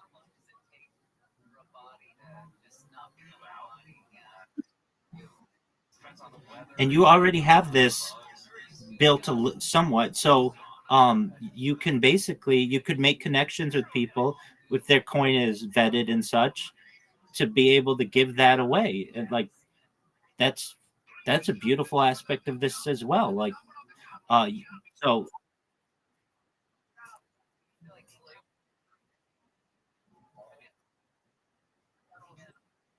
exactly. And then there's an opportunity that you guys could really blow up. And the reason why I say that is you might be sitting on some gold mine cryptocurrency in your wallet, in your company's wallet, that explodes due to a viral moment or just over time, and it'll be worth way more than perhaps even those corporate accounts. Eventually, you could have the next Bitcoin, the next ETH, because you took 10% of a cryptocurrency that nobody really thought of was going to have any value, but did because either your platform provided the value or something else occurs that provides the value. Like, this is a really strong idea. Now you have multiple, not just revenue streams, but like types of revenue that you're accepting with traditional USD corporate accounts that aren't going to be as comfortable getting into the crypto realm. And then small time creators who already do this. They already do this on uh, Twitter. Hey, we're going to choose whoever makes the best meme. Like you were saying when you came in here with that idea, it just allows them to organize it a lot better. I love this idea, and I love the name. I don't normally like people's names, but I love the name. I've talked about you before I even met you. I read your name when I was, because I'm live streaming right now, and I read your name as I was seeing you in some spaces, and you left the space, and I was like, no, Poco Roco left, and then you came back, and I mean, I even remembered your name. That's how.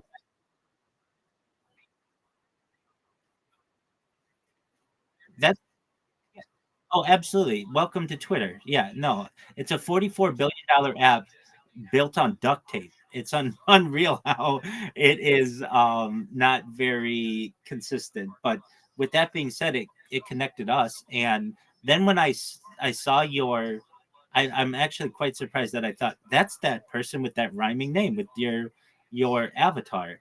And so you've got a great name. And so before you go, or let's just think about, how do you market this to a small coin or just like a small creator? You say, hey, you can do the whole Twitter thing where you might get like, I don't know, 20 submissions or something like that, which is cool. But none of those most of those submissions are not from multiple platforms. It's usually the same platform, and you're still giving away whatever the coin amount of coin is for them, or you just connect your coin to Poco Roco, and then you run the same contest, and you can still promote it on Twitter and everything like that.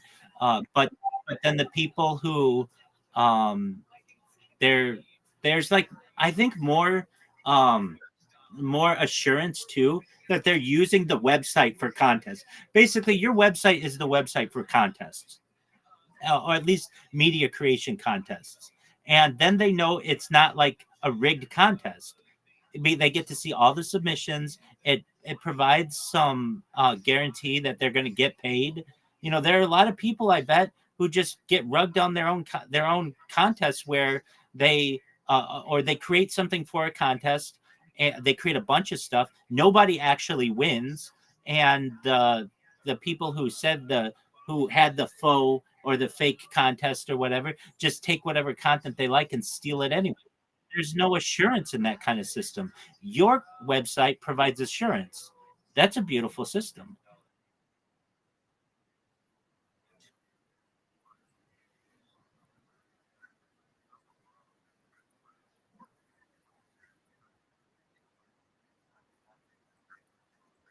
And that's the key. You- Exactly. You're providing a guarantee, and you're basically a third party vetter of this, which is great. I mean, if I'm going to take my time to create something, I want to make sure there's a real chance that I could win, and I'm not just wasting my time. With Poco Roco, we guarantee that there will be a winner chosen. It may not be you because your people didn't like your stuff that much, but it may be you, and if it is, you're gonna make a lot of money from this, and it it's a great system. I'm trying to think if there's any other, if you're missing anything, and you're not. You've got the corporate accounts, you've got the small time accounts. Could a small business use this? Absolutely. It would just be a smaller corporate account that works in USD, but it would basically, if you had like a lawn mowing service, let's say, and they don't want to go, I mean, you know how much work it is to put together a commercial? Well, they don't have to do any of that. They crowdsource it. Somebody puts together a 30-second commercial for them, and they run the contest, and the that's a they will actually save a lot of money just by having a contest. And what's really great about this system is if you get somebody who's a good artist or a good graphic designer or a good content creator, they could go through and choose like the really big accounts, the General Electric and General Motors and the Mitsubishis and the BPM, all those companies. And if they want to go for the gold, basically go for one of those big contests where you can win $100,000 or whatever. Or but you're going to be competing up against a lot more people. Or go to the smaller ones. You have a much better chance at winning. It would be really a fun thing to do. If like imagine somebody's unemployed, this is a way for them to be able to work from home and earn money by winning these contests. Oh, they don't, zero followers. Yeah, exactly. There's no rigging the system with this. It's all about quality of content.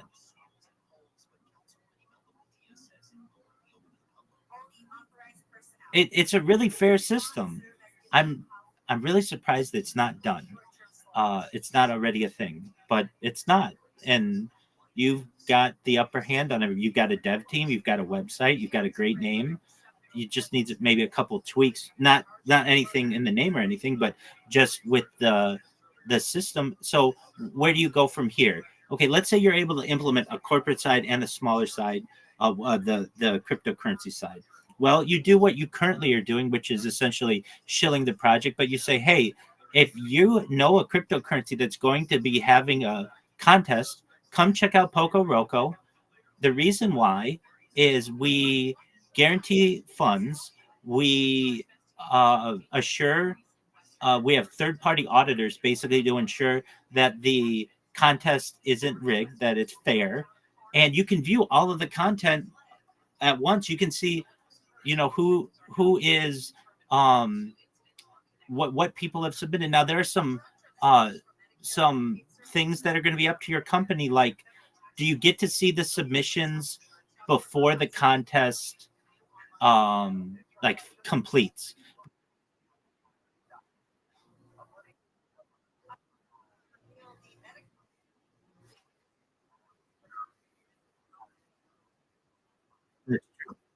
That's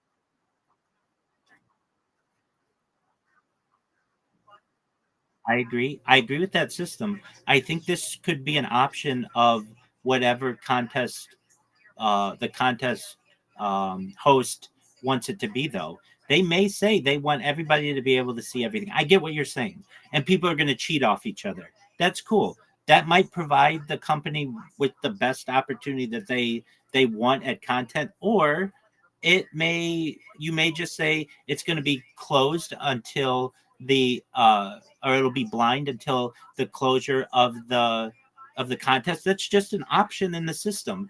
Now here's a question that I have, and it's just a discussion. Okay, let's say somebody submits something to General Electric that is really good, but General Electric wants to make a change to it.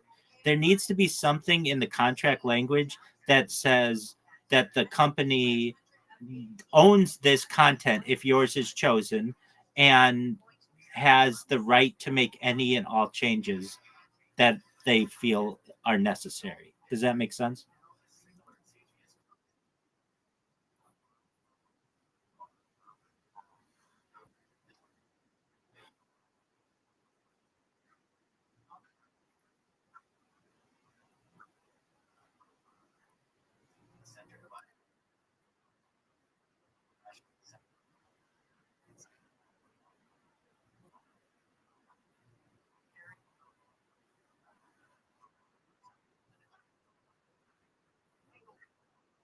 Exactly. No, that's 100%.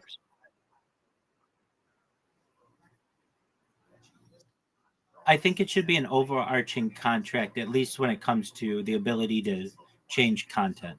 That should be on. That should be the right of the chooser. The people who submit should not be able to say, "No, you can't choose mine. If you choose mine, you can't change anything with it." That's giving them too much power. You don't want to give the little guy that much power. It's like, look, you're submitting for a contest. If you win the contest, you're going to get your money. But in exchange for your money, we get to use your content in any way that we wish. Now, that's another thought. That's another really good thought, actually. What happens if somebody creates something that's just epic and is used for the next 100 years? That could happen. Um, think of, like brands that we know that are iconic. I mean, like, for instance, Nike. I think the girl got paid who created the Nike symbol in the 1980s. She got paid like $26 or something like that, and they used that in perpetuity. I mean, they still use it. Um, so there has to be something in the contract language that we can use this in perpetuity, and the people who submit their content have to be okay with that. And I think that you'll be able to do that. It's just something, you have to work out in the contract language, but it's something to think of. You may get something so iconic that somebody creates for a company that they actually, maybe they won the contest, but at the end of the day, they actually are not being rewarded in a fair way, arguably, like that woman with the Nike swoosh, and they have to be okay with that.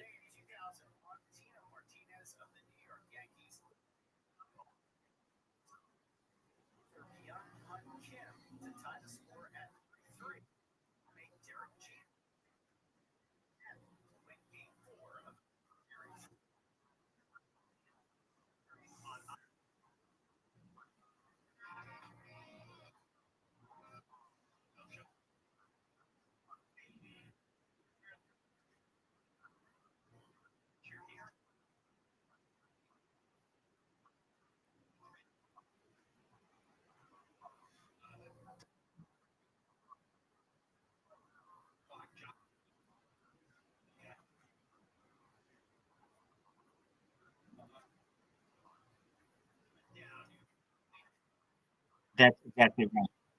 That's exactly right. Now, I don't anticipate you're going to run into any issues with platforms, though you may to some.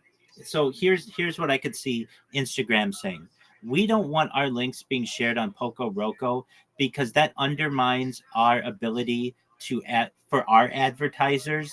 Um, but you're gonna have this situation where Instagram's advertisers are the same as Poco Roco's advertisers, and so I don't think you're going to meet much pushback there. Same with Facebook, same with Google and all the other different platforms. It is something to be aware.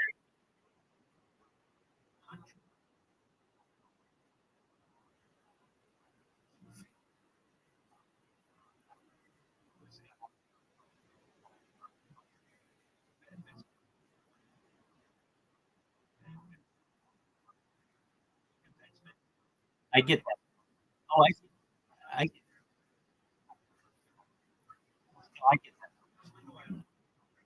I get no, I get that. What I'm saying is, okay, so say someone creates 10 Poco Roco advertisements or whatever we want to call them, submissions.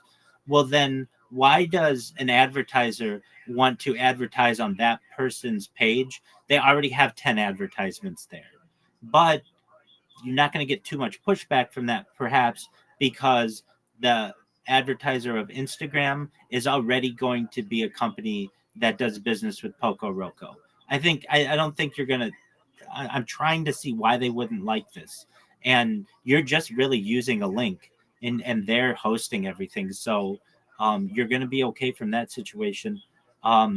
So what you're going to need is a really nice contract, which you'll be able to have your attorneys be able to create, and um, you're going to need speed, but you already have things going. You've got a dev team and such, and this is something that you could launch next year. I mean, at the probably like in real time.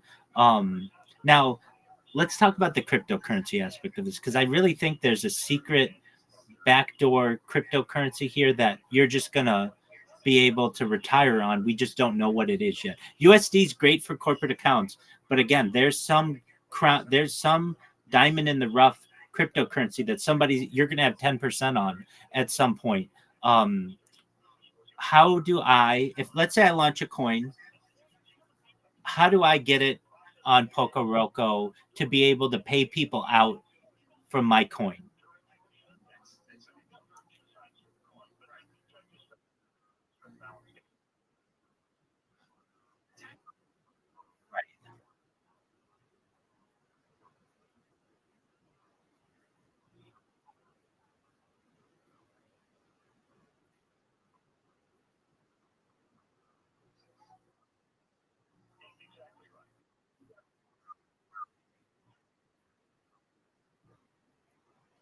Right, and it's going to be a stock. Absolutely, but it's going to be a stock. It's going to be such a successful idea. Um, okay, so and you can also there's utility in, let's say someone so PKO has a value right now. It's like 0.0000 something, right? It's like not worth that much.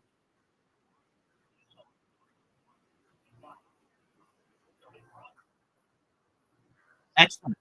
Excellent. Okay. So not worthless, not too much worth. It, it's right in the middle.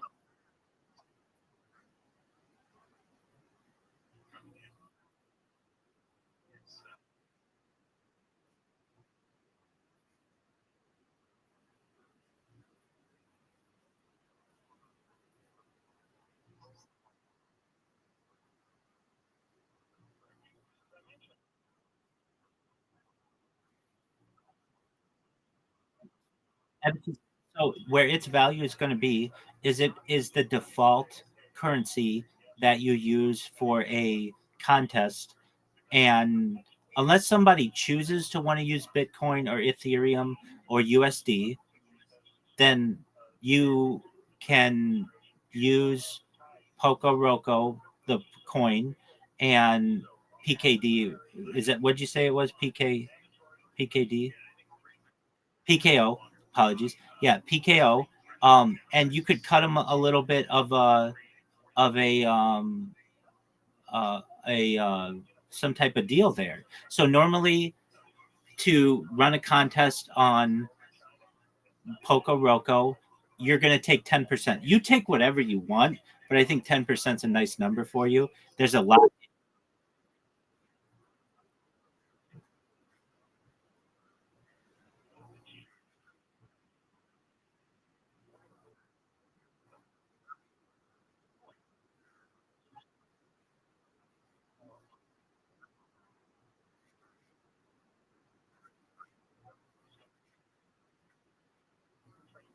I get that.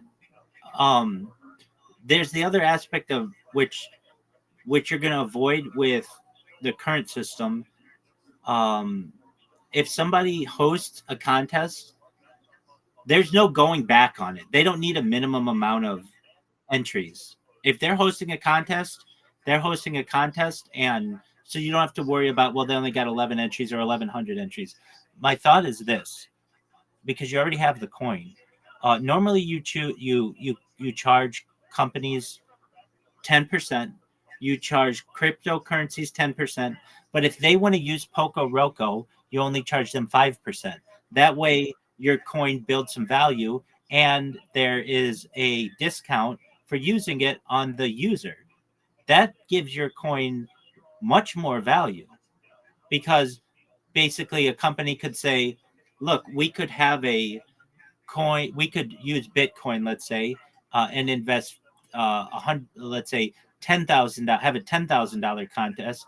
A contest will cost us, let's see here, let's say with $10,000, you would charge, if we want the amount that somebody's going to win to be $10,000, and you're going to take 10%, then it's going to be $11,000.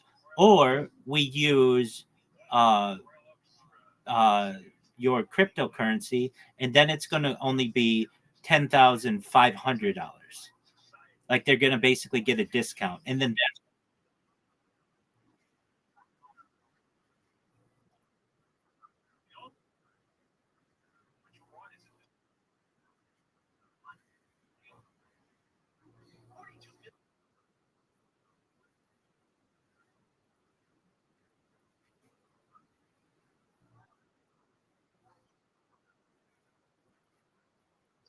I absolutely, absolutely, but it could have cash value. And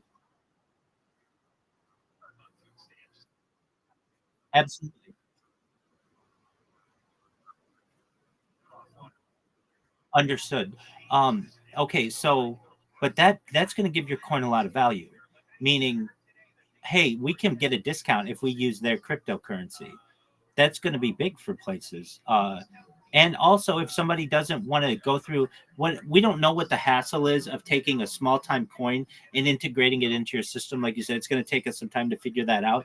Okay, that's cool. Basically, if we use Bitcoin, we're going to get charged 10%, a 10% vig, basically, like 10%.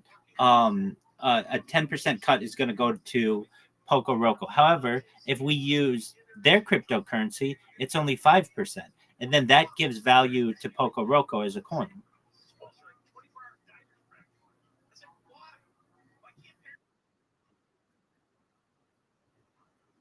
Exactly. I mean, it just depends on how what you want to do here. You have a winning idea though, and I don't say that every day. And um now you just gotta utilize it.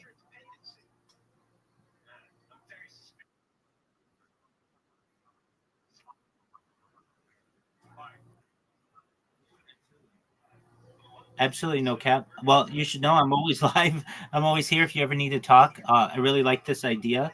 Um and you've got a winning idea here, and it's has the opportunity, I mean it, to not just be this is not $1 million idea. This is perhaps, at least over the course of years, a multi-billion-dollar idea, and it's going to revolutionize content creation for both large companies, small businesses, individual creators. It's going to make better content on the internet too, which is really cool that people don't realize. Like, um, you know, a lot of things it's just garbage or slop. Okay, that's cool, but you're not necessarily going to see that because these companies or small businesses or individuals are going to be choosing really quality content that represents them well. and and I think there's a really cool aspect of it that people will you're going to have a value that, hey, somebody's an unemployed graphic designer, they can go to your website and make money. That's really neat too. You're helping people. That's a beautiful thing. You're going to be changing lives that way. I mean, imagine a winner who won $100,000 of a big contest that you're hosting, or challenge, whatever you want to call it. That's going to change your life. That's a good salary for a year because they created a 30-second video for Kimberly Clark or for Procter and Gamble. That's really valuable. And then you're gonna have your stuff, like your contest, featured on all social media.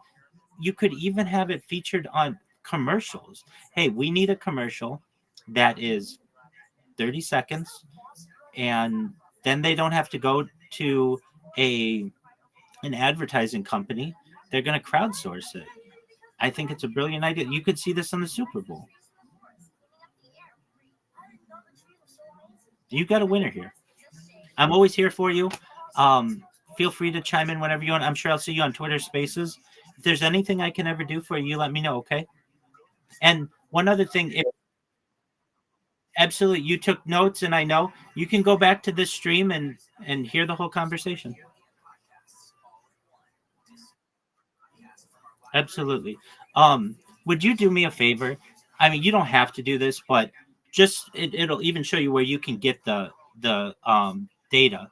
In the upper left hand corner of this Discord, you're going to see a red circle that says 24/7 YouTube streams. Do you see that red circle?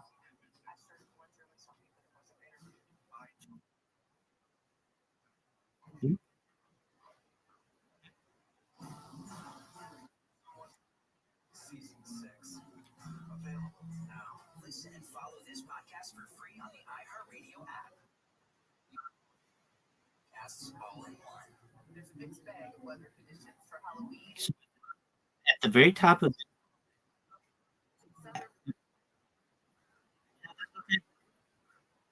no, okay. I'm on my phone too. Do you see above this section where you have the people at the very top? It says browse channels, shalom, welcome, rule, announcements. I'll even show you on my phone, like up here at the top. You know what? Don't even worry about it. I'll just send you the link. Yes, there's a red circle. It says 24/7 live YouTube streams. Click that. Click on 24/7 live YouTube streams. Do you see there's a YouTube link in there? Please click that YouTube link. If you want to put it through a link checker, you can do that too. I want you to see how many live streams I have going concurrently so that you can see, wow, that conversation just happened all over the internet.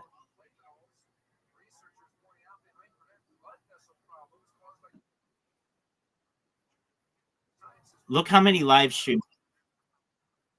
100%. And I'm live 24 hours a day, 7 days a week, 365 days a year.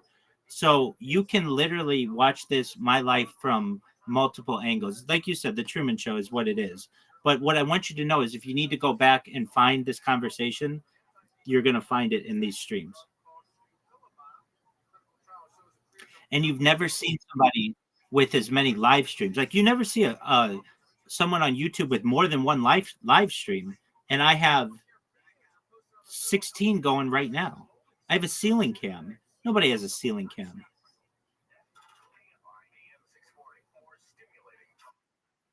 Exactly. Thank you so much.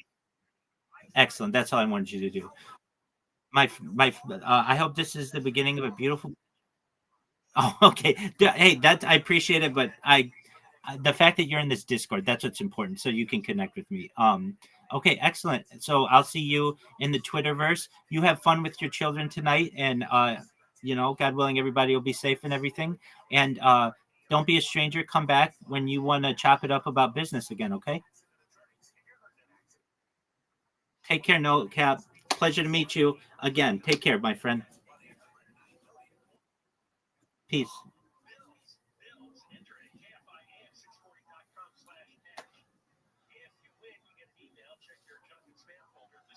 Chai boy, you there?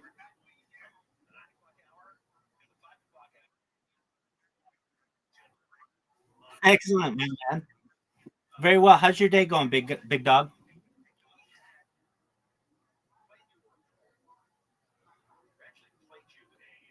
Chai boy, how's your day going?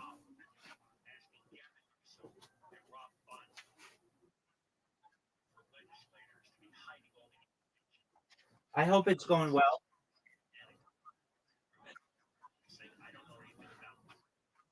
Excellent. Chai boy, we're gonna make you a very rich man someday.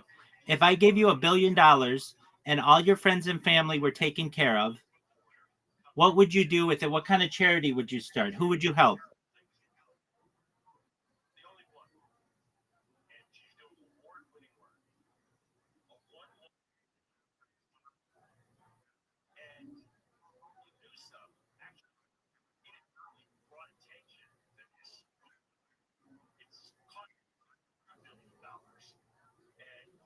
What'd you say, big man?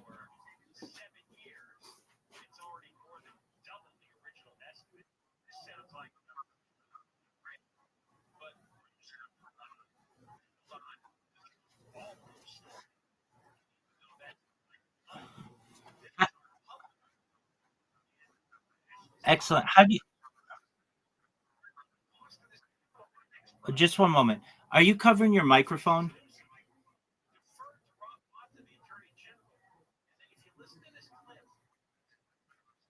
Okay. And how do you pronounce your username?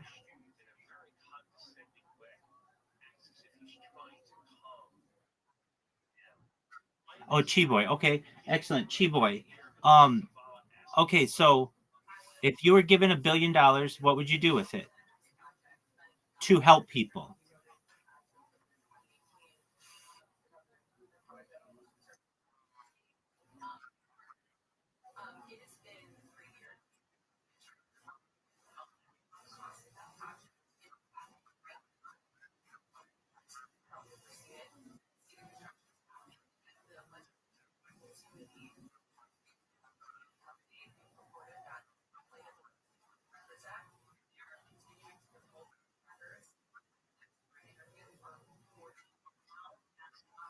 That's beautiful. Absolutely.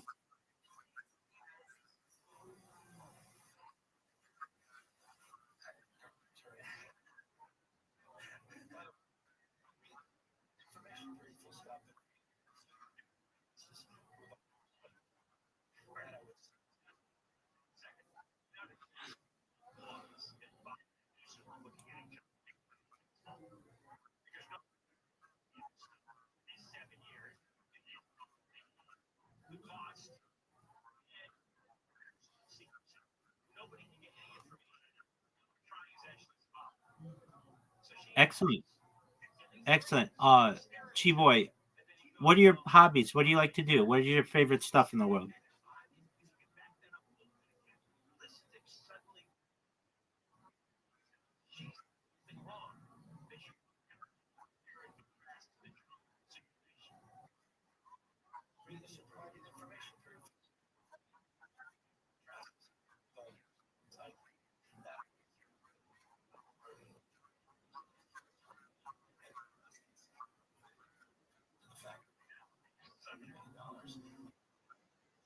Doesn't doesn't Poco Roco have a good idea?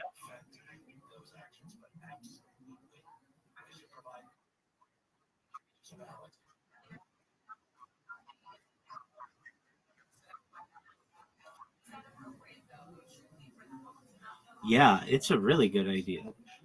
And it can help a lot of people. It'll help businesses, it'll help individuals, it'll help creators.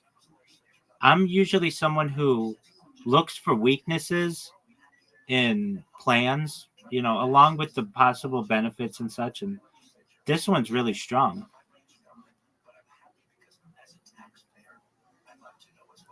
So that's really neat.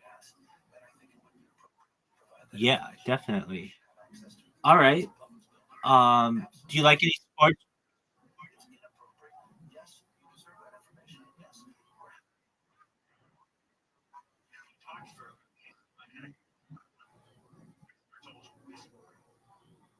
Excellent. What do you like to play? Football or soccer?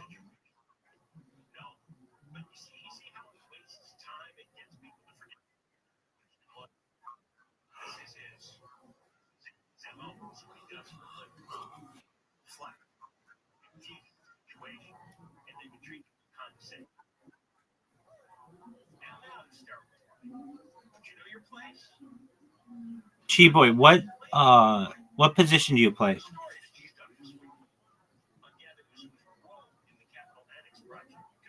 In football, in soccer, what position do you play?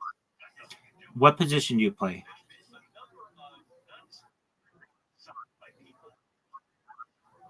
You play the seer. What is that?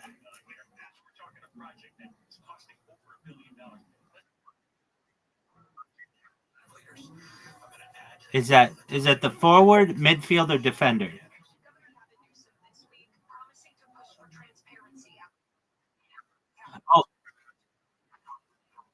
Oh, okay. Okay, like the striker? Okay. Very well. In the middle. Okay, excellent. Do you score a lot of goals?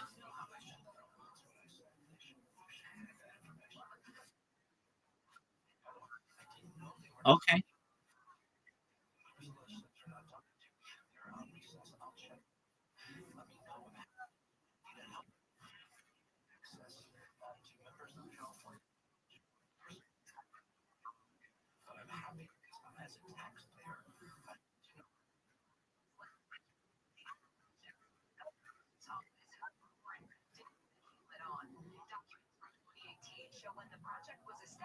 Excellent, big man. All right. Well, I what do I like to do? Well, at least in soccer, I'm not very good at it. When I was really little, well, like I don't know, like a adolescent, like in junior high, I played midfield. Um, I I'm not soccer's not my sport though. I like to play golf. Um, so I enjoy golf. Do you have golf there? Does anybody play golf where you are?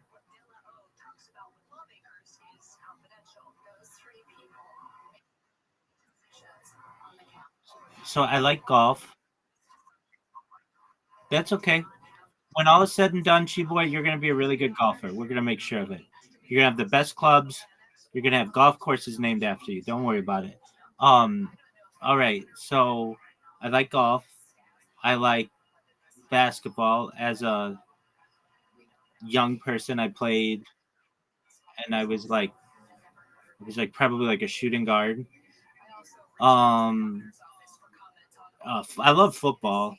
I was quarterback when I played football. Um, and when I was really young, I'd play wide receiver, but as I got older, I'd play quarterback. Um, let's see what else. Baseball. I was a pitcher in baseball, and I was a better pitcher than I was a hitter, generally. I also played some shortstop, some second base, some third base. I also sometimes, occasionally, depending on the year, might play in the outfield here or there. Um, I play. I like racket sports, so I like tennis. I really like racquetball, squash. I think pickleball is really cool. Those are fun sports. I like running. I like long distance running. I like sprinting too. I like track and field events. So track and field events are cool to me, and I follow them closer than most people do. Um, I like to watch. I like the NFL. I like college football. I like the NBA, the MLB, the NHL. I I like I like watching World Cup. Um, but I like the women's World Cup more. I think it's and the reason why is they don't get as much attention, and so it causes me to pay more attention to them. So I do like the World Cup. Um, and what other sports do I like? Um, I like Olympic sports, so I like to watch the Olympics. Things like I like Winter Olympics as well. I like Summer Olympics more probably though. But they have some really cool sports in winter and the Summer Olympics. And then the Winter Olympics have really cool sports. I like curling as a winter sport, which is kind of boring to people, but I think it's cool. Um, I like board games and I like billiards and bowling, um, and darts and like anything, any competition. I think is cool. We could just be sitting here flipping a coin, and we could make it into a game. So I like that kind of stuff. Um, I like video games, all that kind of stuff. That's cool too. Do you play video games, Chi Boy?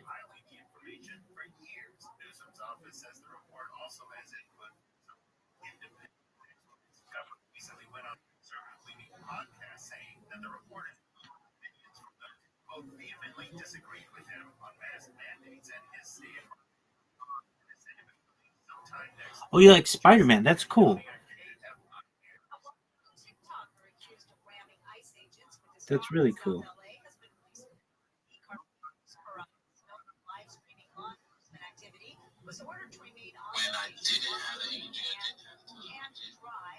Chi Boy, we've got a Shill and Chill. I'm sure you're familiar with him. You hosted one earlier today. Um, I'm gonna try to get in on it. I know some of the people in it. So it's the uh, Jacob is the person hosting it. It's got like 700 people in it. It's called Chill and Chill Max Engagement Connecting and Opportunities. I'm gonna try to get in on it. I'm still here. I'm just requesting to speak. So if they let me up, then you'll know uh, I'm, what I'm up to.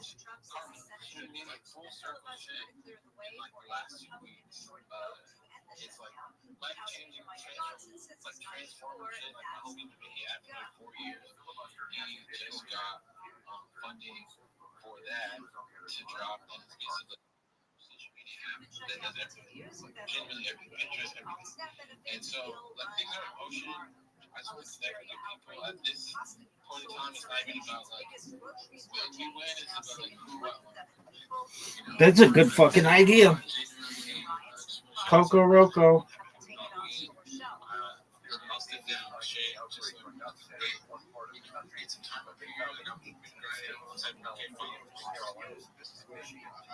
He says how officials worry some of the regulars pasta meals might still be fridges or free ships. Turns out, you Americans want to save daylight saving time.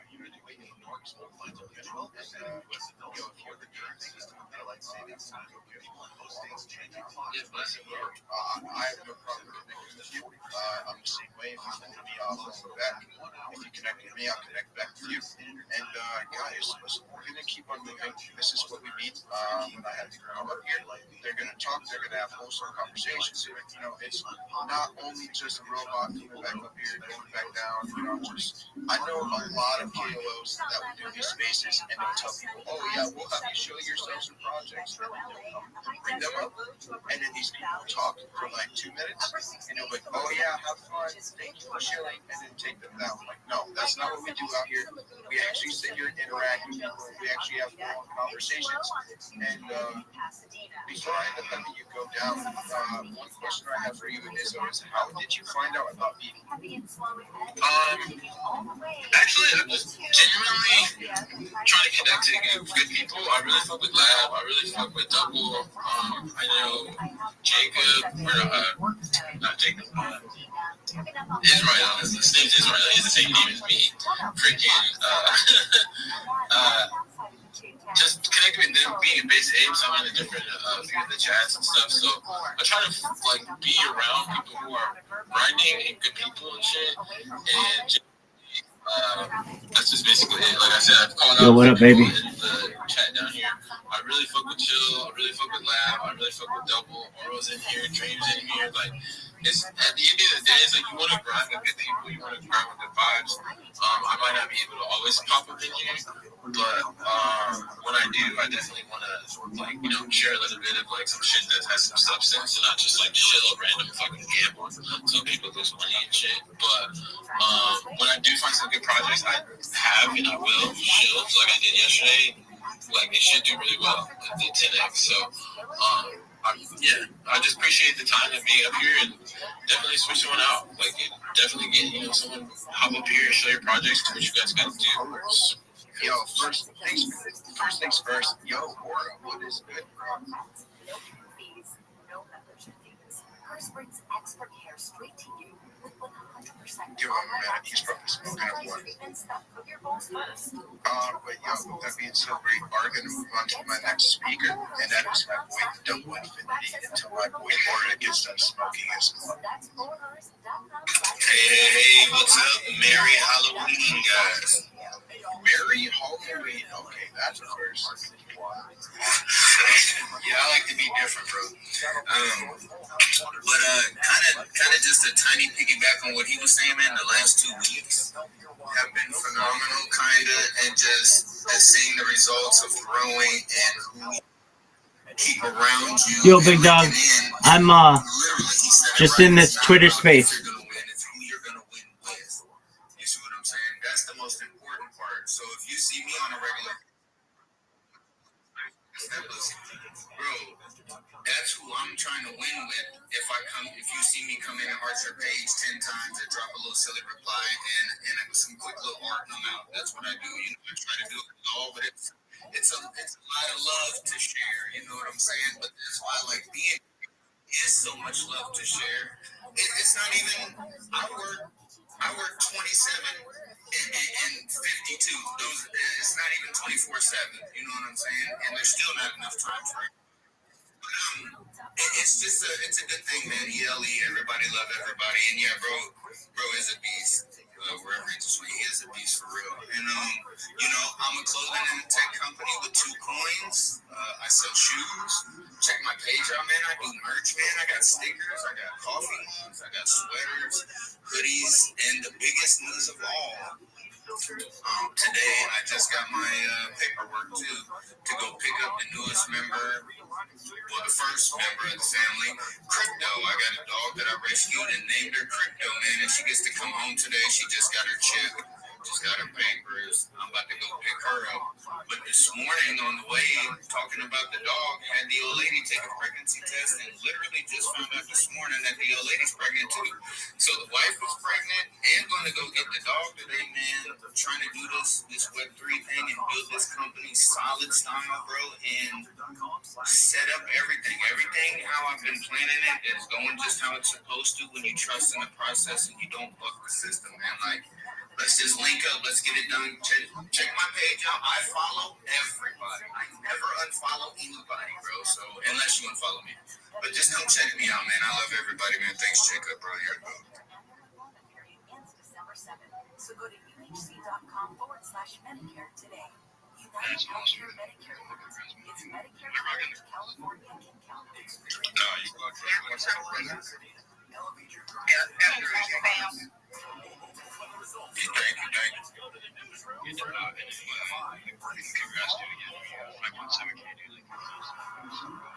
you. I'm so so sorry. I am back. I was talking to someone else in my ear.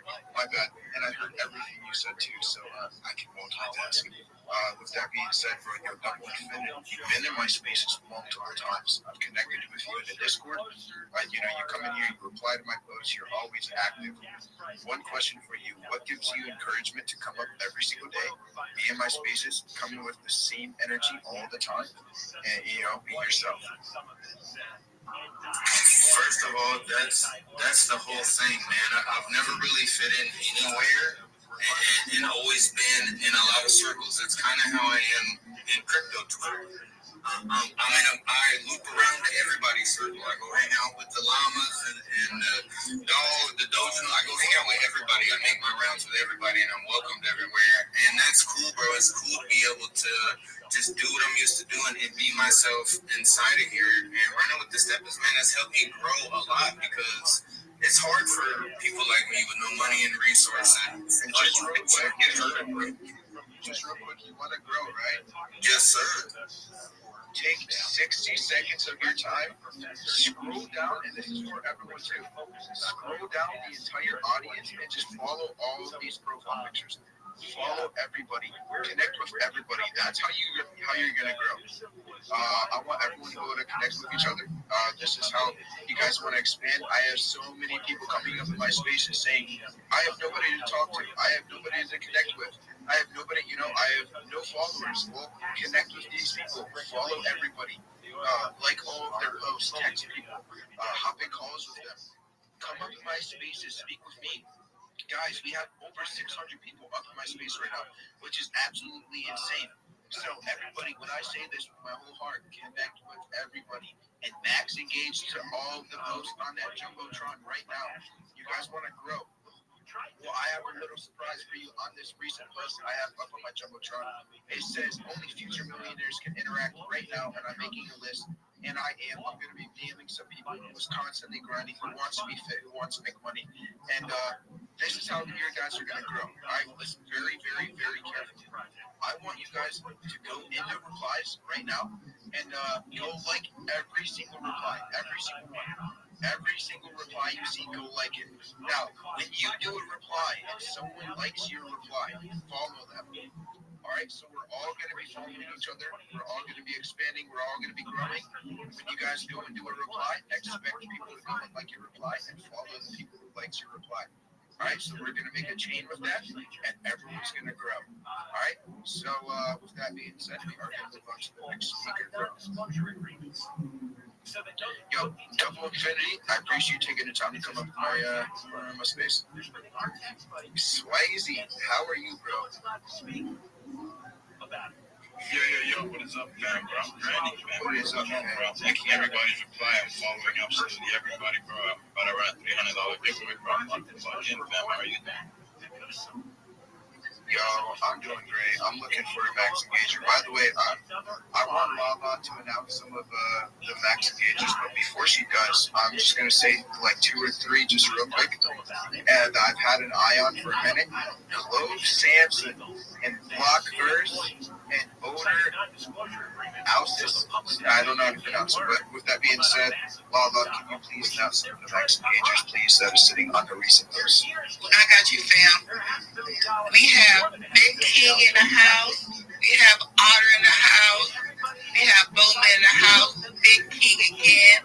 Alessa, Casey, Straw Hat Stu, S No Verge, SR Trader, Otter Oasis, Double Infinity, Bowman, Alastar, and Swayze.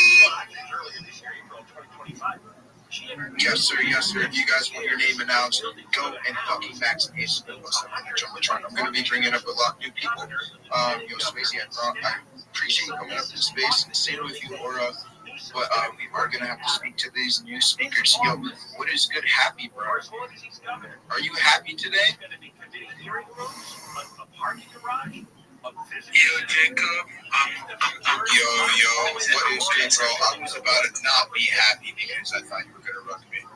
No, I'm no rocker. Jacob, I'm no rocker. How you doing, man? Shout out to everyone. I'm doing it. It's Halloween. It's great vibes. Honestly, I have an eye on 2 different coins right now that I'm going to be deeping into. I'm constantly giving back. I'm doing a giveaway right now in this space, giving back, and everybody's growing constantly in my spaces and around me. So it's amazing. I'm so happy. I'm so blessed, and I'm so thankful that I can help everybody else grow and connect. Yeah, that's big actually. And you're a man with big heart. Shout out to you.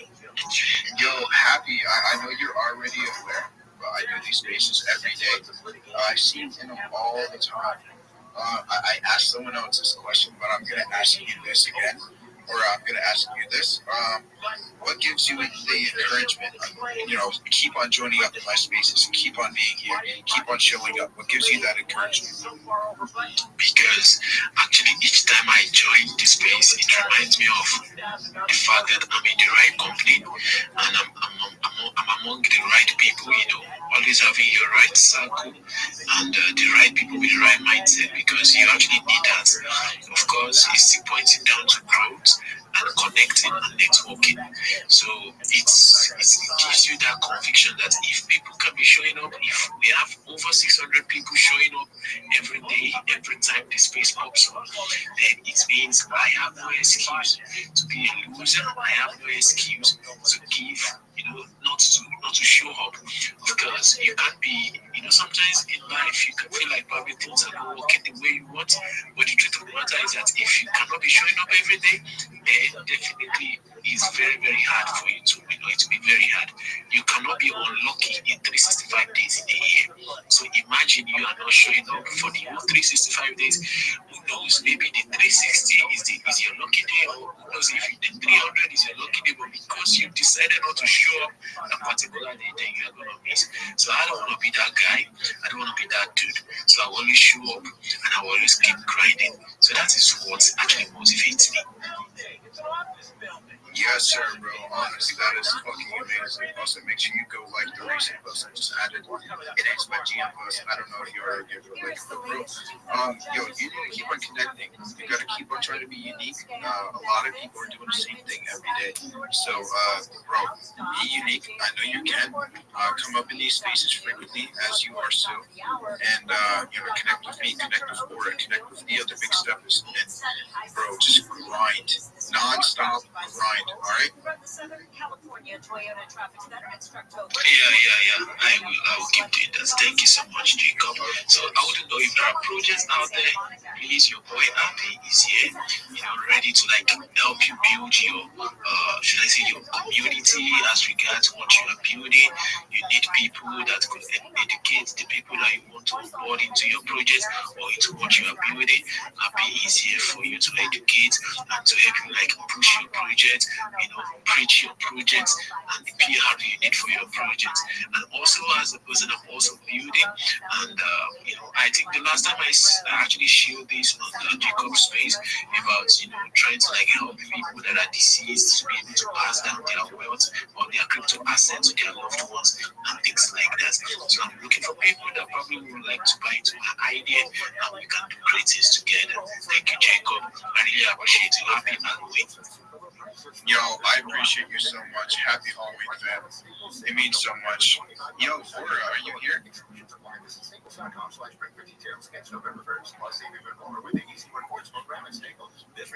Well, he's probably still smoking his blunt. Alright. With that being said, we are going to move on to my boy Toss. What is good, bro?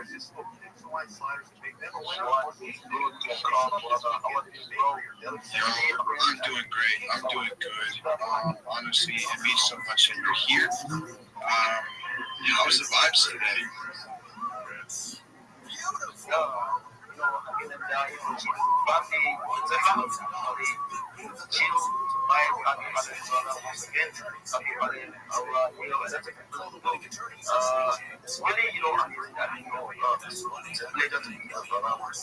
Because I know the real one knows you every single day. I do showing up every single fucking day. Because if you cannot show up, cannot make it business. The rules is to show up every single fucking day. So Yeah, bro, support you, bro. You have to connect, man. You have to like, you have to go. So, it's a pleasure to be here. What is wrong? Yes, sir. Happy Halloween. I'm so sorry, bro. I'm currently going down. There's so many new people joining. I think there's a raid of NFTs that just joined to with helmets on and shit. So, yo, I'm just going and following everybody that is down in the audience, connecting with everybody. And, guys, we're going to be here grinding. We're going to be here fucking expanding. We're going to be here growing. And guys, make sure you like all the posts sitting on that Jumbotron. There's a couple of them. It's my post, it's Laura's post, and there's 2 more posts on mine. Guys, make sure you go and fucking spam it. Absolutely spam it. I said, happy Halloween. Can I get a GM? That is my GM post. Make sure you go give it a like. And if you didn't reply on it already, go reply. Yo, Laura just posted 21 minutes ago. It says, I can't wait for the days someone will ask, what your parents' job? And I'll reply, I retired. That is absolutely fucking real. Everyone go give that a like, give that a reply. And guys, I'm going to be announcing the winner of the giveaway, the $50 giveaway here in like 5-10 minutes. So if you guys want to hear the winner of that, make sure you are max engaging. If if I don't pick you, message me. I will be picking a winner every single day. And bro, with that being said, we're going to continue. We're going to keep on fucking grinding. We're going to be here. And guys, make sure you join up in the Discord. So, but the Discord's the best place to be, boys. If you want to connect with like-minded individuals, some real fucking grinders, go to Jacob's bio, walk the fuck in, join the big steppers. They're growing every single day. They're building. And that's what I had to say real quick. I got something to show. That's fine, Jacob. Go right ahead. All right, so boys, I'm gonna be putting something up on the Jumbotron. I got a $300 NFT giveaway going on right now with Baby Doge. So if you get that yours mascot is the Pudgy Penguin. Yo. And there's another hardware wallet called. How are you? What's good, political vegan? Their mascot is Baby Doge. I'm well, thank God. How are you? Cover collection.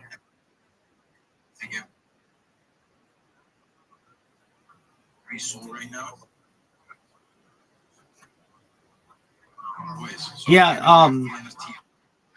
Yeah, you can't send text-based things in here at the current time. I've allowed people to do that in the past, and I get spammed with stuff.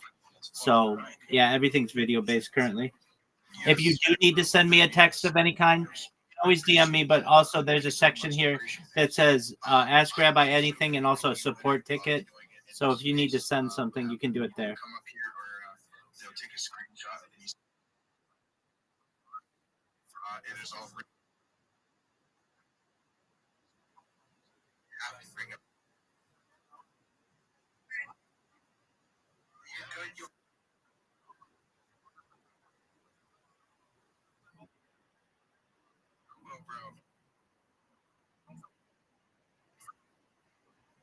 bring him down.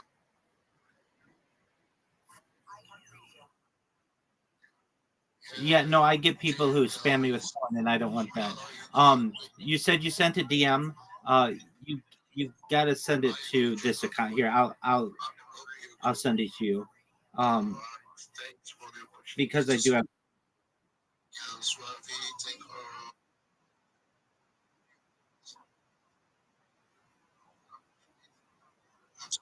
That's okay. Unfortunately, that's not the one. That's okay.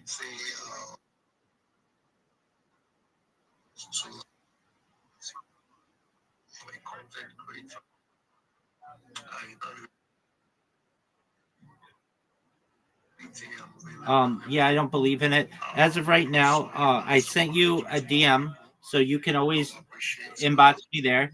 Right now I'm in the middle of a Twitter space, so I can't talk about sin of any kind right now. But I feel free to send me your opinions on anything you wish, and I'll respond to you and as soon as I can. Okay.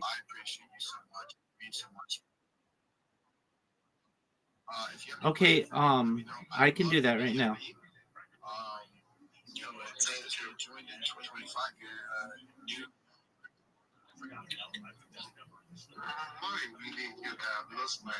I just sent it to you. You're welcome, big man.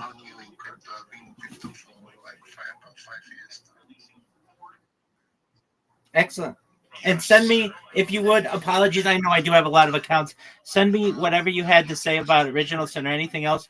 Just send it to me in the DM and I'll get back to you, okay? Excellent. Thank you.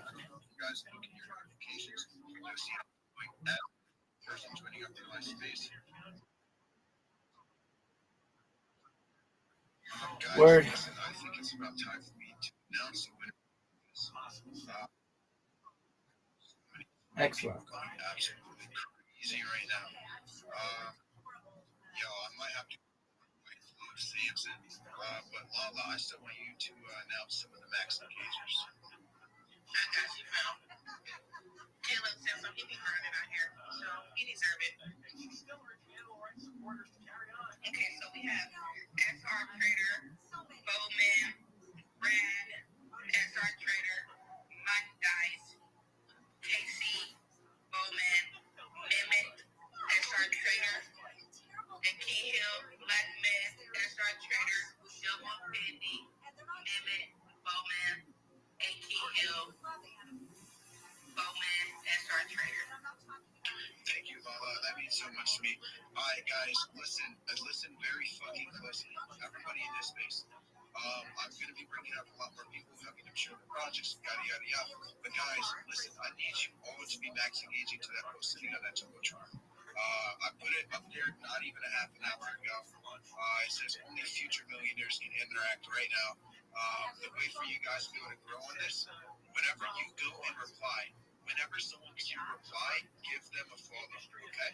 So, guys, go in the fucking post. It's sitting on my Jumbotron. Click on it. Scroll through all of them replies and give a like to every single reply that you see sitting there. Whenever someone likes your reply, give them a follow. We're going to create a chain with this. Everyone's going to build. Everyone's going to grow. Everyone's going to lock the fuck in. Guys, make sure you're in the Big Step Discord. If I'm not in my space, I'm usually sitting in that Discord. I'm going to be wrapping up my space. But guys, listen, there's so much to happen. There's so much to, be done. Today's Halloween, so I'm low-key, doing a little smooth, going a little soft. I'm going to be doing another space later tonight around 11 p.m. on Rothschild. Do you have anything to say before I end up wrapping up my space? I cannot, bro. This is an awesome space, bro. For real. I've been hearing a lot of good content on my space. We had some really good shows today. There's a lot of people that came up. I'm sorry, while you talk, I gotta take a screenshot of all of these people that are requesting this. I know some of these people, I want to bring them up later tonight. Yeah, man, 100%. I'm also going to be running in space later on today, probably around 6. So if anyone wants to come to that, I'll be open. I know Twitch will be running in space, so yeah, we're all running spaces even during the holidays. We're still riding. We show daily, like we say, even during these times if you don't want to show, we still show. Yeah, everybody had a good. I saw everybody come up on stage. I saw everybody had a good time showing their projects, doing what they need to do. But yeah, hopefully everybody enjoys the rest of the space, right, Jacob? Right? Since you're gonna be closing it out, right? Yes, sir, bro. Of course, everyone needs a space. Everyone needs a fucking max engagement. I'm both sitting on that Jumbotron. And bro, this has been a long space. It's been 2 hours. It felt like it was like 4 hours. But guys, listen, there's so many people that's in. I love the vibes of all of these spaces. I wake up specifically for these spaces. I wake up to just help you guys out. We're constantly giving back. Listen, I want you all to expand. I want you all to connect. I want you all to have a big opportunity. Now, listen, today's Halloween, so this is a little special for you all. We kind of say every day, but I want you all to listen up. Join up in the Discord after this space if you want, in a VC, in the Big Steppers, and I'll call with you guys for a little bit. I'll hang out with you guys. But look, there's an opportunity. It says it right there on the title. Everybody that is replying and max engaging or connecting or following each other or building, they're all getting opportunities. For the people that come up here and they say, oh, I'm a reply guy, I'm a community manager, oh, I'm a raider. Well, if you're that, then go max engage. And then I have a bunch of projects. There's mini KOLs just like me, like Shift, And, we're constantly looking for graders. We're constantly looking for reply guys. And a lot of these people hate reply guys and graders. So if that's what you are, make sure you're marketing, make sure you're building. Same with this. I know someone that came in my space, they started off with 100 followers, and at the end of my space, they ended at 1,000 followers. That's fucking amazing. That's over 900 followers. So being able to hear that, being able to know that I'm helping out everybody every single day, or that you guys are growing, it just, warms my heart. I appreciate you all for being in the space. I'm going to be ending my space here in a second. But guys, I appreciate you all. Show the fuck up. Lock the fuck in. Be yourself. If there's anything in life, like being a doctor, a lawyer, in the crypto shit, whatever you want to do it 1,000%. Don't be lazy. Don't be weird. Lock the fuck in. Grind every day. But we could have never said any fucking better, because you heard it. Join discord.gg/bigsteppers. Surround yourself again around winners, brother. It's the best way to fucking live. You gotta be around people that also want to win with you. So boys, go on Jacob's Spins. You already know. By the way, 20 more replies, and we have 1K replies on that recent space. Guys, we're fucking spamming replies right now. 20 replies away from 1K. So all across the country at facilities that control airspace for multiple states. So if you're just a few controllers calling out, you're affecting flights in large swaths of the country. Flights departing for LAX were halted last Sunday morning because of a staffing shortage. Some RVs removed from homeless camps will be placed in a parking lot in San Fernando Valley. The LA City Council has approved a lease with the LA Metro to use the lot in Victory and North Balboa Boulevards. Councilwoman her office is listening. Yo, just got out of Jacob's Twitter space. Were you there? Yeah, Absolutely. This thing is going to the moon. Yeah, facts, bro. What's good in your neck of the woods? Honestly, I've been trenching today. Trenches have not been good to me.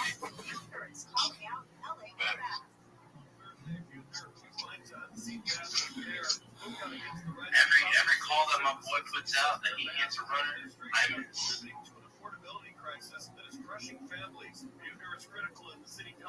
It happens. Almost $56 a month, which is an increase of about $20. The city has also increased sewer service fees since Bass took office in late 2022. Since the LADWP has electricity rates as well. I just had some amazing people from the community come into my Discord, and we were chopping it up, coming up with some business strategies. And I've met all these people through these Chill and Chill Twitter spaces. They've been absolutely phenomenal. I can't say enough good things about the people in there, the people in this community. You guys are amazing.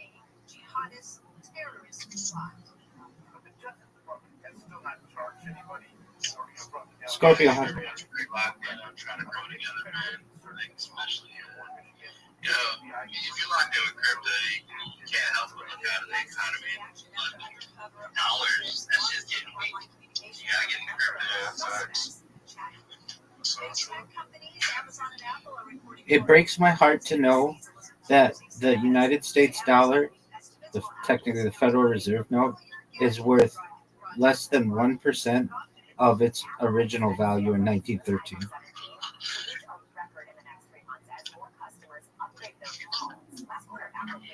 That being said, what point are you guys considering rotating out of crypto at the top of the cycle? Gotta crash again. Cycle continues. I'm a long-term holder, so I understand that there will be crashes, but it's about holding, hopefully, for the remainder of my life. Say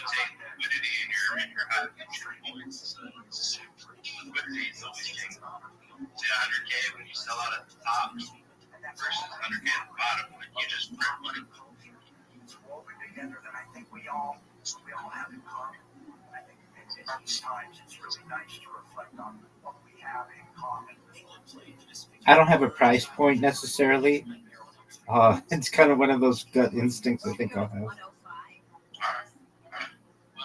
if you want to buy it, and they're legit for you, you diving So I'm sponsored by a cryptocurrency, and that community's been amazing. It's known as Harry Potter Obama Sonic 10 Inu. The ticker's Bitcoin, and I've been with them for about 2 years. I've been living in their Telegram for 24/7 for 2 years.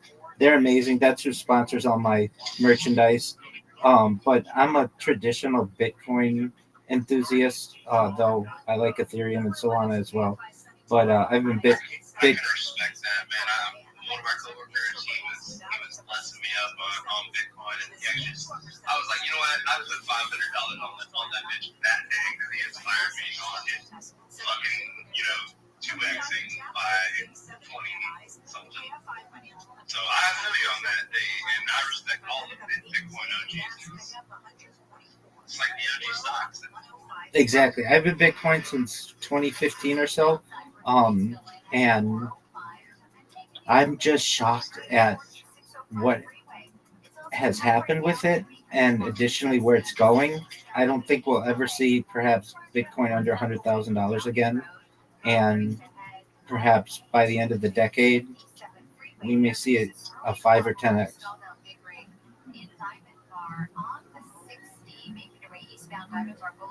It's history. They've got it out in flames, but traffic's still a huge mess. And there's also a work zone in Diamond Bar 60 East connected to the South 57. You've got crews working along that connector, doing some guardrail repair work, adding to that very slow drive.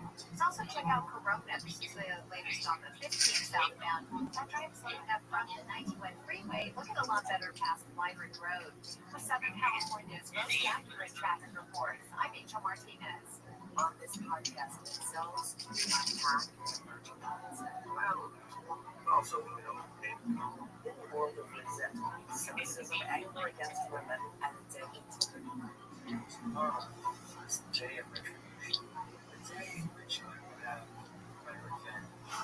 This is Incels. Listen to Incels on America's #1 podcast network, iHeart. Follow Incels and start listening on the free iHeart Radio app today.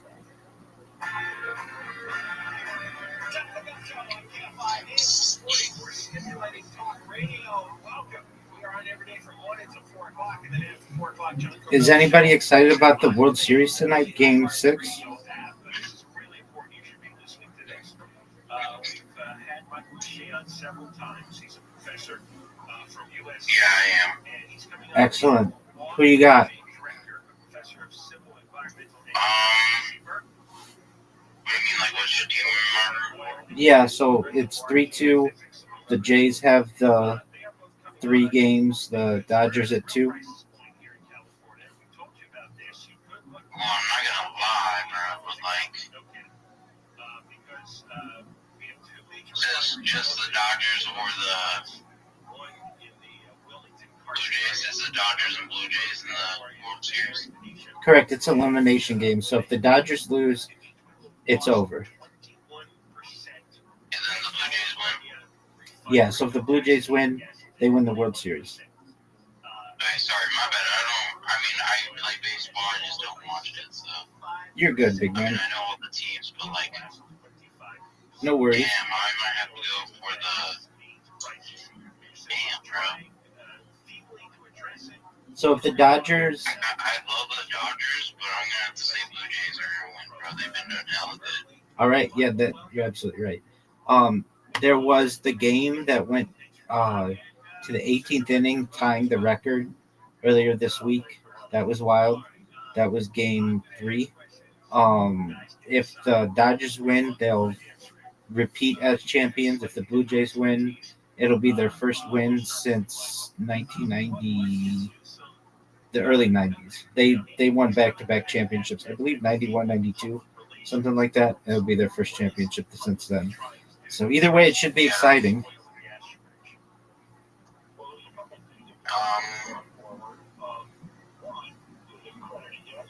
Honestly, bro, I'm gonna have to see if Blue Jays are gonna win.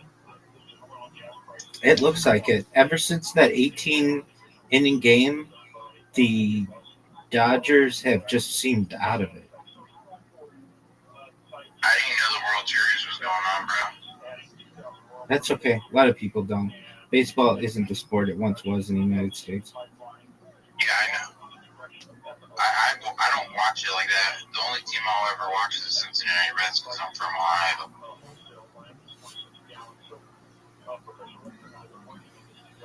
Yeah, if it weren't the World Series, I don't think I'd be as invested in it. But I like the Dodgers. They're somewhat the home team. Yeah, L.A. De La Cruz is my favorite player for the Cincinnati Reds right now. Oh, he's dangerous. He's an amazing player. I love watching him play. Still, inside the park home runs. I mean, doing things nobody does. He is flashy. I love him. Yeah.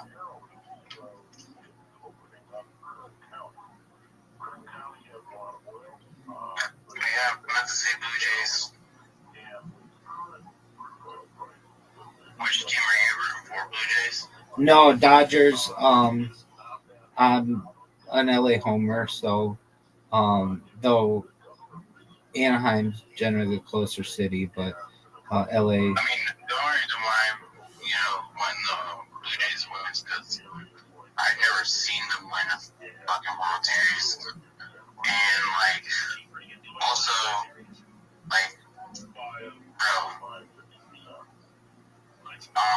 I've never seen them be this good, you know what I mean? They have good players and all, but all I'm trying to say is, I would want the Dodgers to win because it's my second favorite team. But, the Blue Jays are doing this good, then they're definitely going to win. I'm just saying they're going to win, and that's why I'm rooting for them because they're really fucking good. Yeah, no, definitely they were the underdog coming into it, and now they look like the favorites. And I'd be happy with both. I mean, I'd like to see the Dodgers continue their potential dynasty and Shohei Ohtani, he's just the best player in baseball, arguably one of the best, if not the best player all time in baseball. I've heard nothing but good things on Shohei, man. I don't even watch baseball, and I've heard about him. Absolutely. So a week ago, just to put it in perspective, he hit 3 home runs and pitched 10 innings in the same game. Nobody is a pitcher and a hitter. It just doesn't happen. But to be a power hitter like he is and a pitcher is just, we haven't seen this since Babe Ruth. And even then, Babe Ruth wasn't a threat from both parts of the game, both pitching and hitting. Normally, a guy's just a really good pitcher or a really good hitter. But it's never happened really in the modern age where somebody's been good at both. I'm sorry, I didn't mean to, talk over you, but I have a picture of Babe Ruth and his first ever check in picture. But it's not his actual first check, it's a printed check. Yeah. And he signed it too. Yeah, no, that's all I'm saying. That's baller. Oh, okay, gotcha. I mean, yeah, he would have had to sign the agreement, right? Yeah, but I also have a couple. I have a King Griffey. Because he played for Cincinnati Reds, so of course I'm gonna get a fucking signed jersey. I love him. Yeah, that's amazing. Rabbi's point, Shohei only makes more sense if we look at every sport. We are dominating in a way that no other athlete can compare to. That's why the argument of LeBron versus MJ is so heavily debated now. I have one question for you guys. Who do you think the best football team is? Instead of argue the best team in the AFC North. Is that the Colts? They're in the South. The North. I love the Bengals. Actually, I gotta catch you there. I personally know the fullback on that team, on the Ravens. They're fucking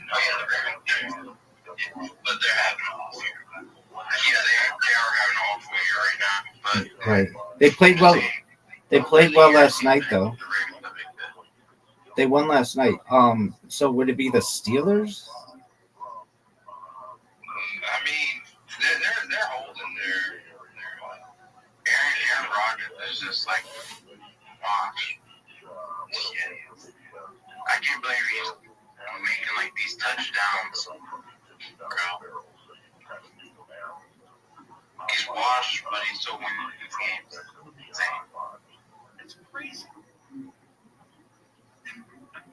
Honestly,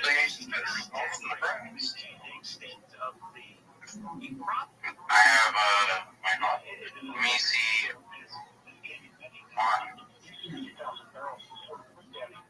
I gotta look for this jersey. I'm about to show you this jersey. At my house right now, though, so I can't show you in person. But I have this Bengals jersey signed by I forget his name. But he's one of these old players. I think it was.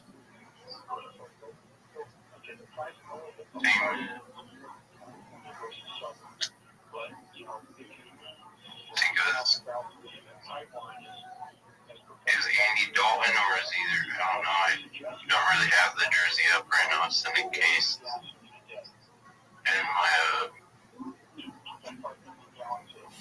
my closet, but I think it's Chad Johnson or Gino Atkins, or is Ken Riley or Andy Dalton.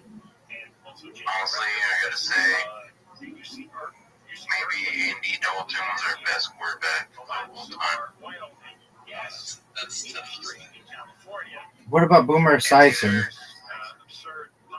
That's a tough statement. Every year I had him on fantasy. That man was on every week. Bro. But listen, he plays for the Cowboys now. Boomer Esiason went to the Super Bowl with the Bengals. Like they haven't. They've been the. Okay, but I mean, so perhaps.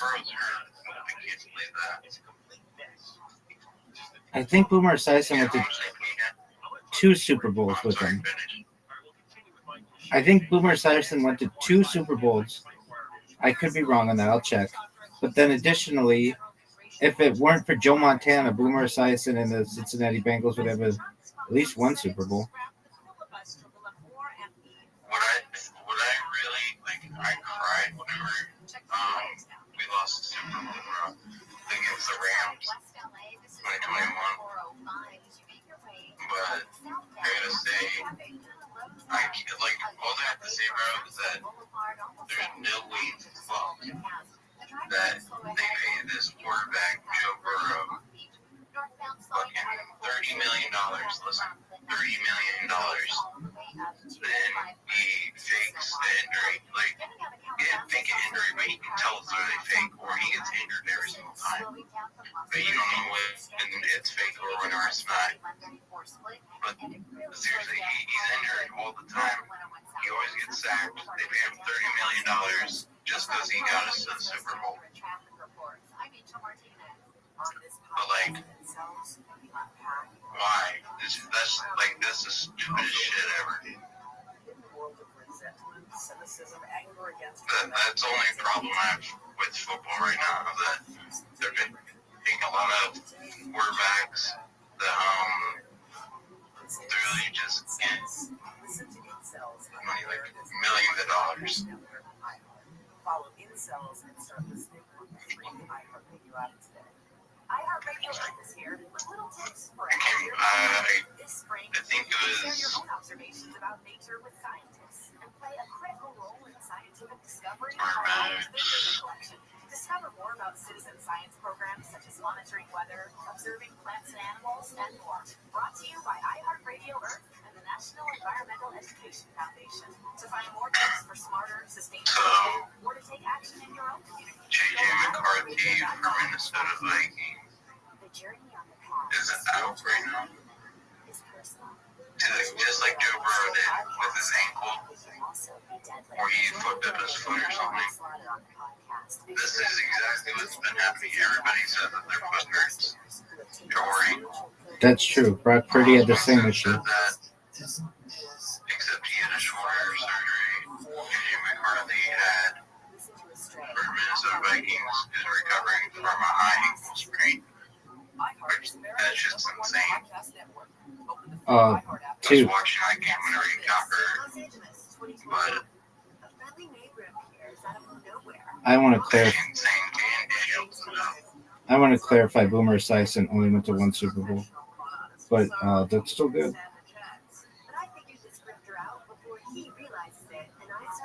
Yeah, we only won one Super Bowl. We're not what we want, brother. Like,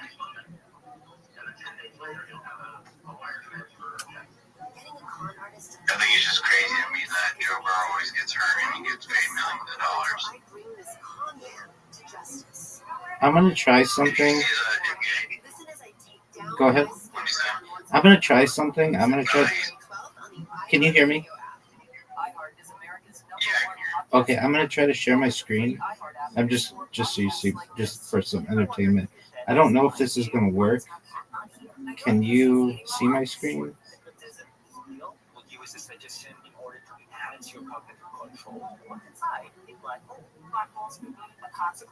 I've never done this before. Can you see my screen?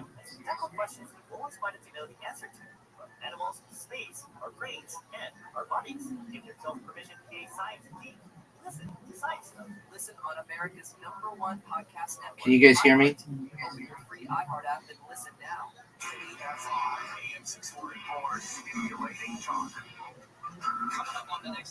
Can you hear me?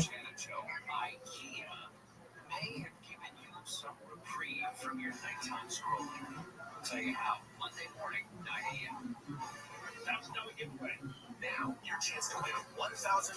Just enter this nationwide keyword on our website. Money. That's money. MONEY.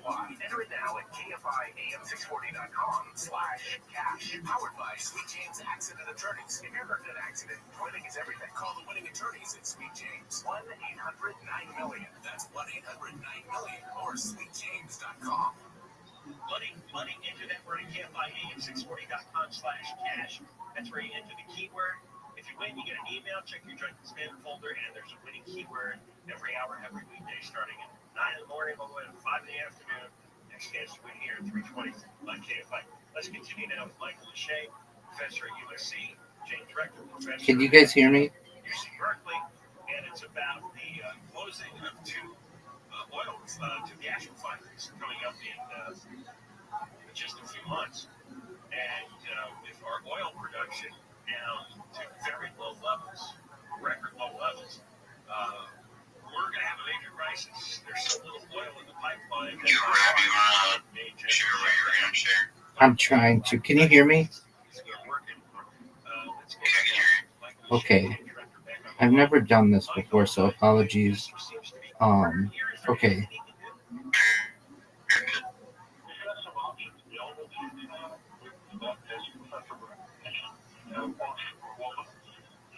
Oh, this is making my phone go so slow. Okay, can you see my screen? Can you hear me? I can't hear you.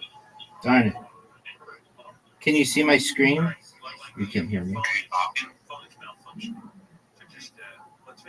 can't hear you. Yeah, I can hear you. Oh, you can hear me. You just can't see my screen. Okay. No, it goes quiet whenever you talk, and then it goes back. Interesting. Okay. Or no, it just says that you're in there delay, so every single time you talk.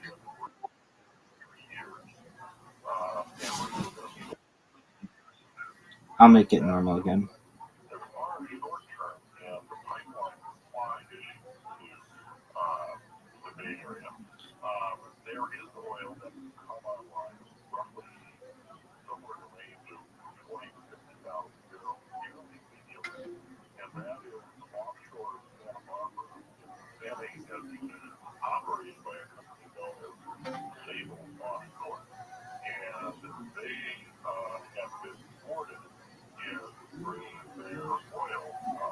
stock over. That's like where I'm at in the homebrew. Like, sports are big. Apologies for that. So how do we get invited? You guys are huge on football, right? Go ahead, Rabbi. No, it's my fault. Apologies. I cut you guys off. How do you get invited to the cigar room? Bro, I think it's part of us being here. Think about in the way crypto works. They drop their hands right. They're ultimately trying to test us and bring us into the flow, but they need you to prove yourself. Right? So it's just gatekeeping. Likely just they're gatekeeping for the time being. They're likely looking for us to be active right now. Okay, no big deal. I understand. Which would be us interacting with each other. Because if you think about what the big steps are, right? They're not the only group out here chilling and shooting the shit. We could literally host up the same thing.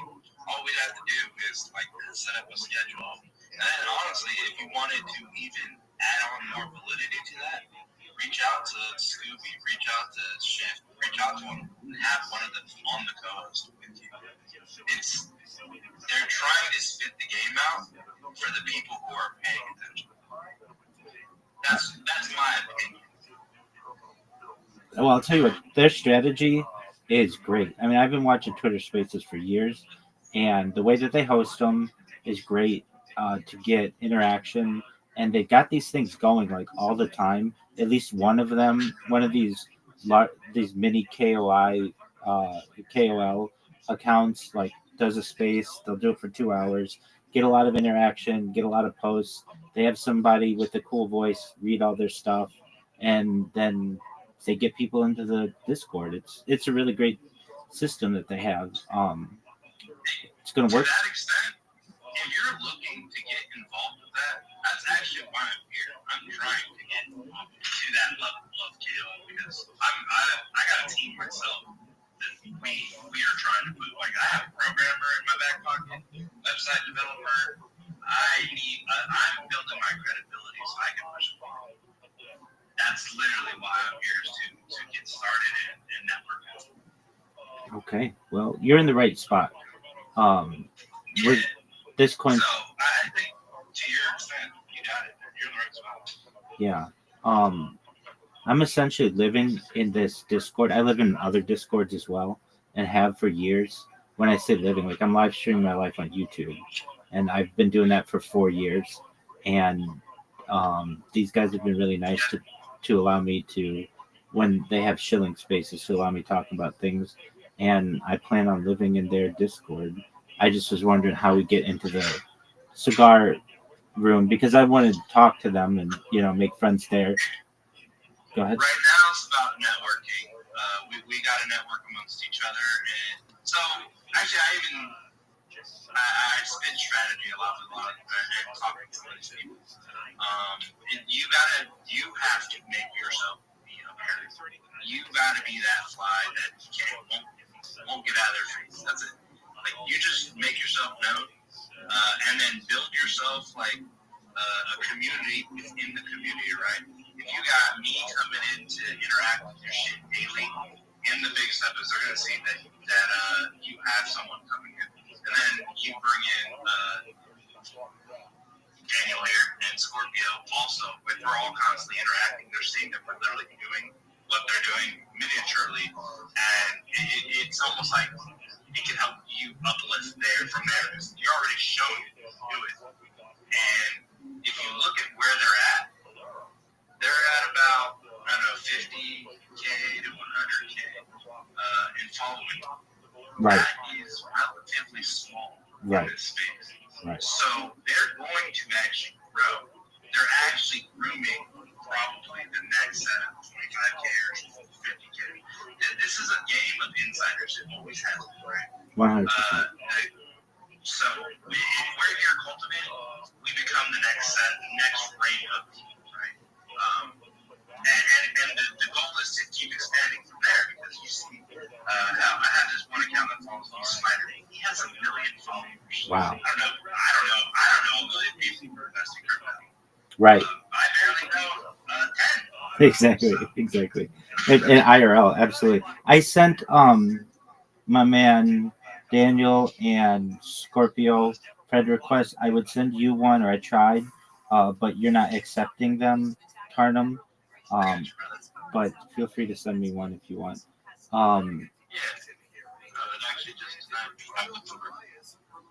Oh, it won't. It won't. Okay, so I can't send one to you, and you can't send one to me. Yeah, no, I get what you mean. Nah, it's me and him. It's alright, man. I'm always around. If I see you in the chat, I'll No, Rabbi. What I meant, bro, is I got you as in, I added you back. I appreciate that. Thank you. Yeah, you're welcome, bro. I've been trying to get in this space to talk about, like, what's been going on with, like, my coin. Show us. Let's hear it. So recently, it just went really high. Like, I made a 50K. I'm only 15 years old. Off of one of my coins recently. Unfortunately, I sold it. And then I made another coin. Unfortunately, that didn't work out, so I just kept my 50K and invested into ViralRabbi. And Trump coin, those ones have made me another $1,000, which is $51,000. I'm just trying to, what I'm trying to do is help my dad pay for my brother's funeral. He recently passed away. What kind of coin do you want to run? With that kind of money, you can run a coin up. I don't know. Yeah, I know. But, like, I recently gave half of that to my dad to pay for his funeral. Absolutely. Yeah, priorities. But that coin was made out of them. That coin was meant for my brother. Dude, hell yeah, bro. What coin was that? I think it was, I don't know, like a week ago. Let me see at my recent things. I think I quoted, I just put it as his name. We just gotta work on your pitch, man. That's right. It's a good bit. So, you're presenting to people. So, oh yeah, I know. I just meant, like, I know how to say shit. It's just, I meant, like, I'm just telling you what happened. Yeah, I did. I got you. Is closed right now, along with the two left lanes on that southbound side of the 133. The north Hell yeah, I mean, if you have history of running up the point, people are going to rock with that already. No, that was like one of my first ever. I never really created a coin until my brother died recently. But all I do is invest into other coins. Which continues slow anyway, all the way. And then I just, like, one day, like a couple days after my brother had died, I had about $10 left, or like about, let's say, like $30. So I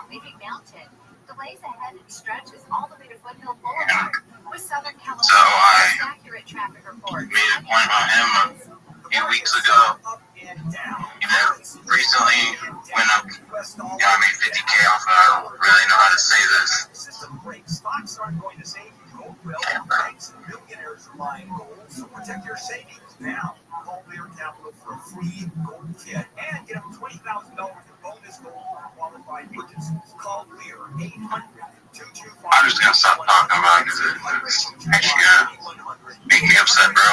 Absolutely. Yeah. We understand. Hey, just for future reference, don't go telling people how much money you have. There are a lot of malicious people in this space. I promise you, more people are out there to hurt you than they are. For sure. You found a decent spot here. We're all trying to grow. But just because I know I'm not putting together connected, man. I'm just saying, like, I don't want to. I'm not talking about that. I'm talking about other random people. Yeah. I mean, the fact that I even said something to you is a decent sign. That's great. Yeah, I know. It's just like, I know I've mentioned it to my friend, and he just like if I were to say, like, yo, my dog just got hit by an ice cream truck, he start laughing in my face. Like, I mean, yeah, you can't lie. It's pretty funny, but, like, it's not. You're 15 years old. That's just your demographic, man. Yeah. It's you'll get past the point of when people are laughing about that. People don't deal with trauma at your point. Hell, I'm 30 years old. I still haven't dealt with real trauma yet. So it's just circumstances when you're around. Tana, will you send me a message just so I have a connection with you? I tried to send one with you to you, but you've got that turned off. Seriously. Just restart my disk. Maybe I can fix that. Online access to personalized treatments that put your goals first. Reach your weight loss goals with help from Hers. Get started at hers.com/radio to access affordable, doctor-trusted weight loss. Yo, Swayze, how you living, big dog? What's up, brother? I'm chilling, fam. Currently, yo, Swayze, what's up, man? What's up, boys? How y'all doing? Y'all chilling? Oh, like a villain, my friend. Man, I love seeing people from Twitter Spaces and other platforms. It's great. It really is, bro. It really is. Fam, yesterday you fucking blew my mind. I cannot lie to you. Oh, excellent. Good. I'm glad I did because that's what I'm here to do. 100%. We're taking the big steppers to the moon. We are, bro. Big steppers are going fucking crazy, bro. I'm very honored to be a part of their family. 100%. Hey, I can't believe I got my roots taken, though. I can't. This is kind of crazy. Swayze, did I hear you're going to be hosting a space later today? Probably not, brother. I already hosted my space for the day. Oh, okay. It really just depends, fam. Like, if I'm bored and I want to host one, then I will. So my spaces are like, you catch them here and there, fam. Yeah, I got you. But yeah, when I host them, bro, that shit fucking cooks, though. I get like hella people. Dude, absolutely. That's great. Yeah, brother. I'm trying to provide as much value as I can. And you do. Yeah, man, you're up there really working the crowd. I don't know what you got you working up there. And come out a little early, but you're kicking ass. Yeah, man, it has to be done, bro. It has to be done, You actually, shit, since you have been here, I'm looking to do the same type of shit eventually. What point in time did you take the step to be your first one? Brother, I've been in crypto for a solid almost 7 years now. So if you can see my account, I joined on Twitter in 2020, and I've been around since NFTs. So I made a bunch of money on NFTs. My account was way bigger, bro. I had like 200,000 followers, bro. Like fucking 3,000 people would instantly reply to me, and I got banned for a while because Twitter at that time wasn't promoting crypto. They didn't like it at all. Yeah, and so I got suspended, and with the suspension, all my followers obviously left, and so I just got recently back on Twitter, like 3 months ago now, and I've really just been showing up every day, tweeting, giving people alpha, helping people win, giving away money, doing the spaces, just providing value, and really, bro, I've only done, I'd say, 8 spaces in total. And, bro, I'm fucking cooking, fam. It's really just surrounding yourself with the right people, bro. And obviously, you've taken that step already, and you're already here. So, fam, you can definitely succeed, bro. It just takes a lot of dedication, putting your head down and actually working towards that. Oh, yeah, absolutely.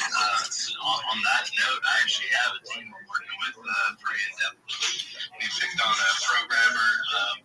We're actually designing a site we're currently coming through There are a handful of wallets in space that have an ungodly win rate in the trenches, and that's just not humanly possible. So we're actually doing some pretty heavy depth research to design our spindle mods. Yeah, bro. Same was our plan, dude. I was working with the baseball people. Not much you can do. We're screwed. But go ahead. Give him and his buddies control over how they draw congressional districts. That's really smart. Listen to the gas prices. National average is $3.04. But there are 34 states that are selling gas for under $3. 34 states, the average price is under $3. That is over 60% of the country. Almost 70%. Texas, gas price, $2.57 a gallon. $2.57. In California, it's $4.62. We are over $2 more than what they sell gas for in Texas, and in Oklahoma, and in Mississippi, and in Arkansas, and in Louisiana. Over $2 more. And it's not even Democratic states because New Jersey is at $2.95. Rhode Island is $2.91. Minnesota is $2.87. This is just New York is even $3.10, just a few cents above the average. We're sitting there all by ourselves, $4.62, entirely due to our regulations and taxes. Michael Mache, we just had on, has done many reports on this. It is mind-boggling that he does this, and the Democratic legislature, mind-boggling. There's 34 states below $3 a gallon. There's 10 more below $3.36 a gallon. So 44 states out of 50 are below $3.36 a gallon. We're at $4.62 every day, all day long. Many places are $5 a gallon. So it's coming. You don't have to be have a graduate degree in economics to know that if you cut the refinery capacity by 21%, and the oil production is already cut by 65%, and our oil pipeline is shut down, and all for what? For what? Now we're going to have to buy oil from dirty countries with far less clean refining than we have. It's going to be transported on ships that are going to be melting all kinds of exhaust across all the oceans. We might have to have trucks, tanker trucks, hundreds of them, hundreds and hundreds and hundreds of them every day, taking oil from the Bakersfield area up to Northern California. What kind of insanity is this? This is so crazy. And Newsom is waving this little feeble legislation he passed, approving 2,000 new wells each year for the next 10 years. Way too little, way too late, takes way too long to get the oil out of there, and that's the expensive oil, as Michael Mache, James Rector, told us. The cheaper oil is sitting right offshore. Look at the coast of Santa Barbara. Those oil wells are already running. The oil is close to the surface. We can get that quickly and inexpensively. Newsom will do that. We also have a lot of accessible oil here in the LA Basin.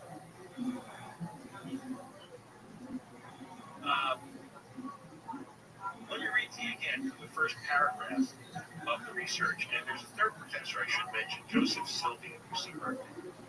He and Rector in Mache says California's in-state oil production has declined by approximately 65% since 2000.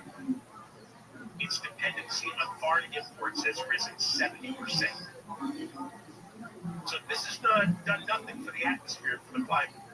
Whatever we did not produce here was produced somewhere else and was shipped here, adding even more exhaust to the atmosphere.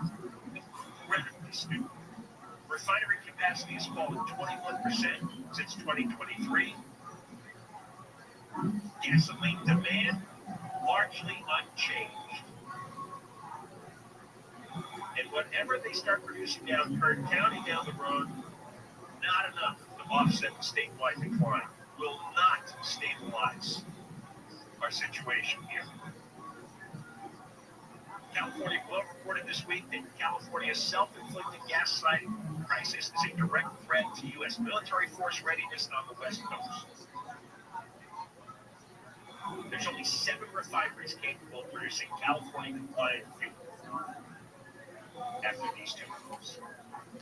We're going to have to get oil, gas from Iraq, Ecuador, Brazil, Russia, Iran, Venezuela,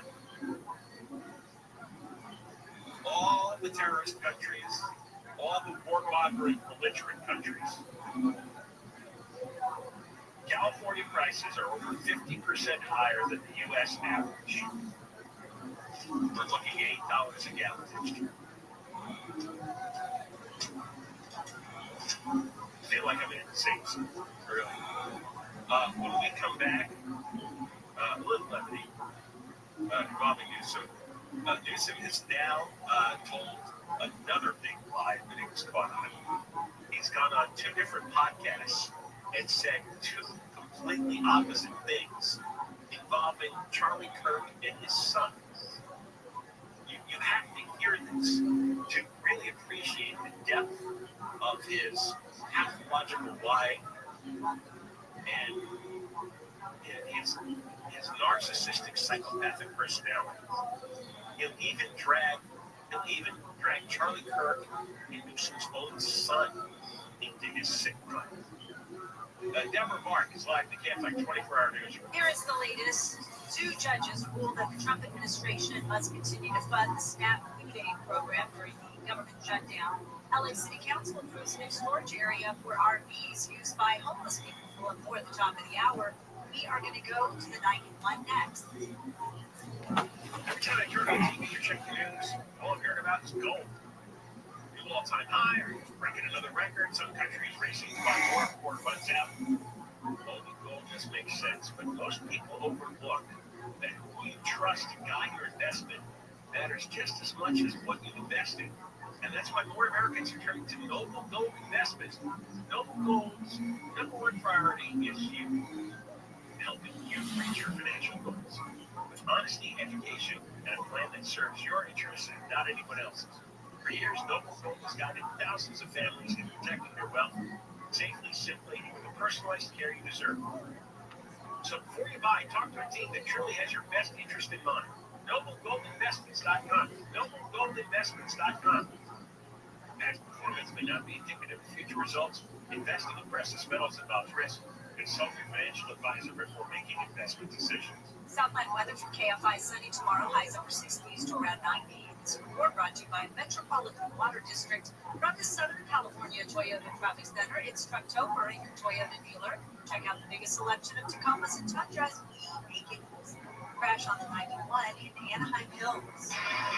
But this was a doozy. It's on the eastbound side coming up on the 241 toll road merge. That's where the fast track lanes and the middle main line lanes are blocked. So motorcycle involved in this wreck. Look at that East 91. We're seeing immediate delays jammed off of the 57 freeway, but it gets pretty heavy out of Buena Park and leaving Beach Boulevard. It's also tough in Pasadena, eastbound side of the 210 leading Mountain. Delays almost connecting all the way to the 15 freeway. And let's look at the 15 northbound. It's starting to fill in, leaving the 215 merge and stretches to the 138 with Southern California's most accurate traffic reports. I'm Angel Martinez. Get generous rebates for replacing your grass with a beautiful California-friendly garden. Visit BeWaterWise.com. That's BeWaterWise.com. A message from the Metropolitan Water District of Southern California. This report is sponsored by Allstate. Some people just know you can save money on car insurance by checking Allstate first. Those people are probably saving a carload of cash right now. So what are you waiting for? Check Allstate first for a quote today. You're in good hands with Allstate. Do you find yourself asking questions about technology? Rich DeMiro here. Join me for Rich on Tech, Saturdays at 11. What is the latest and greatest, or even not so great? Anything from home electronics to your mobile phone. Rich on Tech with Rich DeMiro tomorrow morning at 11 on KFI and on demand anytime on the iHeartRadio app. Hey, it's Steve Sharp. Every year I tell you how amazing Eldon Home is for the holidays, and every year it just keeps getting better and better. Never before seen decorations, 3 in-house holiday designers, the finest Christmas trees on the planet. Take advantage of huge inventory and great discounts. Do your holiday photos here because this year they also have Santa's sleigh. No one does Christmas like Eldon Home. Find them on Sepulveda and Van Nuys or on the web at aldonhome.com. ALDIK home.com. Thinking about spine or neck surgery for that chronic pain? Stop. Once you go under the knife, there's no going back. Long recovery times, permanent changes, and no guarantee your pain will even improve. But there's a safer, smarter option. At Bespoke Biologics, advanced stem cell therapy is giving patients lasting relief without surgery, without steroids, without addictive pain pills. At Bespoke, our doctors specialize in treating herniated discs, degenerative disc disease, pinched nerve, and failed back surgery syndrome, using real-time X-ray guidance to precisely place millions of stem cells right where your body needs them the most. This is cutting-edge medicine that's helping real patients avoid life-altering surgery by harnessing the body's own power to heal itself. If you're at the end of your rope with pain, don't gamble with the knife until you've tried Bespoke. Get scheduled for a free telemedicine consultation. Financing is available. Call 888-326-STEP. Bespoke Biologics. 888-326-STEP. 888-326-STEP. These statements have not been evaluated by the FDA. Black beans, Roman beans, Peruvian beans. You are all about the soya beans, huh? Let's just sort of borrow a home. Your ex-boyfriend, aka William Ryan Garrett, drove a vehicle of meth within a young child while he was on meth, entering that vehicle and Is that a common question you want to ask? yeah, I'm asking about kind of So many options. I'm really fucking motherfucking Wow. Your section of your local grocery store. wow. An official message from Medicare. Medicare plans change from one year to the next. And this Light year, his ass up the fuck up. do your current package and Light his ass the fuck up. compare open enrollment, compare health plans, drug coverage, and costs. See if you can save some money. And don't forget to make sure you're not checking out. Yeah, like I said, I don't think honestly, you know, you're gonna do what you want to do. Like I said, I'm not just on the outside while you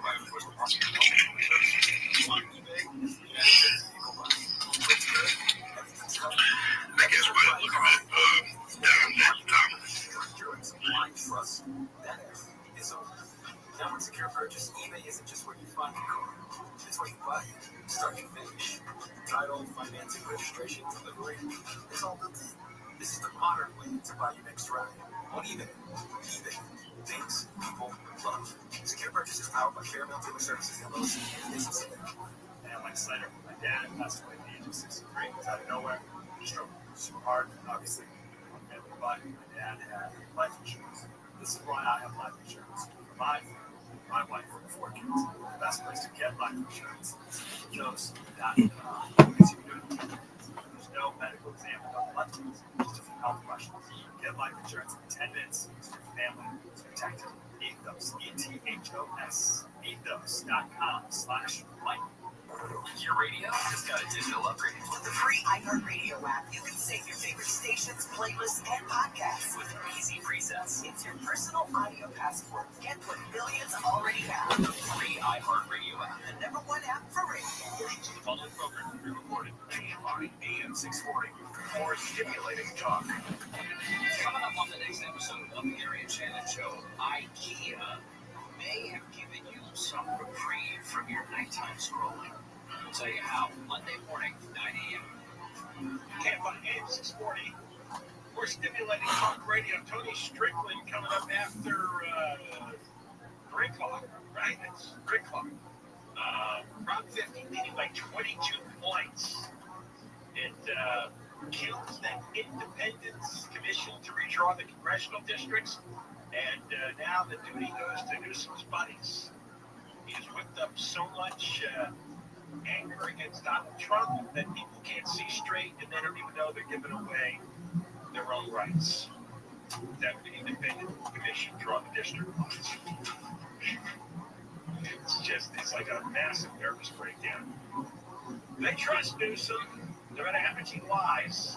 This is a whopper. This is, you talk about pathological. I'm going to play you two clips. Remember when Newsom was talking to Charlie Kirk? And he's telling Kirk that Newsom's 13-year-old son is a big fan and wants to meet Charlie. Let's play cut 6. The worst part, though, Charlie, nobody asked the true story. Literally last night, trying to put my son to bed. He's like, no, Dad, what time's Charlie gonna be here? What time? And I'm like, dude, you're in school and why is 13? So no, this morning, wakes up at 6 something. He's like, I'm coming. I'm like, you crazy, literally would not leave the house. Did you let him think on school? No, he did, of course not. He's not here for a good reason. But the point is, the point. For 2 years. The point is, which is, you are making the damn dent. No, but I appreciate that. I mean, it's the reason you're here, because I think people need to understand your success, your influence, what you've been up to, and the fact that you're on these college campus stores. And to your point, maybe just open up. I mean, you're like, ask me anything, challenge me. You can stop me here. You heard that clearly, right? Alex Michelson, Fox News, a couple of days ago. Alex has got a new show on CNN. It's on 9 o'clock. He's talking to Newsom about his son being a Charlie Kirk fan. Now, here Newsom is to say, Your son, obviously a fan of Charlie Kirk. What was the conversation like between you and your son after Charlie Kirk was assassinated? He called me. I don't know how he got a phone, but he called me from school that day. He got really alarmed, and all his friends were on the phone that wanted me to somehow express or understand what's going on. He wanted to know if he was dead. He wasn't a fan of him as much as he was familiar with him. It was very revelatory for me because Stop. He said he literally did not want to go to school. He wanted to go, right? Let's play the first again here. Challenge me. When did this? No, play it from the beginning. The worst part, though, Charlie, that's the true story. Literally last night, I'm trying to put my son to bed. He's like, no, Dad, what time's Charlie gonna be here? What time? And I'm like, dude, you're in school and why is 13? He's like, no, this morning, wakes up at 6 something. He's like, I'm coming. I'm like, you literally would not leave the house. Did you let him think on school? I dog away and got a fish instead.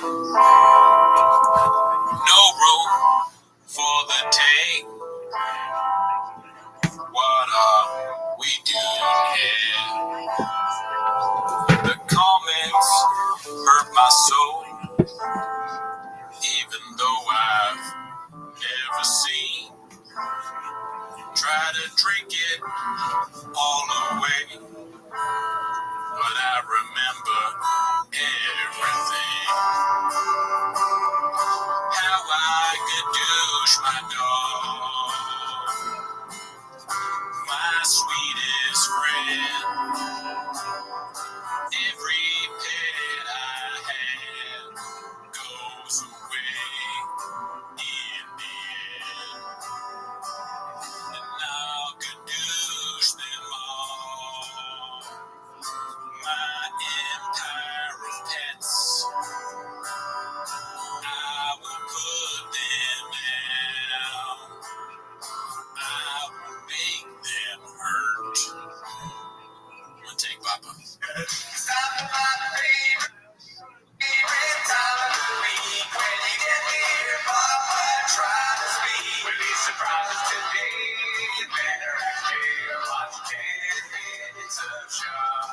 Welcome back to 10 Minutes of Shop. Hope you had a great week. Join the Patreon. Shout out to everybody who did. Join the Patreon. Look at you guys. Okay, Mr. Whole Foods. But that's not why you're here. You're here for 10 Minutes of Shop, so start the clip now. And also, we got a new sign. Oh, yeah, one quick, sorry. Before I start the timer.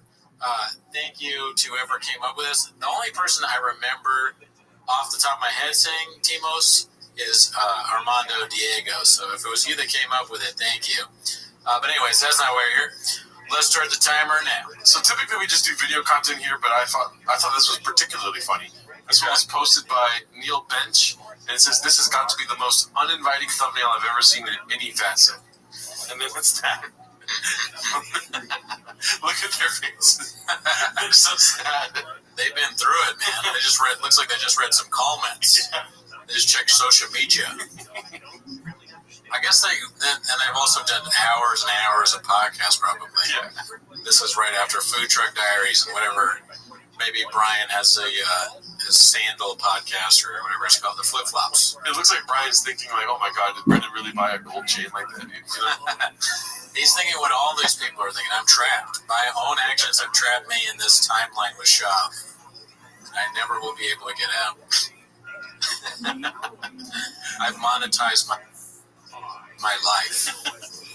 I thought that was funny. And then, so the first clip today is posted by No Cauliflower 4577. It's called "Open Micer Calls Out Bappa in Front of the Undertoad Gets Props." Okay. Chaos. You were all dressed up. Felt good. Yeah. What'd you rate it? How'd you rate it? On a scale of Brandon Schaub to 10, what'd you rate it?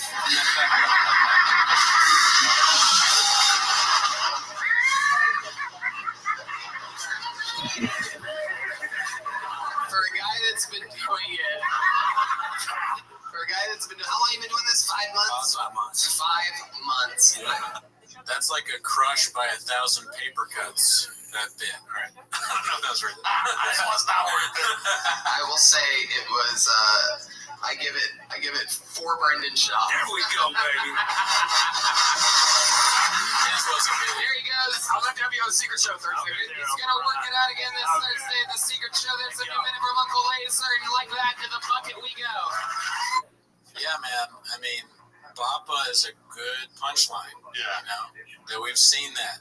We use Bappa as a punchline frequently. Yeah. So good work, open micer guy. Yeah. Funny stuff. Netflix. Netflix. All right, so this next one's posted by Your Nude Gene, which, by the way, we're back at the original studio, dude. You know what I'm saying? We were at my apartment for a little while. Oh, yeah. Yeah, we're back in my house over very close in GP. So I think like there was probably one comment. There was like, "Hey, I know I'm being blockbuster here, but I like the old view better." So for you, that one guy, here's to you, bud. Here's to you, B. This one's posted by You Nude Gene, whatever. It's a lot of letters. It's called Brendan's Slobfish. Update on the fish. My addiction's gotten way worse.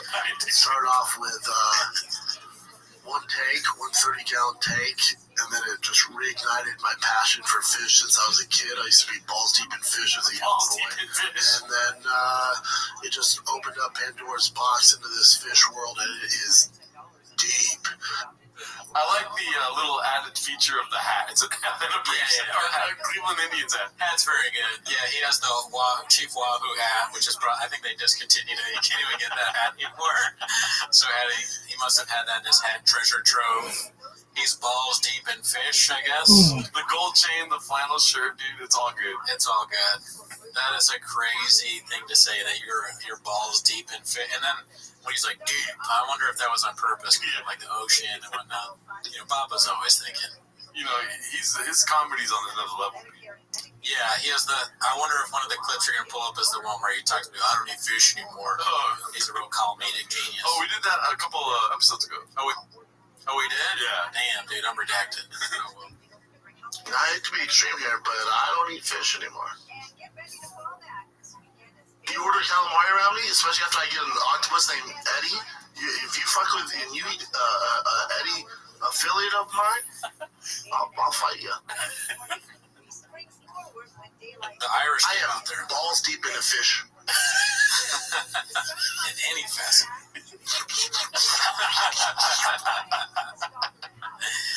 If I see fish, I'm all like, "Hell yeah." Look at you, fish. Look at that. People are like, "Fish." Hell yeah. All right, so this one's posted by X Anarchy Camp X. It's called Bruce Springsteen's. No. The category is Bruce Springsteen's Giraffe. So I don't know if that's something he's ever said, Bruce Springsteen, but I think so. Yeah, that's one of the names. I think he messed up. Oh, okay. Bruce Spring. Yeah. Oh yeah, Spring. You're right. Sorry. So it's called the Kadushining. So I thought this would be fun. It might have a song in it, so I might mute it post. Okay. And we could just comment on the people in it. Thank you for doing that, Chan. Yes, sir.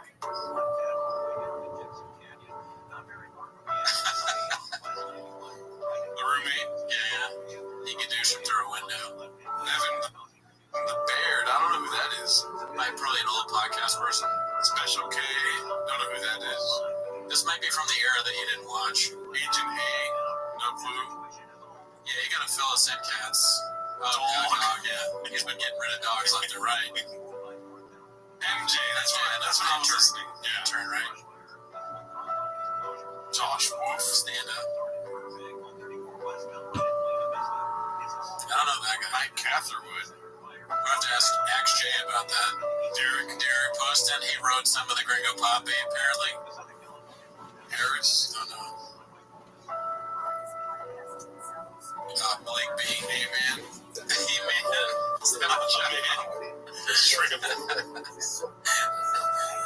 Not only could Malik backflip,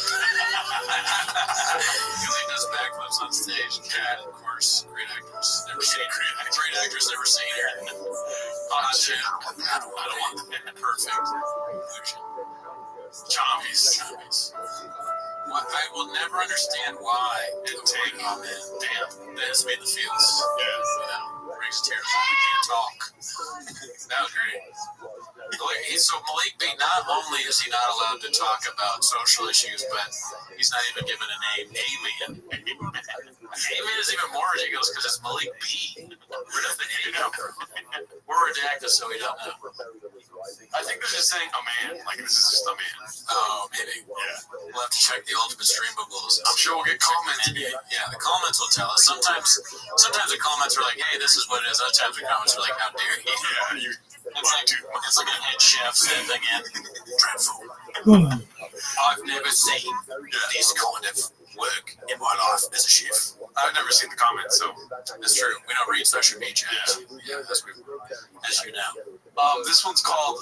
This one's posted by Warren Tates 1. Warren_Tates 1. It's posted. It's called a Liar Remastered. So here it goes, baby. When I say I didn't hang out with Chris, I'm saying I didn't hang out with him because one of the times I saw him were at the Comedy Store. Our relationship was Comedy Store. And when we were work, right? It was always work. It's important to say we haven't spoken to Chris. No. And we never been on the road with him. I was on the road with him about 14 years ago once when he was just beginning. But I've never been on the road with him, so I don't know. I don't know what to think, and I don't know. In the light of that clip where Brendan's like, I thought we were gonna fight. Yeah. I thought we were, and then it's just them being like, we've never even met him. Yeah, like honestly, we don't know who the guy is. Nothing in this universe ever ends up making any sense though, because that clip comes out, and then now Chris is on their podcast, The Golden Hour, as if nothing happened. Yeah. And we're still waiting on our 300 pages of evidence. Where are the monster lawyers? And where is the Tiger Billy email? It's like there was that one, I don't know who did it, but they had the skeleton and said waiting on 300 pages of evidence. It's pretty good. Yeah. All right, well, this one's posted by, love him, Rogan and Shorty Pie, dude. Oh, yeah, classic. I mean, this show could just be called 10 minutes of Rogan and Shorty Pie. Yeah. It's called Gaming with Mrs. Shop, The Experience. Rogan and Shorty Pie, and I'm sure this has been said before, but Rogan and Shorty Pie is that white boy that worked too much. I don't know if it's white. You know. Rogan is. Yeah. What up where? Where's up? This is up. That's walking for me. Yeah, dude. Straight. Boys on the spectrum, huh? Well, get it. Really? There we go, got it. Now, are we doing this like the real Twitch and we can use the N-word? This is my day. Oh, I needed it inverted too. Still, I know you're really into it. Sorry, I'm trying to whoop their ass. I used to my daycare as a young boy. This theme song, these graphics sound hot. How do I get the gun up?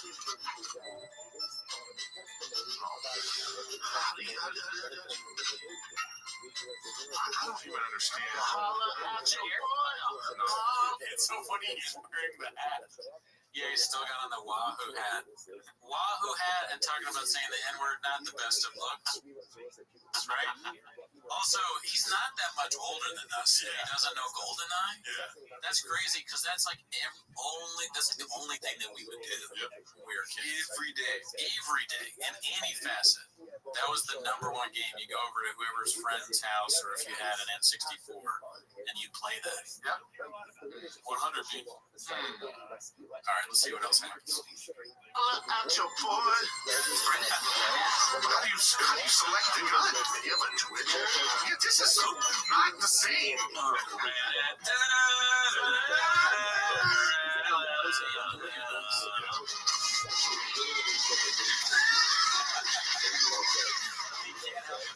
These controllers, what's up, what's down? Here, so you can find me on Twitch. Yeah, on a real system. How do you get the gun to work? How do I do it? Am I right? No, dude, you're not. Oh, my dad is always laser focused. Dr. Pepper, like, play GoldenEye, bitch. And there's a pain off it now. I have daddy issues with man thinking. I mean, for us, yes, we have it.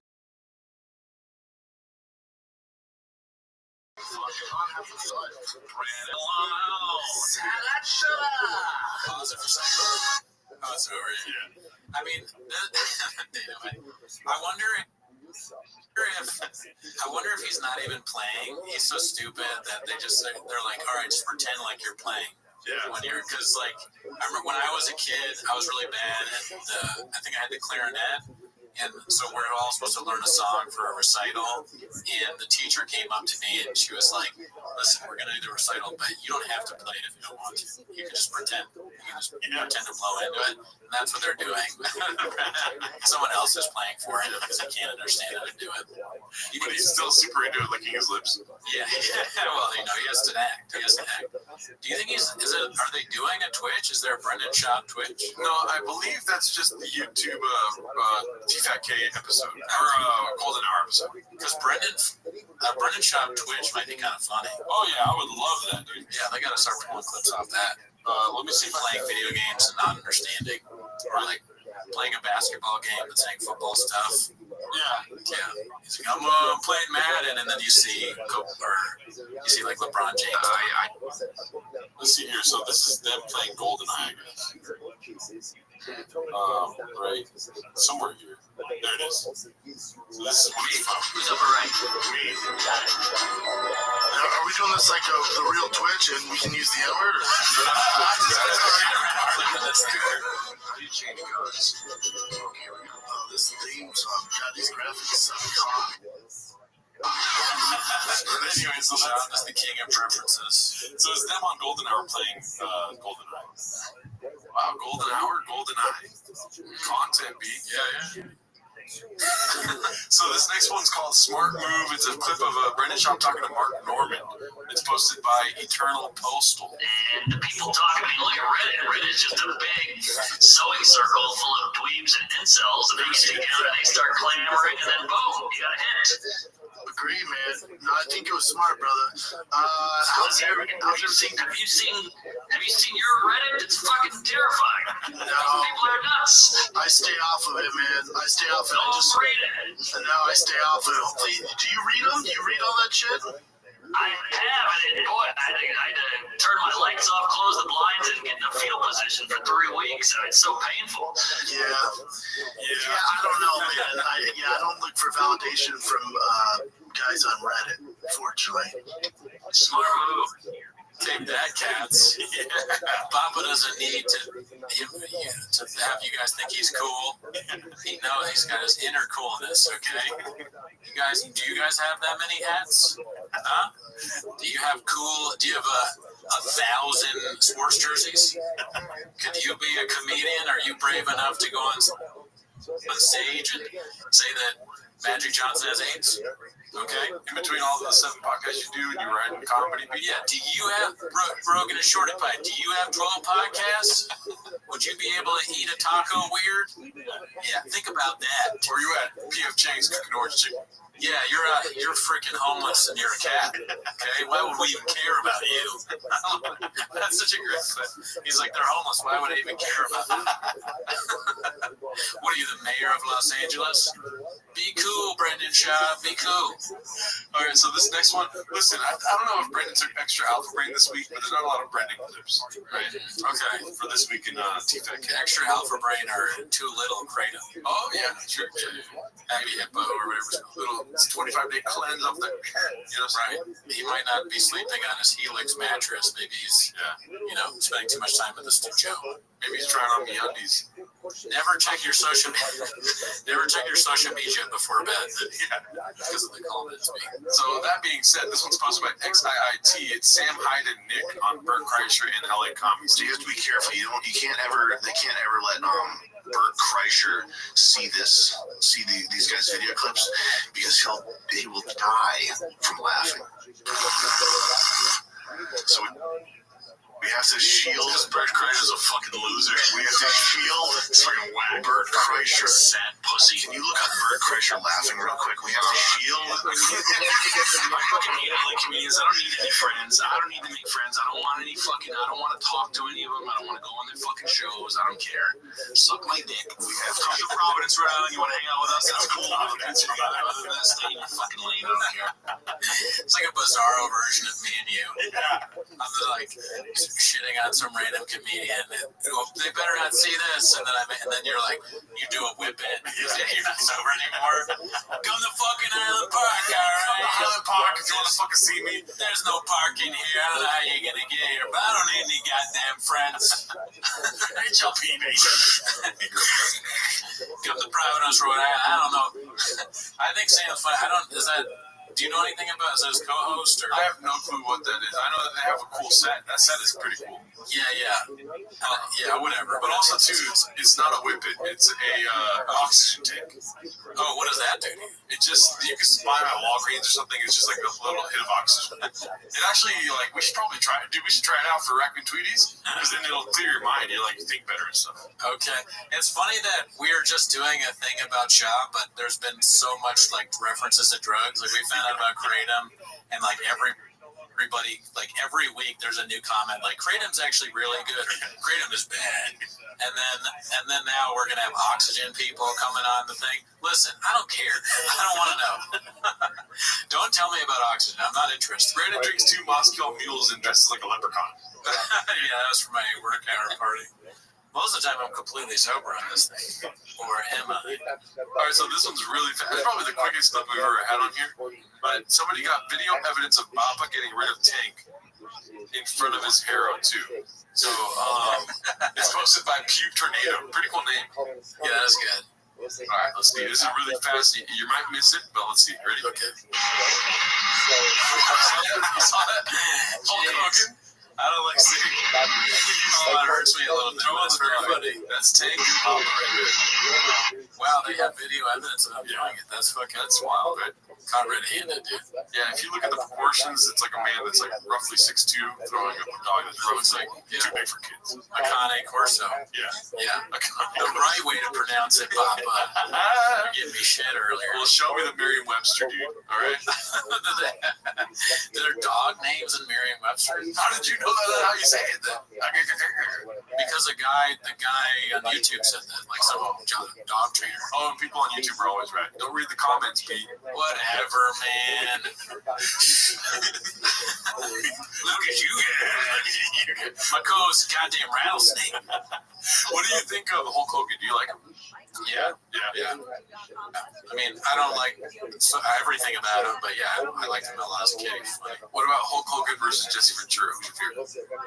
I mean, for wrestling stuff, I wasn't really aware of Jesse the Body Ventura. I really only knew Hulk Hogan when I was a kid. I only knew Jesse after he ran for governor, Yeah.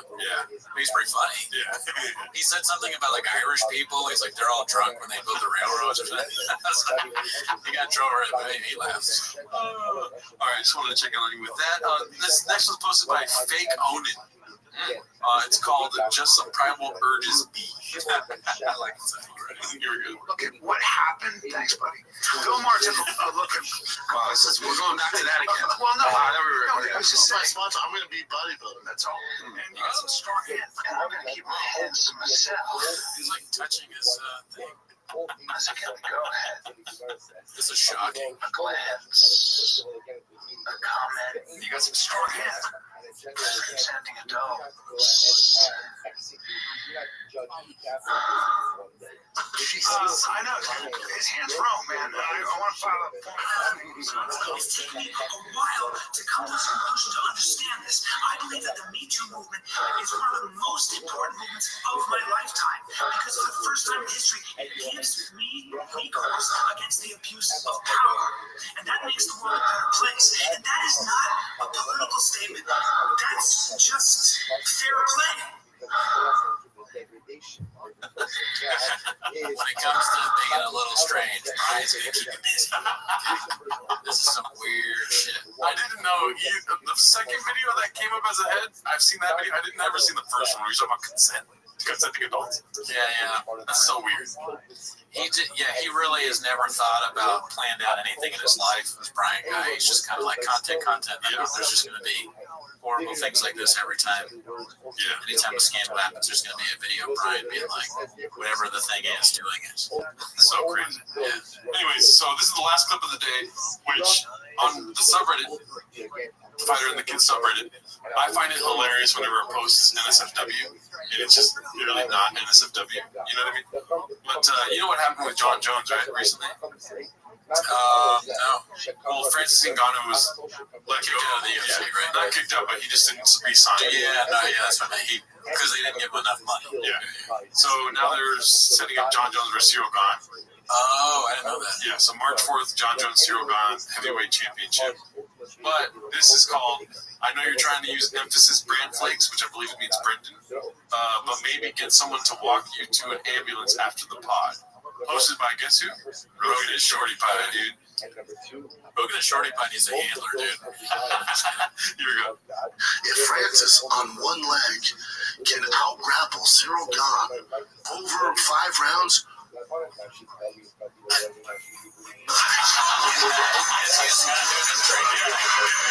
do you think John's gonna do?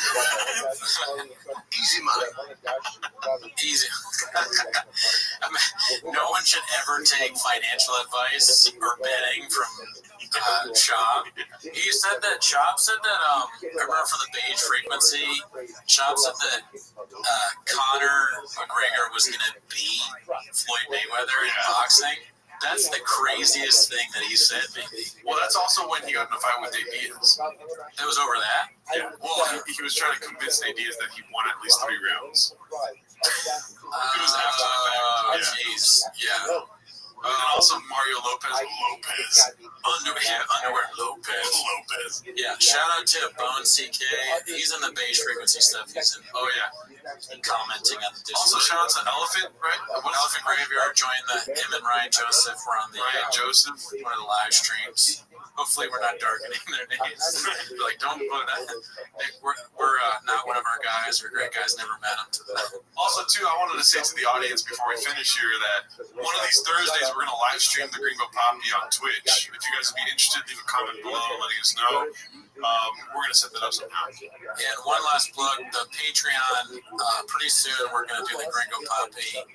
I'm going to just basically do the Gringo Poppy at different venues in LA, record it, and all that. So that'll be on Patreon for a while if you want to see that. Do you have any shows coming up? Yes. I do have some shows coming up.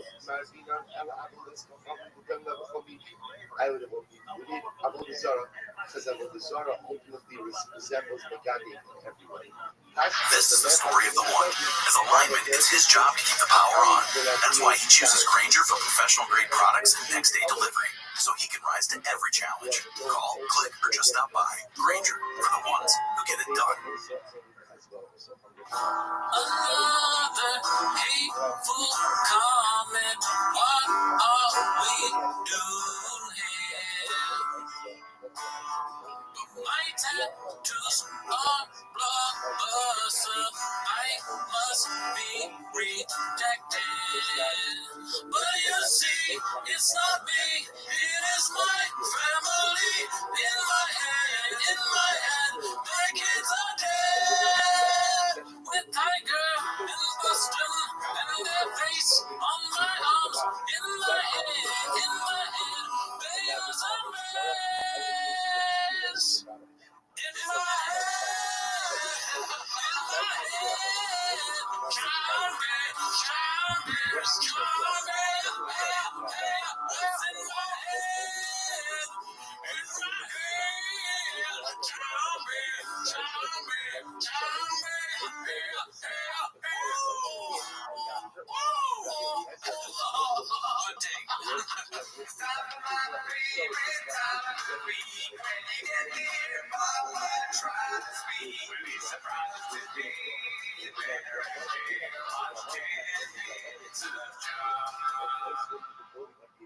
Please don't post the song from this week. We do it because YouTube loves it. We have a fun time doing it, but it's not always Netflix. And this week, maybe Blockbuster. This week, we might not even post this. We'll probably post something, but we'll see. Anyways, that's not why you're here. Welcome back to 10 Minutes to Shop. So join the Patreon if you're interested. We're putting new content out on there, not shop related. But that's not why you're here.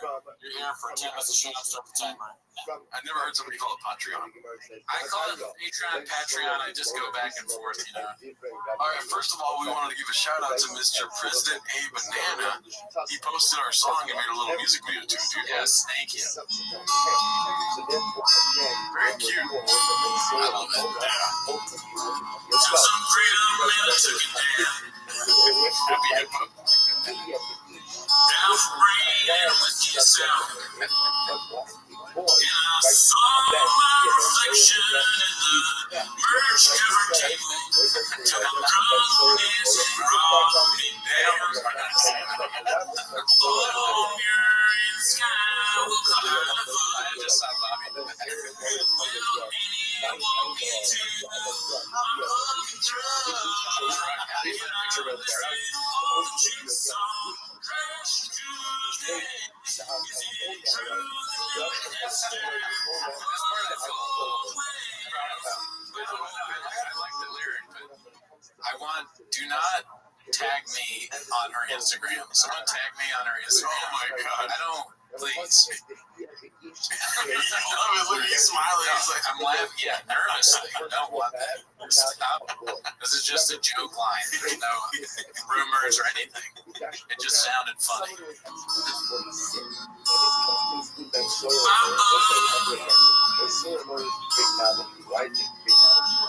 oh, come on, it's your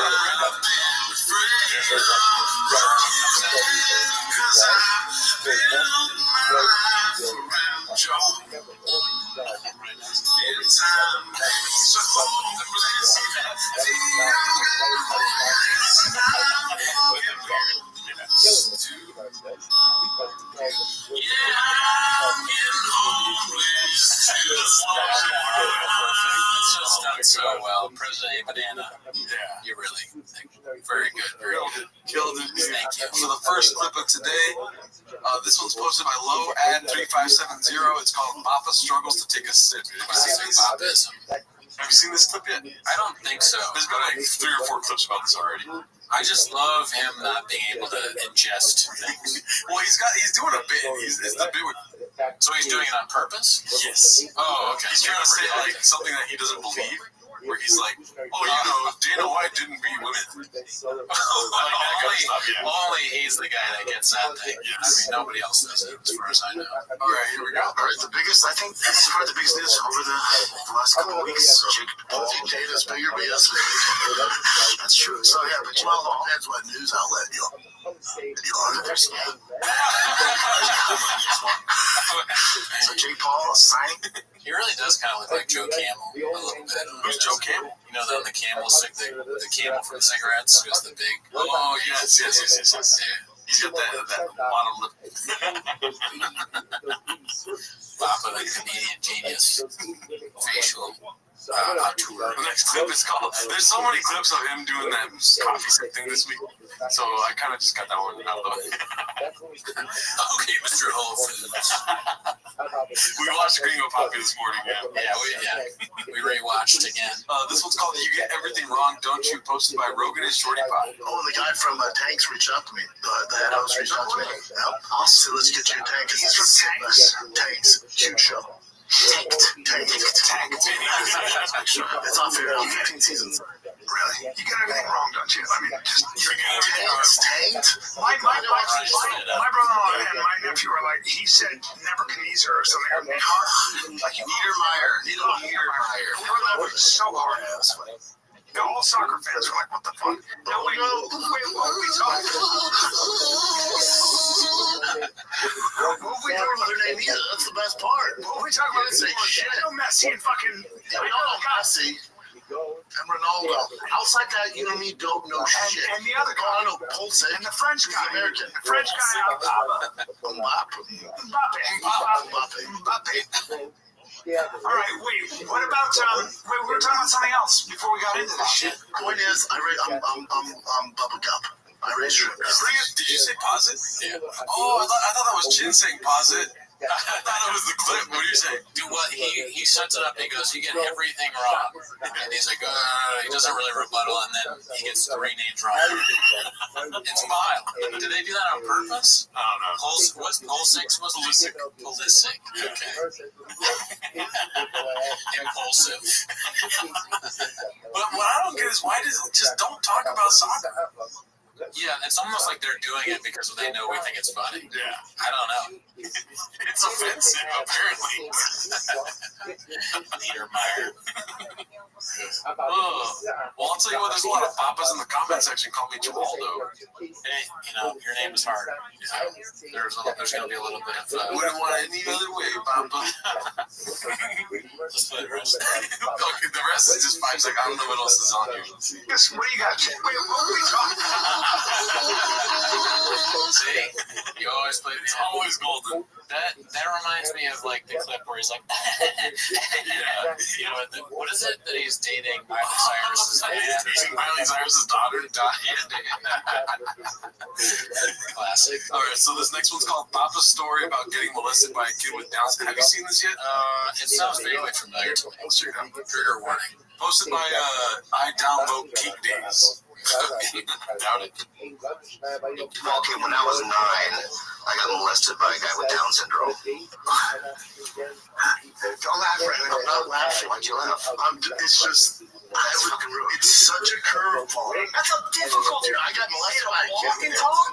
I got molested. That's my visual... No, I'm telling you, I was a visual. Right? This is what I'm saying, dude. This made me so infuriated. That is wild. So he just heard that from Lee, and then he, oh man, go play the rest of it. He was like, I don't know, he worked in the athletic building, and he had a twin brother who also had Down syndrome. He was older, and they were going to let them go and go somewhere else or something. Yeah, it's not like a Down syndrome. He found a way to make it like meaner, more offensive. He had Down syndrome, But I was like, oh yeah, he's so nice. He would always rub my ass. You know, it's like I'd be sitting there, he'd always rub me, and I thought he rubbed everyone. And I was like, oh, did he not rub you guys? Like, you know, it's bad when you can hear the buzz of the lights behind what he's saying. It's like, yeah, I mean, so what do you think? He's just completely making up, or Bobby Lee's story reminded him that this happened to him? I think he thinks it's funny. Okay, right. Yeah. It's not. Yeah. I mean, it's funny when Bobby Lee tells it, but it comes from a real place. I don't feel like he really got, Does he have a joke to go with it, or is he just saying that the guy rubs his ass? I mean, does he ever have jokes? That's right, probably not. Yeah. Also, he was Asian as shit. He thinks dim sum is just an Asian dude with Down syndrome cooking.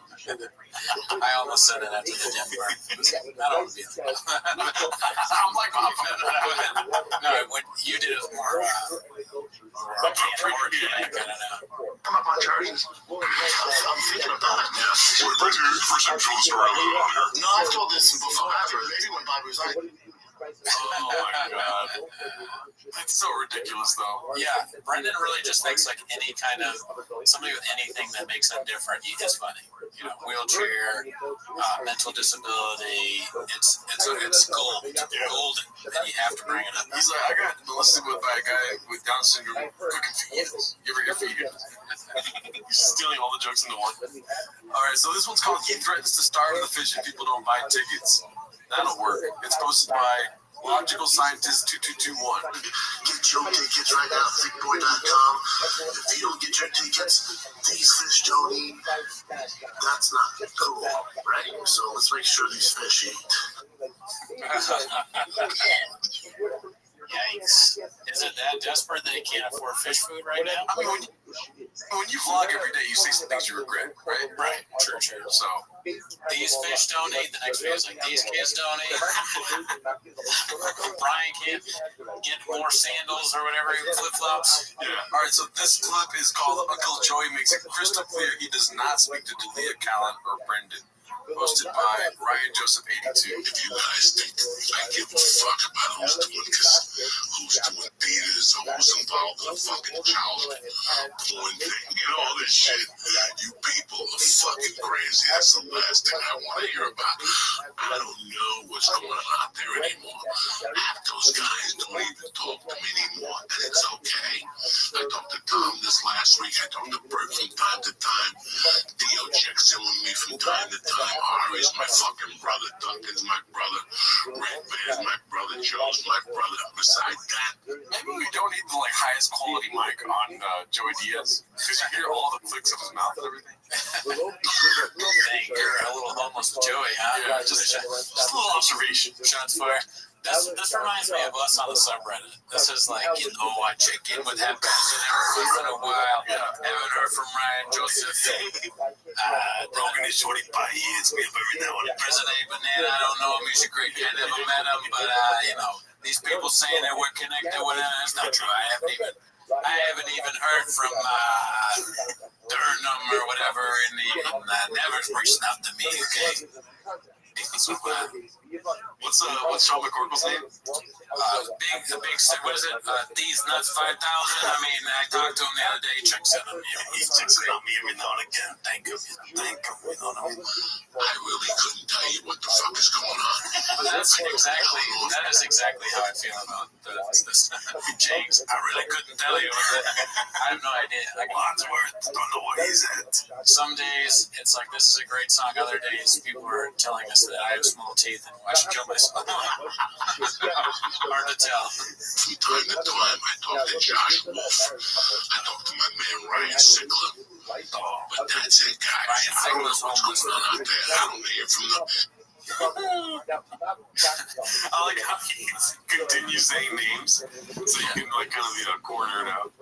Yeah, I mean that him just going over all the names is pretty funny. If you would, I don't know any of these guys, but I know the names. If you went on for 20 minutes, Luke Schwartz. Yeah, it could have been that comedy list. Yeah. This has been. They should have him revealed the JFL names. Yeah. All right, here's the category of best new guy unwrapped. All right, so this next one's called "Dana Stole Marketing from Brenda." It's all marketing. Posted by the Donk. Okay, here we go. You know what's crazy about Dana? So, he does the fucking Friday video. I don't know if you know that. So, they definitely take that from me, marketing. Remember when he was just firing people out and he was like, cutting guys? I was like, yo, Dana Walker was like, fuck it, Wednesday. Some of his marketing on that Friday was like, marketing. It was called Fox Fridays. And he's like, that's a brilliant idea. Yeah, so he, I don't know. He'll have his wife at the fighting chair. Check her out. She's there. She's cool. She's hip. She's cool. It's all marketing. Is that it, brother? That's it. Can you imagine, let's say Brennan because he's a very litigious fellow. Yes. He takes Dana White to court over this. Yeah. He's testifying in front of the judge, And he says, in my opinion, Your Honor, Dana White stole this idea from me. And then the entire courtroom laughs. They cancel the judge. All right, come on. He's like banging a gavel. Order in the court. One more minute of laughter. And then because nobody would ever believe that someone could steal anything from you. Yeah. I mean, just look at him. Go back to that clip. Yeah. Look at this. A 40-year-old man in a pink Supreme hat with a t-shirt, a hoodie that has a big donut that's dripping on it. That's with three C's. He takes his wife to the fights. It's all marketing. What does he say about his wife? He just says he takes him to the fights. Is this before or after the fight? I'm assuming this is after. Hey, let's go ahead. Check her out. She's there. She's cool. She's hip. She's cool. You know? It's all marketing. The domestic violence is marketing? Yeah, right. I don't think so. This is definitely after what happened with Dana, because at the beginning of this episode, he's like, the biggest thing in the news is Jake Paul. He's like, you sure it's not Dana? Oh, I didn't know that was what it is. It makes sense that he thinks Dana White punching his wife is part of UFC marketing. All the fighters do it. Their wives are. No, there's a lot of instances of fighters, dicey. What else you got, Jim? All right, so look at you guys. This next clip is called the redacted Terry Strikes Again, posted by No Cauliflower 4577. Glycogen, you use the glycogen, your muscles are. Shut up. Shut up, dude. So last time I fucking shut up. That's a new thing too. What is that? I've seen it. Shut up. What? Papa's a goddamn rattlesnake this morning, huh? Shut up. Be cool, Brendan. Be cool. Why is he telling the lady to shut up? Look at you guys. It's just all Greg up Poppy stuff. If you watch it for 25 minutes, it rubs off on you. You're just at the bank, and they ask you what you're there for, and you're just like, okay, Mr. Whole Foods. Sir, do you want to withdraw money, deposit it? You're fat as shit. You're fat as shit. How much money would you want? 7 times a week. That doesn't make sense. Okay, so this next clip is posted by Rogan and Shorty Pie. He's always posting. Yeah, that's one of the categories. Is like, what is it? Something? Oh, another Shorty. Oh, really? A Shorty Pie clip. I didn't know you have to do tags when you post. Oh, yeah. This one's called Diddler. Diddler was late to the show, so Brenda decides to dox him as a corrective measure.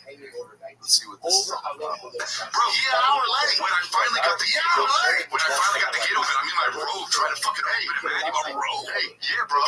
Hey, you don't have to dox me, right? You wear a robe, dude. You don't dox me.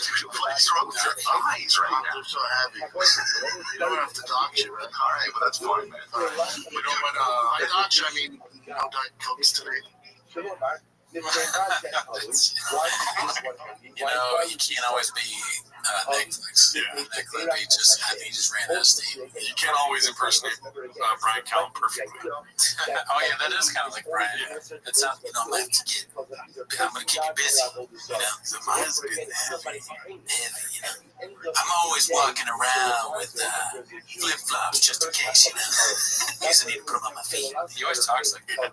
He doesn't say in case I gotta put him on me, in case he has to fight somebody. In case I gotta fight somebody. I'm always ready. I'm not getting there, I'm like there.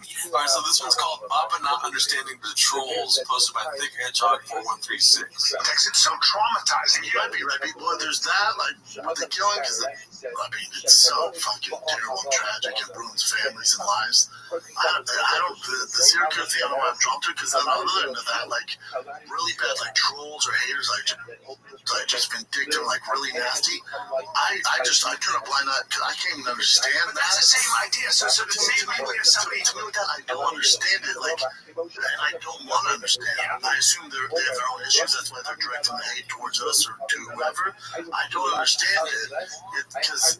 The same way, I guess I understand why that piece of shit and I don't kill those kids.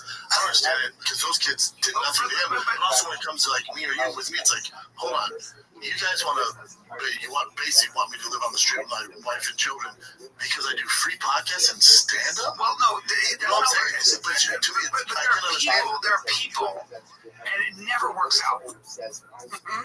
Wow, that's a lot. There's a lot there. I mean, he does have a point, though. Serial killers are pretty much the same as writing comments online. The guy that killed 5 people said a terrible tragedy in Idaho is no different than what Rogan and Shorty Pie is doing. And he will be held accountable, taken to jail. I mean, there are probably people that are, well, there definitely are people, I'm sure, that are way too crazy and take it too far and want Trump to be homeless on the street. I don't. I'm enjoying this, as we've said many times. This, to us, watching these things is Netflix. Well, if being homeless is like fear of yours, don't call your trolls fucking homeless. Yeah, that's a good point. Yeah. You're like, I don't even care. They're homeless to me. Like, you don't care about homeless people. What about when you get homeless? Yeah. You ever think about that? I think you did. Okay. When you're homeless on the street, you'll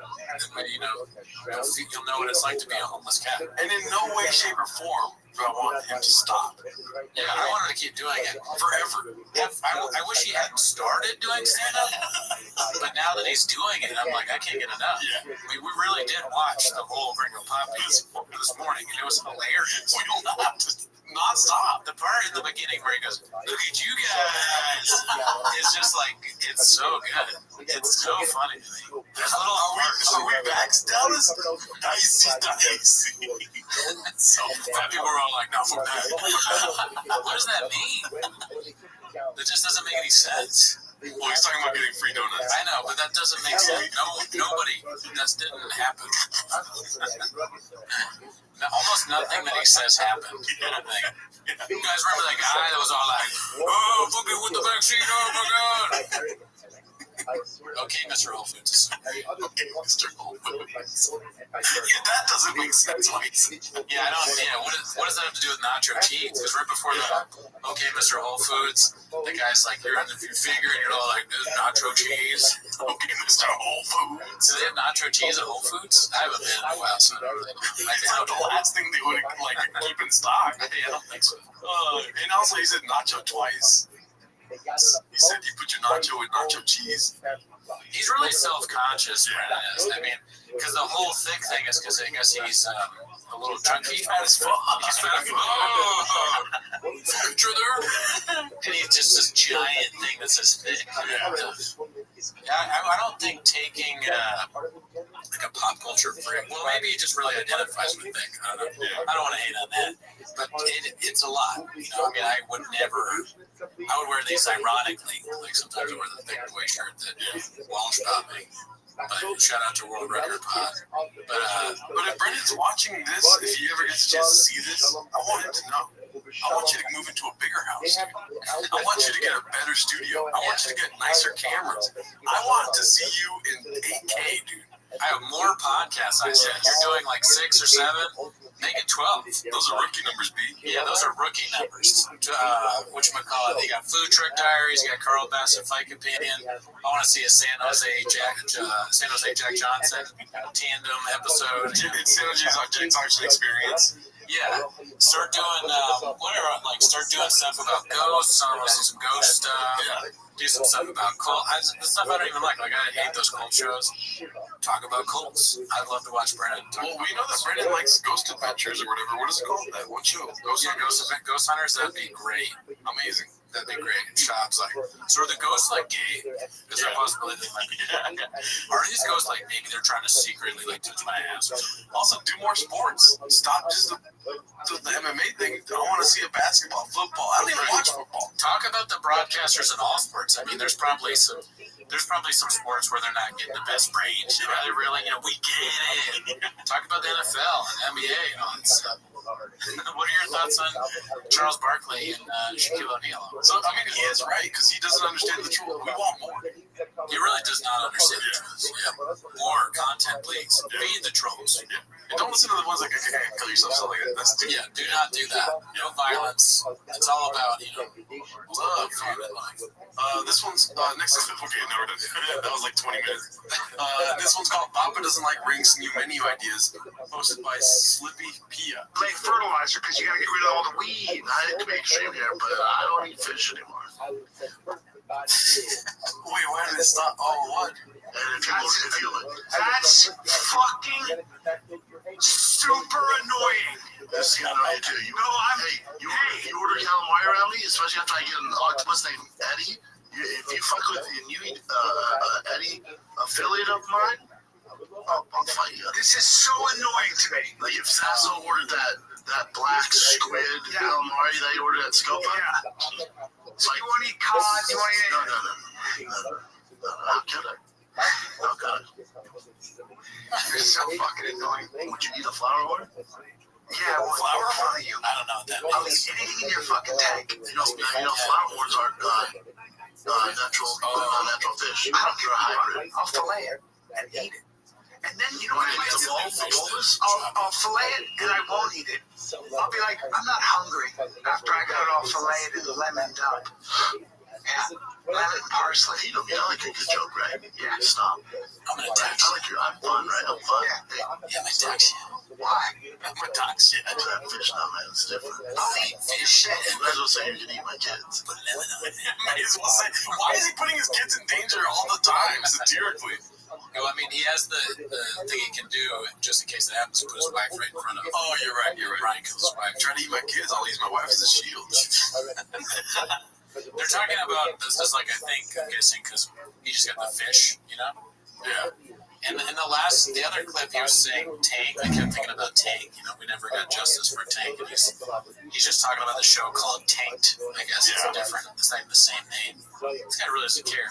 Why does he care about this fish more than those two dogs in our beloved Tank? I used to believe you could separate the art from the artist. Yeah, this is the thing. Yeah, no, this is a bit far from it. You can't just take away a dog. I'm hungry.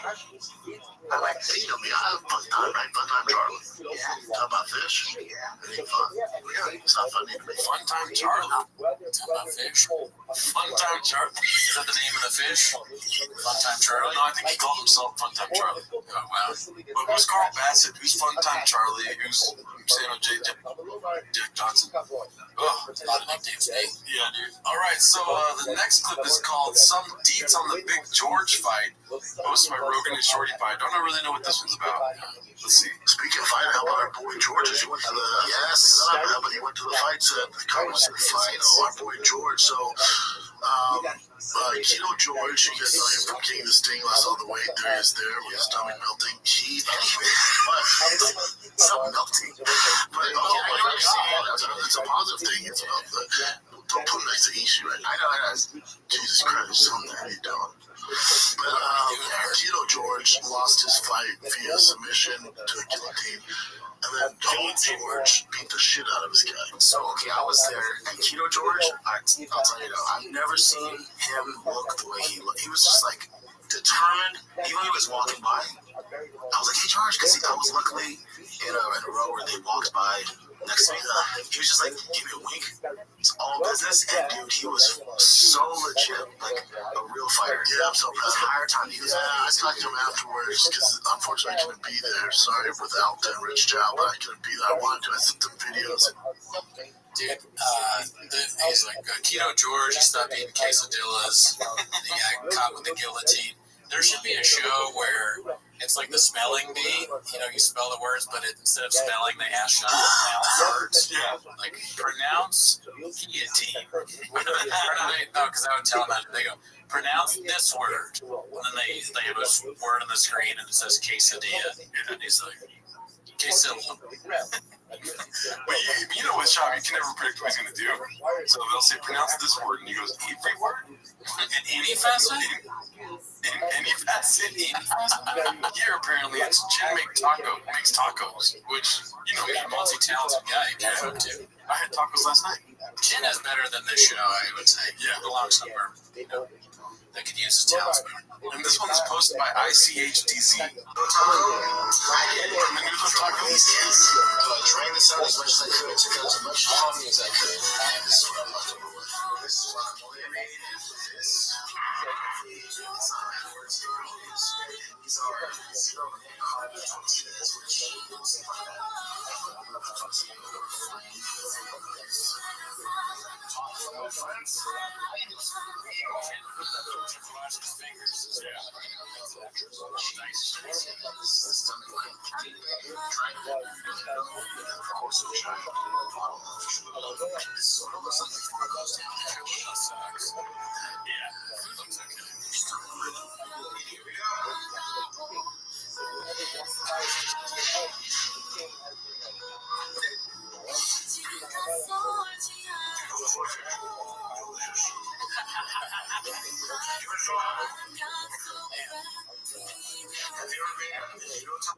If he keeps this up, he might be on Food Truck Diaries. Yeah. He might go to Chin's house or his apartment or whatever.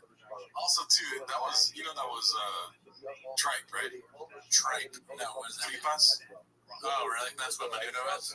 I don't know if that's what menudo is. Listen, I don't make menudo. I don't like menudo. I'm a pozole guy. I thought menudo was I didn't realize that it was a food. I know like Ricky Martin was in a band called Menudo. Oh, he was? I didn't remember before he became famous. It was like a boy band or something. Before he started living the life. Living La Vida Loca. Yeah. Living La Vida Loca days. You're like, oh, keep it in, Jay. Keep it in. She said 10 minutes of Living La Vida Loca. But yeah, dude, I don't know. I'm not a big fan of menudo. I don't know how you feel about that.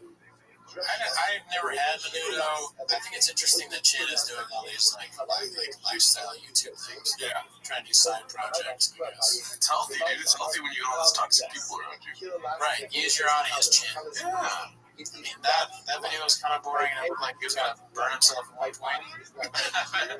You got to fail before you succeed. That's what we know. And it's also very endearing for Chin to just love R&B. You know what I mean? Yeah. And when he was putting in like the Cholula and all that stuff, I was kind of just thinking to myself, okay, Mr. Whole Foods. Can't control myself. Yeah, Cholula works on tons of marketing. I agree. I like it. I like all hot sauce. I think the worst is probably Tabasco. Like I like Cholula more than Tabasco, but it's one of the lower rated ones. There's Tabasco with Chipotle though. Yeah, now the Chipotle version of Tabasco is better than Cholula. There's no redeeming Cholula. Well, that's all the clips for today, dude. That's all the clips. Thanks for tuning in. Join the Patreon. Join the Discord. Have a great week. Bye. Once I need that muscle. Yeah, that's it. Was it in general?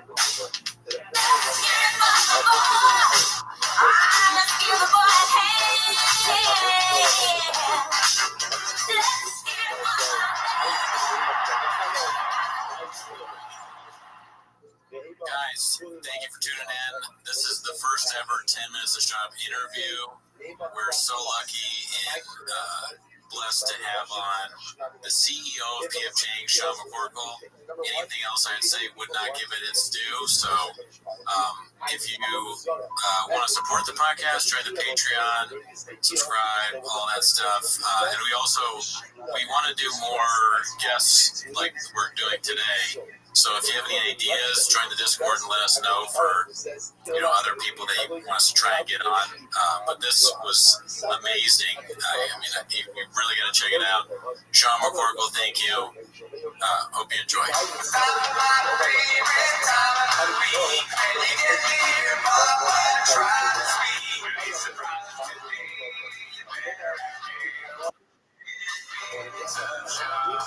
don't know how much you know about the show. Have you ever watched the 10 Minutes of Shop thing that we do?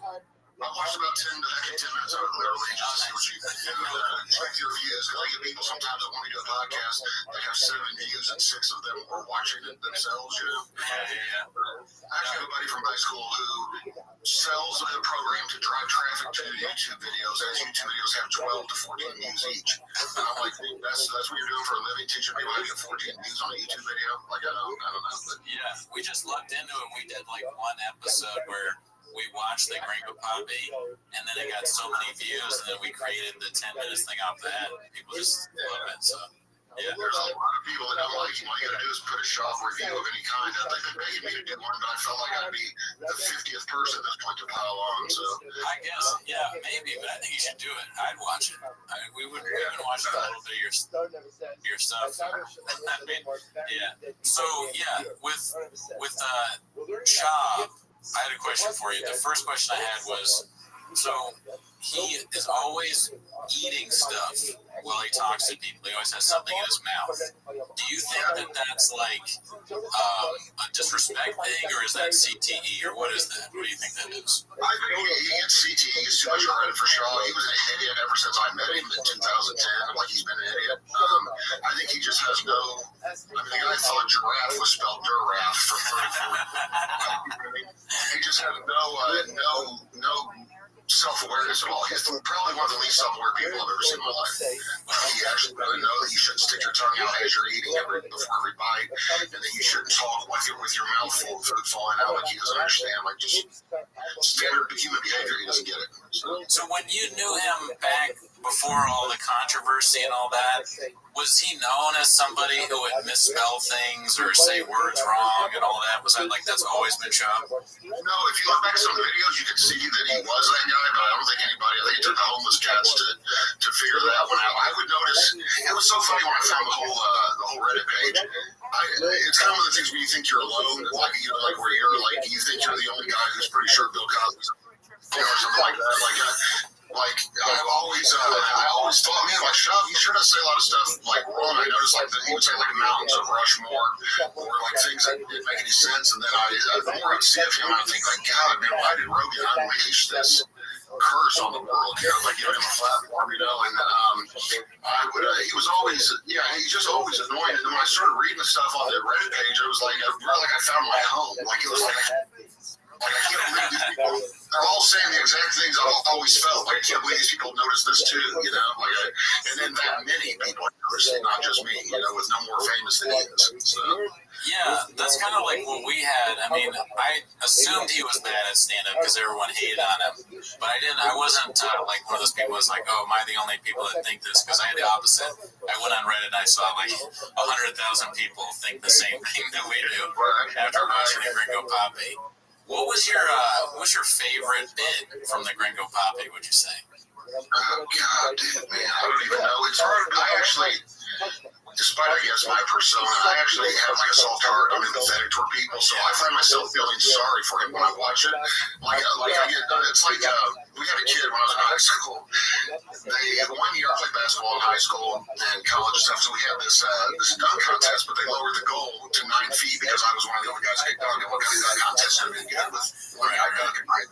So they lowered to 9 feet, and this kid that isn't on the basketball team signs up for it, and he can't reach the rim, but he still attempts his dunks like every time. He's not very angry. And I was like, everybody's laughing because he'll toss the ball up and do like a 360 and then not even get 6 inches within the rim or whatever. And he just kept trying, like he did all 6 rounds. And I felt like I don't know, it's really terrible when my brother brings it up at class reunions too. Like he'll still bring it up to the kid when he sees him. But I remember in the dunk contest, that's kind of how I felt with Shab. You know, like I want to hate him because he's always ran his mouth about me. Before I ever said a word about him, he always had something to say about me, and I never said anything. I can tell you guys, if you want to, some point, the first time we ever met each other, I was kicked or at least punched in the face. Please tell us. But the first time I got flown out they were going to do this show, Spike TV had bought this pilot, and it was going to be they were just copying Tosh.0, except they were going to do a fighter and a comedian and have them comment on videos. Other than that, it was just Tosh.0 with fight videos. So they sent me the videos and they sent me the script they want me to read with the jokes. And I was like, on the way out, I'm reading it because I only had like a day or two's notice. I had known the guy that wanted me to audition from the Strike Force days. He's Jeremy Lavin, used to run a lot of Strike Force. I think he was Strike Force Reflection. I met him at a couple events, and he thought it was kind of funny, so he wanted me to come out and audition for it. So I'm reading the jokes on the way out, and I'm like, I don't even want to be on camera saying these, because I wouldn't want someone to think I came up with this, because this isn't funny. Like, the stuff they wrote isn't funny, you know? I mean, at all, like, not at all. So I'm watching they had like 4 or 5 fight videos, so I write my own jokes I want to do if I'm going to do it, but I want to do it, you know, I want to be on camera saying what I think is funny.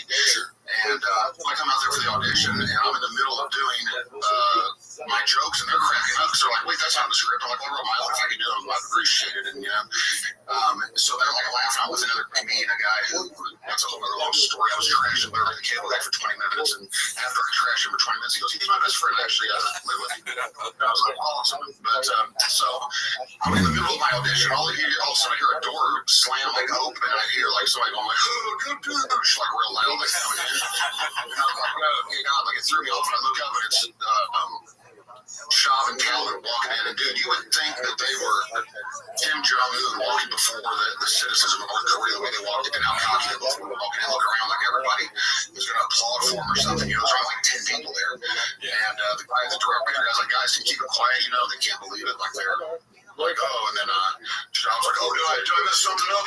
Like laughing, like just being an idiot. And so I'm sitting there, just like, when I hear him, I tell one of my jokes, and he starts laughing. I hear him say, oh, this guy, like he realizes it's me, and it's the first time we'd ever met.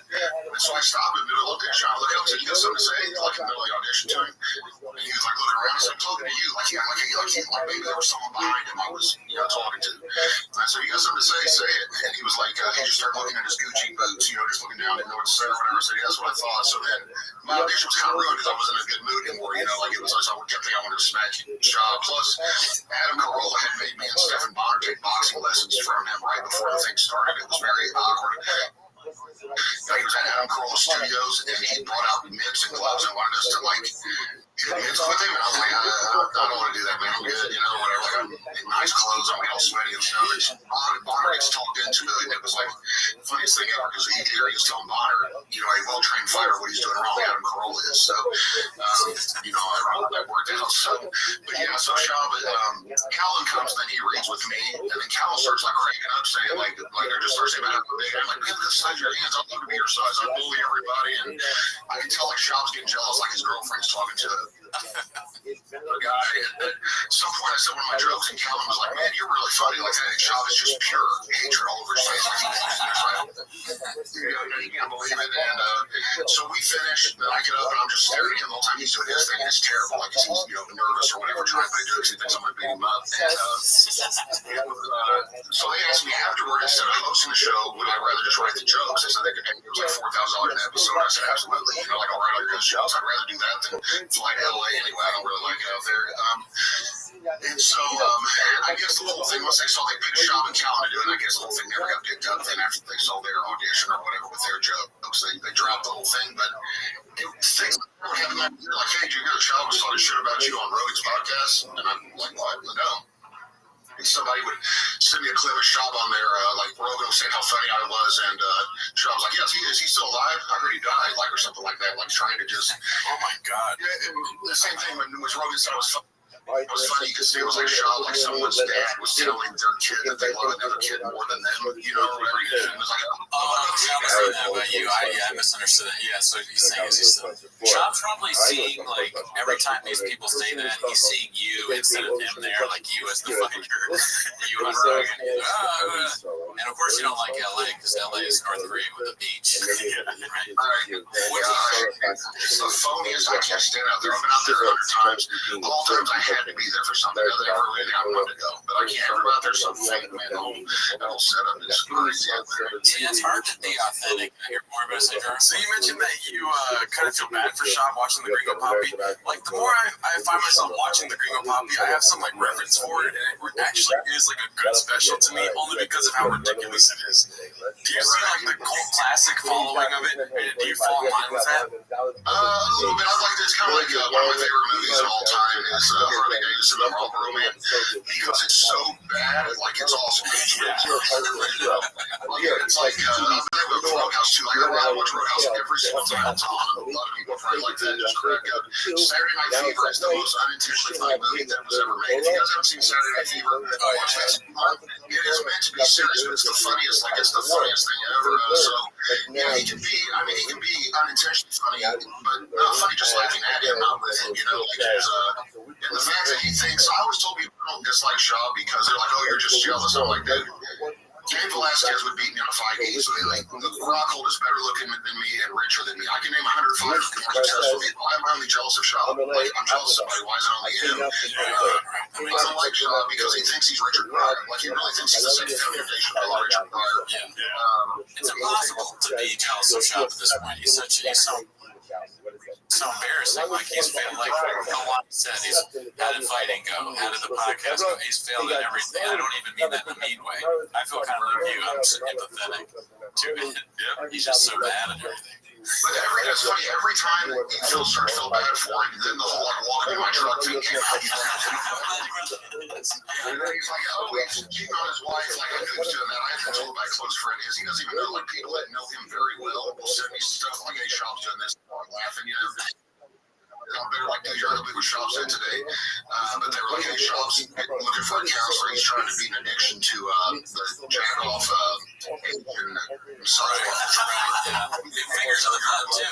Digits in the butt. That's why he prefers that. 90% what he says is true, and then he realizes, like, when he was like, oh, there's some guys out there, what do you say, about Rogan, he said he was slinging dick, you know. I heard he see his face, it's like, oh, I should have said that, but yeah, every now and then he tells on himself because he's too stupid not to, you know. So he's like, yeah, I got jacked off at a massage parlor once.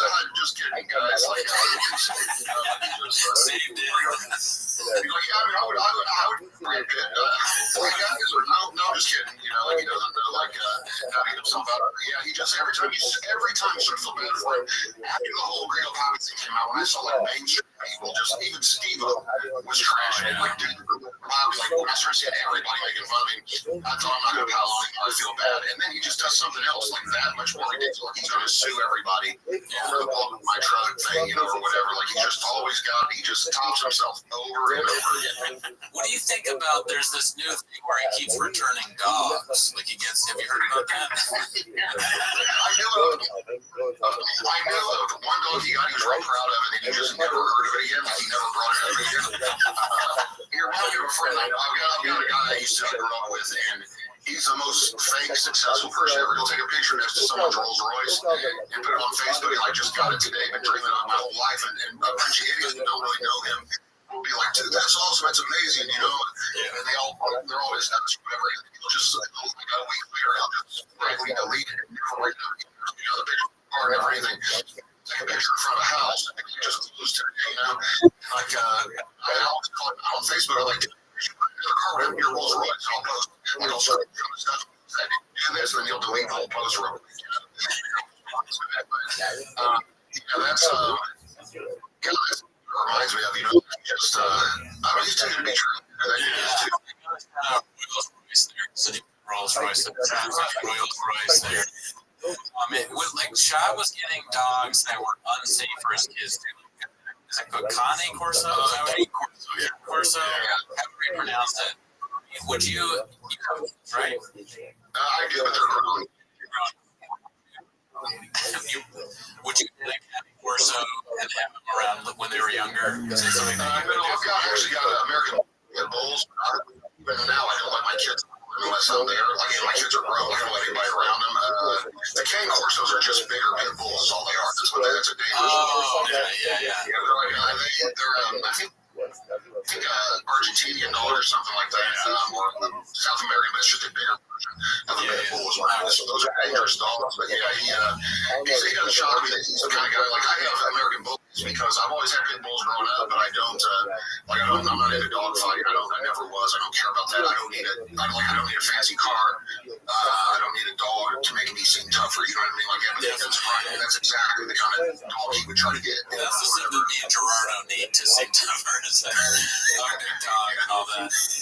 I feel stupid asking you about this because you are the CEO of PF Tanks, but do you know about the Chom base thing, or do you have a take on that? I haven't heard it. No. I recently flipped my car on Christmas Eve. I almost got hit by it I went to Germany and had like a failed back. I had for 3 or 4 weeks, man. I kind of hit so I'm kind of out of the loop on everything shop, or whatever, just because of all this stuff that's happened. But no, I would love to not to put the spotlight on me and my problems, but no, I would love to hear about whatever it is. Yeah. Well, first of all, glad it didn't turn out awful for you, and sorry to hear about the failed thing. Yeah. Yeah, but my terrible way of saying, oh, glad you're okay. But the Chombies thing is Shop got a tattoo on, I don't know if it's his arms or legs, but it's like his kids as zombies, so they look like they're dead. Sure.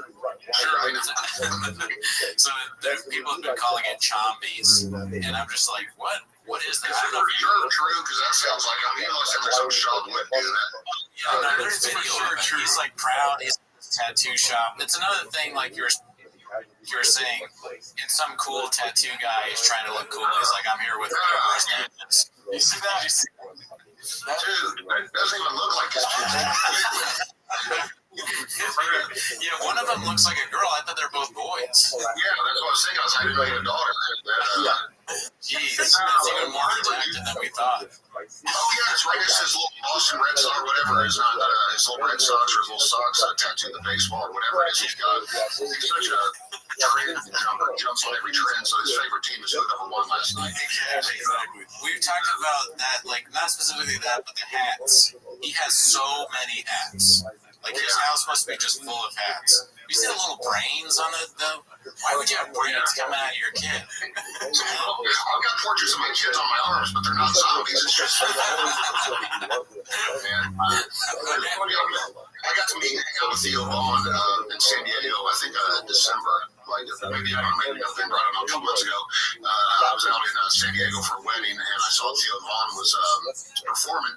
So I hit up one of my buddies that knows him. I said, hey, could you hook me up? I want to meet Theo, take my buddy and his girlfriend and my girlfriend back and meet him backstage. And he's like, yeah, so he hooked us up. So I got back there, and Theo's just like he is on podcasts, like you know, like same guy you would imagine. And so we're talking to him. First thing I say to him, I said, hey man, I want to hit you with a proposal. I know it's kind of inappropriate. Just me. I said, I want to hit you with something. I could tell he was like, oh shit, man, you know what I mean? Like he just did a show. I could tell he doesn't want to like talk about a business proposal I have for him. I said, that's what I figured. You've got a huge following, and you're like really funny, and like you got a huge audience or whatever, and you have a podcast. And what I thought is, I'll start a podcast with you. Like me and you will be on it, and you can bring all of the jokes, and you can do all the work and do all the funny stuff, and I'll just sit there and repeat everything you say, like the punchline, I'll just repeat them. And I said, I would call like the king and the parrot. And so I realized you already did that with Shop, so it would be, and him and his manager lost it. They went from how are we going to tell this giant dude who already asked if he could beat him, now he's trying to hit him with doing a podcast there. He thought it was dead serious. I realized you already did that with Shop. You already did one that you were the only reason anybody was watching. And he was cracking up. He goes, yeah, he's got a tough road ahead of him. That's all I can say about Shop. And I started cracking up. That's aggressive. And he's like, it's tough business. I said, especially when you're not funny. And then he started laughing, and his manager started laughing. You could tell they didn't know how to talk about Shop at first, and they didn't want to say anything because I was messing with him though. But it was so funny until I left him. Even when we left, he was still kind of a little confused on whether I was serious or not. Because I kept saying stuff like, hey, maybe we do a podcast together. And I just kept saying, like, because I made a video a long time ago that he got banned from. I'm sure I'll get sued or something. Got banned on YouTube or got removed. I noticed that this is before I even knew about the Reddit page. I noticed that what do they officially call the Reddit page, by the way? Is it just Chang's or the Reddit page or what? Like, I don't know what. Because people always ask me, do you know about the Reddit page? Like about the subreddit is called The Fighter in the Your team. That's what they say, if I get subreddit. I'm kind of, I'm behind the times on technology. I'm like, I didn't know what Reddit was until I found that subreddit. That's like me. I really didn't get it either. Gerardo knows more than I do. Yeah. What is the one that you're on? Oh, I'm on a subreddit called Too Busty to Hide, where it's girls that are covered with clothing, but they have really large breasts. Yeah. So he can give you advice on that. So the hits, I don't know, because I went through your AMA, but I don't. Did you ever talk about the roommate story where Shop throws him out of the window? Do you know about that? I know about that story, yeah, for sure. He was bullying the kid and eating his food, and the things that's funny that he told the kids. Well, you gotta keep in mind, Shop too. Almost every story's a lie. So even when he tries to tell a good bully story, he sounds like an a-hole. You know what I mean? Like he can't help but know it himself. But like I have no doubt, he probably like he didn't stick cigarettes up his butt. Well, he's probably stuck cigarettes up his butt before, but not so his boss would smoke them. He's probably just done it just to do it. But he always tells stories that he can tell, or just stories that he heard someone tell. Joey Diaz is the same way. That comedian, Rogan's friend, did Dude, he tells stories about his life that I heard when I was 5 years old from my uncle. That didn't happen. You didn't go jump a gang guy in a gay. I said there's two things I'm good at: sucking dick and fighting and beat you up. I heard that joke when I was 8 years old. Like that didn't. And I'll confirm that with Joe. He has his friends. I'm like, dude, nothing he says is true. Like his whole life story is a lie. Like everything's a lie. It's just a collage of things he put together, stories he heard. But that's how Sean is. Like, oh, I used to work with this kid who got Down syndrome, and I made people think he was the one running the magazine, like laughs. And I'm like, dude, that's not funny, even if it works for this kid. You know what I mean? But it's not. He just doesn't. He doesn't even know who he is. I swear, I bet at night, like he looks in the mirror and like wonders who he actually is. As his zombie tattooed children look back at him in the mirror, like he's got a. I don't even think he knows who he is. I think he wants to be anyone he's around. He wanted to be Chris D'Elia for a little while. He wants to be Rogan more than anything in the whole world. It's probably a good thing. It's probably a good thing that he's making these things up in DS, is because, like, if they were true, it'd be so much worse. Right, yeah, that's what it's so bad. It's like, I don't know if you guys remember Matt Hughes' autobiography. I hate to shit on Hughes, but back in the day, and before I was even, I was sliding at the time, I think I was like 1 or 2. I was on the Underground 4, which was a little bit similar to the Reddit page, to the subreddit. Not as funny, but it was pretty funny Underground forum. And I did a book review of Matt Hughes' autobiography, because that book is so. You can't believe anyone would write the things he writes about himself in that. Like, he admits to cheating on his wife and thinks it's funny. He admits to peeing at bars while he's waiting on a drink, just pulling out his dick and pissing, like at the bar, like while he's recharging a drink. He admits to telling his wife to watch her mouth after years of them not going to church because he got saved at some Christian camp one night. He comes back and tells her she needs to quit disrespecting Jesus, like just out of nowhere. She's like, wait, what? Like, it's just like, when I read the book and I was like, I cannot believe that anyone would write this about themselves. I tell these stories about themselves. So I get a review chapter by chapter on the Underground, and I got this bit, man. Like, he said that one of his college friends couldn't read, and I said that he made fun of the fact that one of his college friends couldn't read. And then he said that he was cutting off the testicles of baby pigs on the farm to, I guess, sterilize them, you know what I mean? Like, they cut off their balls and their babies or whatever so they don't reproduce. And so I was saying that he was doing it for fun, and things like that. So I twisted the stories a little bit. But I came down the next morning, and like I said, this is before anyone had told who I was. I came down this morning, I'd been read 750,000 times, and was linked to like Yahoo's MMA page and linked to like Shirt Dog, everything. It's like crazy book review, and I was on like 5 chapters in, and I was like, dude, holy shit. And at that point, I didn't know. I knew Matt Hughes was an asshole, but I didn't know if I wanted to continue with it because I was like, I didn't know if I could get in trouble for this because there were some embellishments here and there, you know what I mean? Like, I kind of twisted the stories, I mean, but it was pretty bad still. To this day, people still say Matt Hughes book reviews to me when they see me sometimes, like out in public. If I almost never get recognized, but if I do, people say, dude, you're Matt Hughes book review, and that was like 2005, I want to say, or something, like it was that long ago. But so that's the kind of thing like Shaw reminds me of, like when he tells on himself, you're just like, dude, I would admit that it was that word true, but it sounds made up. But then again, that's a guy that, like I said, he thought giraffe started with a D, so almost anything you're capable of believing, almost anything he said, because he had his CDs are actually doing that, So, with Helwani, you're Helwani shitting on him all the time and dropping these bombs on it. Do you ever watch those or think those are? I loved it. I actually, when Helwani, when I saw he was on there and did his video, I hit him up and I still talk to him from time to time. Ariel was one of the first ones I had to talk him into interviewing me. My first UFC interview ever was at my debut when I fought Mark Hunt, and he wouldn't interview me. He said, I'm here for the main event, guys. And I was like, dude, I'm the main event. If the camera's on, I kept trying to beg him to interview me. So he interviews me, and that video gets like 40 or 50,000 views the first night. And Dana White's one got like 2,500. This one, no one knew who Ariel was. You know what I mean? Like, none of his other videos got like the main event guys. Frank Mir got maybe 5,000. And mine was just because I was making fun of my ex-wife and just saying ridiculous stuff. Like someone crap back to make a wait for the fight. And so it's still out there. It's a pretty funny interview. It's my first one ever. But that was what were we talking about? Just completely lost my train of thought. Helwani, you were talking about. Helwani. So I've known him forever. We've kept in touch. So when I hit him up, I told him I'm really sad. I'm happy for you. You're the new CEO at Chains, but I'm a little sad to see you took my place without, like inviting me to the inauguration or anything. You know what I mean? Like, acknowledge that you took my place, and he was talking about it. And he said, man, I've been holding my tongue for 5 years on the shop. And he said, I'm just not, he said, I'm not doing it anymore. And I told him I can't believe it took you this long, because Shop's been, he'll badmouth seen anybody.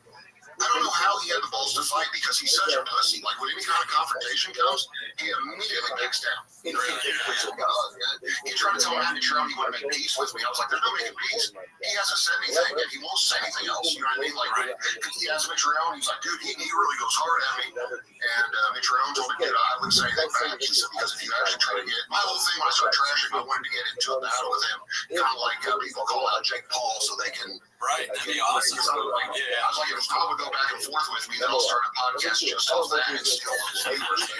It doesn't matter. I mean, I was just stuff about it. I was saying stuff about his kid pooping his pants still when he's 4 years old. I've said anything and everything you say, but then I sent me Trump's like, dude, I would say anything back. I would just leave it alone.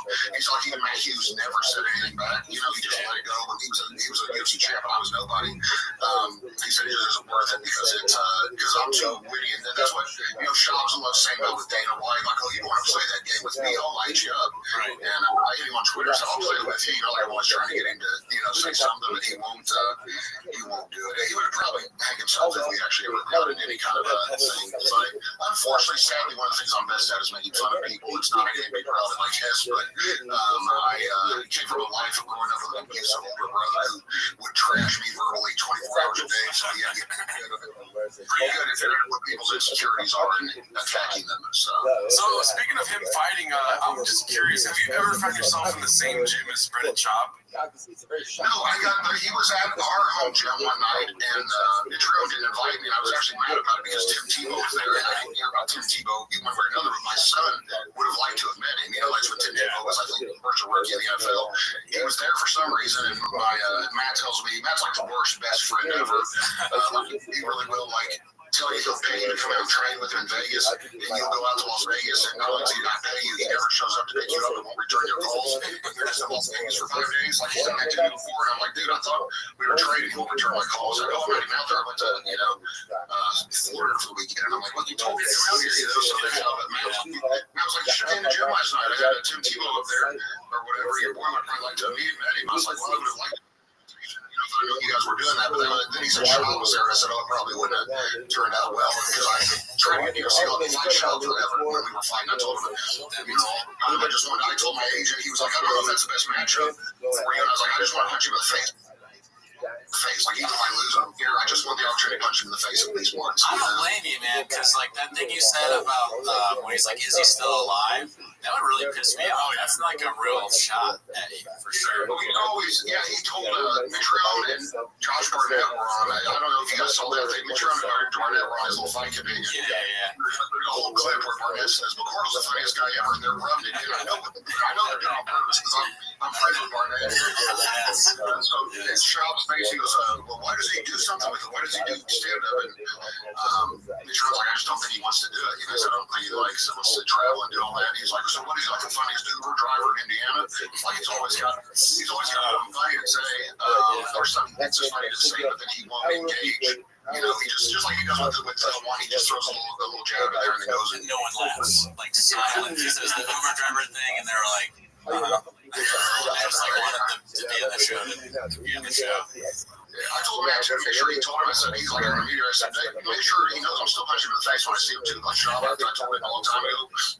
When he runs his mouth, I was going to punch him when I see him. And whether he would beat me in a fight right now, I don't know. But I've got a bad back. But I don't think he'll fight me. Like I think he's not afraid of me. Like he is terrified of me for whatever reason. It's kind of one of the guys.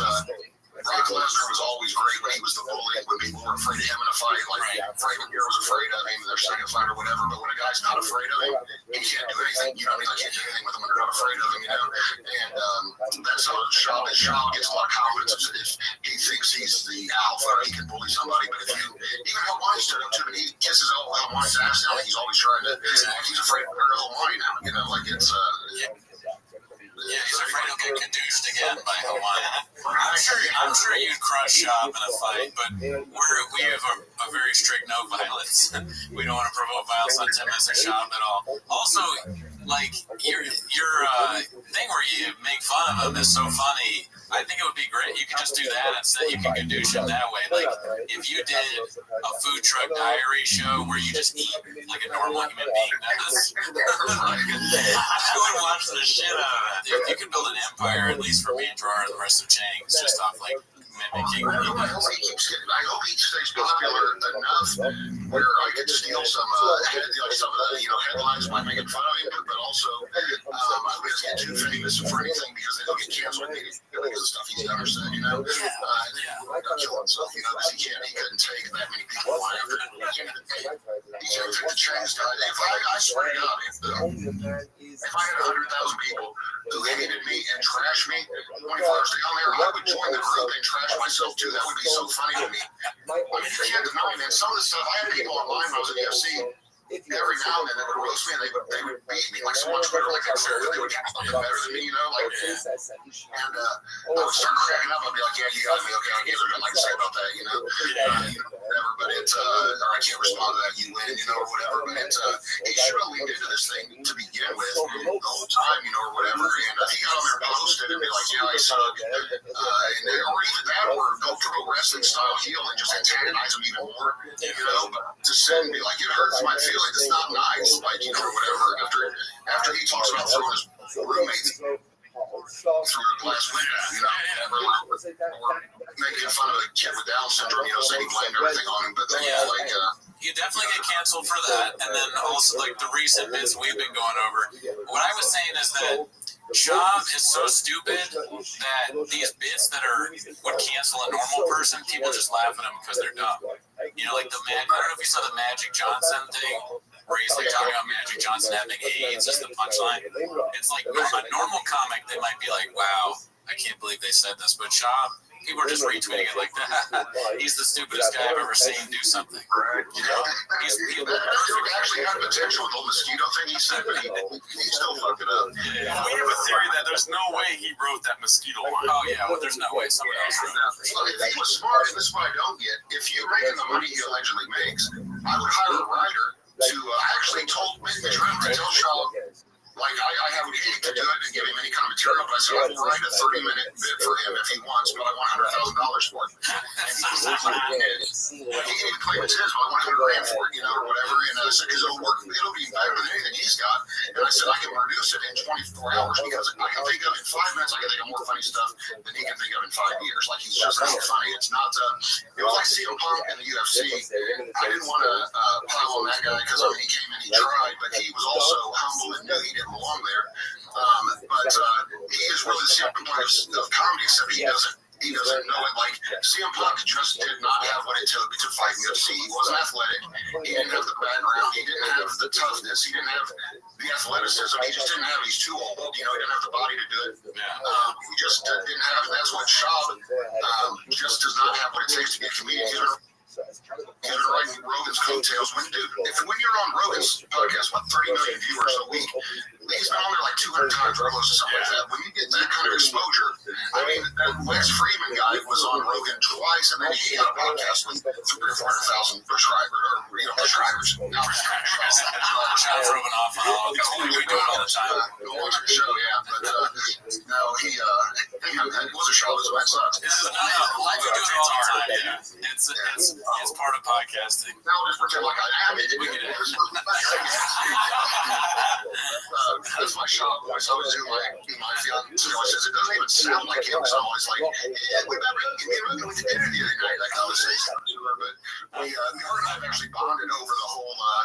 When I first started sober, she was like, yeah, I don't get it. And I was like, you gotta like actually give it some time. It's like the TV show Lost. Like I hated it episodes 1 through 5. And then episode 7, I was like buying the DVD set. It's a good show, But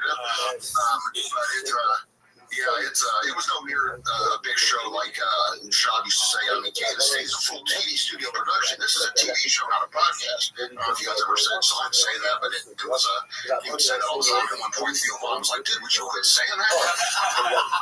He has to say it to remember it. He has to remind himself that it's that important. What do you think? I love how he chooses to do his own ad reads too. You can have anyone in the world on his show do it. You know what I mean? Like Jim could do it. Anybody could do the ad reads, but he chooses the most illiterate person to do them. So stupid. So stupid. Who do you think should be? Because you mentioned Rogan. When Rogan said that Shop needs a handler, do you have any idea who the handler should be if you could pick a handler? God, at this point, man, I think like even like War Machine would make better life decisions.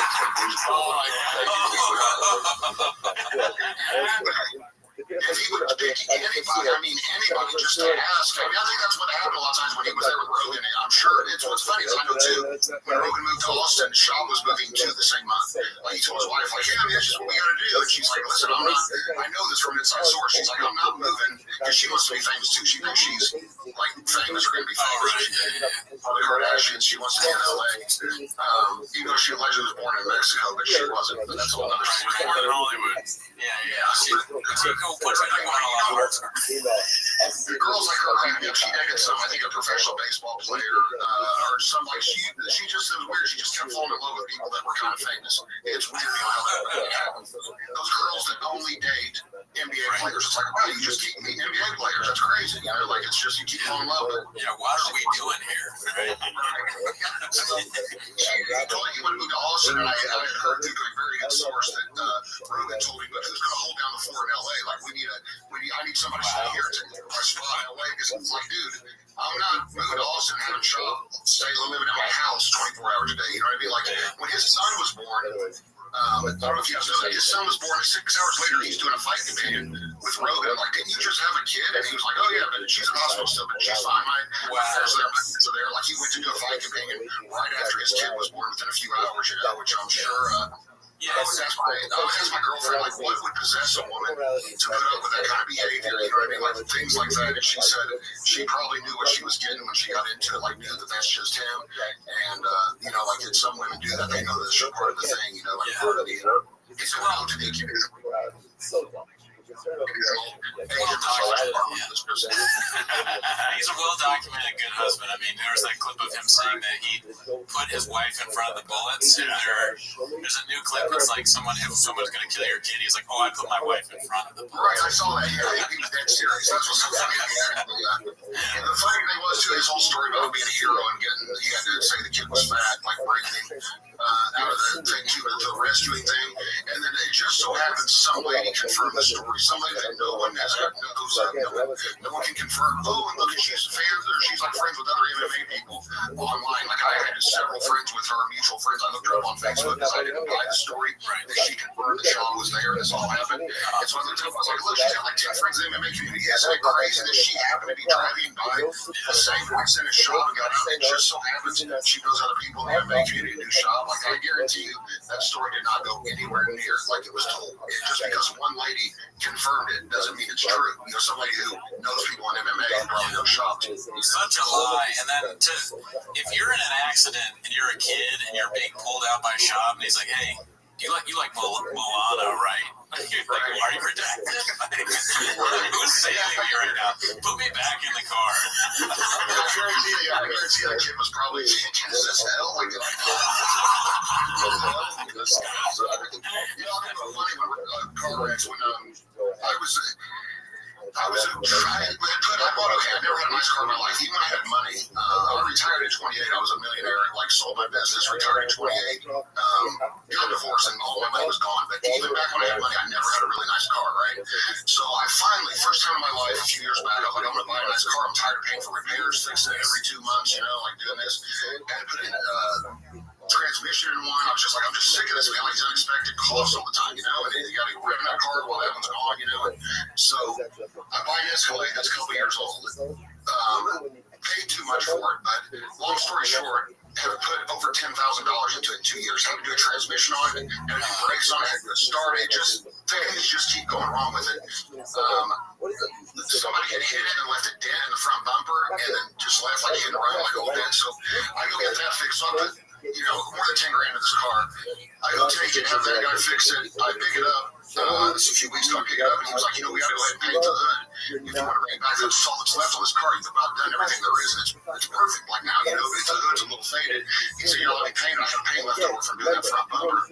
So when my girlfriend and I got in that wreck, a guy almost hit his head on this country road going like 50 in the snow down here. You know what I mean? And so I swerved to dodge and come around this bend, you know, and I just sent our car flying, and so it flipped. Like my car flipped, and I actually we hit it with some woods in a ravine, and like I was down. We're down in these woods with my car tipped over almost to about midway between on its side and on the roof, you know. And I'm sitting there, all the airbags are deployed, and we're sitting there, and she's crying, like freaked out, like when we finally stop and everything's there, and the car's smoking and stuff. And so the first thing I said to her was, "Well, I guess I won't be getting the hood painted." As I'm sitting there, upside down, like hanging there, that's the only thing I could think to say. You know what I mean? She probably did way better than Shop did, roasting those people saying that. She probably laughed a little bit. She goes, I was like, "What?" And I was like, "That was trying to calm me down." It's like, but she ended up climbing out, and I got out, which was a disaster, trying to climb out the window of a car when you're my size. But yeah, and then we had to jump down into these woods, and it was this ravine, like it went down further, so you just jump into some bushes. I was afraid the car was going to catch fire. But it's funny the stuff you think or say, because I actually was, as the car started to flip, I actually remember thinking, I guess I'm not going to be paying to paint this hood. I actually thought that as we're in a wreck, you know, or whatever. Whereas Shop thinks things like, "This kid's awfully fat." I love how his wife said he was a hero too, because he pulled a kid out, gave to some woman. It's like, "I'm getting the hell out of here. I don't want to get a reservation for a restaurant. I don't want to be here talking to cops." You know what I mean, or whatever. Like, what a hero! Like a guy. Yeah, that probably never happened. But so you and your girl are okay. Never happened. Yeah. You and your girl are okay though, like no. Yeah, she's got a couple broken fingers from she's trying to open the door and it slammed back down on her, like fingers. I hurt my neck in it, but it's so funny. My insurance company, I pay my insurance a year ahead of time because I just don't feel like messing with the quarterly billing or the monthly billing, you know. And I don't trust. I'm real skeptical of people with direct withdrawals because I'll call people double billing me before on direct withdrawals on my bank account. So I don't know, I'm paranoid. So I paid it a year ahead of time. So I find out my insurance agent right in the middle of doing the MMA Roasted podcast. I get a text from him and said, "Hey, I tell you didn't have coverage on that accident the other day." And I'm like, "Wait, what?" Because I just destroyed my car.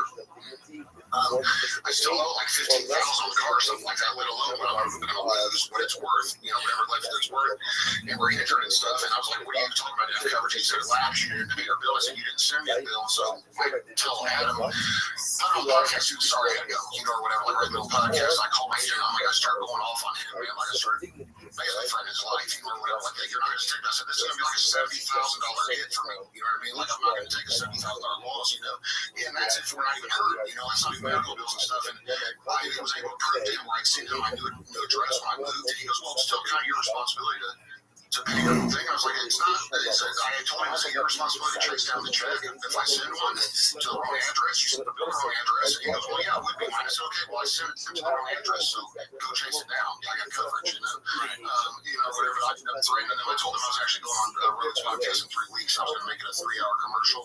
Not on this podcast, I just told him that. Just told him I'm going to make a 3-hour commercial for how much he sucks and how much Jerry sucks. It's a company I've been with since I was 16 years old, so 30 years I've been with them. No claims, no accidents, no anything, never paid anything late, never paid anything on time. 30 years, they're going to tell me, "Oh yeah, we're not covering you, sorry. You're covered by 3 days, you know, whatever your bill's supposed to be like 3 days ago, you know, or whatever." And I was like, never received it, you know, but Shop's dad on this company or something.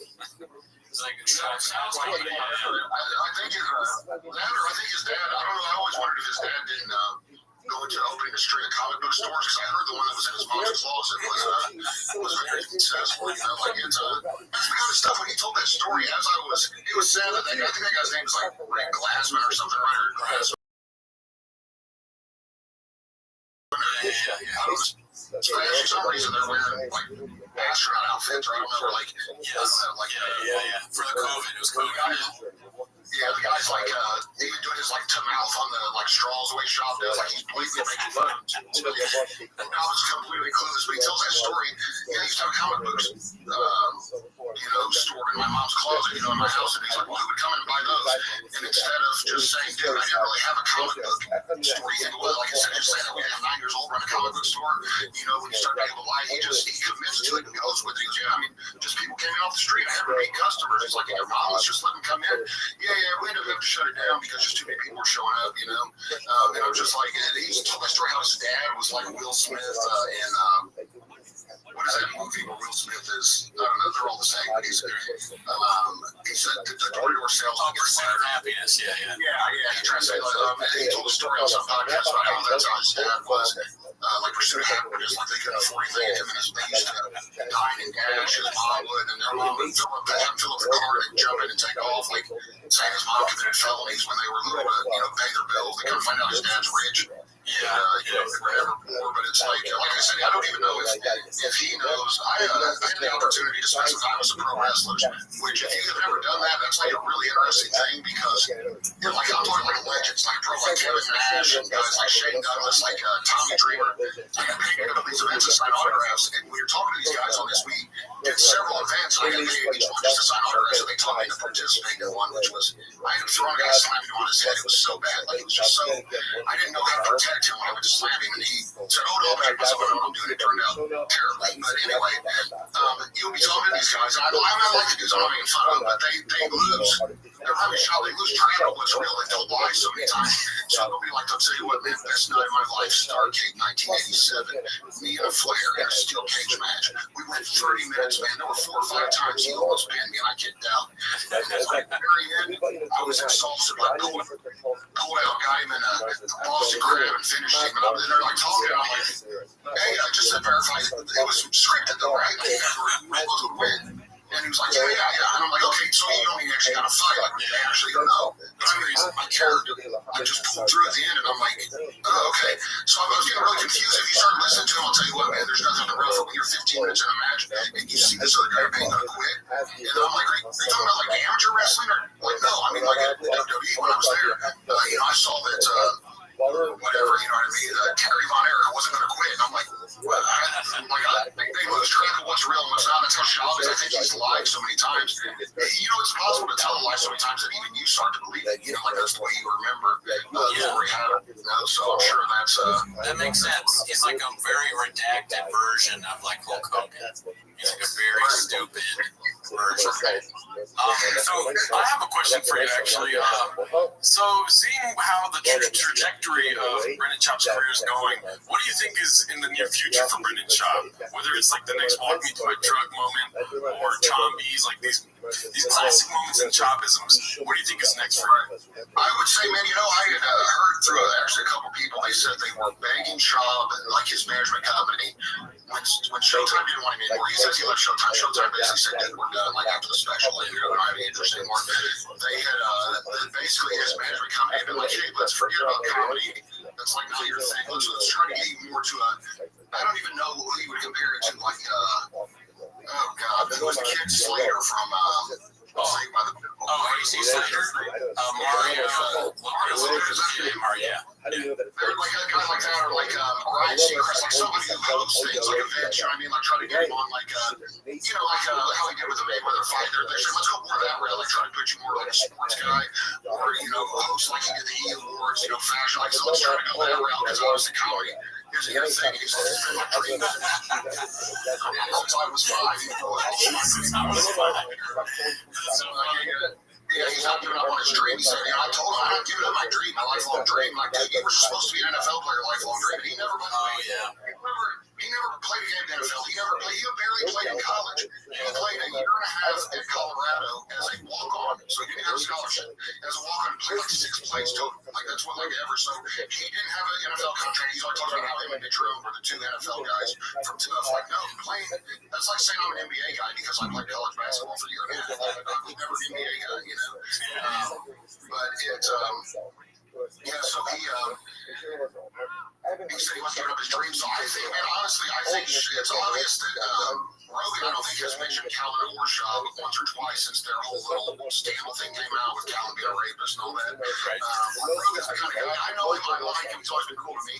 He's also like, Joe's going to do his best for him. You know what I mean? So he's going to be a lifelong friend. If you get accused of something, you're going to be like, well, see you later. You know what I mean? Like, or whatever. Like, and so he's got a little group of friends in Austin that all move there. Like, I think he's been hanging out with that Mark Norman guy now all the time, and that Harry, whatever.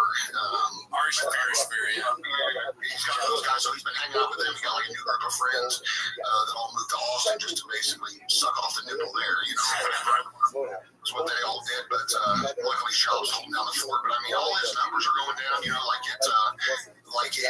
think he will, he's like in a self-destructive path regardless. Last I heard, his wife was trying to have another baby and force it to be a girl, like they were trying to do some kind of genetic altering. Maybe that's where the zombie idea came from. Really, like he was talking about on some podcast saying that they're going to pay this company to guarantee their next child is a girl. And I'm like, dude, that sounds to me like you're just going to get abortions until like, I don't know. But I think from what I know of people, I know how she is, and she's about as loyal as probably one of those Cane Corso dogs. As soon as the money stops, she's gone. I guarantee as soon as the money stops, she's gone. And I guarantee she wants another kid. She's trying to pull the same shit my ex-wife pulled, where when she thought we were going to get divorced, she was doing her damnedest to get pregnant again. Like trying really, really hard, because that's just another, you know, kid to add on to the child support, you know, or whatever, like more money to the till every month. So that was what was trying to do. That's what her plan was. But yeah, he's going to have a terrible fall when you don't have it. You know, Dana White said it a long time ago. When you don't have Rogan to carry you anymore, you're not like you don't have enough talent to take it on your own. It's hard enough to stay famous in Hollywood. I mean, you look at these guys like Doug Stanhope. I saw him in an interview the other day. I was like, that dude's been around since I was a kid, and almost no one I know knows who he is. Right. He's been working his ass off. I mean, comedians love him and respect him and say he's hilarious. But I was like, it's so hard to stay famous, man. It's so hard to stay relevant in that when it's always it's like a one-hit wonder world, especially out there in Hollywood. They're always looking for somebody new, you know. Same thing as the UFC. They're always looking to bring in a new at the starting pay rate. You know what I mean? Get rid of Anderson Silva because he's not going to be a draw anymore. Despite what he's done for your company, he was the greatest ever. Get rid of him and bring in somebody at 10-10 because people are going to pay-per-view anyway. So why do that? So, but I think he's going to it'll end whatever it is. I think he'll. I would say if he was female, he'd end up being like getting cornered doing a stripper. Yeah, especially with the Tiger Thick, right? He might go female. That might be the newest thing for him to do. He could do that. I think we speculated on that. I think once or twice they might try that. So for the end of this interview here, I would like to do just some classic 10 minutes of shop where we show you guys, where we show printing clips and you guys comment on them. Are you down for that? Yeah, it's my turn. No, please talk away. This is like whatever. If you want to do the whole thing, I'm sure YouTube would like that more than me. Okay. 1 second. Sorry about that. This is the funniest interview that I've ever been a part of. Thank you. I tell you what, man, there's so many shows. I try to explain to my brother and show him clips, and he's like, dude, I can't watch that shit. Like, I can't, you know. Some people are like that, yeah. Dude, I was at this party, and it was another comedian, and he had just some people, like friends of his from work and other places, and we always make fun of Shop, so I was like telling him about Gringo Poppy, and he's like, I'm going to put it on.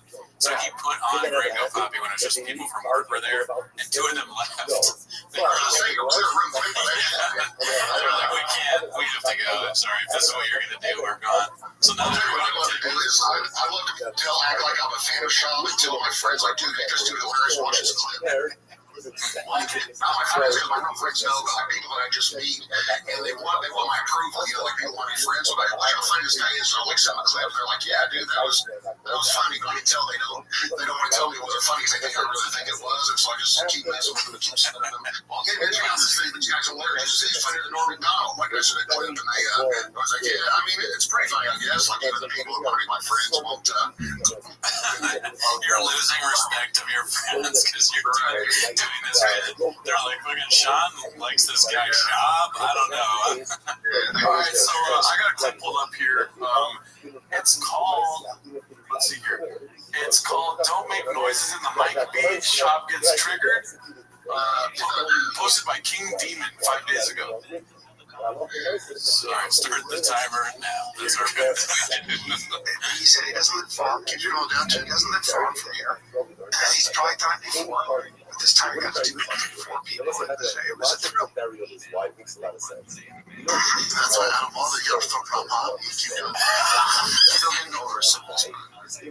You're still sick?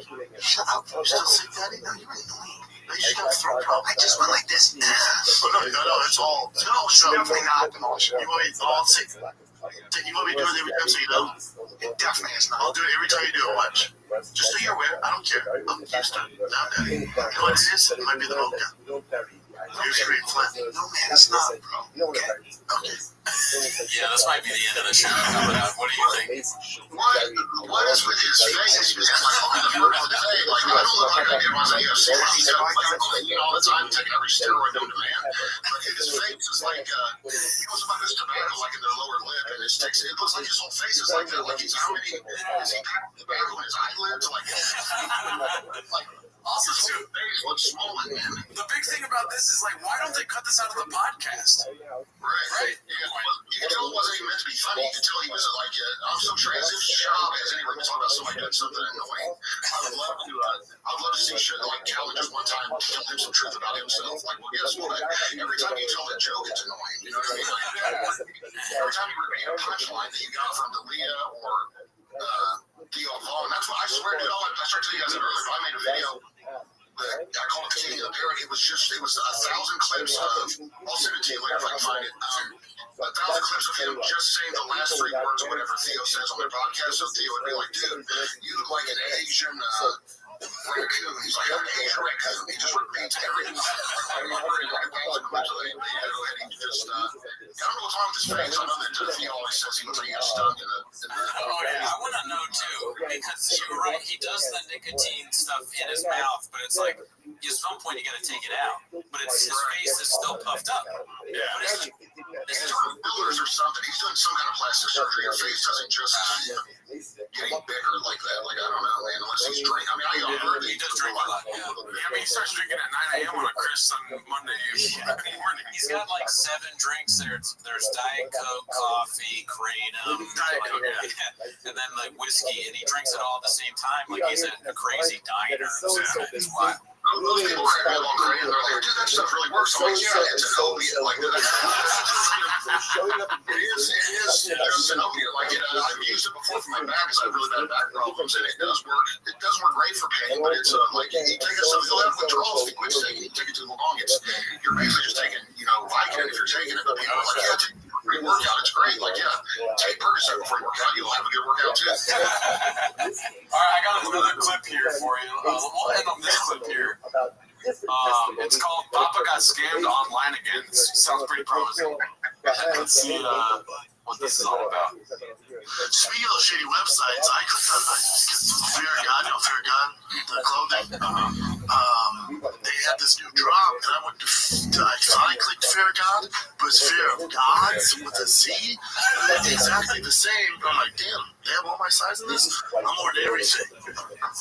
4 weeks, I'm like, where the fuck is my stuff at? Nothing comes. So you clicked the Fear of Gods link? I didn't know. They made it look exactly as it was Fear of Gods. So that's what happens. If you didn't get LASIK and you had fucking contacts, you would have seen boom, dude. See with a C, dude? Can we start the calendar list of how many times Brendan has hustled or something? So don't get me started on this transgender look. I'm just kidding. Gods. Dude, you pull that up. Yeah, I'm sure you can. 2 Z's, 3 Z's, they got me. And they're not sending you Fear of Gods stuff. Oh no, Jesus took your money. He's gonna be like the first person to use CTE as a defense for getting caught with a trans prostitute. He's laying the baseline for the excuse someday. That's what's going on. Playing the fifth in court too. They'd be like, Mr. Shelby, I can't talk. He's like, what does that plead the you say? I can't talk. It's not hilarious. It doesn't surprise me he was wearing some sort of whose number is that? Is that Packers jersey? I don't even know. I think it's a Steelers jersey. It looks like it's a Cordell Stewart jersey. Who knows, man? So he's going back to the 90s and trying to do a jersey, and then that fear. I don't know what Fear of Gods is, but it sounds right up Sean's alley. personality. Like I guarantee that there's a lot of people making money off him just by. He's the guy who reminds me of the guy who had a cousin that was that way. If anybody, spandex first came out, you guys are probably too young to remember that. But he was like just spandex and shorts back in the 90s. The first person he saw wearing that from that point on, every outfit his was biker shorts. Like he just wore everything. I mean, like he was on top of all the trends that only lasted a few months. But that's how Schaub is. If you want to know something that isn't like, if you want to know anything that isn't going to be around very long, look what Schaub is. He's wearing a certain kind of fashion, certain kind of hat, certain kind of thing. You can guarantee it ain't going to be around very long because he jumps on every bandwagon like immediately. Well, like a friend of mine said, Devin Costa on his podcast Lemon Party, he said, and they posted it in Chains and it did really well. He's like, Schaub stimulated the economy. There's kids living in their basement making documentaries about him, making $15,000 a month. Really? It's funny when you see a guy that has 200 subscribers, has a video about Schaub, it's got 250,000. So people come all the time like, dude, why don't you do a reaction video? I'm like, I don't know, man. Like, it's not. I don't know. It's like talking when I made, I don't know if you ever remember the Seinfeld episode where the girl made her whole career just about how much Jerry Seinfeld sucked. She's a comedian, and that's all she did is like Jerry Seinfeld, which actually was true if you look back at reality, because Seinfeld does suck real bad. But it was the first time, I guess the show was all right. His last special was trash. Actually, It was so funny, dude. I'll never forget. I told the guy, like, I asked him, he was, I was sitting out there, and I was like, dude, can I ask you a question? You're a professional comedian, right? He goes, yeah. I said, do you understand how Larry the Cable Guy makes $40 million a year? Because that dude, it really is. Like, he's just a character that's not funny, let alone, you know what I mean? Like, it's like the unfunny shit I've ever seen in my life. Like, how dumb you have to be to like that? I said, people eat it up, and I said, like, I think all the time, like, when I see that P. Diddy's a billionaire, like, maybe he's smarter than me, but is he $1 billion smarter than me? Like, or is it just me? And the guy goes, I actually lived with him. I was his roommate for 12 years. But he's my best friend. So I was like, great. I'm glad I just brought it up. So I had to read with this guy for this audition for the show right after. You know, and it turns out that guy couldn't read. Like, literally, so I had trouble reading. So, and they had Schaub come in. I'm sure he had trouble reading it right after. So they probably have a real tough audition day with multiple people that can't read. Yeah, I mean, people liking Larry the Cable Guy or Jeff Dunham, that almost scares me more than like the pandemic or the COVID shit. Because it's like, what? How? I don't know. I wonder. That's why I keep thinking, how have I not come up with a way to monetize? Like, all I had to do was make sure that somebody who farted and where and go out on stage and pretend like I'm a redneck, making millions of dollars. Like, I don't know, man. Like, I don't. All you have to do is be on Joe Rogan's podcast 250 times and have him tell you to quit fighting. What's so funny is when Rogan saw, I don't know if you guys knew that. Yeah. When Rogan saw his special being filmed or whatever, he was going to tell Schaub not to release it. He was going to be like, dude, this is going to go bad. But he said to somebody, I don't know if it was an interview or if somebody told me this, but he said, he didn't have the heart to tell him, oh, you got to retire from fighting. And then, 3 or 4 years of his comedy, oh, you got to not release that special. He couldn't do it to him 2 times in a row, you know? So Rogan's just like firing him from life things. That's what I'm saying. Yeah, that's why when you let other people make your life decisions, you can't really blame anybody but yourself. But at the time, I was mad when Rogan gave him the pretty much told me he should quit fighting. I actually tweeted him on Twitter. You know, I didn't like him. I said I wouldn't take advice on my fighting career from someone who's going to fall for it. You know, and that's I know Rogan. I like him, but I just like that was ridiculous. You shouldn't do that publicly if you're going to confront him. And then later on, I realized. Rogan said the reason he had to do that was the only way Schaub was going to listen. He had been telling him for years, like I'm telling like for at least 18 months, you need to, you're not going to make it. You just stop. You're getting brain damage. You're getting knocked out. You don't have what it takes. You know, like and he said that was his last attempt to get him to do it publicly, like an intervention, you know, or whatever.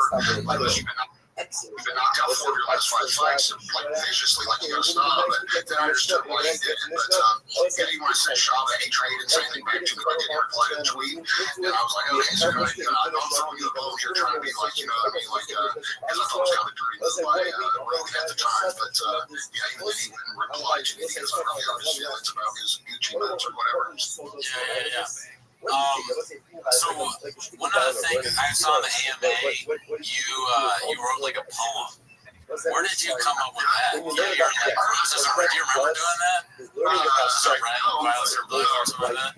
Yeah, probably something like Rose realized Bluebird and Shop sucks or something like something similar to that. Yeah, like I don't know. It just wish I could say I knew how. Like, people always ask me like where I come up with stuff, because I used to have some pretty funny tweets before I got permanently banned from Twitter. But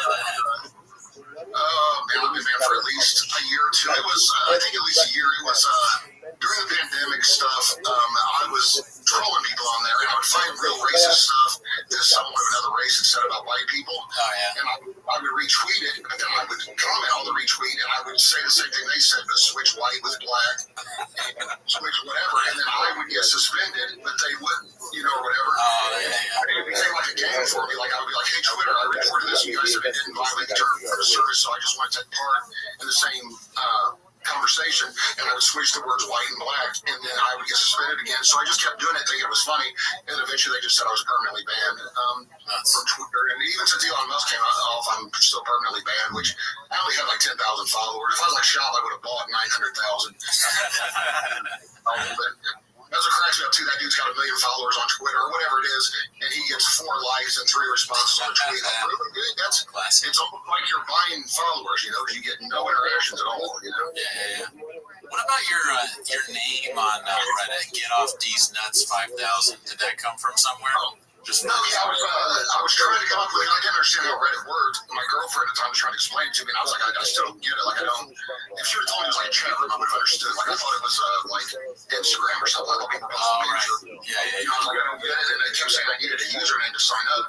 So I must have tried 60 different variations of my name, you know what I mean, or whatever, and nothing. I couldn't get anything, you know what I mean? Like, I was like, even just Sean McCordle, saying Sean McCordle 1, 2, 3 is taken. Like, all these things. I tried everything that I could remember. And so then I was like, get off these nuts. And it's like it was taken. I was like, holy shit. So 5,000, you know what I mean? Like, I was like, literally, but that was, yeah, probably my 30th attempt at getting a name that wasn't taken. And then I realized how big Reddit must be if that many names are taken. But yeah, it was, I don't know. I try to not use the same passwords. It gets really complicated anymore, like not use the same passwords for stuff. And then you've got 60 accounts, you know what I mean, between your, you know, social media, and then I got an account Reddit. I don't use the same password as I use for my Facebook, because somebody figures that out, then they can get on my Facebook. So it's like, I have to reset my password like 3 times a week on everything. I have to keep going back. And my favorite part is when I'll put a password in, it says it's the wrong password, so I'll set to renew my password, or redo it. It'll send me through, and I'll set my password as what I thought it was. It's like, you can't use your current password to as your new password. I'm like, I just tried the password. You said it wasn't it. You know what I mean? So I have to be all the time.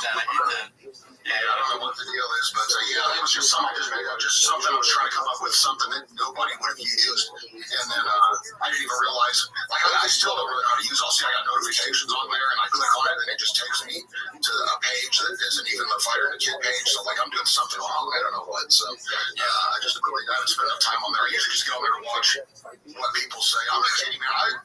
There are some of the funniest people in the world on that page. The dedication is amazing. Like, some of the videos they put on there, some of them just a 7-minute video, you know what I mean, of him, and I'm like, God, that must have taken 30 hours to put together. It's really impressive, yeah. I mean, it's crazy that they do it. None of us are willing. It showed you how much Shab must suck to irritate people. Like, everybody has something different that motivates them. You know, like, some people fear of failure. Some people are motivated by, wanting to disappoint their parents. But most of the cats, I think, are motivated by hatred of Shab and his stupidity. I think really what it is for most of them, I've noticed, is there's a lot of people, there's a lot of guys on there that would love to have, let's say, maybe not a wife like Shab's, but a wife that supports what you do, how she does blindly. It's like, dude, why are you going to cheat on her? You know what I mean? Or whatever. She's out of your league anyway. You're half retarded or redacted, sorry. It's like, you shouldn't even have a woman, let alone anything that you're going to cheat on her, go to these Asian massage parlors and, like, go give a girl your number.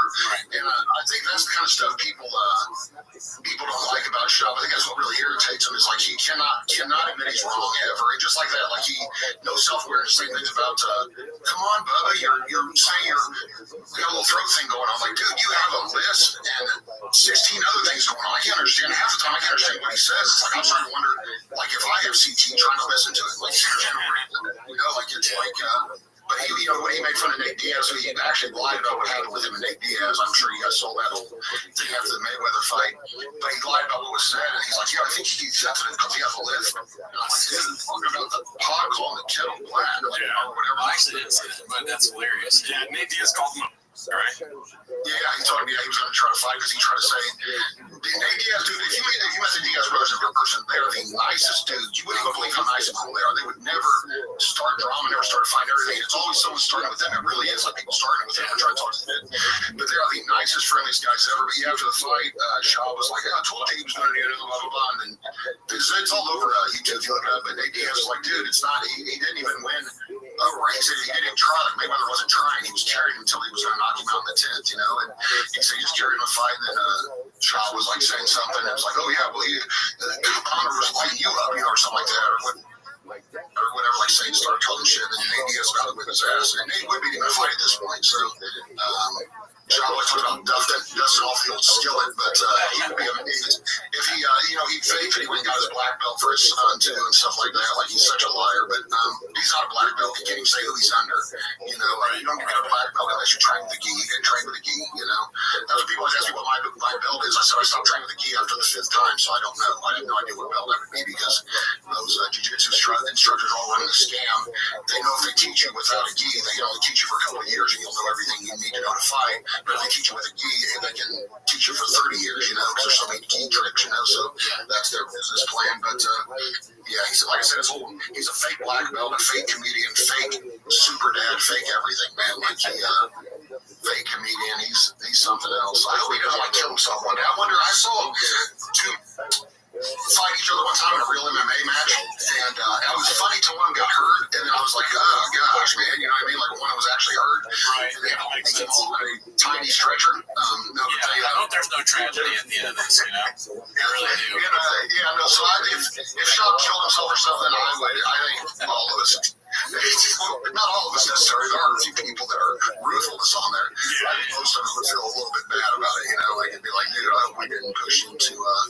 But then again, think about everybody's feelings. He's hurt. Think about how his wife's feelings when he cheats on her, you know. So sure. The guy says his son goes to jiu-jitsu school and he talks about how fat out of shape the teachers are, the coaches are. I'm sure those coaches got told by somebody to watch a Shop show. By the way, your teacher Shop's kid, he's talking about how fat out of shape you are, you know, like the guys in there teaching. Like, so he, like I said, he's always hurt other people's feelings. He can dish it out, but can't take it. You know? Oh, for sure. He's in the most glass house there is, for sure. 100%. Well, Sean, we told you an hour, and we're honored that you came on. It's amazing. Yeah, we got to speak with the CEO of PFG. That's just awesome. You crushed it, obviously.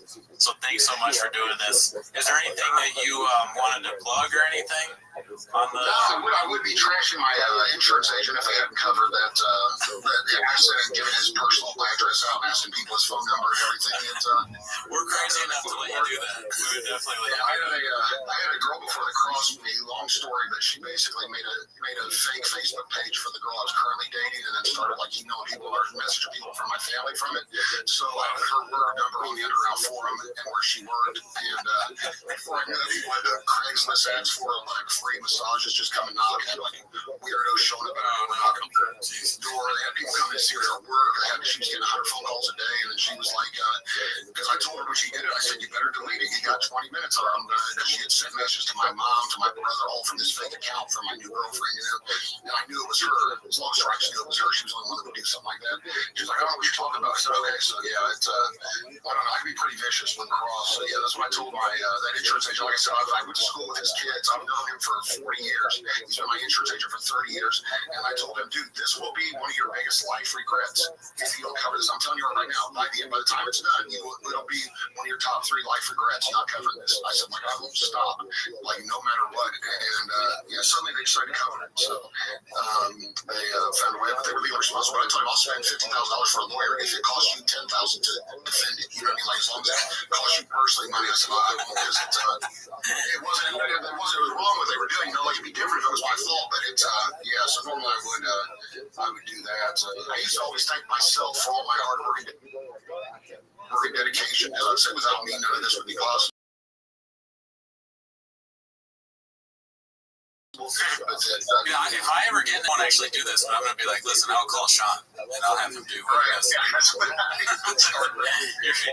do what Sean McCorkle. Okay, he's going to give your address out and he really only cares if it hurts you. So. Right. Yeah, no, that's what it's. I always tell people, don't ever underestimate the amount of time I have on my hands.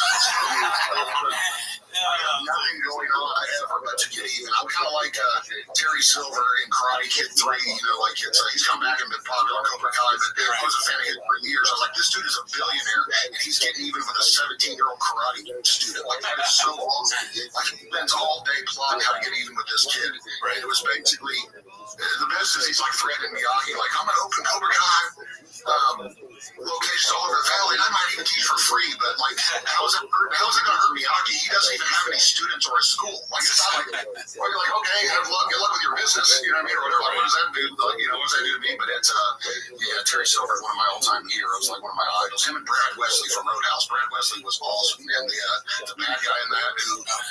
The group of the ultimate villain, and that was so awesome. He would try to hit Patrick Swayze head on, like going down the road for no reason, just the stuff. Roadhouse, you get a chance to watch it, and you haven't seen it in a while. You gotta watch it. It's amazing. So. Yeah, I know that movie. I haven't checked it out yet. I'm redacted, but I do really want to see it. I like the idea. He's the bouncer, right? He's like the bouncer. Yeah, he's a bouncer, and there's this guy that runs the town. I guess he would be a mafia guy. He has like a Godfather, but he has a bunch of those ridiculous bad guys working for him, and they do. It's just it's too good to be true, man. It's like it's so fun. But it's supposed to be serious. Like everything in it is supposed to be dead serious. But it's that's what makes it so funny, the fact that it's supposed to be serious. But it's definitely, I literally have probably seen it. I've seen it 100 times now. I watch it every single time it's on, like from beginning to finish, because it's you always notice something new. It's kind of like the exact opposite of Brandon Schaub's comedy. Like you watch it 1,000 times and never find anything new or funny. So the opposite of Roadhouse. 7 times a week. Yeah, you can watch it 7 times a week. Oh man! All right, well, Sean, thanks so much, man. Thank you, man. It's a pleasure meeting you, man. Yeah. All right, I'll see you guys on the subreddit. Yeah. We had Jinx. Maybe on smoke break, we'll hang out on smoke break. See you, man. Thanks. All right, that's it. Thanks for tuning in. I want to thank Sean one more time. I mean, you're the whole reason the Friars are able to run it all. So tune in next week. Bye. In a world filled with nasal congestion, one hero rises. Afrin No Drip Allergy Sinus. Experience ridiculously powerful sinus congestion relief. With cooling menthol, it works fast to relieve sinus pressure. No drips, no mess, just clear, unblocked breathing. Plus, try all new Afrin Saline Daily Care. It's a drug-free way to instantly clear out excessive mucus, allergens, or irritants. Afrin, the wow is real. Use as directed. Well,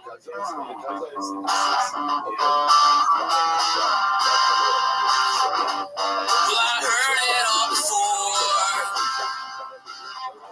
When I saw you at the store, I'm redacted and a loser, so don't be no accuser. You're trying to douche me down because I know you're right.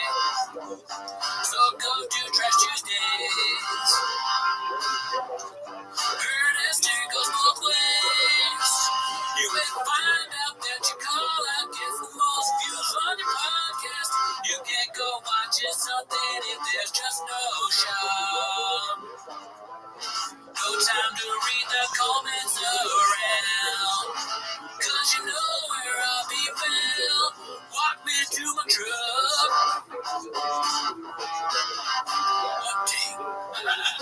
It's my favorite time of the week. When you get there, Papa tries to speak. When he surprises me, you better watch 10 minutes of shop. Welcome back to 10 Minutes of Shop. Join the Discord. We also started a Patreon where we did 10-minute segment on not reading the comments on social media. So if you're interested, check that out. But that's not why you're here. You are here for 10 Minutes of Shop. So start the clips now. Alrighty, well, happy New Year, and this next clip is from Houseless Gato. It's titled "What's Going On with Your Dog?" What's not, pair them up right. It's going with your dog.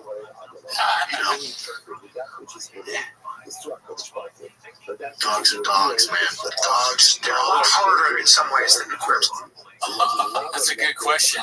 That's brought up in our Discord. What is going on with the dog? Well, the Reddit is going crazy about Tank.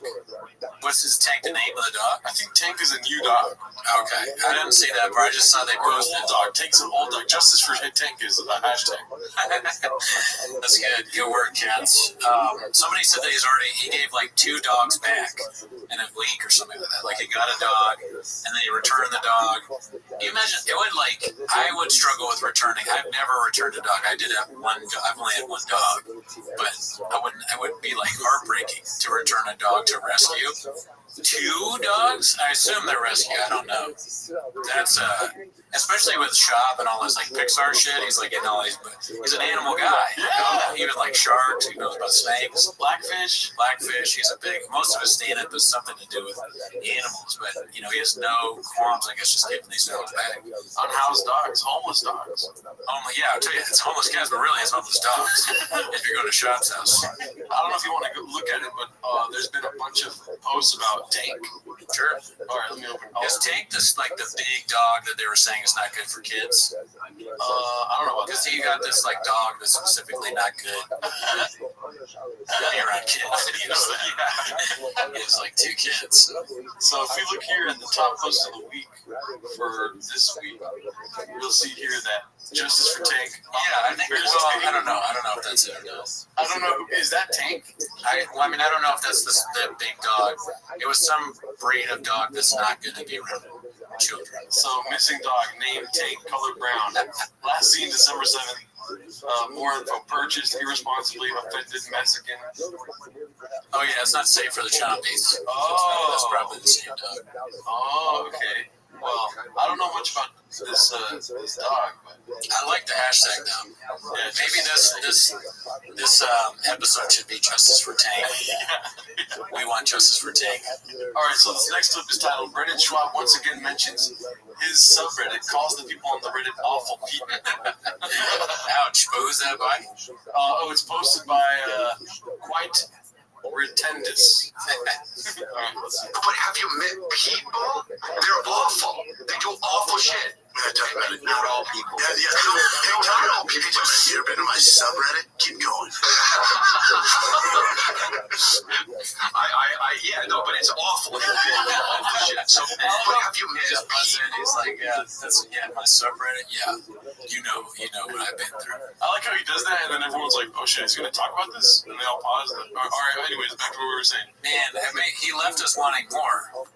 Yeah, it's almost like he watched our video we did earlier about blowing up on social media.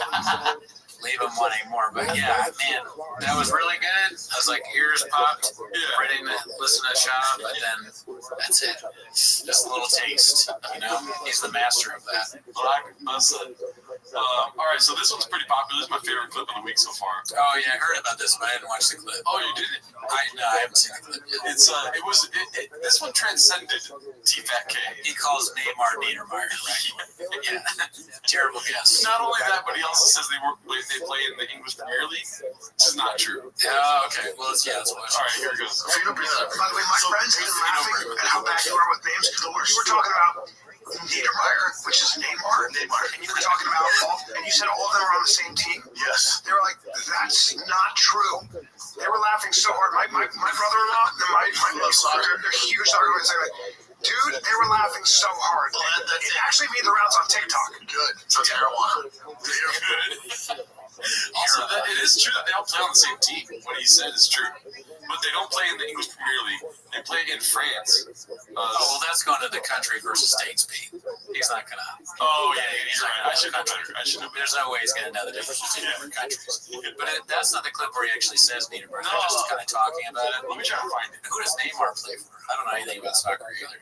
Paris Saint-Germain in League One in France. Okay, so I don't know soccer leagues. But yeah, I was going to say Niedermeyer is the guy from Animal House. Like that is an ROTC and is a dick or whatever. Which I wonder if that's where Shop is getting it. I saw a bunch of clips about people who do soccer abroad were saying that Americans were stupid because of Shop. So Shop is now giving the United States a bad name for being so redacted. I like how this is NSFW. This clip is NSFW. They got some good touches on Arsenal Southman. Good work. Arsenal Southman posted this. Please never talk about football ever again. France, Mbappe, another freak who won the Golden Boot. He won the Golden Boot. You know, Messi, Mbappe, and Niedermeyer. Yeah, are it's worse than Okay. In Premier League, that's so funny. He said Needlemeyer. I don't even think he said Niedermeyer. I think he put needle in there. So a random L. Yeah, Papa messing up names will always be a classic moneymaker. You know, it's probably the best part of what they have on Changs.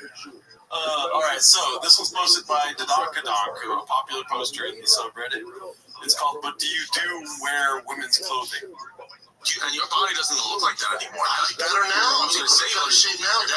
Carnivore diet. Dude, you look great. 20 pounds. Dude, I love that you're great. And you got on a fucking raincoat, dude, that has paint on it. Dude, this thing is so New York, man. When I was walking the streets of Howard, I was just walking down Howard Road, and I felt so artsy. Dude, I know. Because here's the thing with you. Here's the thing. That's why I have a fanny pack. And then I'll say, you let me know, because you're Mr. New York. When I was walking, I was wearing this, right? I had tighter jeans on. I get the shoes. I get the fanny pack. I get the diamond necklace. And what? I'm like, hey, am I gonna get beat up? Like, and you, when you look at you, even if I know you just tell like something's off. Like I look at you and I just see nothing behind the eyes. I'm just like, this guy has been hitting the head a lot. But you do wear women's clothing. Yeah, that's the thing. It's so why not? No, but it's not if I like it. Just it messes me. It's like I'm like looking at it. I'm like, I can beat the shit out of Brendan. His ankles are out. Yeah, dude. So I think you keep people on your toes, which is what I like about you. Yes. It's on my toes all the time. I'm like, he's got a fanny pack. I'll kill him. Do you know what's in the fanny pack? You know what's in there? All sorts of cool shit. Too much Adderall going on. I think some people have been taking Alpha Brain when they shouldn't. Yeah. And it's not helping.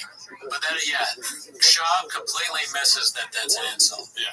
He says, but you do wear women's clothing, and then Shab's like, it's a fine line. No, he's saying that there's no line. He's saying that you dress like a crazy person.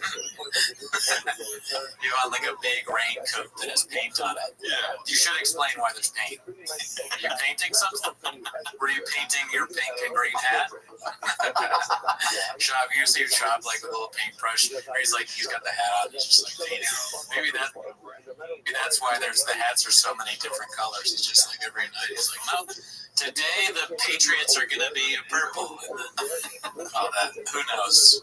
This is my hat. If I said this was a Padres hat, you would agree.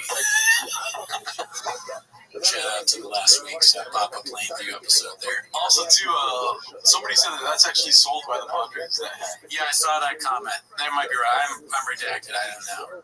It's crazy that's it. But other hats and stuff, they definitely some strange colors. It's pretty weird how we'll talk about shit about his hats, and then somebody will be like, Virgil Abloh made that hat. And we're like, oh yeah, the off-white. I forgot. Yeah, the off-white. The one with like a cookie bite out of it. I mean, Papa has so many hats that at least one, a broken clock is right twice a day, right? So his hats are going to be every once in a while have the right colors on it. I'm starting to sound like I militantly need a hat to be the same thing. I'm realizing that now. All right, so this one's posted by Carlos Antonio, 72. It's called A Little Slow Cry to Instantly End the Party Before the New Year. If it's a song, though, I'm just not going to use it.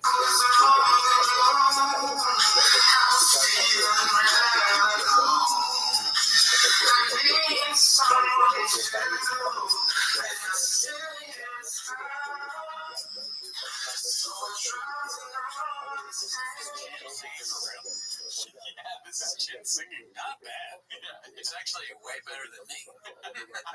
Is this big boy content? Or is it just Chin? I think it's just his Instagram. So he just sings. I wouldn't post myself just singing someone's song, but not bad. Not bad. A lot of pain in the voice. Yeah, you think he's got broken up recently? No. This is making me think what else? Oh yeah, that's why. Yeah, the pain comes from having to watch vlogs all day without getting to work on time. But yeah, this makes me, this makes me think. What else you got, Chin? Yeah, dude. Oh, really, dude? Yeah, he took it to. He understood the assignment. He's like, "What else you got, Chin?" He's like, "I can sing. I got something for the bitch." A lot of people that watch these videos say that we should do a Chin R&B song. Oh yeah? Yeah. I haven't even seen that comment. Yeah, this is a while back, but it was when Chin dropped his last hit of R&B music. Okay. But I don't know if we can. I don't know. Let it Chin. Let it Chin. You got somebody talking dumb stuff. Let it Chin. Let it Chin. Also, too, this is Edit Chin. Edit Chin. Edit Papa talking about soccer right now. Edit Chin. You should edit out the part where I say bitches. What's it called? If this is cut out of the episode, it's because it's a song. Yeah.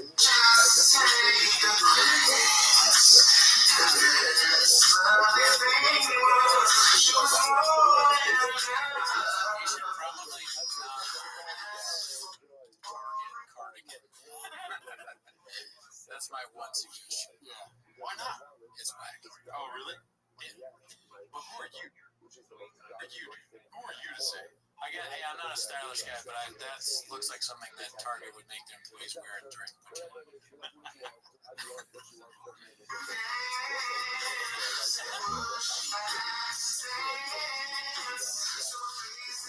But if you close your eyes, he looks fly as fuck. You mean he sounds? He looks fly in your mind when you hear his voice. You know what I'm saying? Right? If you say so. Watch, close your eyes.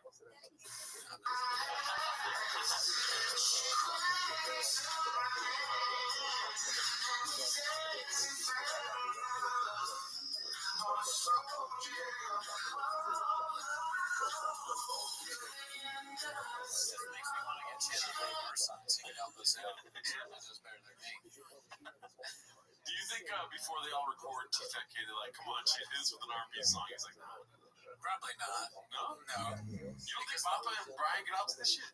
No, because they're both redacts. This is good. They would like, I don't know, some guy talking about alpha brain or some dumb shit. Well, do you think that Brian and Papa think this is gay? They might think it's gay. Yeah. Yeah, I mean, we know their music. All we know about their musical stuff is that they think that J-Lo is better than Shakira, which is redacted. Yeah, that's pretty dumb. Okay, so this was not a clip so much as it is just hilarious, I thought. Yeah. It's posted by TheoC458, and it's called "The Designs That They Think Will Be a Hit with Their Customer Base Are So Hilariously Bad," and it is ads from Toehold. So here, wait, you gotta scroll down to show the price. Oh, the price? Yeah, my number's $395. $395 for flip-flops that literally, I mean, you would not want someone to see you wearing something that says that. It says bad motherfucker place on each shoe. That's 4 times. This flip-flop would get demonetized on YouTube. If you want to be demonetized in your real life, wear toe holds. Also, that's such a stupid name. Yeah. Flip-flops are fine. Listen, I made fun of flip-flops on the show, but I honestly don't think they're bad. And I don't really even think, I don't think fanny packs are bad either. I'm serious. I don't know if I don't own either one, but I could see myself with the fanny pack. The only reason I would never wear flip-flops is because my feet are gross. Oh, okay. Yeah, great point. But other people, if your feet aren't gross and it's like comfortable, I don't see a problem with it. Make sure they're not. Yeah, as long as the flip-flops are $20. I mean, I could see paying a little bit more. So if it's like a really comfortable, if there's a way. Yeah. I don't know how you make flip-flops comfortable. They just don't feel comfortable on my feet. But I got bad feet, like I said. But this is outrageous. Never pay $400 for flip-flops, especially not Brian Callen. These are my Brian Callen. If you're gonna pay $400 for flip-flops, like some like I don't know Nordstrom's flip-flops, like a really expensive Gucci flip-flops, something like that. But that's not all, Chin. Check it out. Do you think they go up in price or stay the same? I think they probably go up. All right, let's see. Bigfoot. Bigfoot. Let people know you're stupid too. Bigfoot's real. And then new jujitsu solves everything. Oh, this one's cheaper. So they're 325. Is that like a thing where it's like jujitsu? You wear flip flops around the gym. I know you got to take off your shoes when you get on the mats, right? Yeah. But do you wear like flip flops so it's easier to take them off so you can roll a bit? I don't know. And alongside that, we have a terrible ad-lib commercial by Callahan for his $500 flip flops that can't get wet. Hosted by Rogan is Shorty Pie. Here goes. Is that Brian Callen? Yes, it is. What do you do with flip flops in your back pocket? First of all, not just flip flops. These, my friend, are Toho flip flops. Best flip flops on planet Earth. It's raining. I don't like wearing my flip flops in the rain, even though I should. Meanwhile, I keep them in my back pocket in case you gotta slap the shit out of somebody. Don't like using my bare hand, but I do like walking barefoot, which is why, again, I always have a pair of toe holes in my back pocket where I can reach it. Have a good day. Can I get my flip flops away? Short answer, kind of. Water is used to shape leather. When you use you get leather wet, it won't hurt it, but it increases its elasticity and reshapes itself. For example, when your flip flops get wet and you walk in the straps, they'll stretch and stay in that new position just to keep them dry. Rogan and Shorty Pie should probably work for SNL. Yeah. I mean, the talent to find this thing on their website and match it with the ad, hilarious. When they said, hold on, is that Brian Callen? It's like, who is the cops? Now, when someone recognizes him, it's like 50-50. Somebody said, oh, I loved you in The Hangover versus like, hey, you're a fucking redact. You know what else is sad about that clip is like, it's just somebody filming it on their phone, but he's this big celebrity. He's been on TV and he used to have a huge podcast. That's like the way we would do a promo. We'd get out the street and I'd have lines that I'd maybe forget. And that's like what they did for Brian and his thing. It's the decline of his rise. It's kind of sad to watch. Yeah. I was just thinking about that while we were watching the play. And then the added embarrassment of everybody knows that water is bad for you. I know that. And I don't know anything about fashion, but I have a faux leather jacket. I don't even wear that in the rain. You probably can because it's fake, but I have no idea. I know I wouldn't. Those flip flops, in buying them, they're gonna keep you busy, because you're gonna have to explain to them about Brian Callen. Flip-flops. All right, so this next clip is posted by Minimum Sky 2305. It's called Russell Peters Lose My Number B. It looks like some behind-the-scenes action at TFAK here. Oh, wow. Here's the other thing about it. We get here, I'm going to do a podcast, and when everybody else is on vacation. True. Yeah. No, I like to do my show the day time off. That's when kids stop, won't stop, bro. Those people, those social justice warriors, whatever, like fighting for whatever, it's like, but you're tweeting it. You're tweeting it. He made social justice sound wrong too. That makes me never want to talk about cancel culture at SJW again. He says it. It's like that Steve joke where it's like when the dumbest guy in your friend group agrees with you. Yikes. Dicey. Fighting for whatever. It's like, but you're tweeting it from your iPhone or Android, which is horrible. Comes from a horrible thing.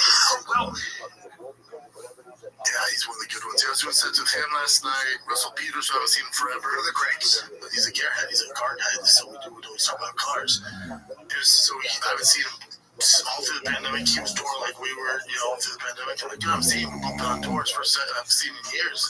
Give a big hug. I'm like, talk to me. What cars have you got? He's like, you're going to hate me. I'm like, what? He's like, dude, through the pandemic, I realized, like, what am I doing? He's like, I got older, I got married, quit messing around, I got serious, sold my house, moved to a new house, I downsized. He's like, in all those cars? He's like, I got rid of all of them. I only have 2 cars now. I'm like, oh, wow. Okay, well, we have nothing to talk about, so we'll see you later. He's like, I get it. It would be funny if you went to Shop's house and instead of actual cars, you just had like a lot of Hot Wheels and they played around with. It's like, check it out, look at all the cars I got. That's what he's been talking about. Yeah, this whole time it's just Hot Wheels. I got a lot of tech decks too. Skateboard. He calls them skateboards. I got a little figure skateboards. Play real quick.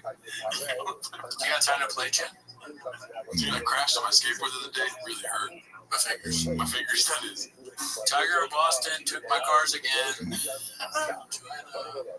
All right, so this next one's posted by Pity Kinkaju. This is called He Said It. Warning, highly redacted. Wait, but you still want a Tesla? You're a bad guy. Because if I would have known that, you know me, I hated electric cars from the jump. Well, from the jump, how can you still subscribe to the movement of electric cars when you know, subscribe, when you know there's mothers with babies on their back that are getting deformities, the pollution, the toxins they're in. The whole thing's exciting. Babies on their back? Well, I don't even know that. What is that? I don't know. I think a conspiracy lay down on their back or something. In a Tesla? I have no clue. Yeah, I don't even know what Bob was talking about. Do you see when he was sitting down, he had that big green shirt on, he had the hipster thing that goes over? Yeah. It sort of looks like a baseball jersey. That's part of the joy of watching these things. Let's play that one more time. I want to see. Can you play that clip one more time? Yeah. Wait, but you still want a Tesla? You're a bad guy. Because if I would have known it, I hated electric cars from the jump. Well, according to Papa, since the jump, he has not liked electric cars. Right. I got that part. So he bad guy. Brian got electric car. He bad guy. Bad guy. Fair enough. The jump how can you still subscribe to the movement of electric cars when you know subscribe? You said the movement of electric cars? Yeah. Okay. There's mothers with babies on their back that get deformities, the pollution, So there's mothers with babies on their back that are... Wait, play that one more time for me. Subscribe when you know there's mothers with babies on their back. That's almost like Shakespeare or something. There's mothers with babies on their back. There's mothers with babies. I don't know what he's talking about. Let's read some of the comments. Okay, see if anyone gets it. So there must have been an article about. Let's look up real quick and see if there's any articles about. Okay, mothers with babies on their back that are getting deformities, the pollution, the toxins there. What the fuck is he even trying to say? That's Noah now and later Gators is exactly asking what we want. So we couldn't find anything on the internet about electric cars and babies with deformities. Nothing. Bob I don't know if he is 300 pages of monster lawyers or the fact that he has access to the Tiger Billy email, but he was able to find stuff we weren't able to find. All right. Well, that was confusing. I think that's the most confusing I've ever been from a shop. Yeah, I think it's all part of that whole grifter health influencer thing, because I watched a Beige Frequency video about the Liver King, and he was talking about how these guys constantly say that there's toxins or things coming from chemicals, just about everything. Yeah. So I assume he's saying that there's some sort of chemicals or something because they're electric cars or toxins or whatever coming from the seats or who knows. Heard it both ways. Heard it both ways. Perfect. Yeah, exactly. All right, so we got one more clip. Papa's biggest fan is the head of Ferrari North America, and then ... water. Posted by temporary ad 2330. It looks like he was on the Are You Garbage podcast. No, but I was doing a show at La Jolla Comedy Store in La Jolla. Love my favorite club. First time doing it? First time doing it. One of the best clubs.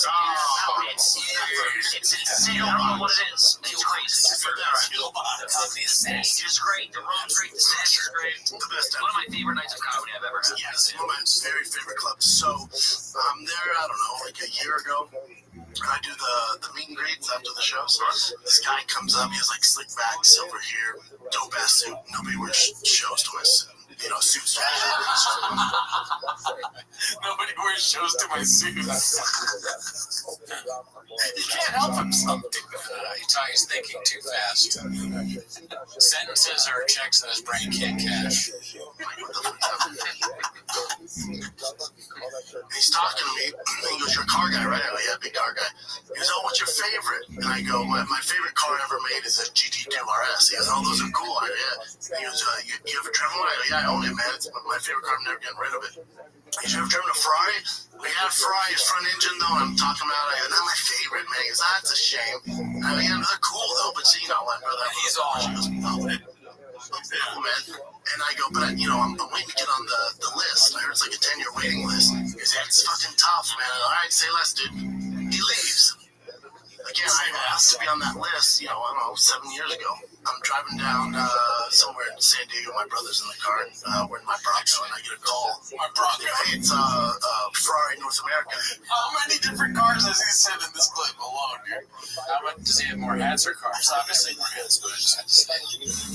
A lot of cars, though. He has a shit ton of hats. Every single clip's a different hat. It was funny that he said he had no truck, and then they showed the clip of it with a truck or whatever. That was true. You got, what if he said he had no hats? You walk me to my hat. And you go, hey, it's Ferrari North America. You got allocated Ferrari. You got pushed to the front of the line. You allocated Ferrari. That guy was the head of Ferrari North America, and he was the biggest fan. He was just a biggest fan of Shab? That can't be right. That cannot be right. What's the top comment on this one? All right, let's see here. Top comment. It seems like most of B-Shop's biggest fans also don't subscribe to social media. The numbers ain't adding up, guys. I don't even understand what that means. Was this like when he said that someone at Specialized Bikes was a big fan and got him a collab and free bike? Then Specialized had to come out and say, we have nothing to do with Bitcoin. That's so funny. Dude, companies have to literally come out. They're like the YouTube comments are like, listen, I don't like Shop, but I also don't like it. So, you know, they're the same. Everyone has to distance themselves. And Shop hasn't even really done anything that bad. It's just so stupid. They're like, we can't have anything to do with Big Boy Nation. Oh my God. The CEO gets a call. He's like, what? Big Boy Nation said that we... So that's all the clips for this week. Yeah, that's all the clips we have for this week. If you're in Los Angeles on Wednesday, I'm at Apocalypto at Permanent Records doing stand-up. And on Friday, I'm at the Glendale Room. So check it out. If you're in Los Angeles, check out those shows if you want to see me just stand up. Bye. So now you're sure that you find the phone. So the man says, okay, I'm Amalo Hashem. I'm Amalo. I'm only here to help. Nationwide is so much more than a great insurance company. They're one of America's largest financial services companies. Like how I'm more than just paper money. I'm also motivated, man. When I say insurance, you say financial services. Insurance. Insurance. When I say nationwide, you say it's both. Nationwide. Nationwide. Real insurance and financial needs. Nationwide is on your side. Nationwide Investment Services Corporation, member FINRA, Columbus, Ohio.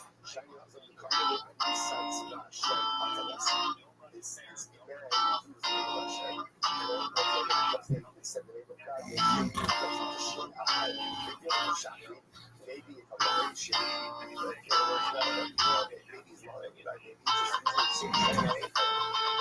Just trying to open his leg shape. So what's his name? We have the administration. The black teachers are about to have a shooting to not to get ahead and please the nation. It's not very such a bad mistake. I wasn't homeless when I met you. Forgive me now, I'm astray. Oh, when I woke up this morning, found myself on T-Fat-K. Randy's show was all purple and people were everywhere. Tried to go to Big Boy Nation, but nobody was even there. They say 1,000 working comics on the stage at any time. So tonight we're gonna party like we're Brian pre-LA Times. Stop at my favorite time of the week when you get near Papa tries to speak. When it's surprised to me, you better ask him what you did to the show. Welcome back to 10 Minutes of Shop. Thanks for tuning in. Hope you enjoyed that Prince thing. We're about to start the new year, so we wanted to, give you something to be excited about. We hope you guys got everything you wanted for Christmas, and make sure that you go and get your Planet Fitness gym membership. They're gonna remind you on New Year's. Just want to remind you first. There's gonna be some repercussions. Yeah, repercussions if you don't follow those resolutions that you got. But you didn't come here for that. No, you came here for was 10 minutes of shop to start the clip. All right, so I pulled a lot of clips. I pulled some of the ones from Liz last week, but also some classic bangers that we never got to.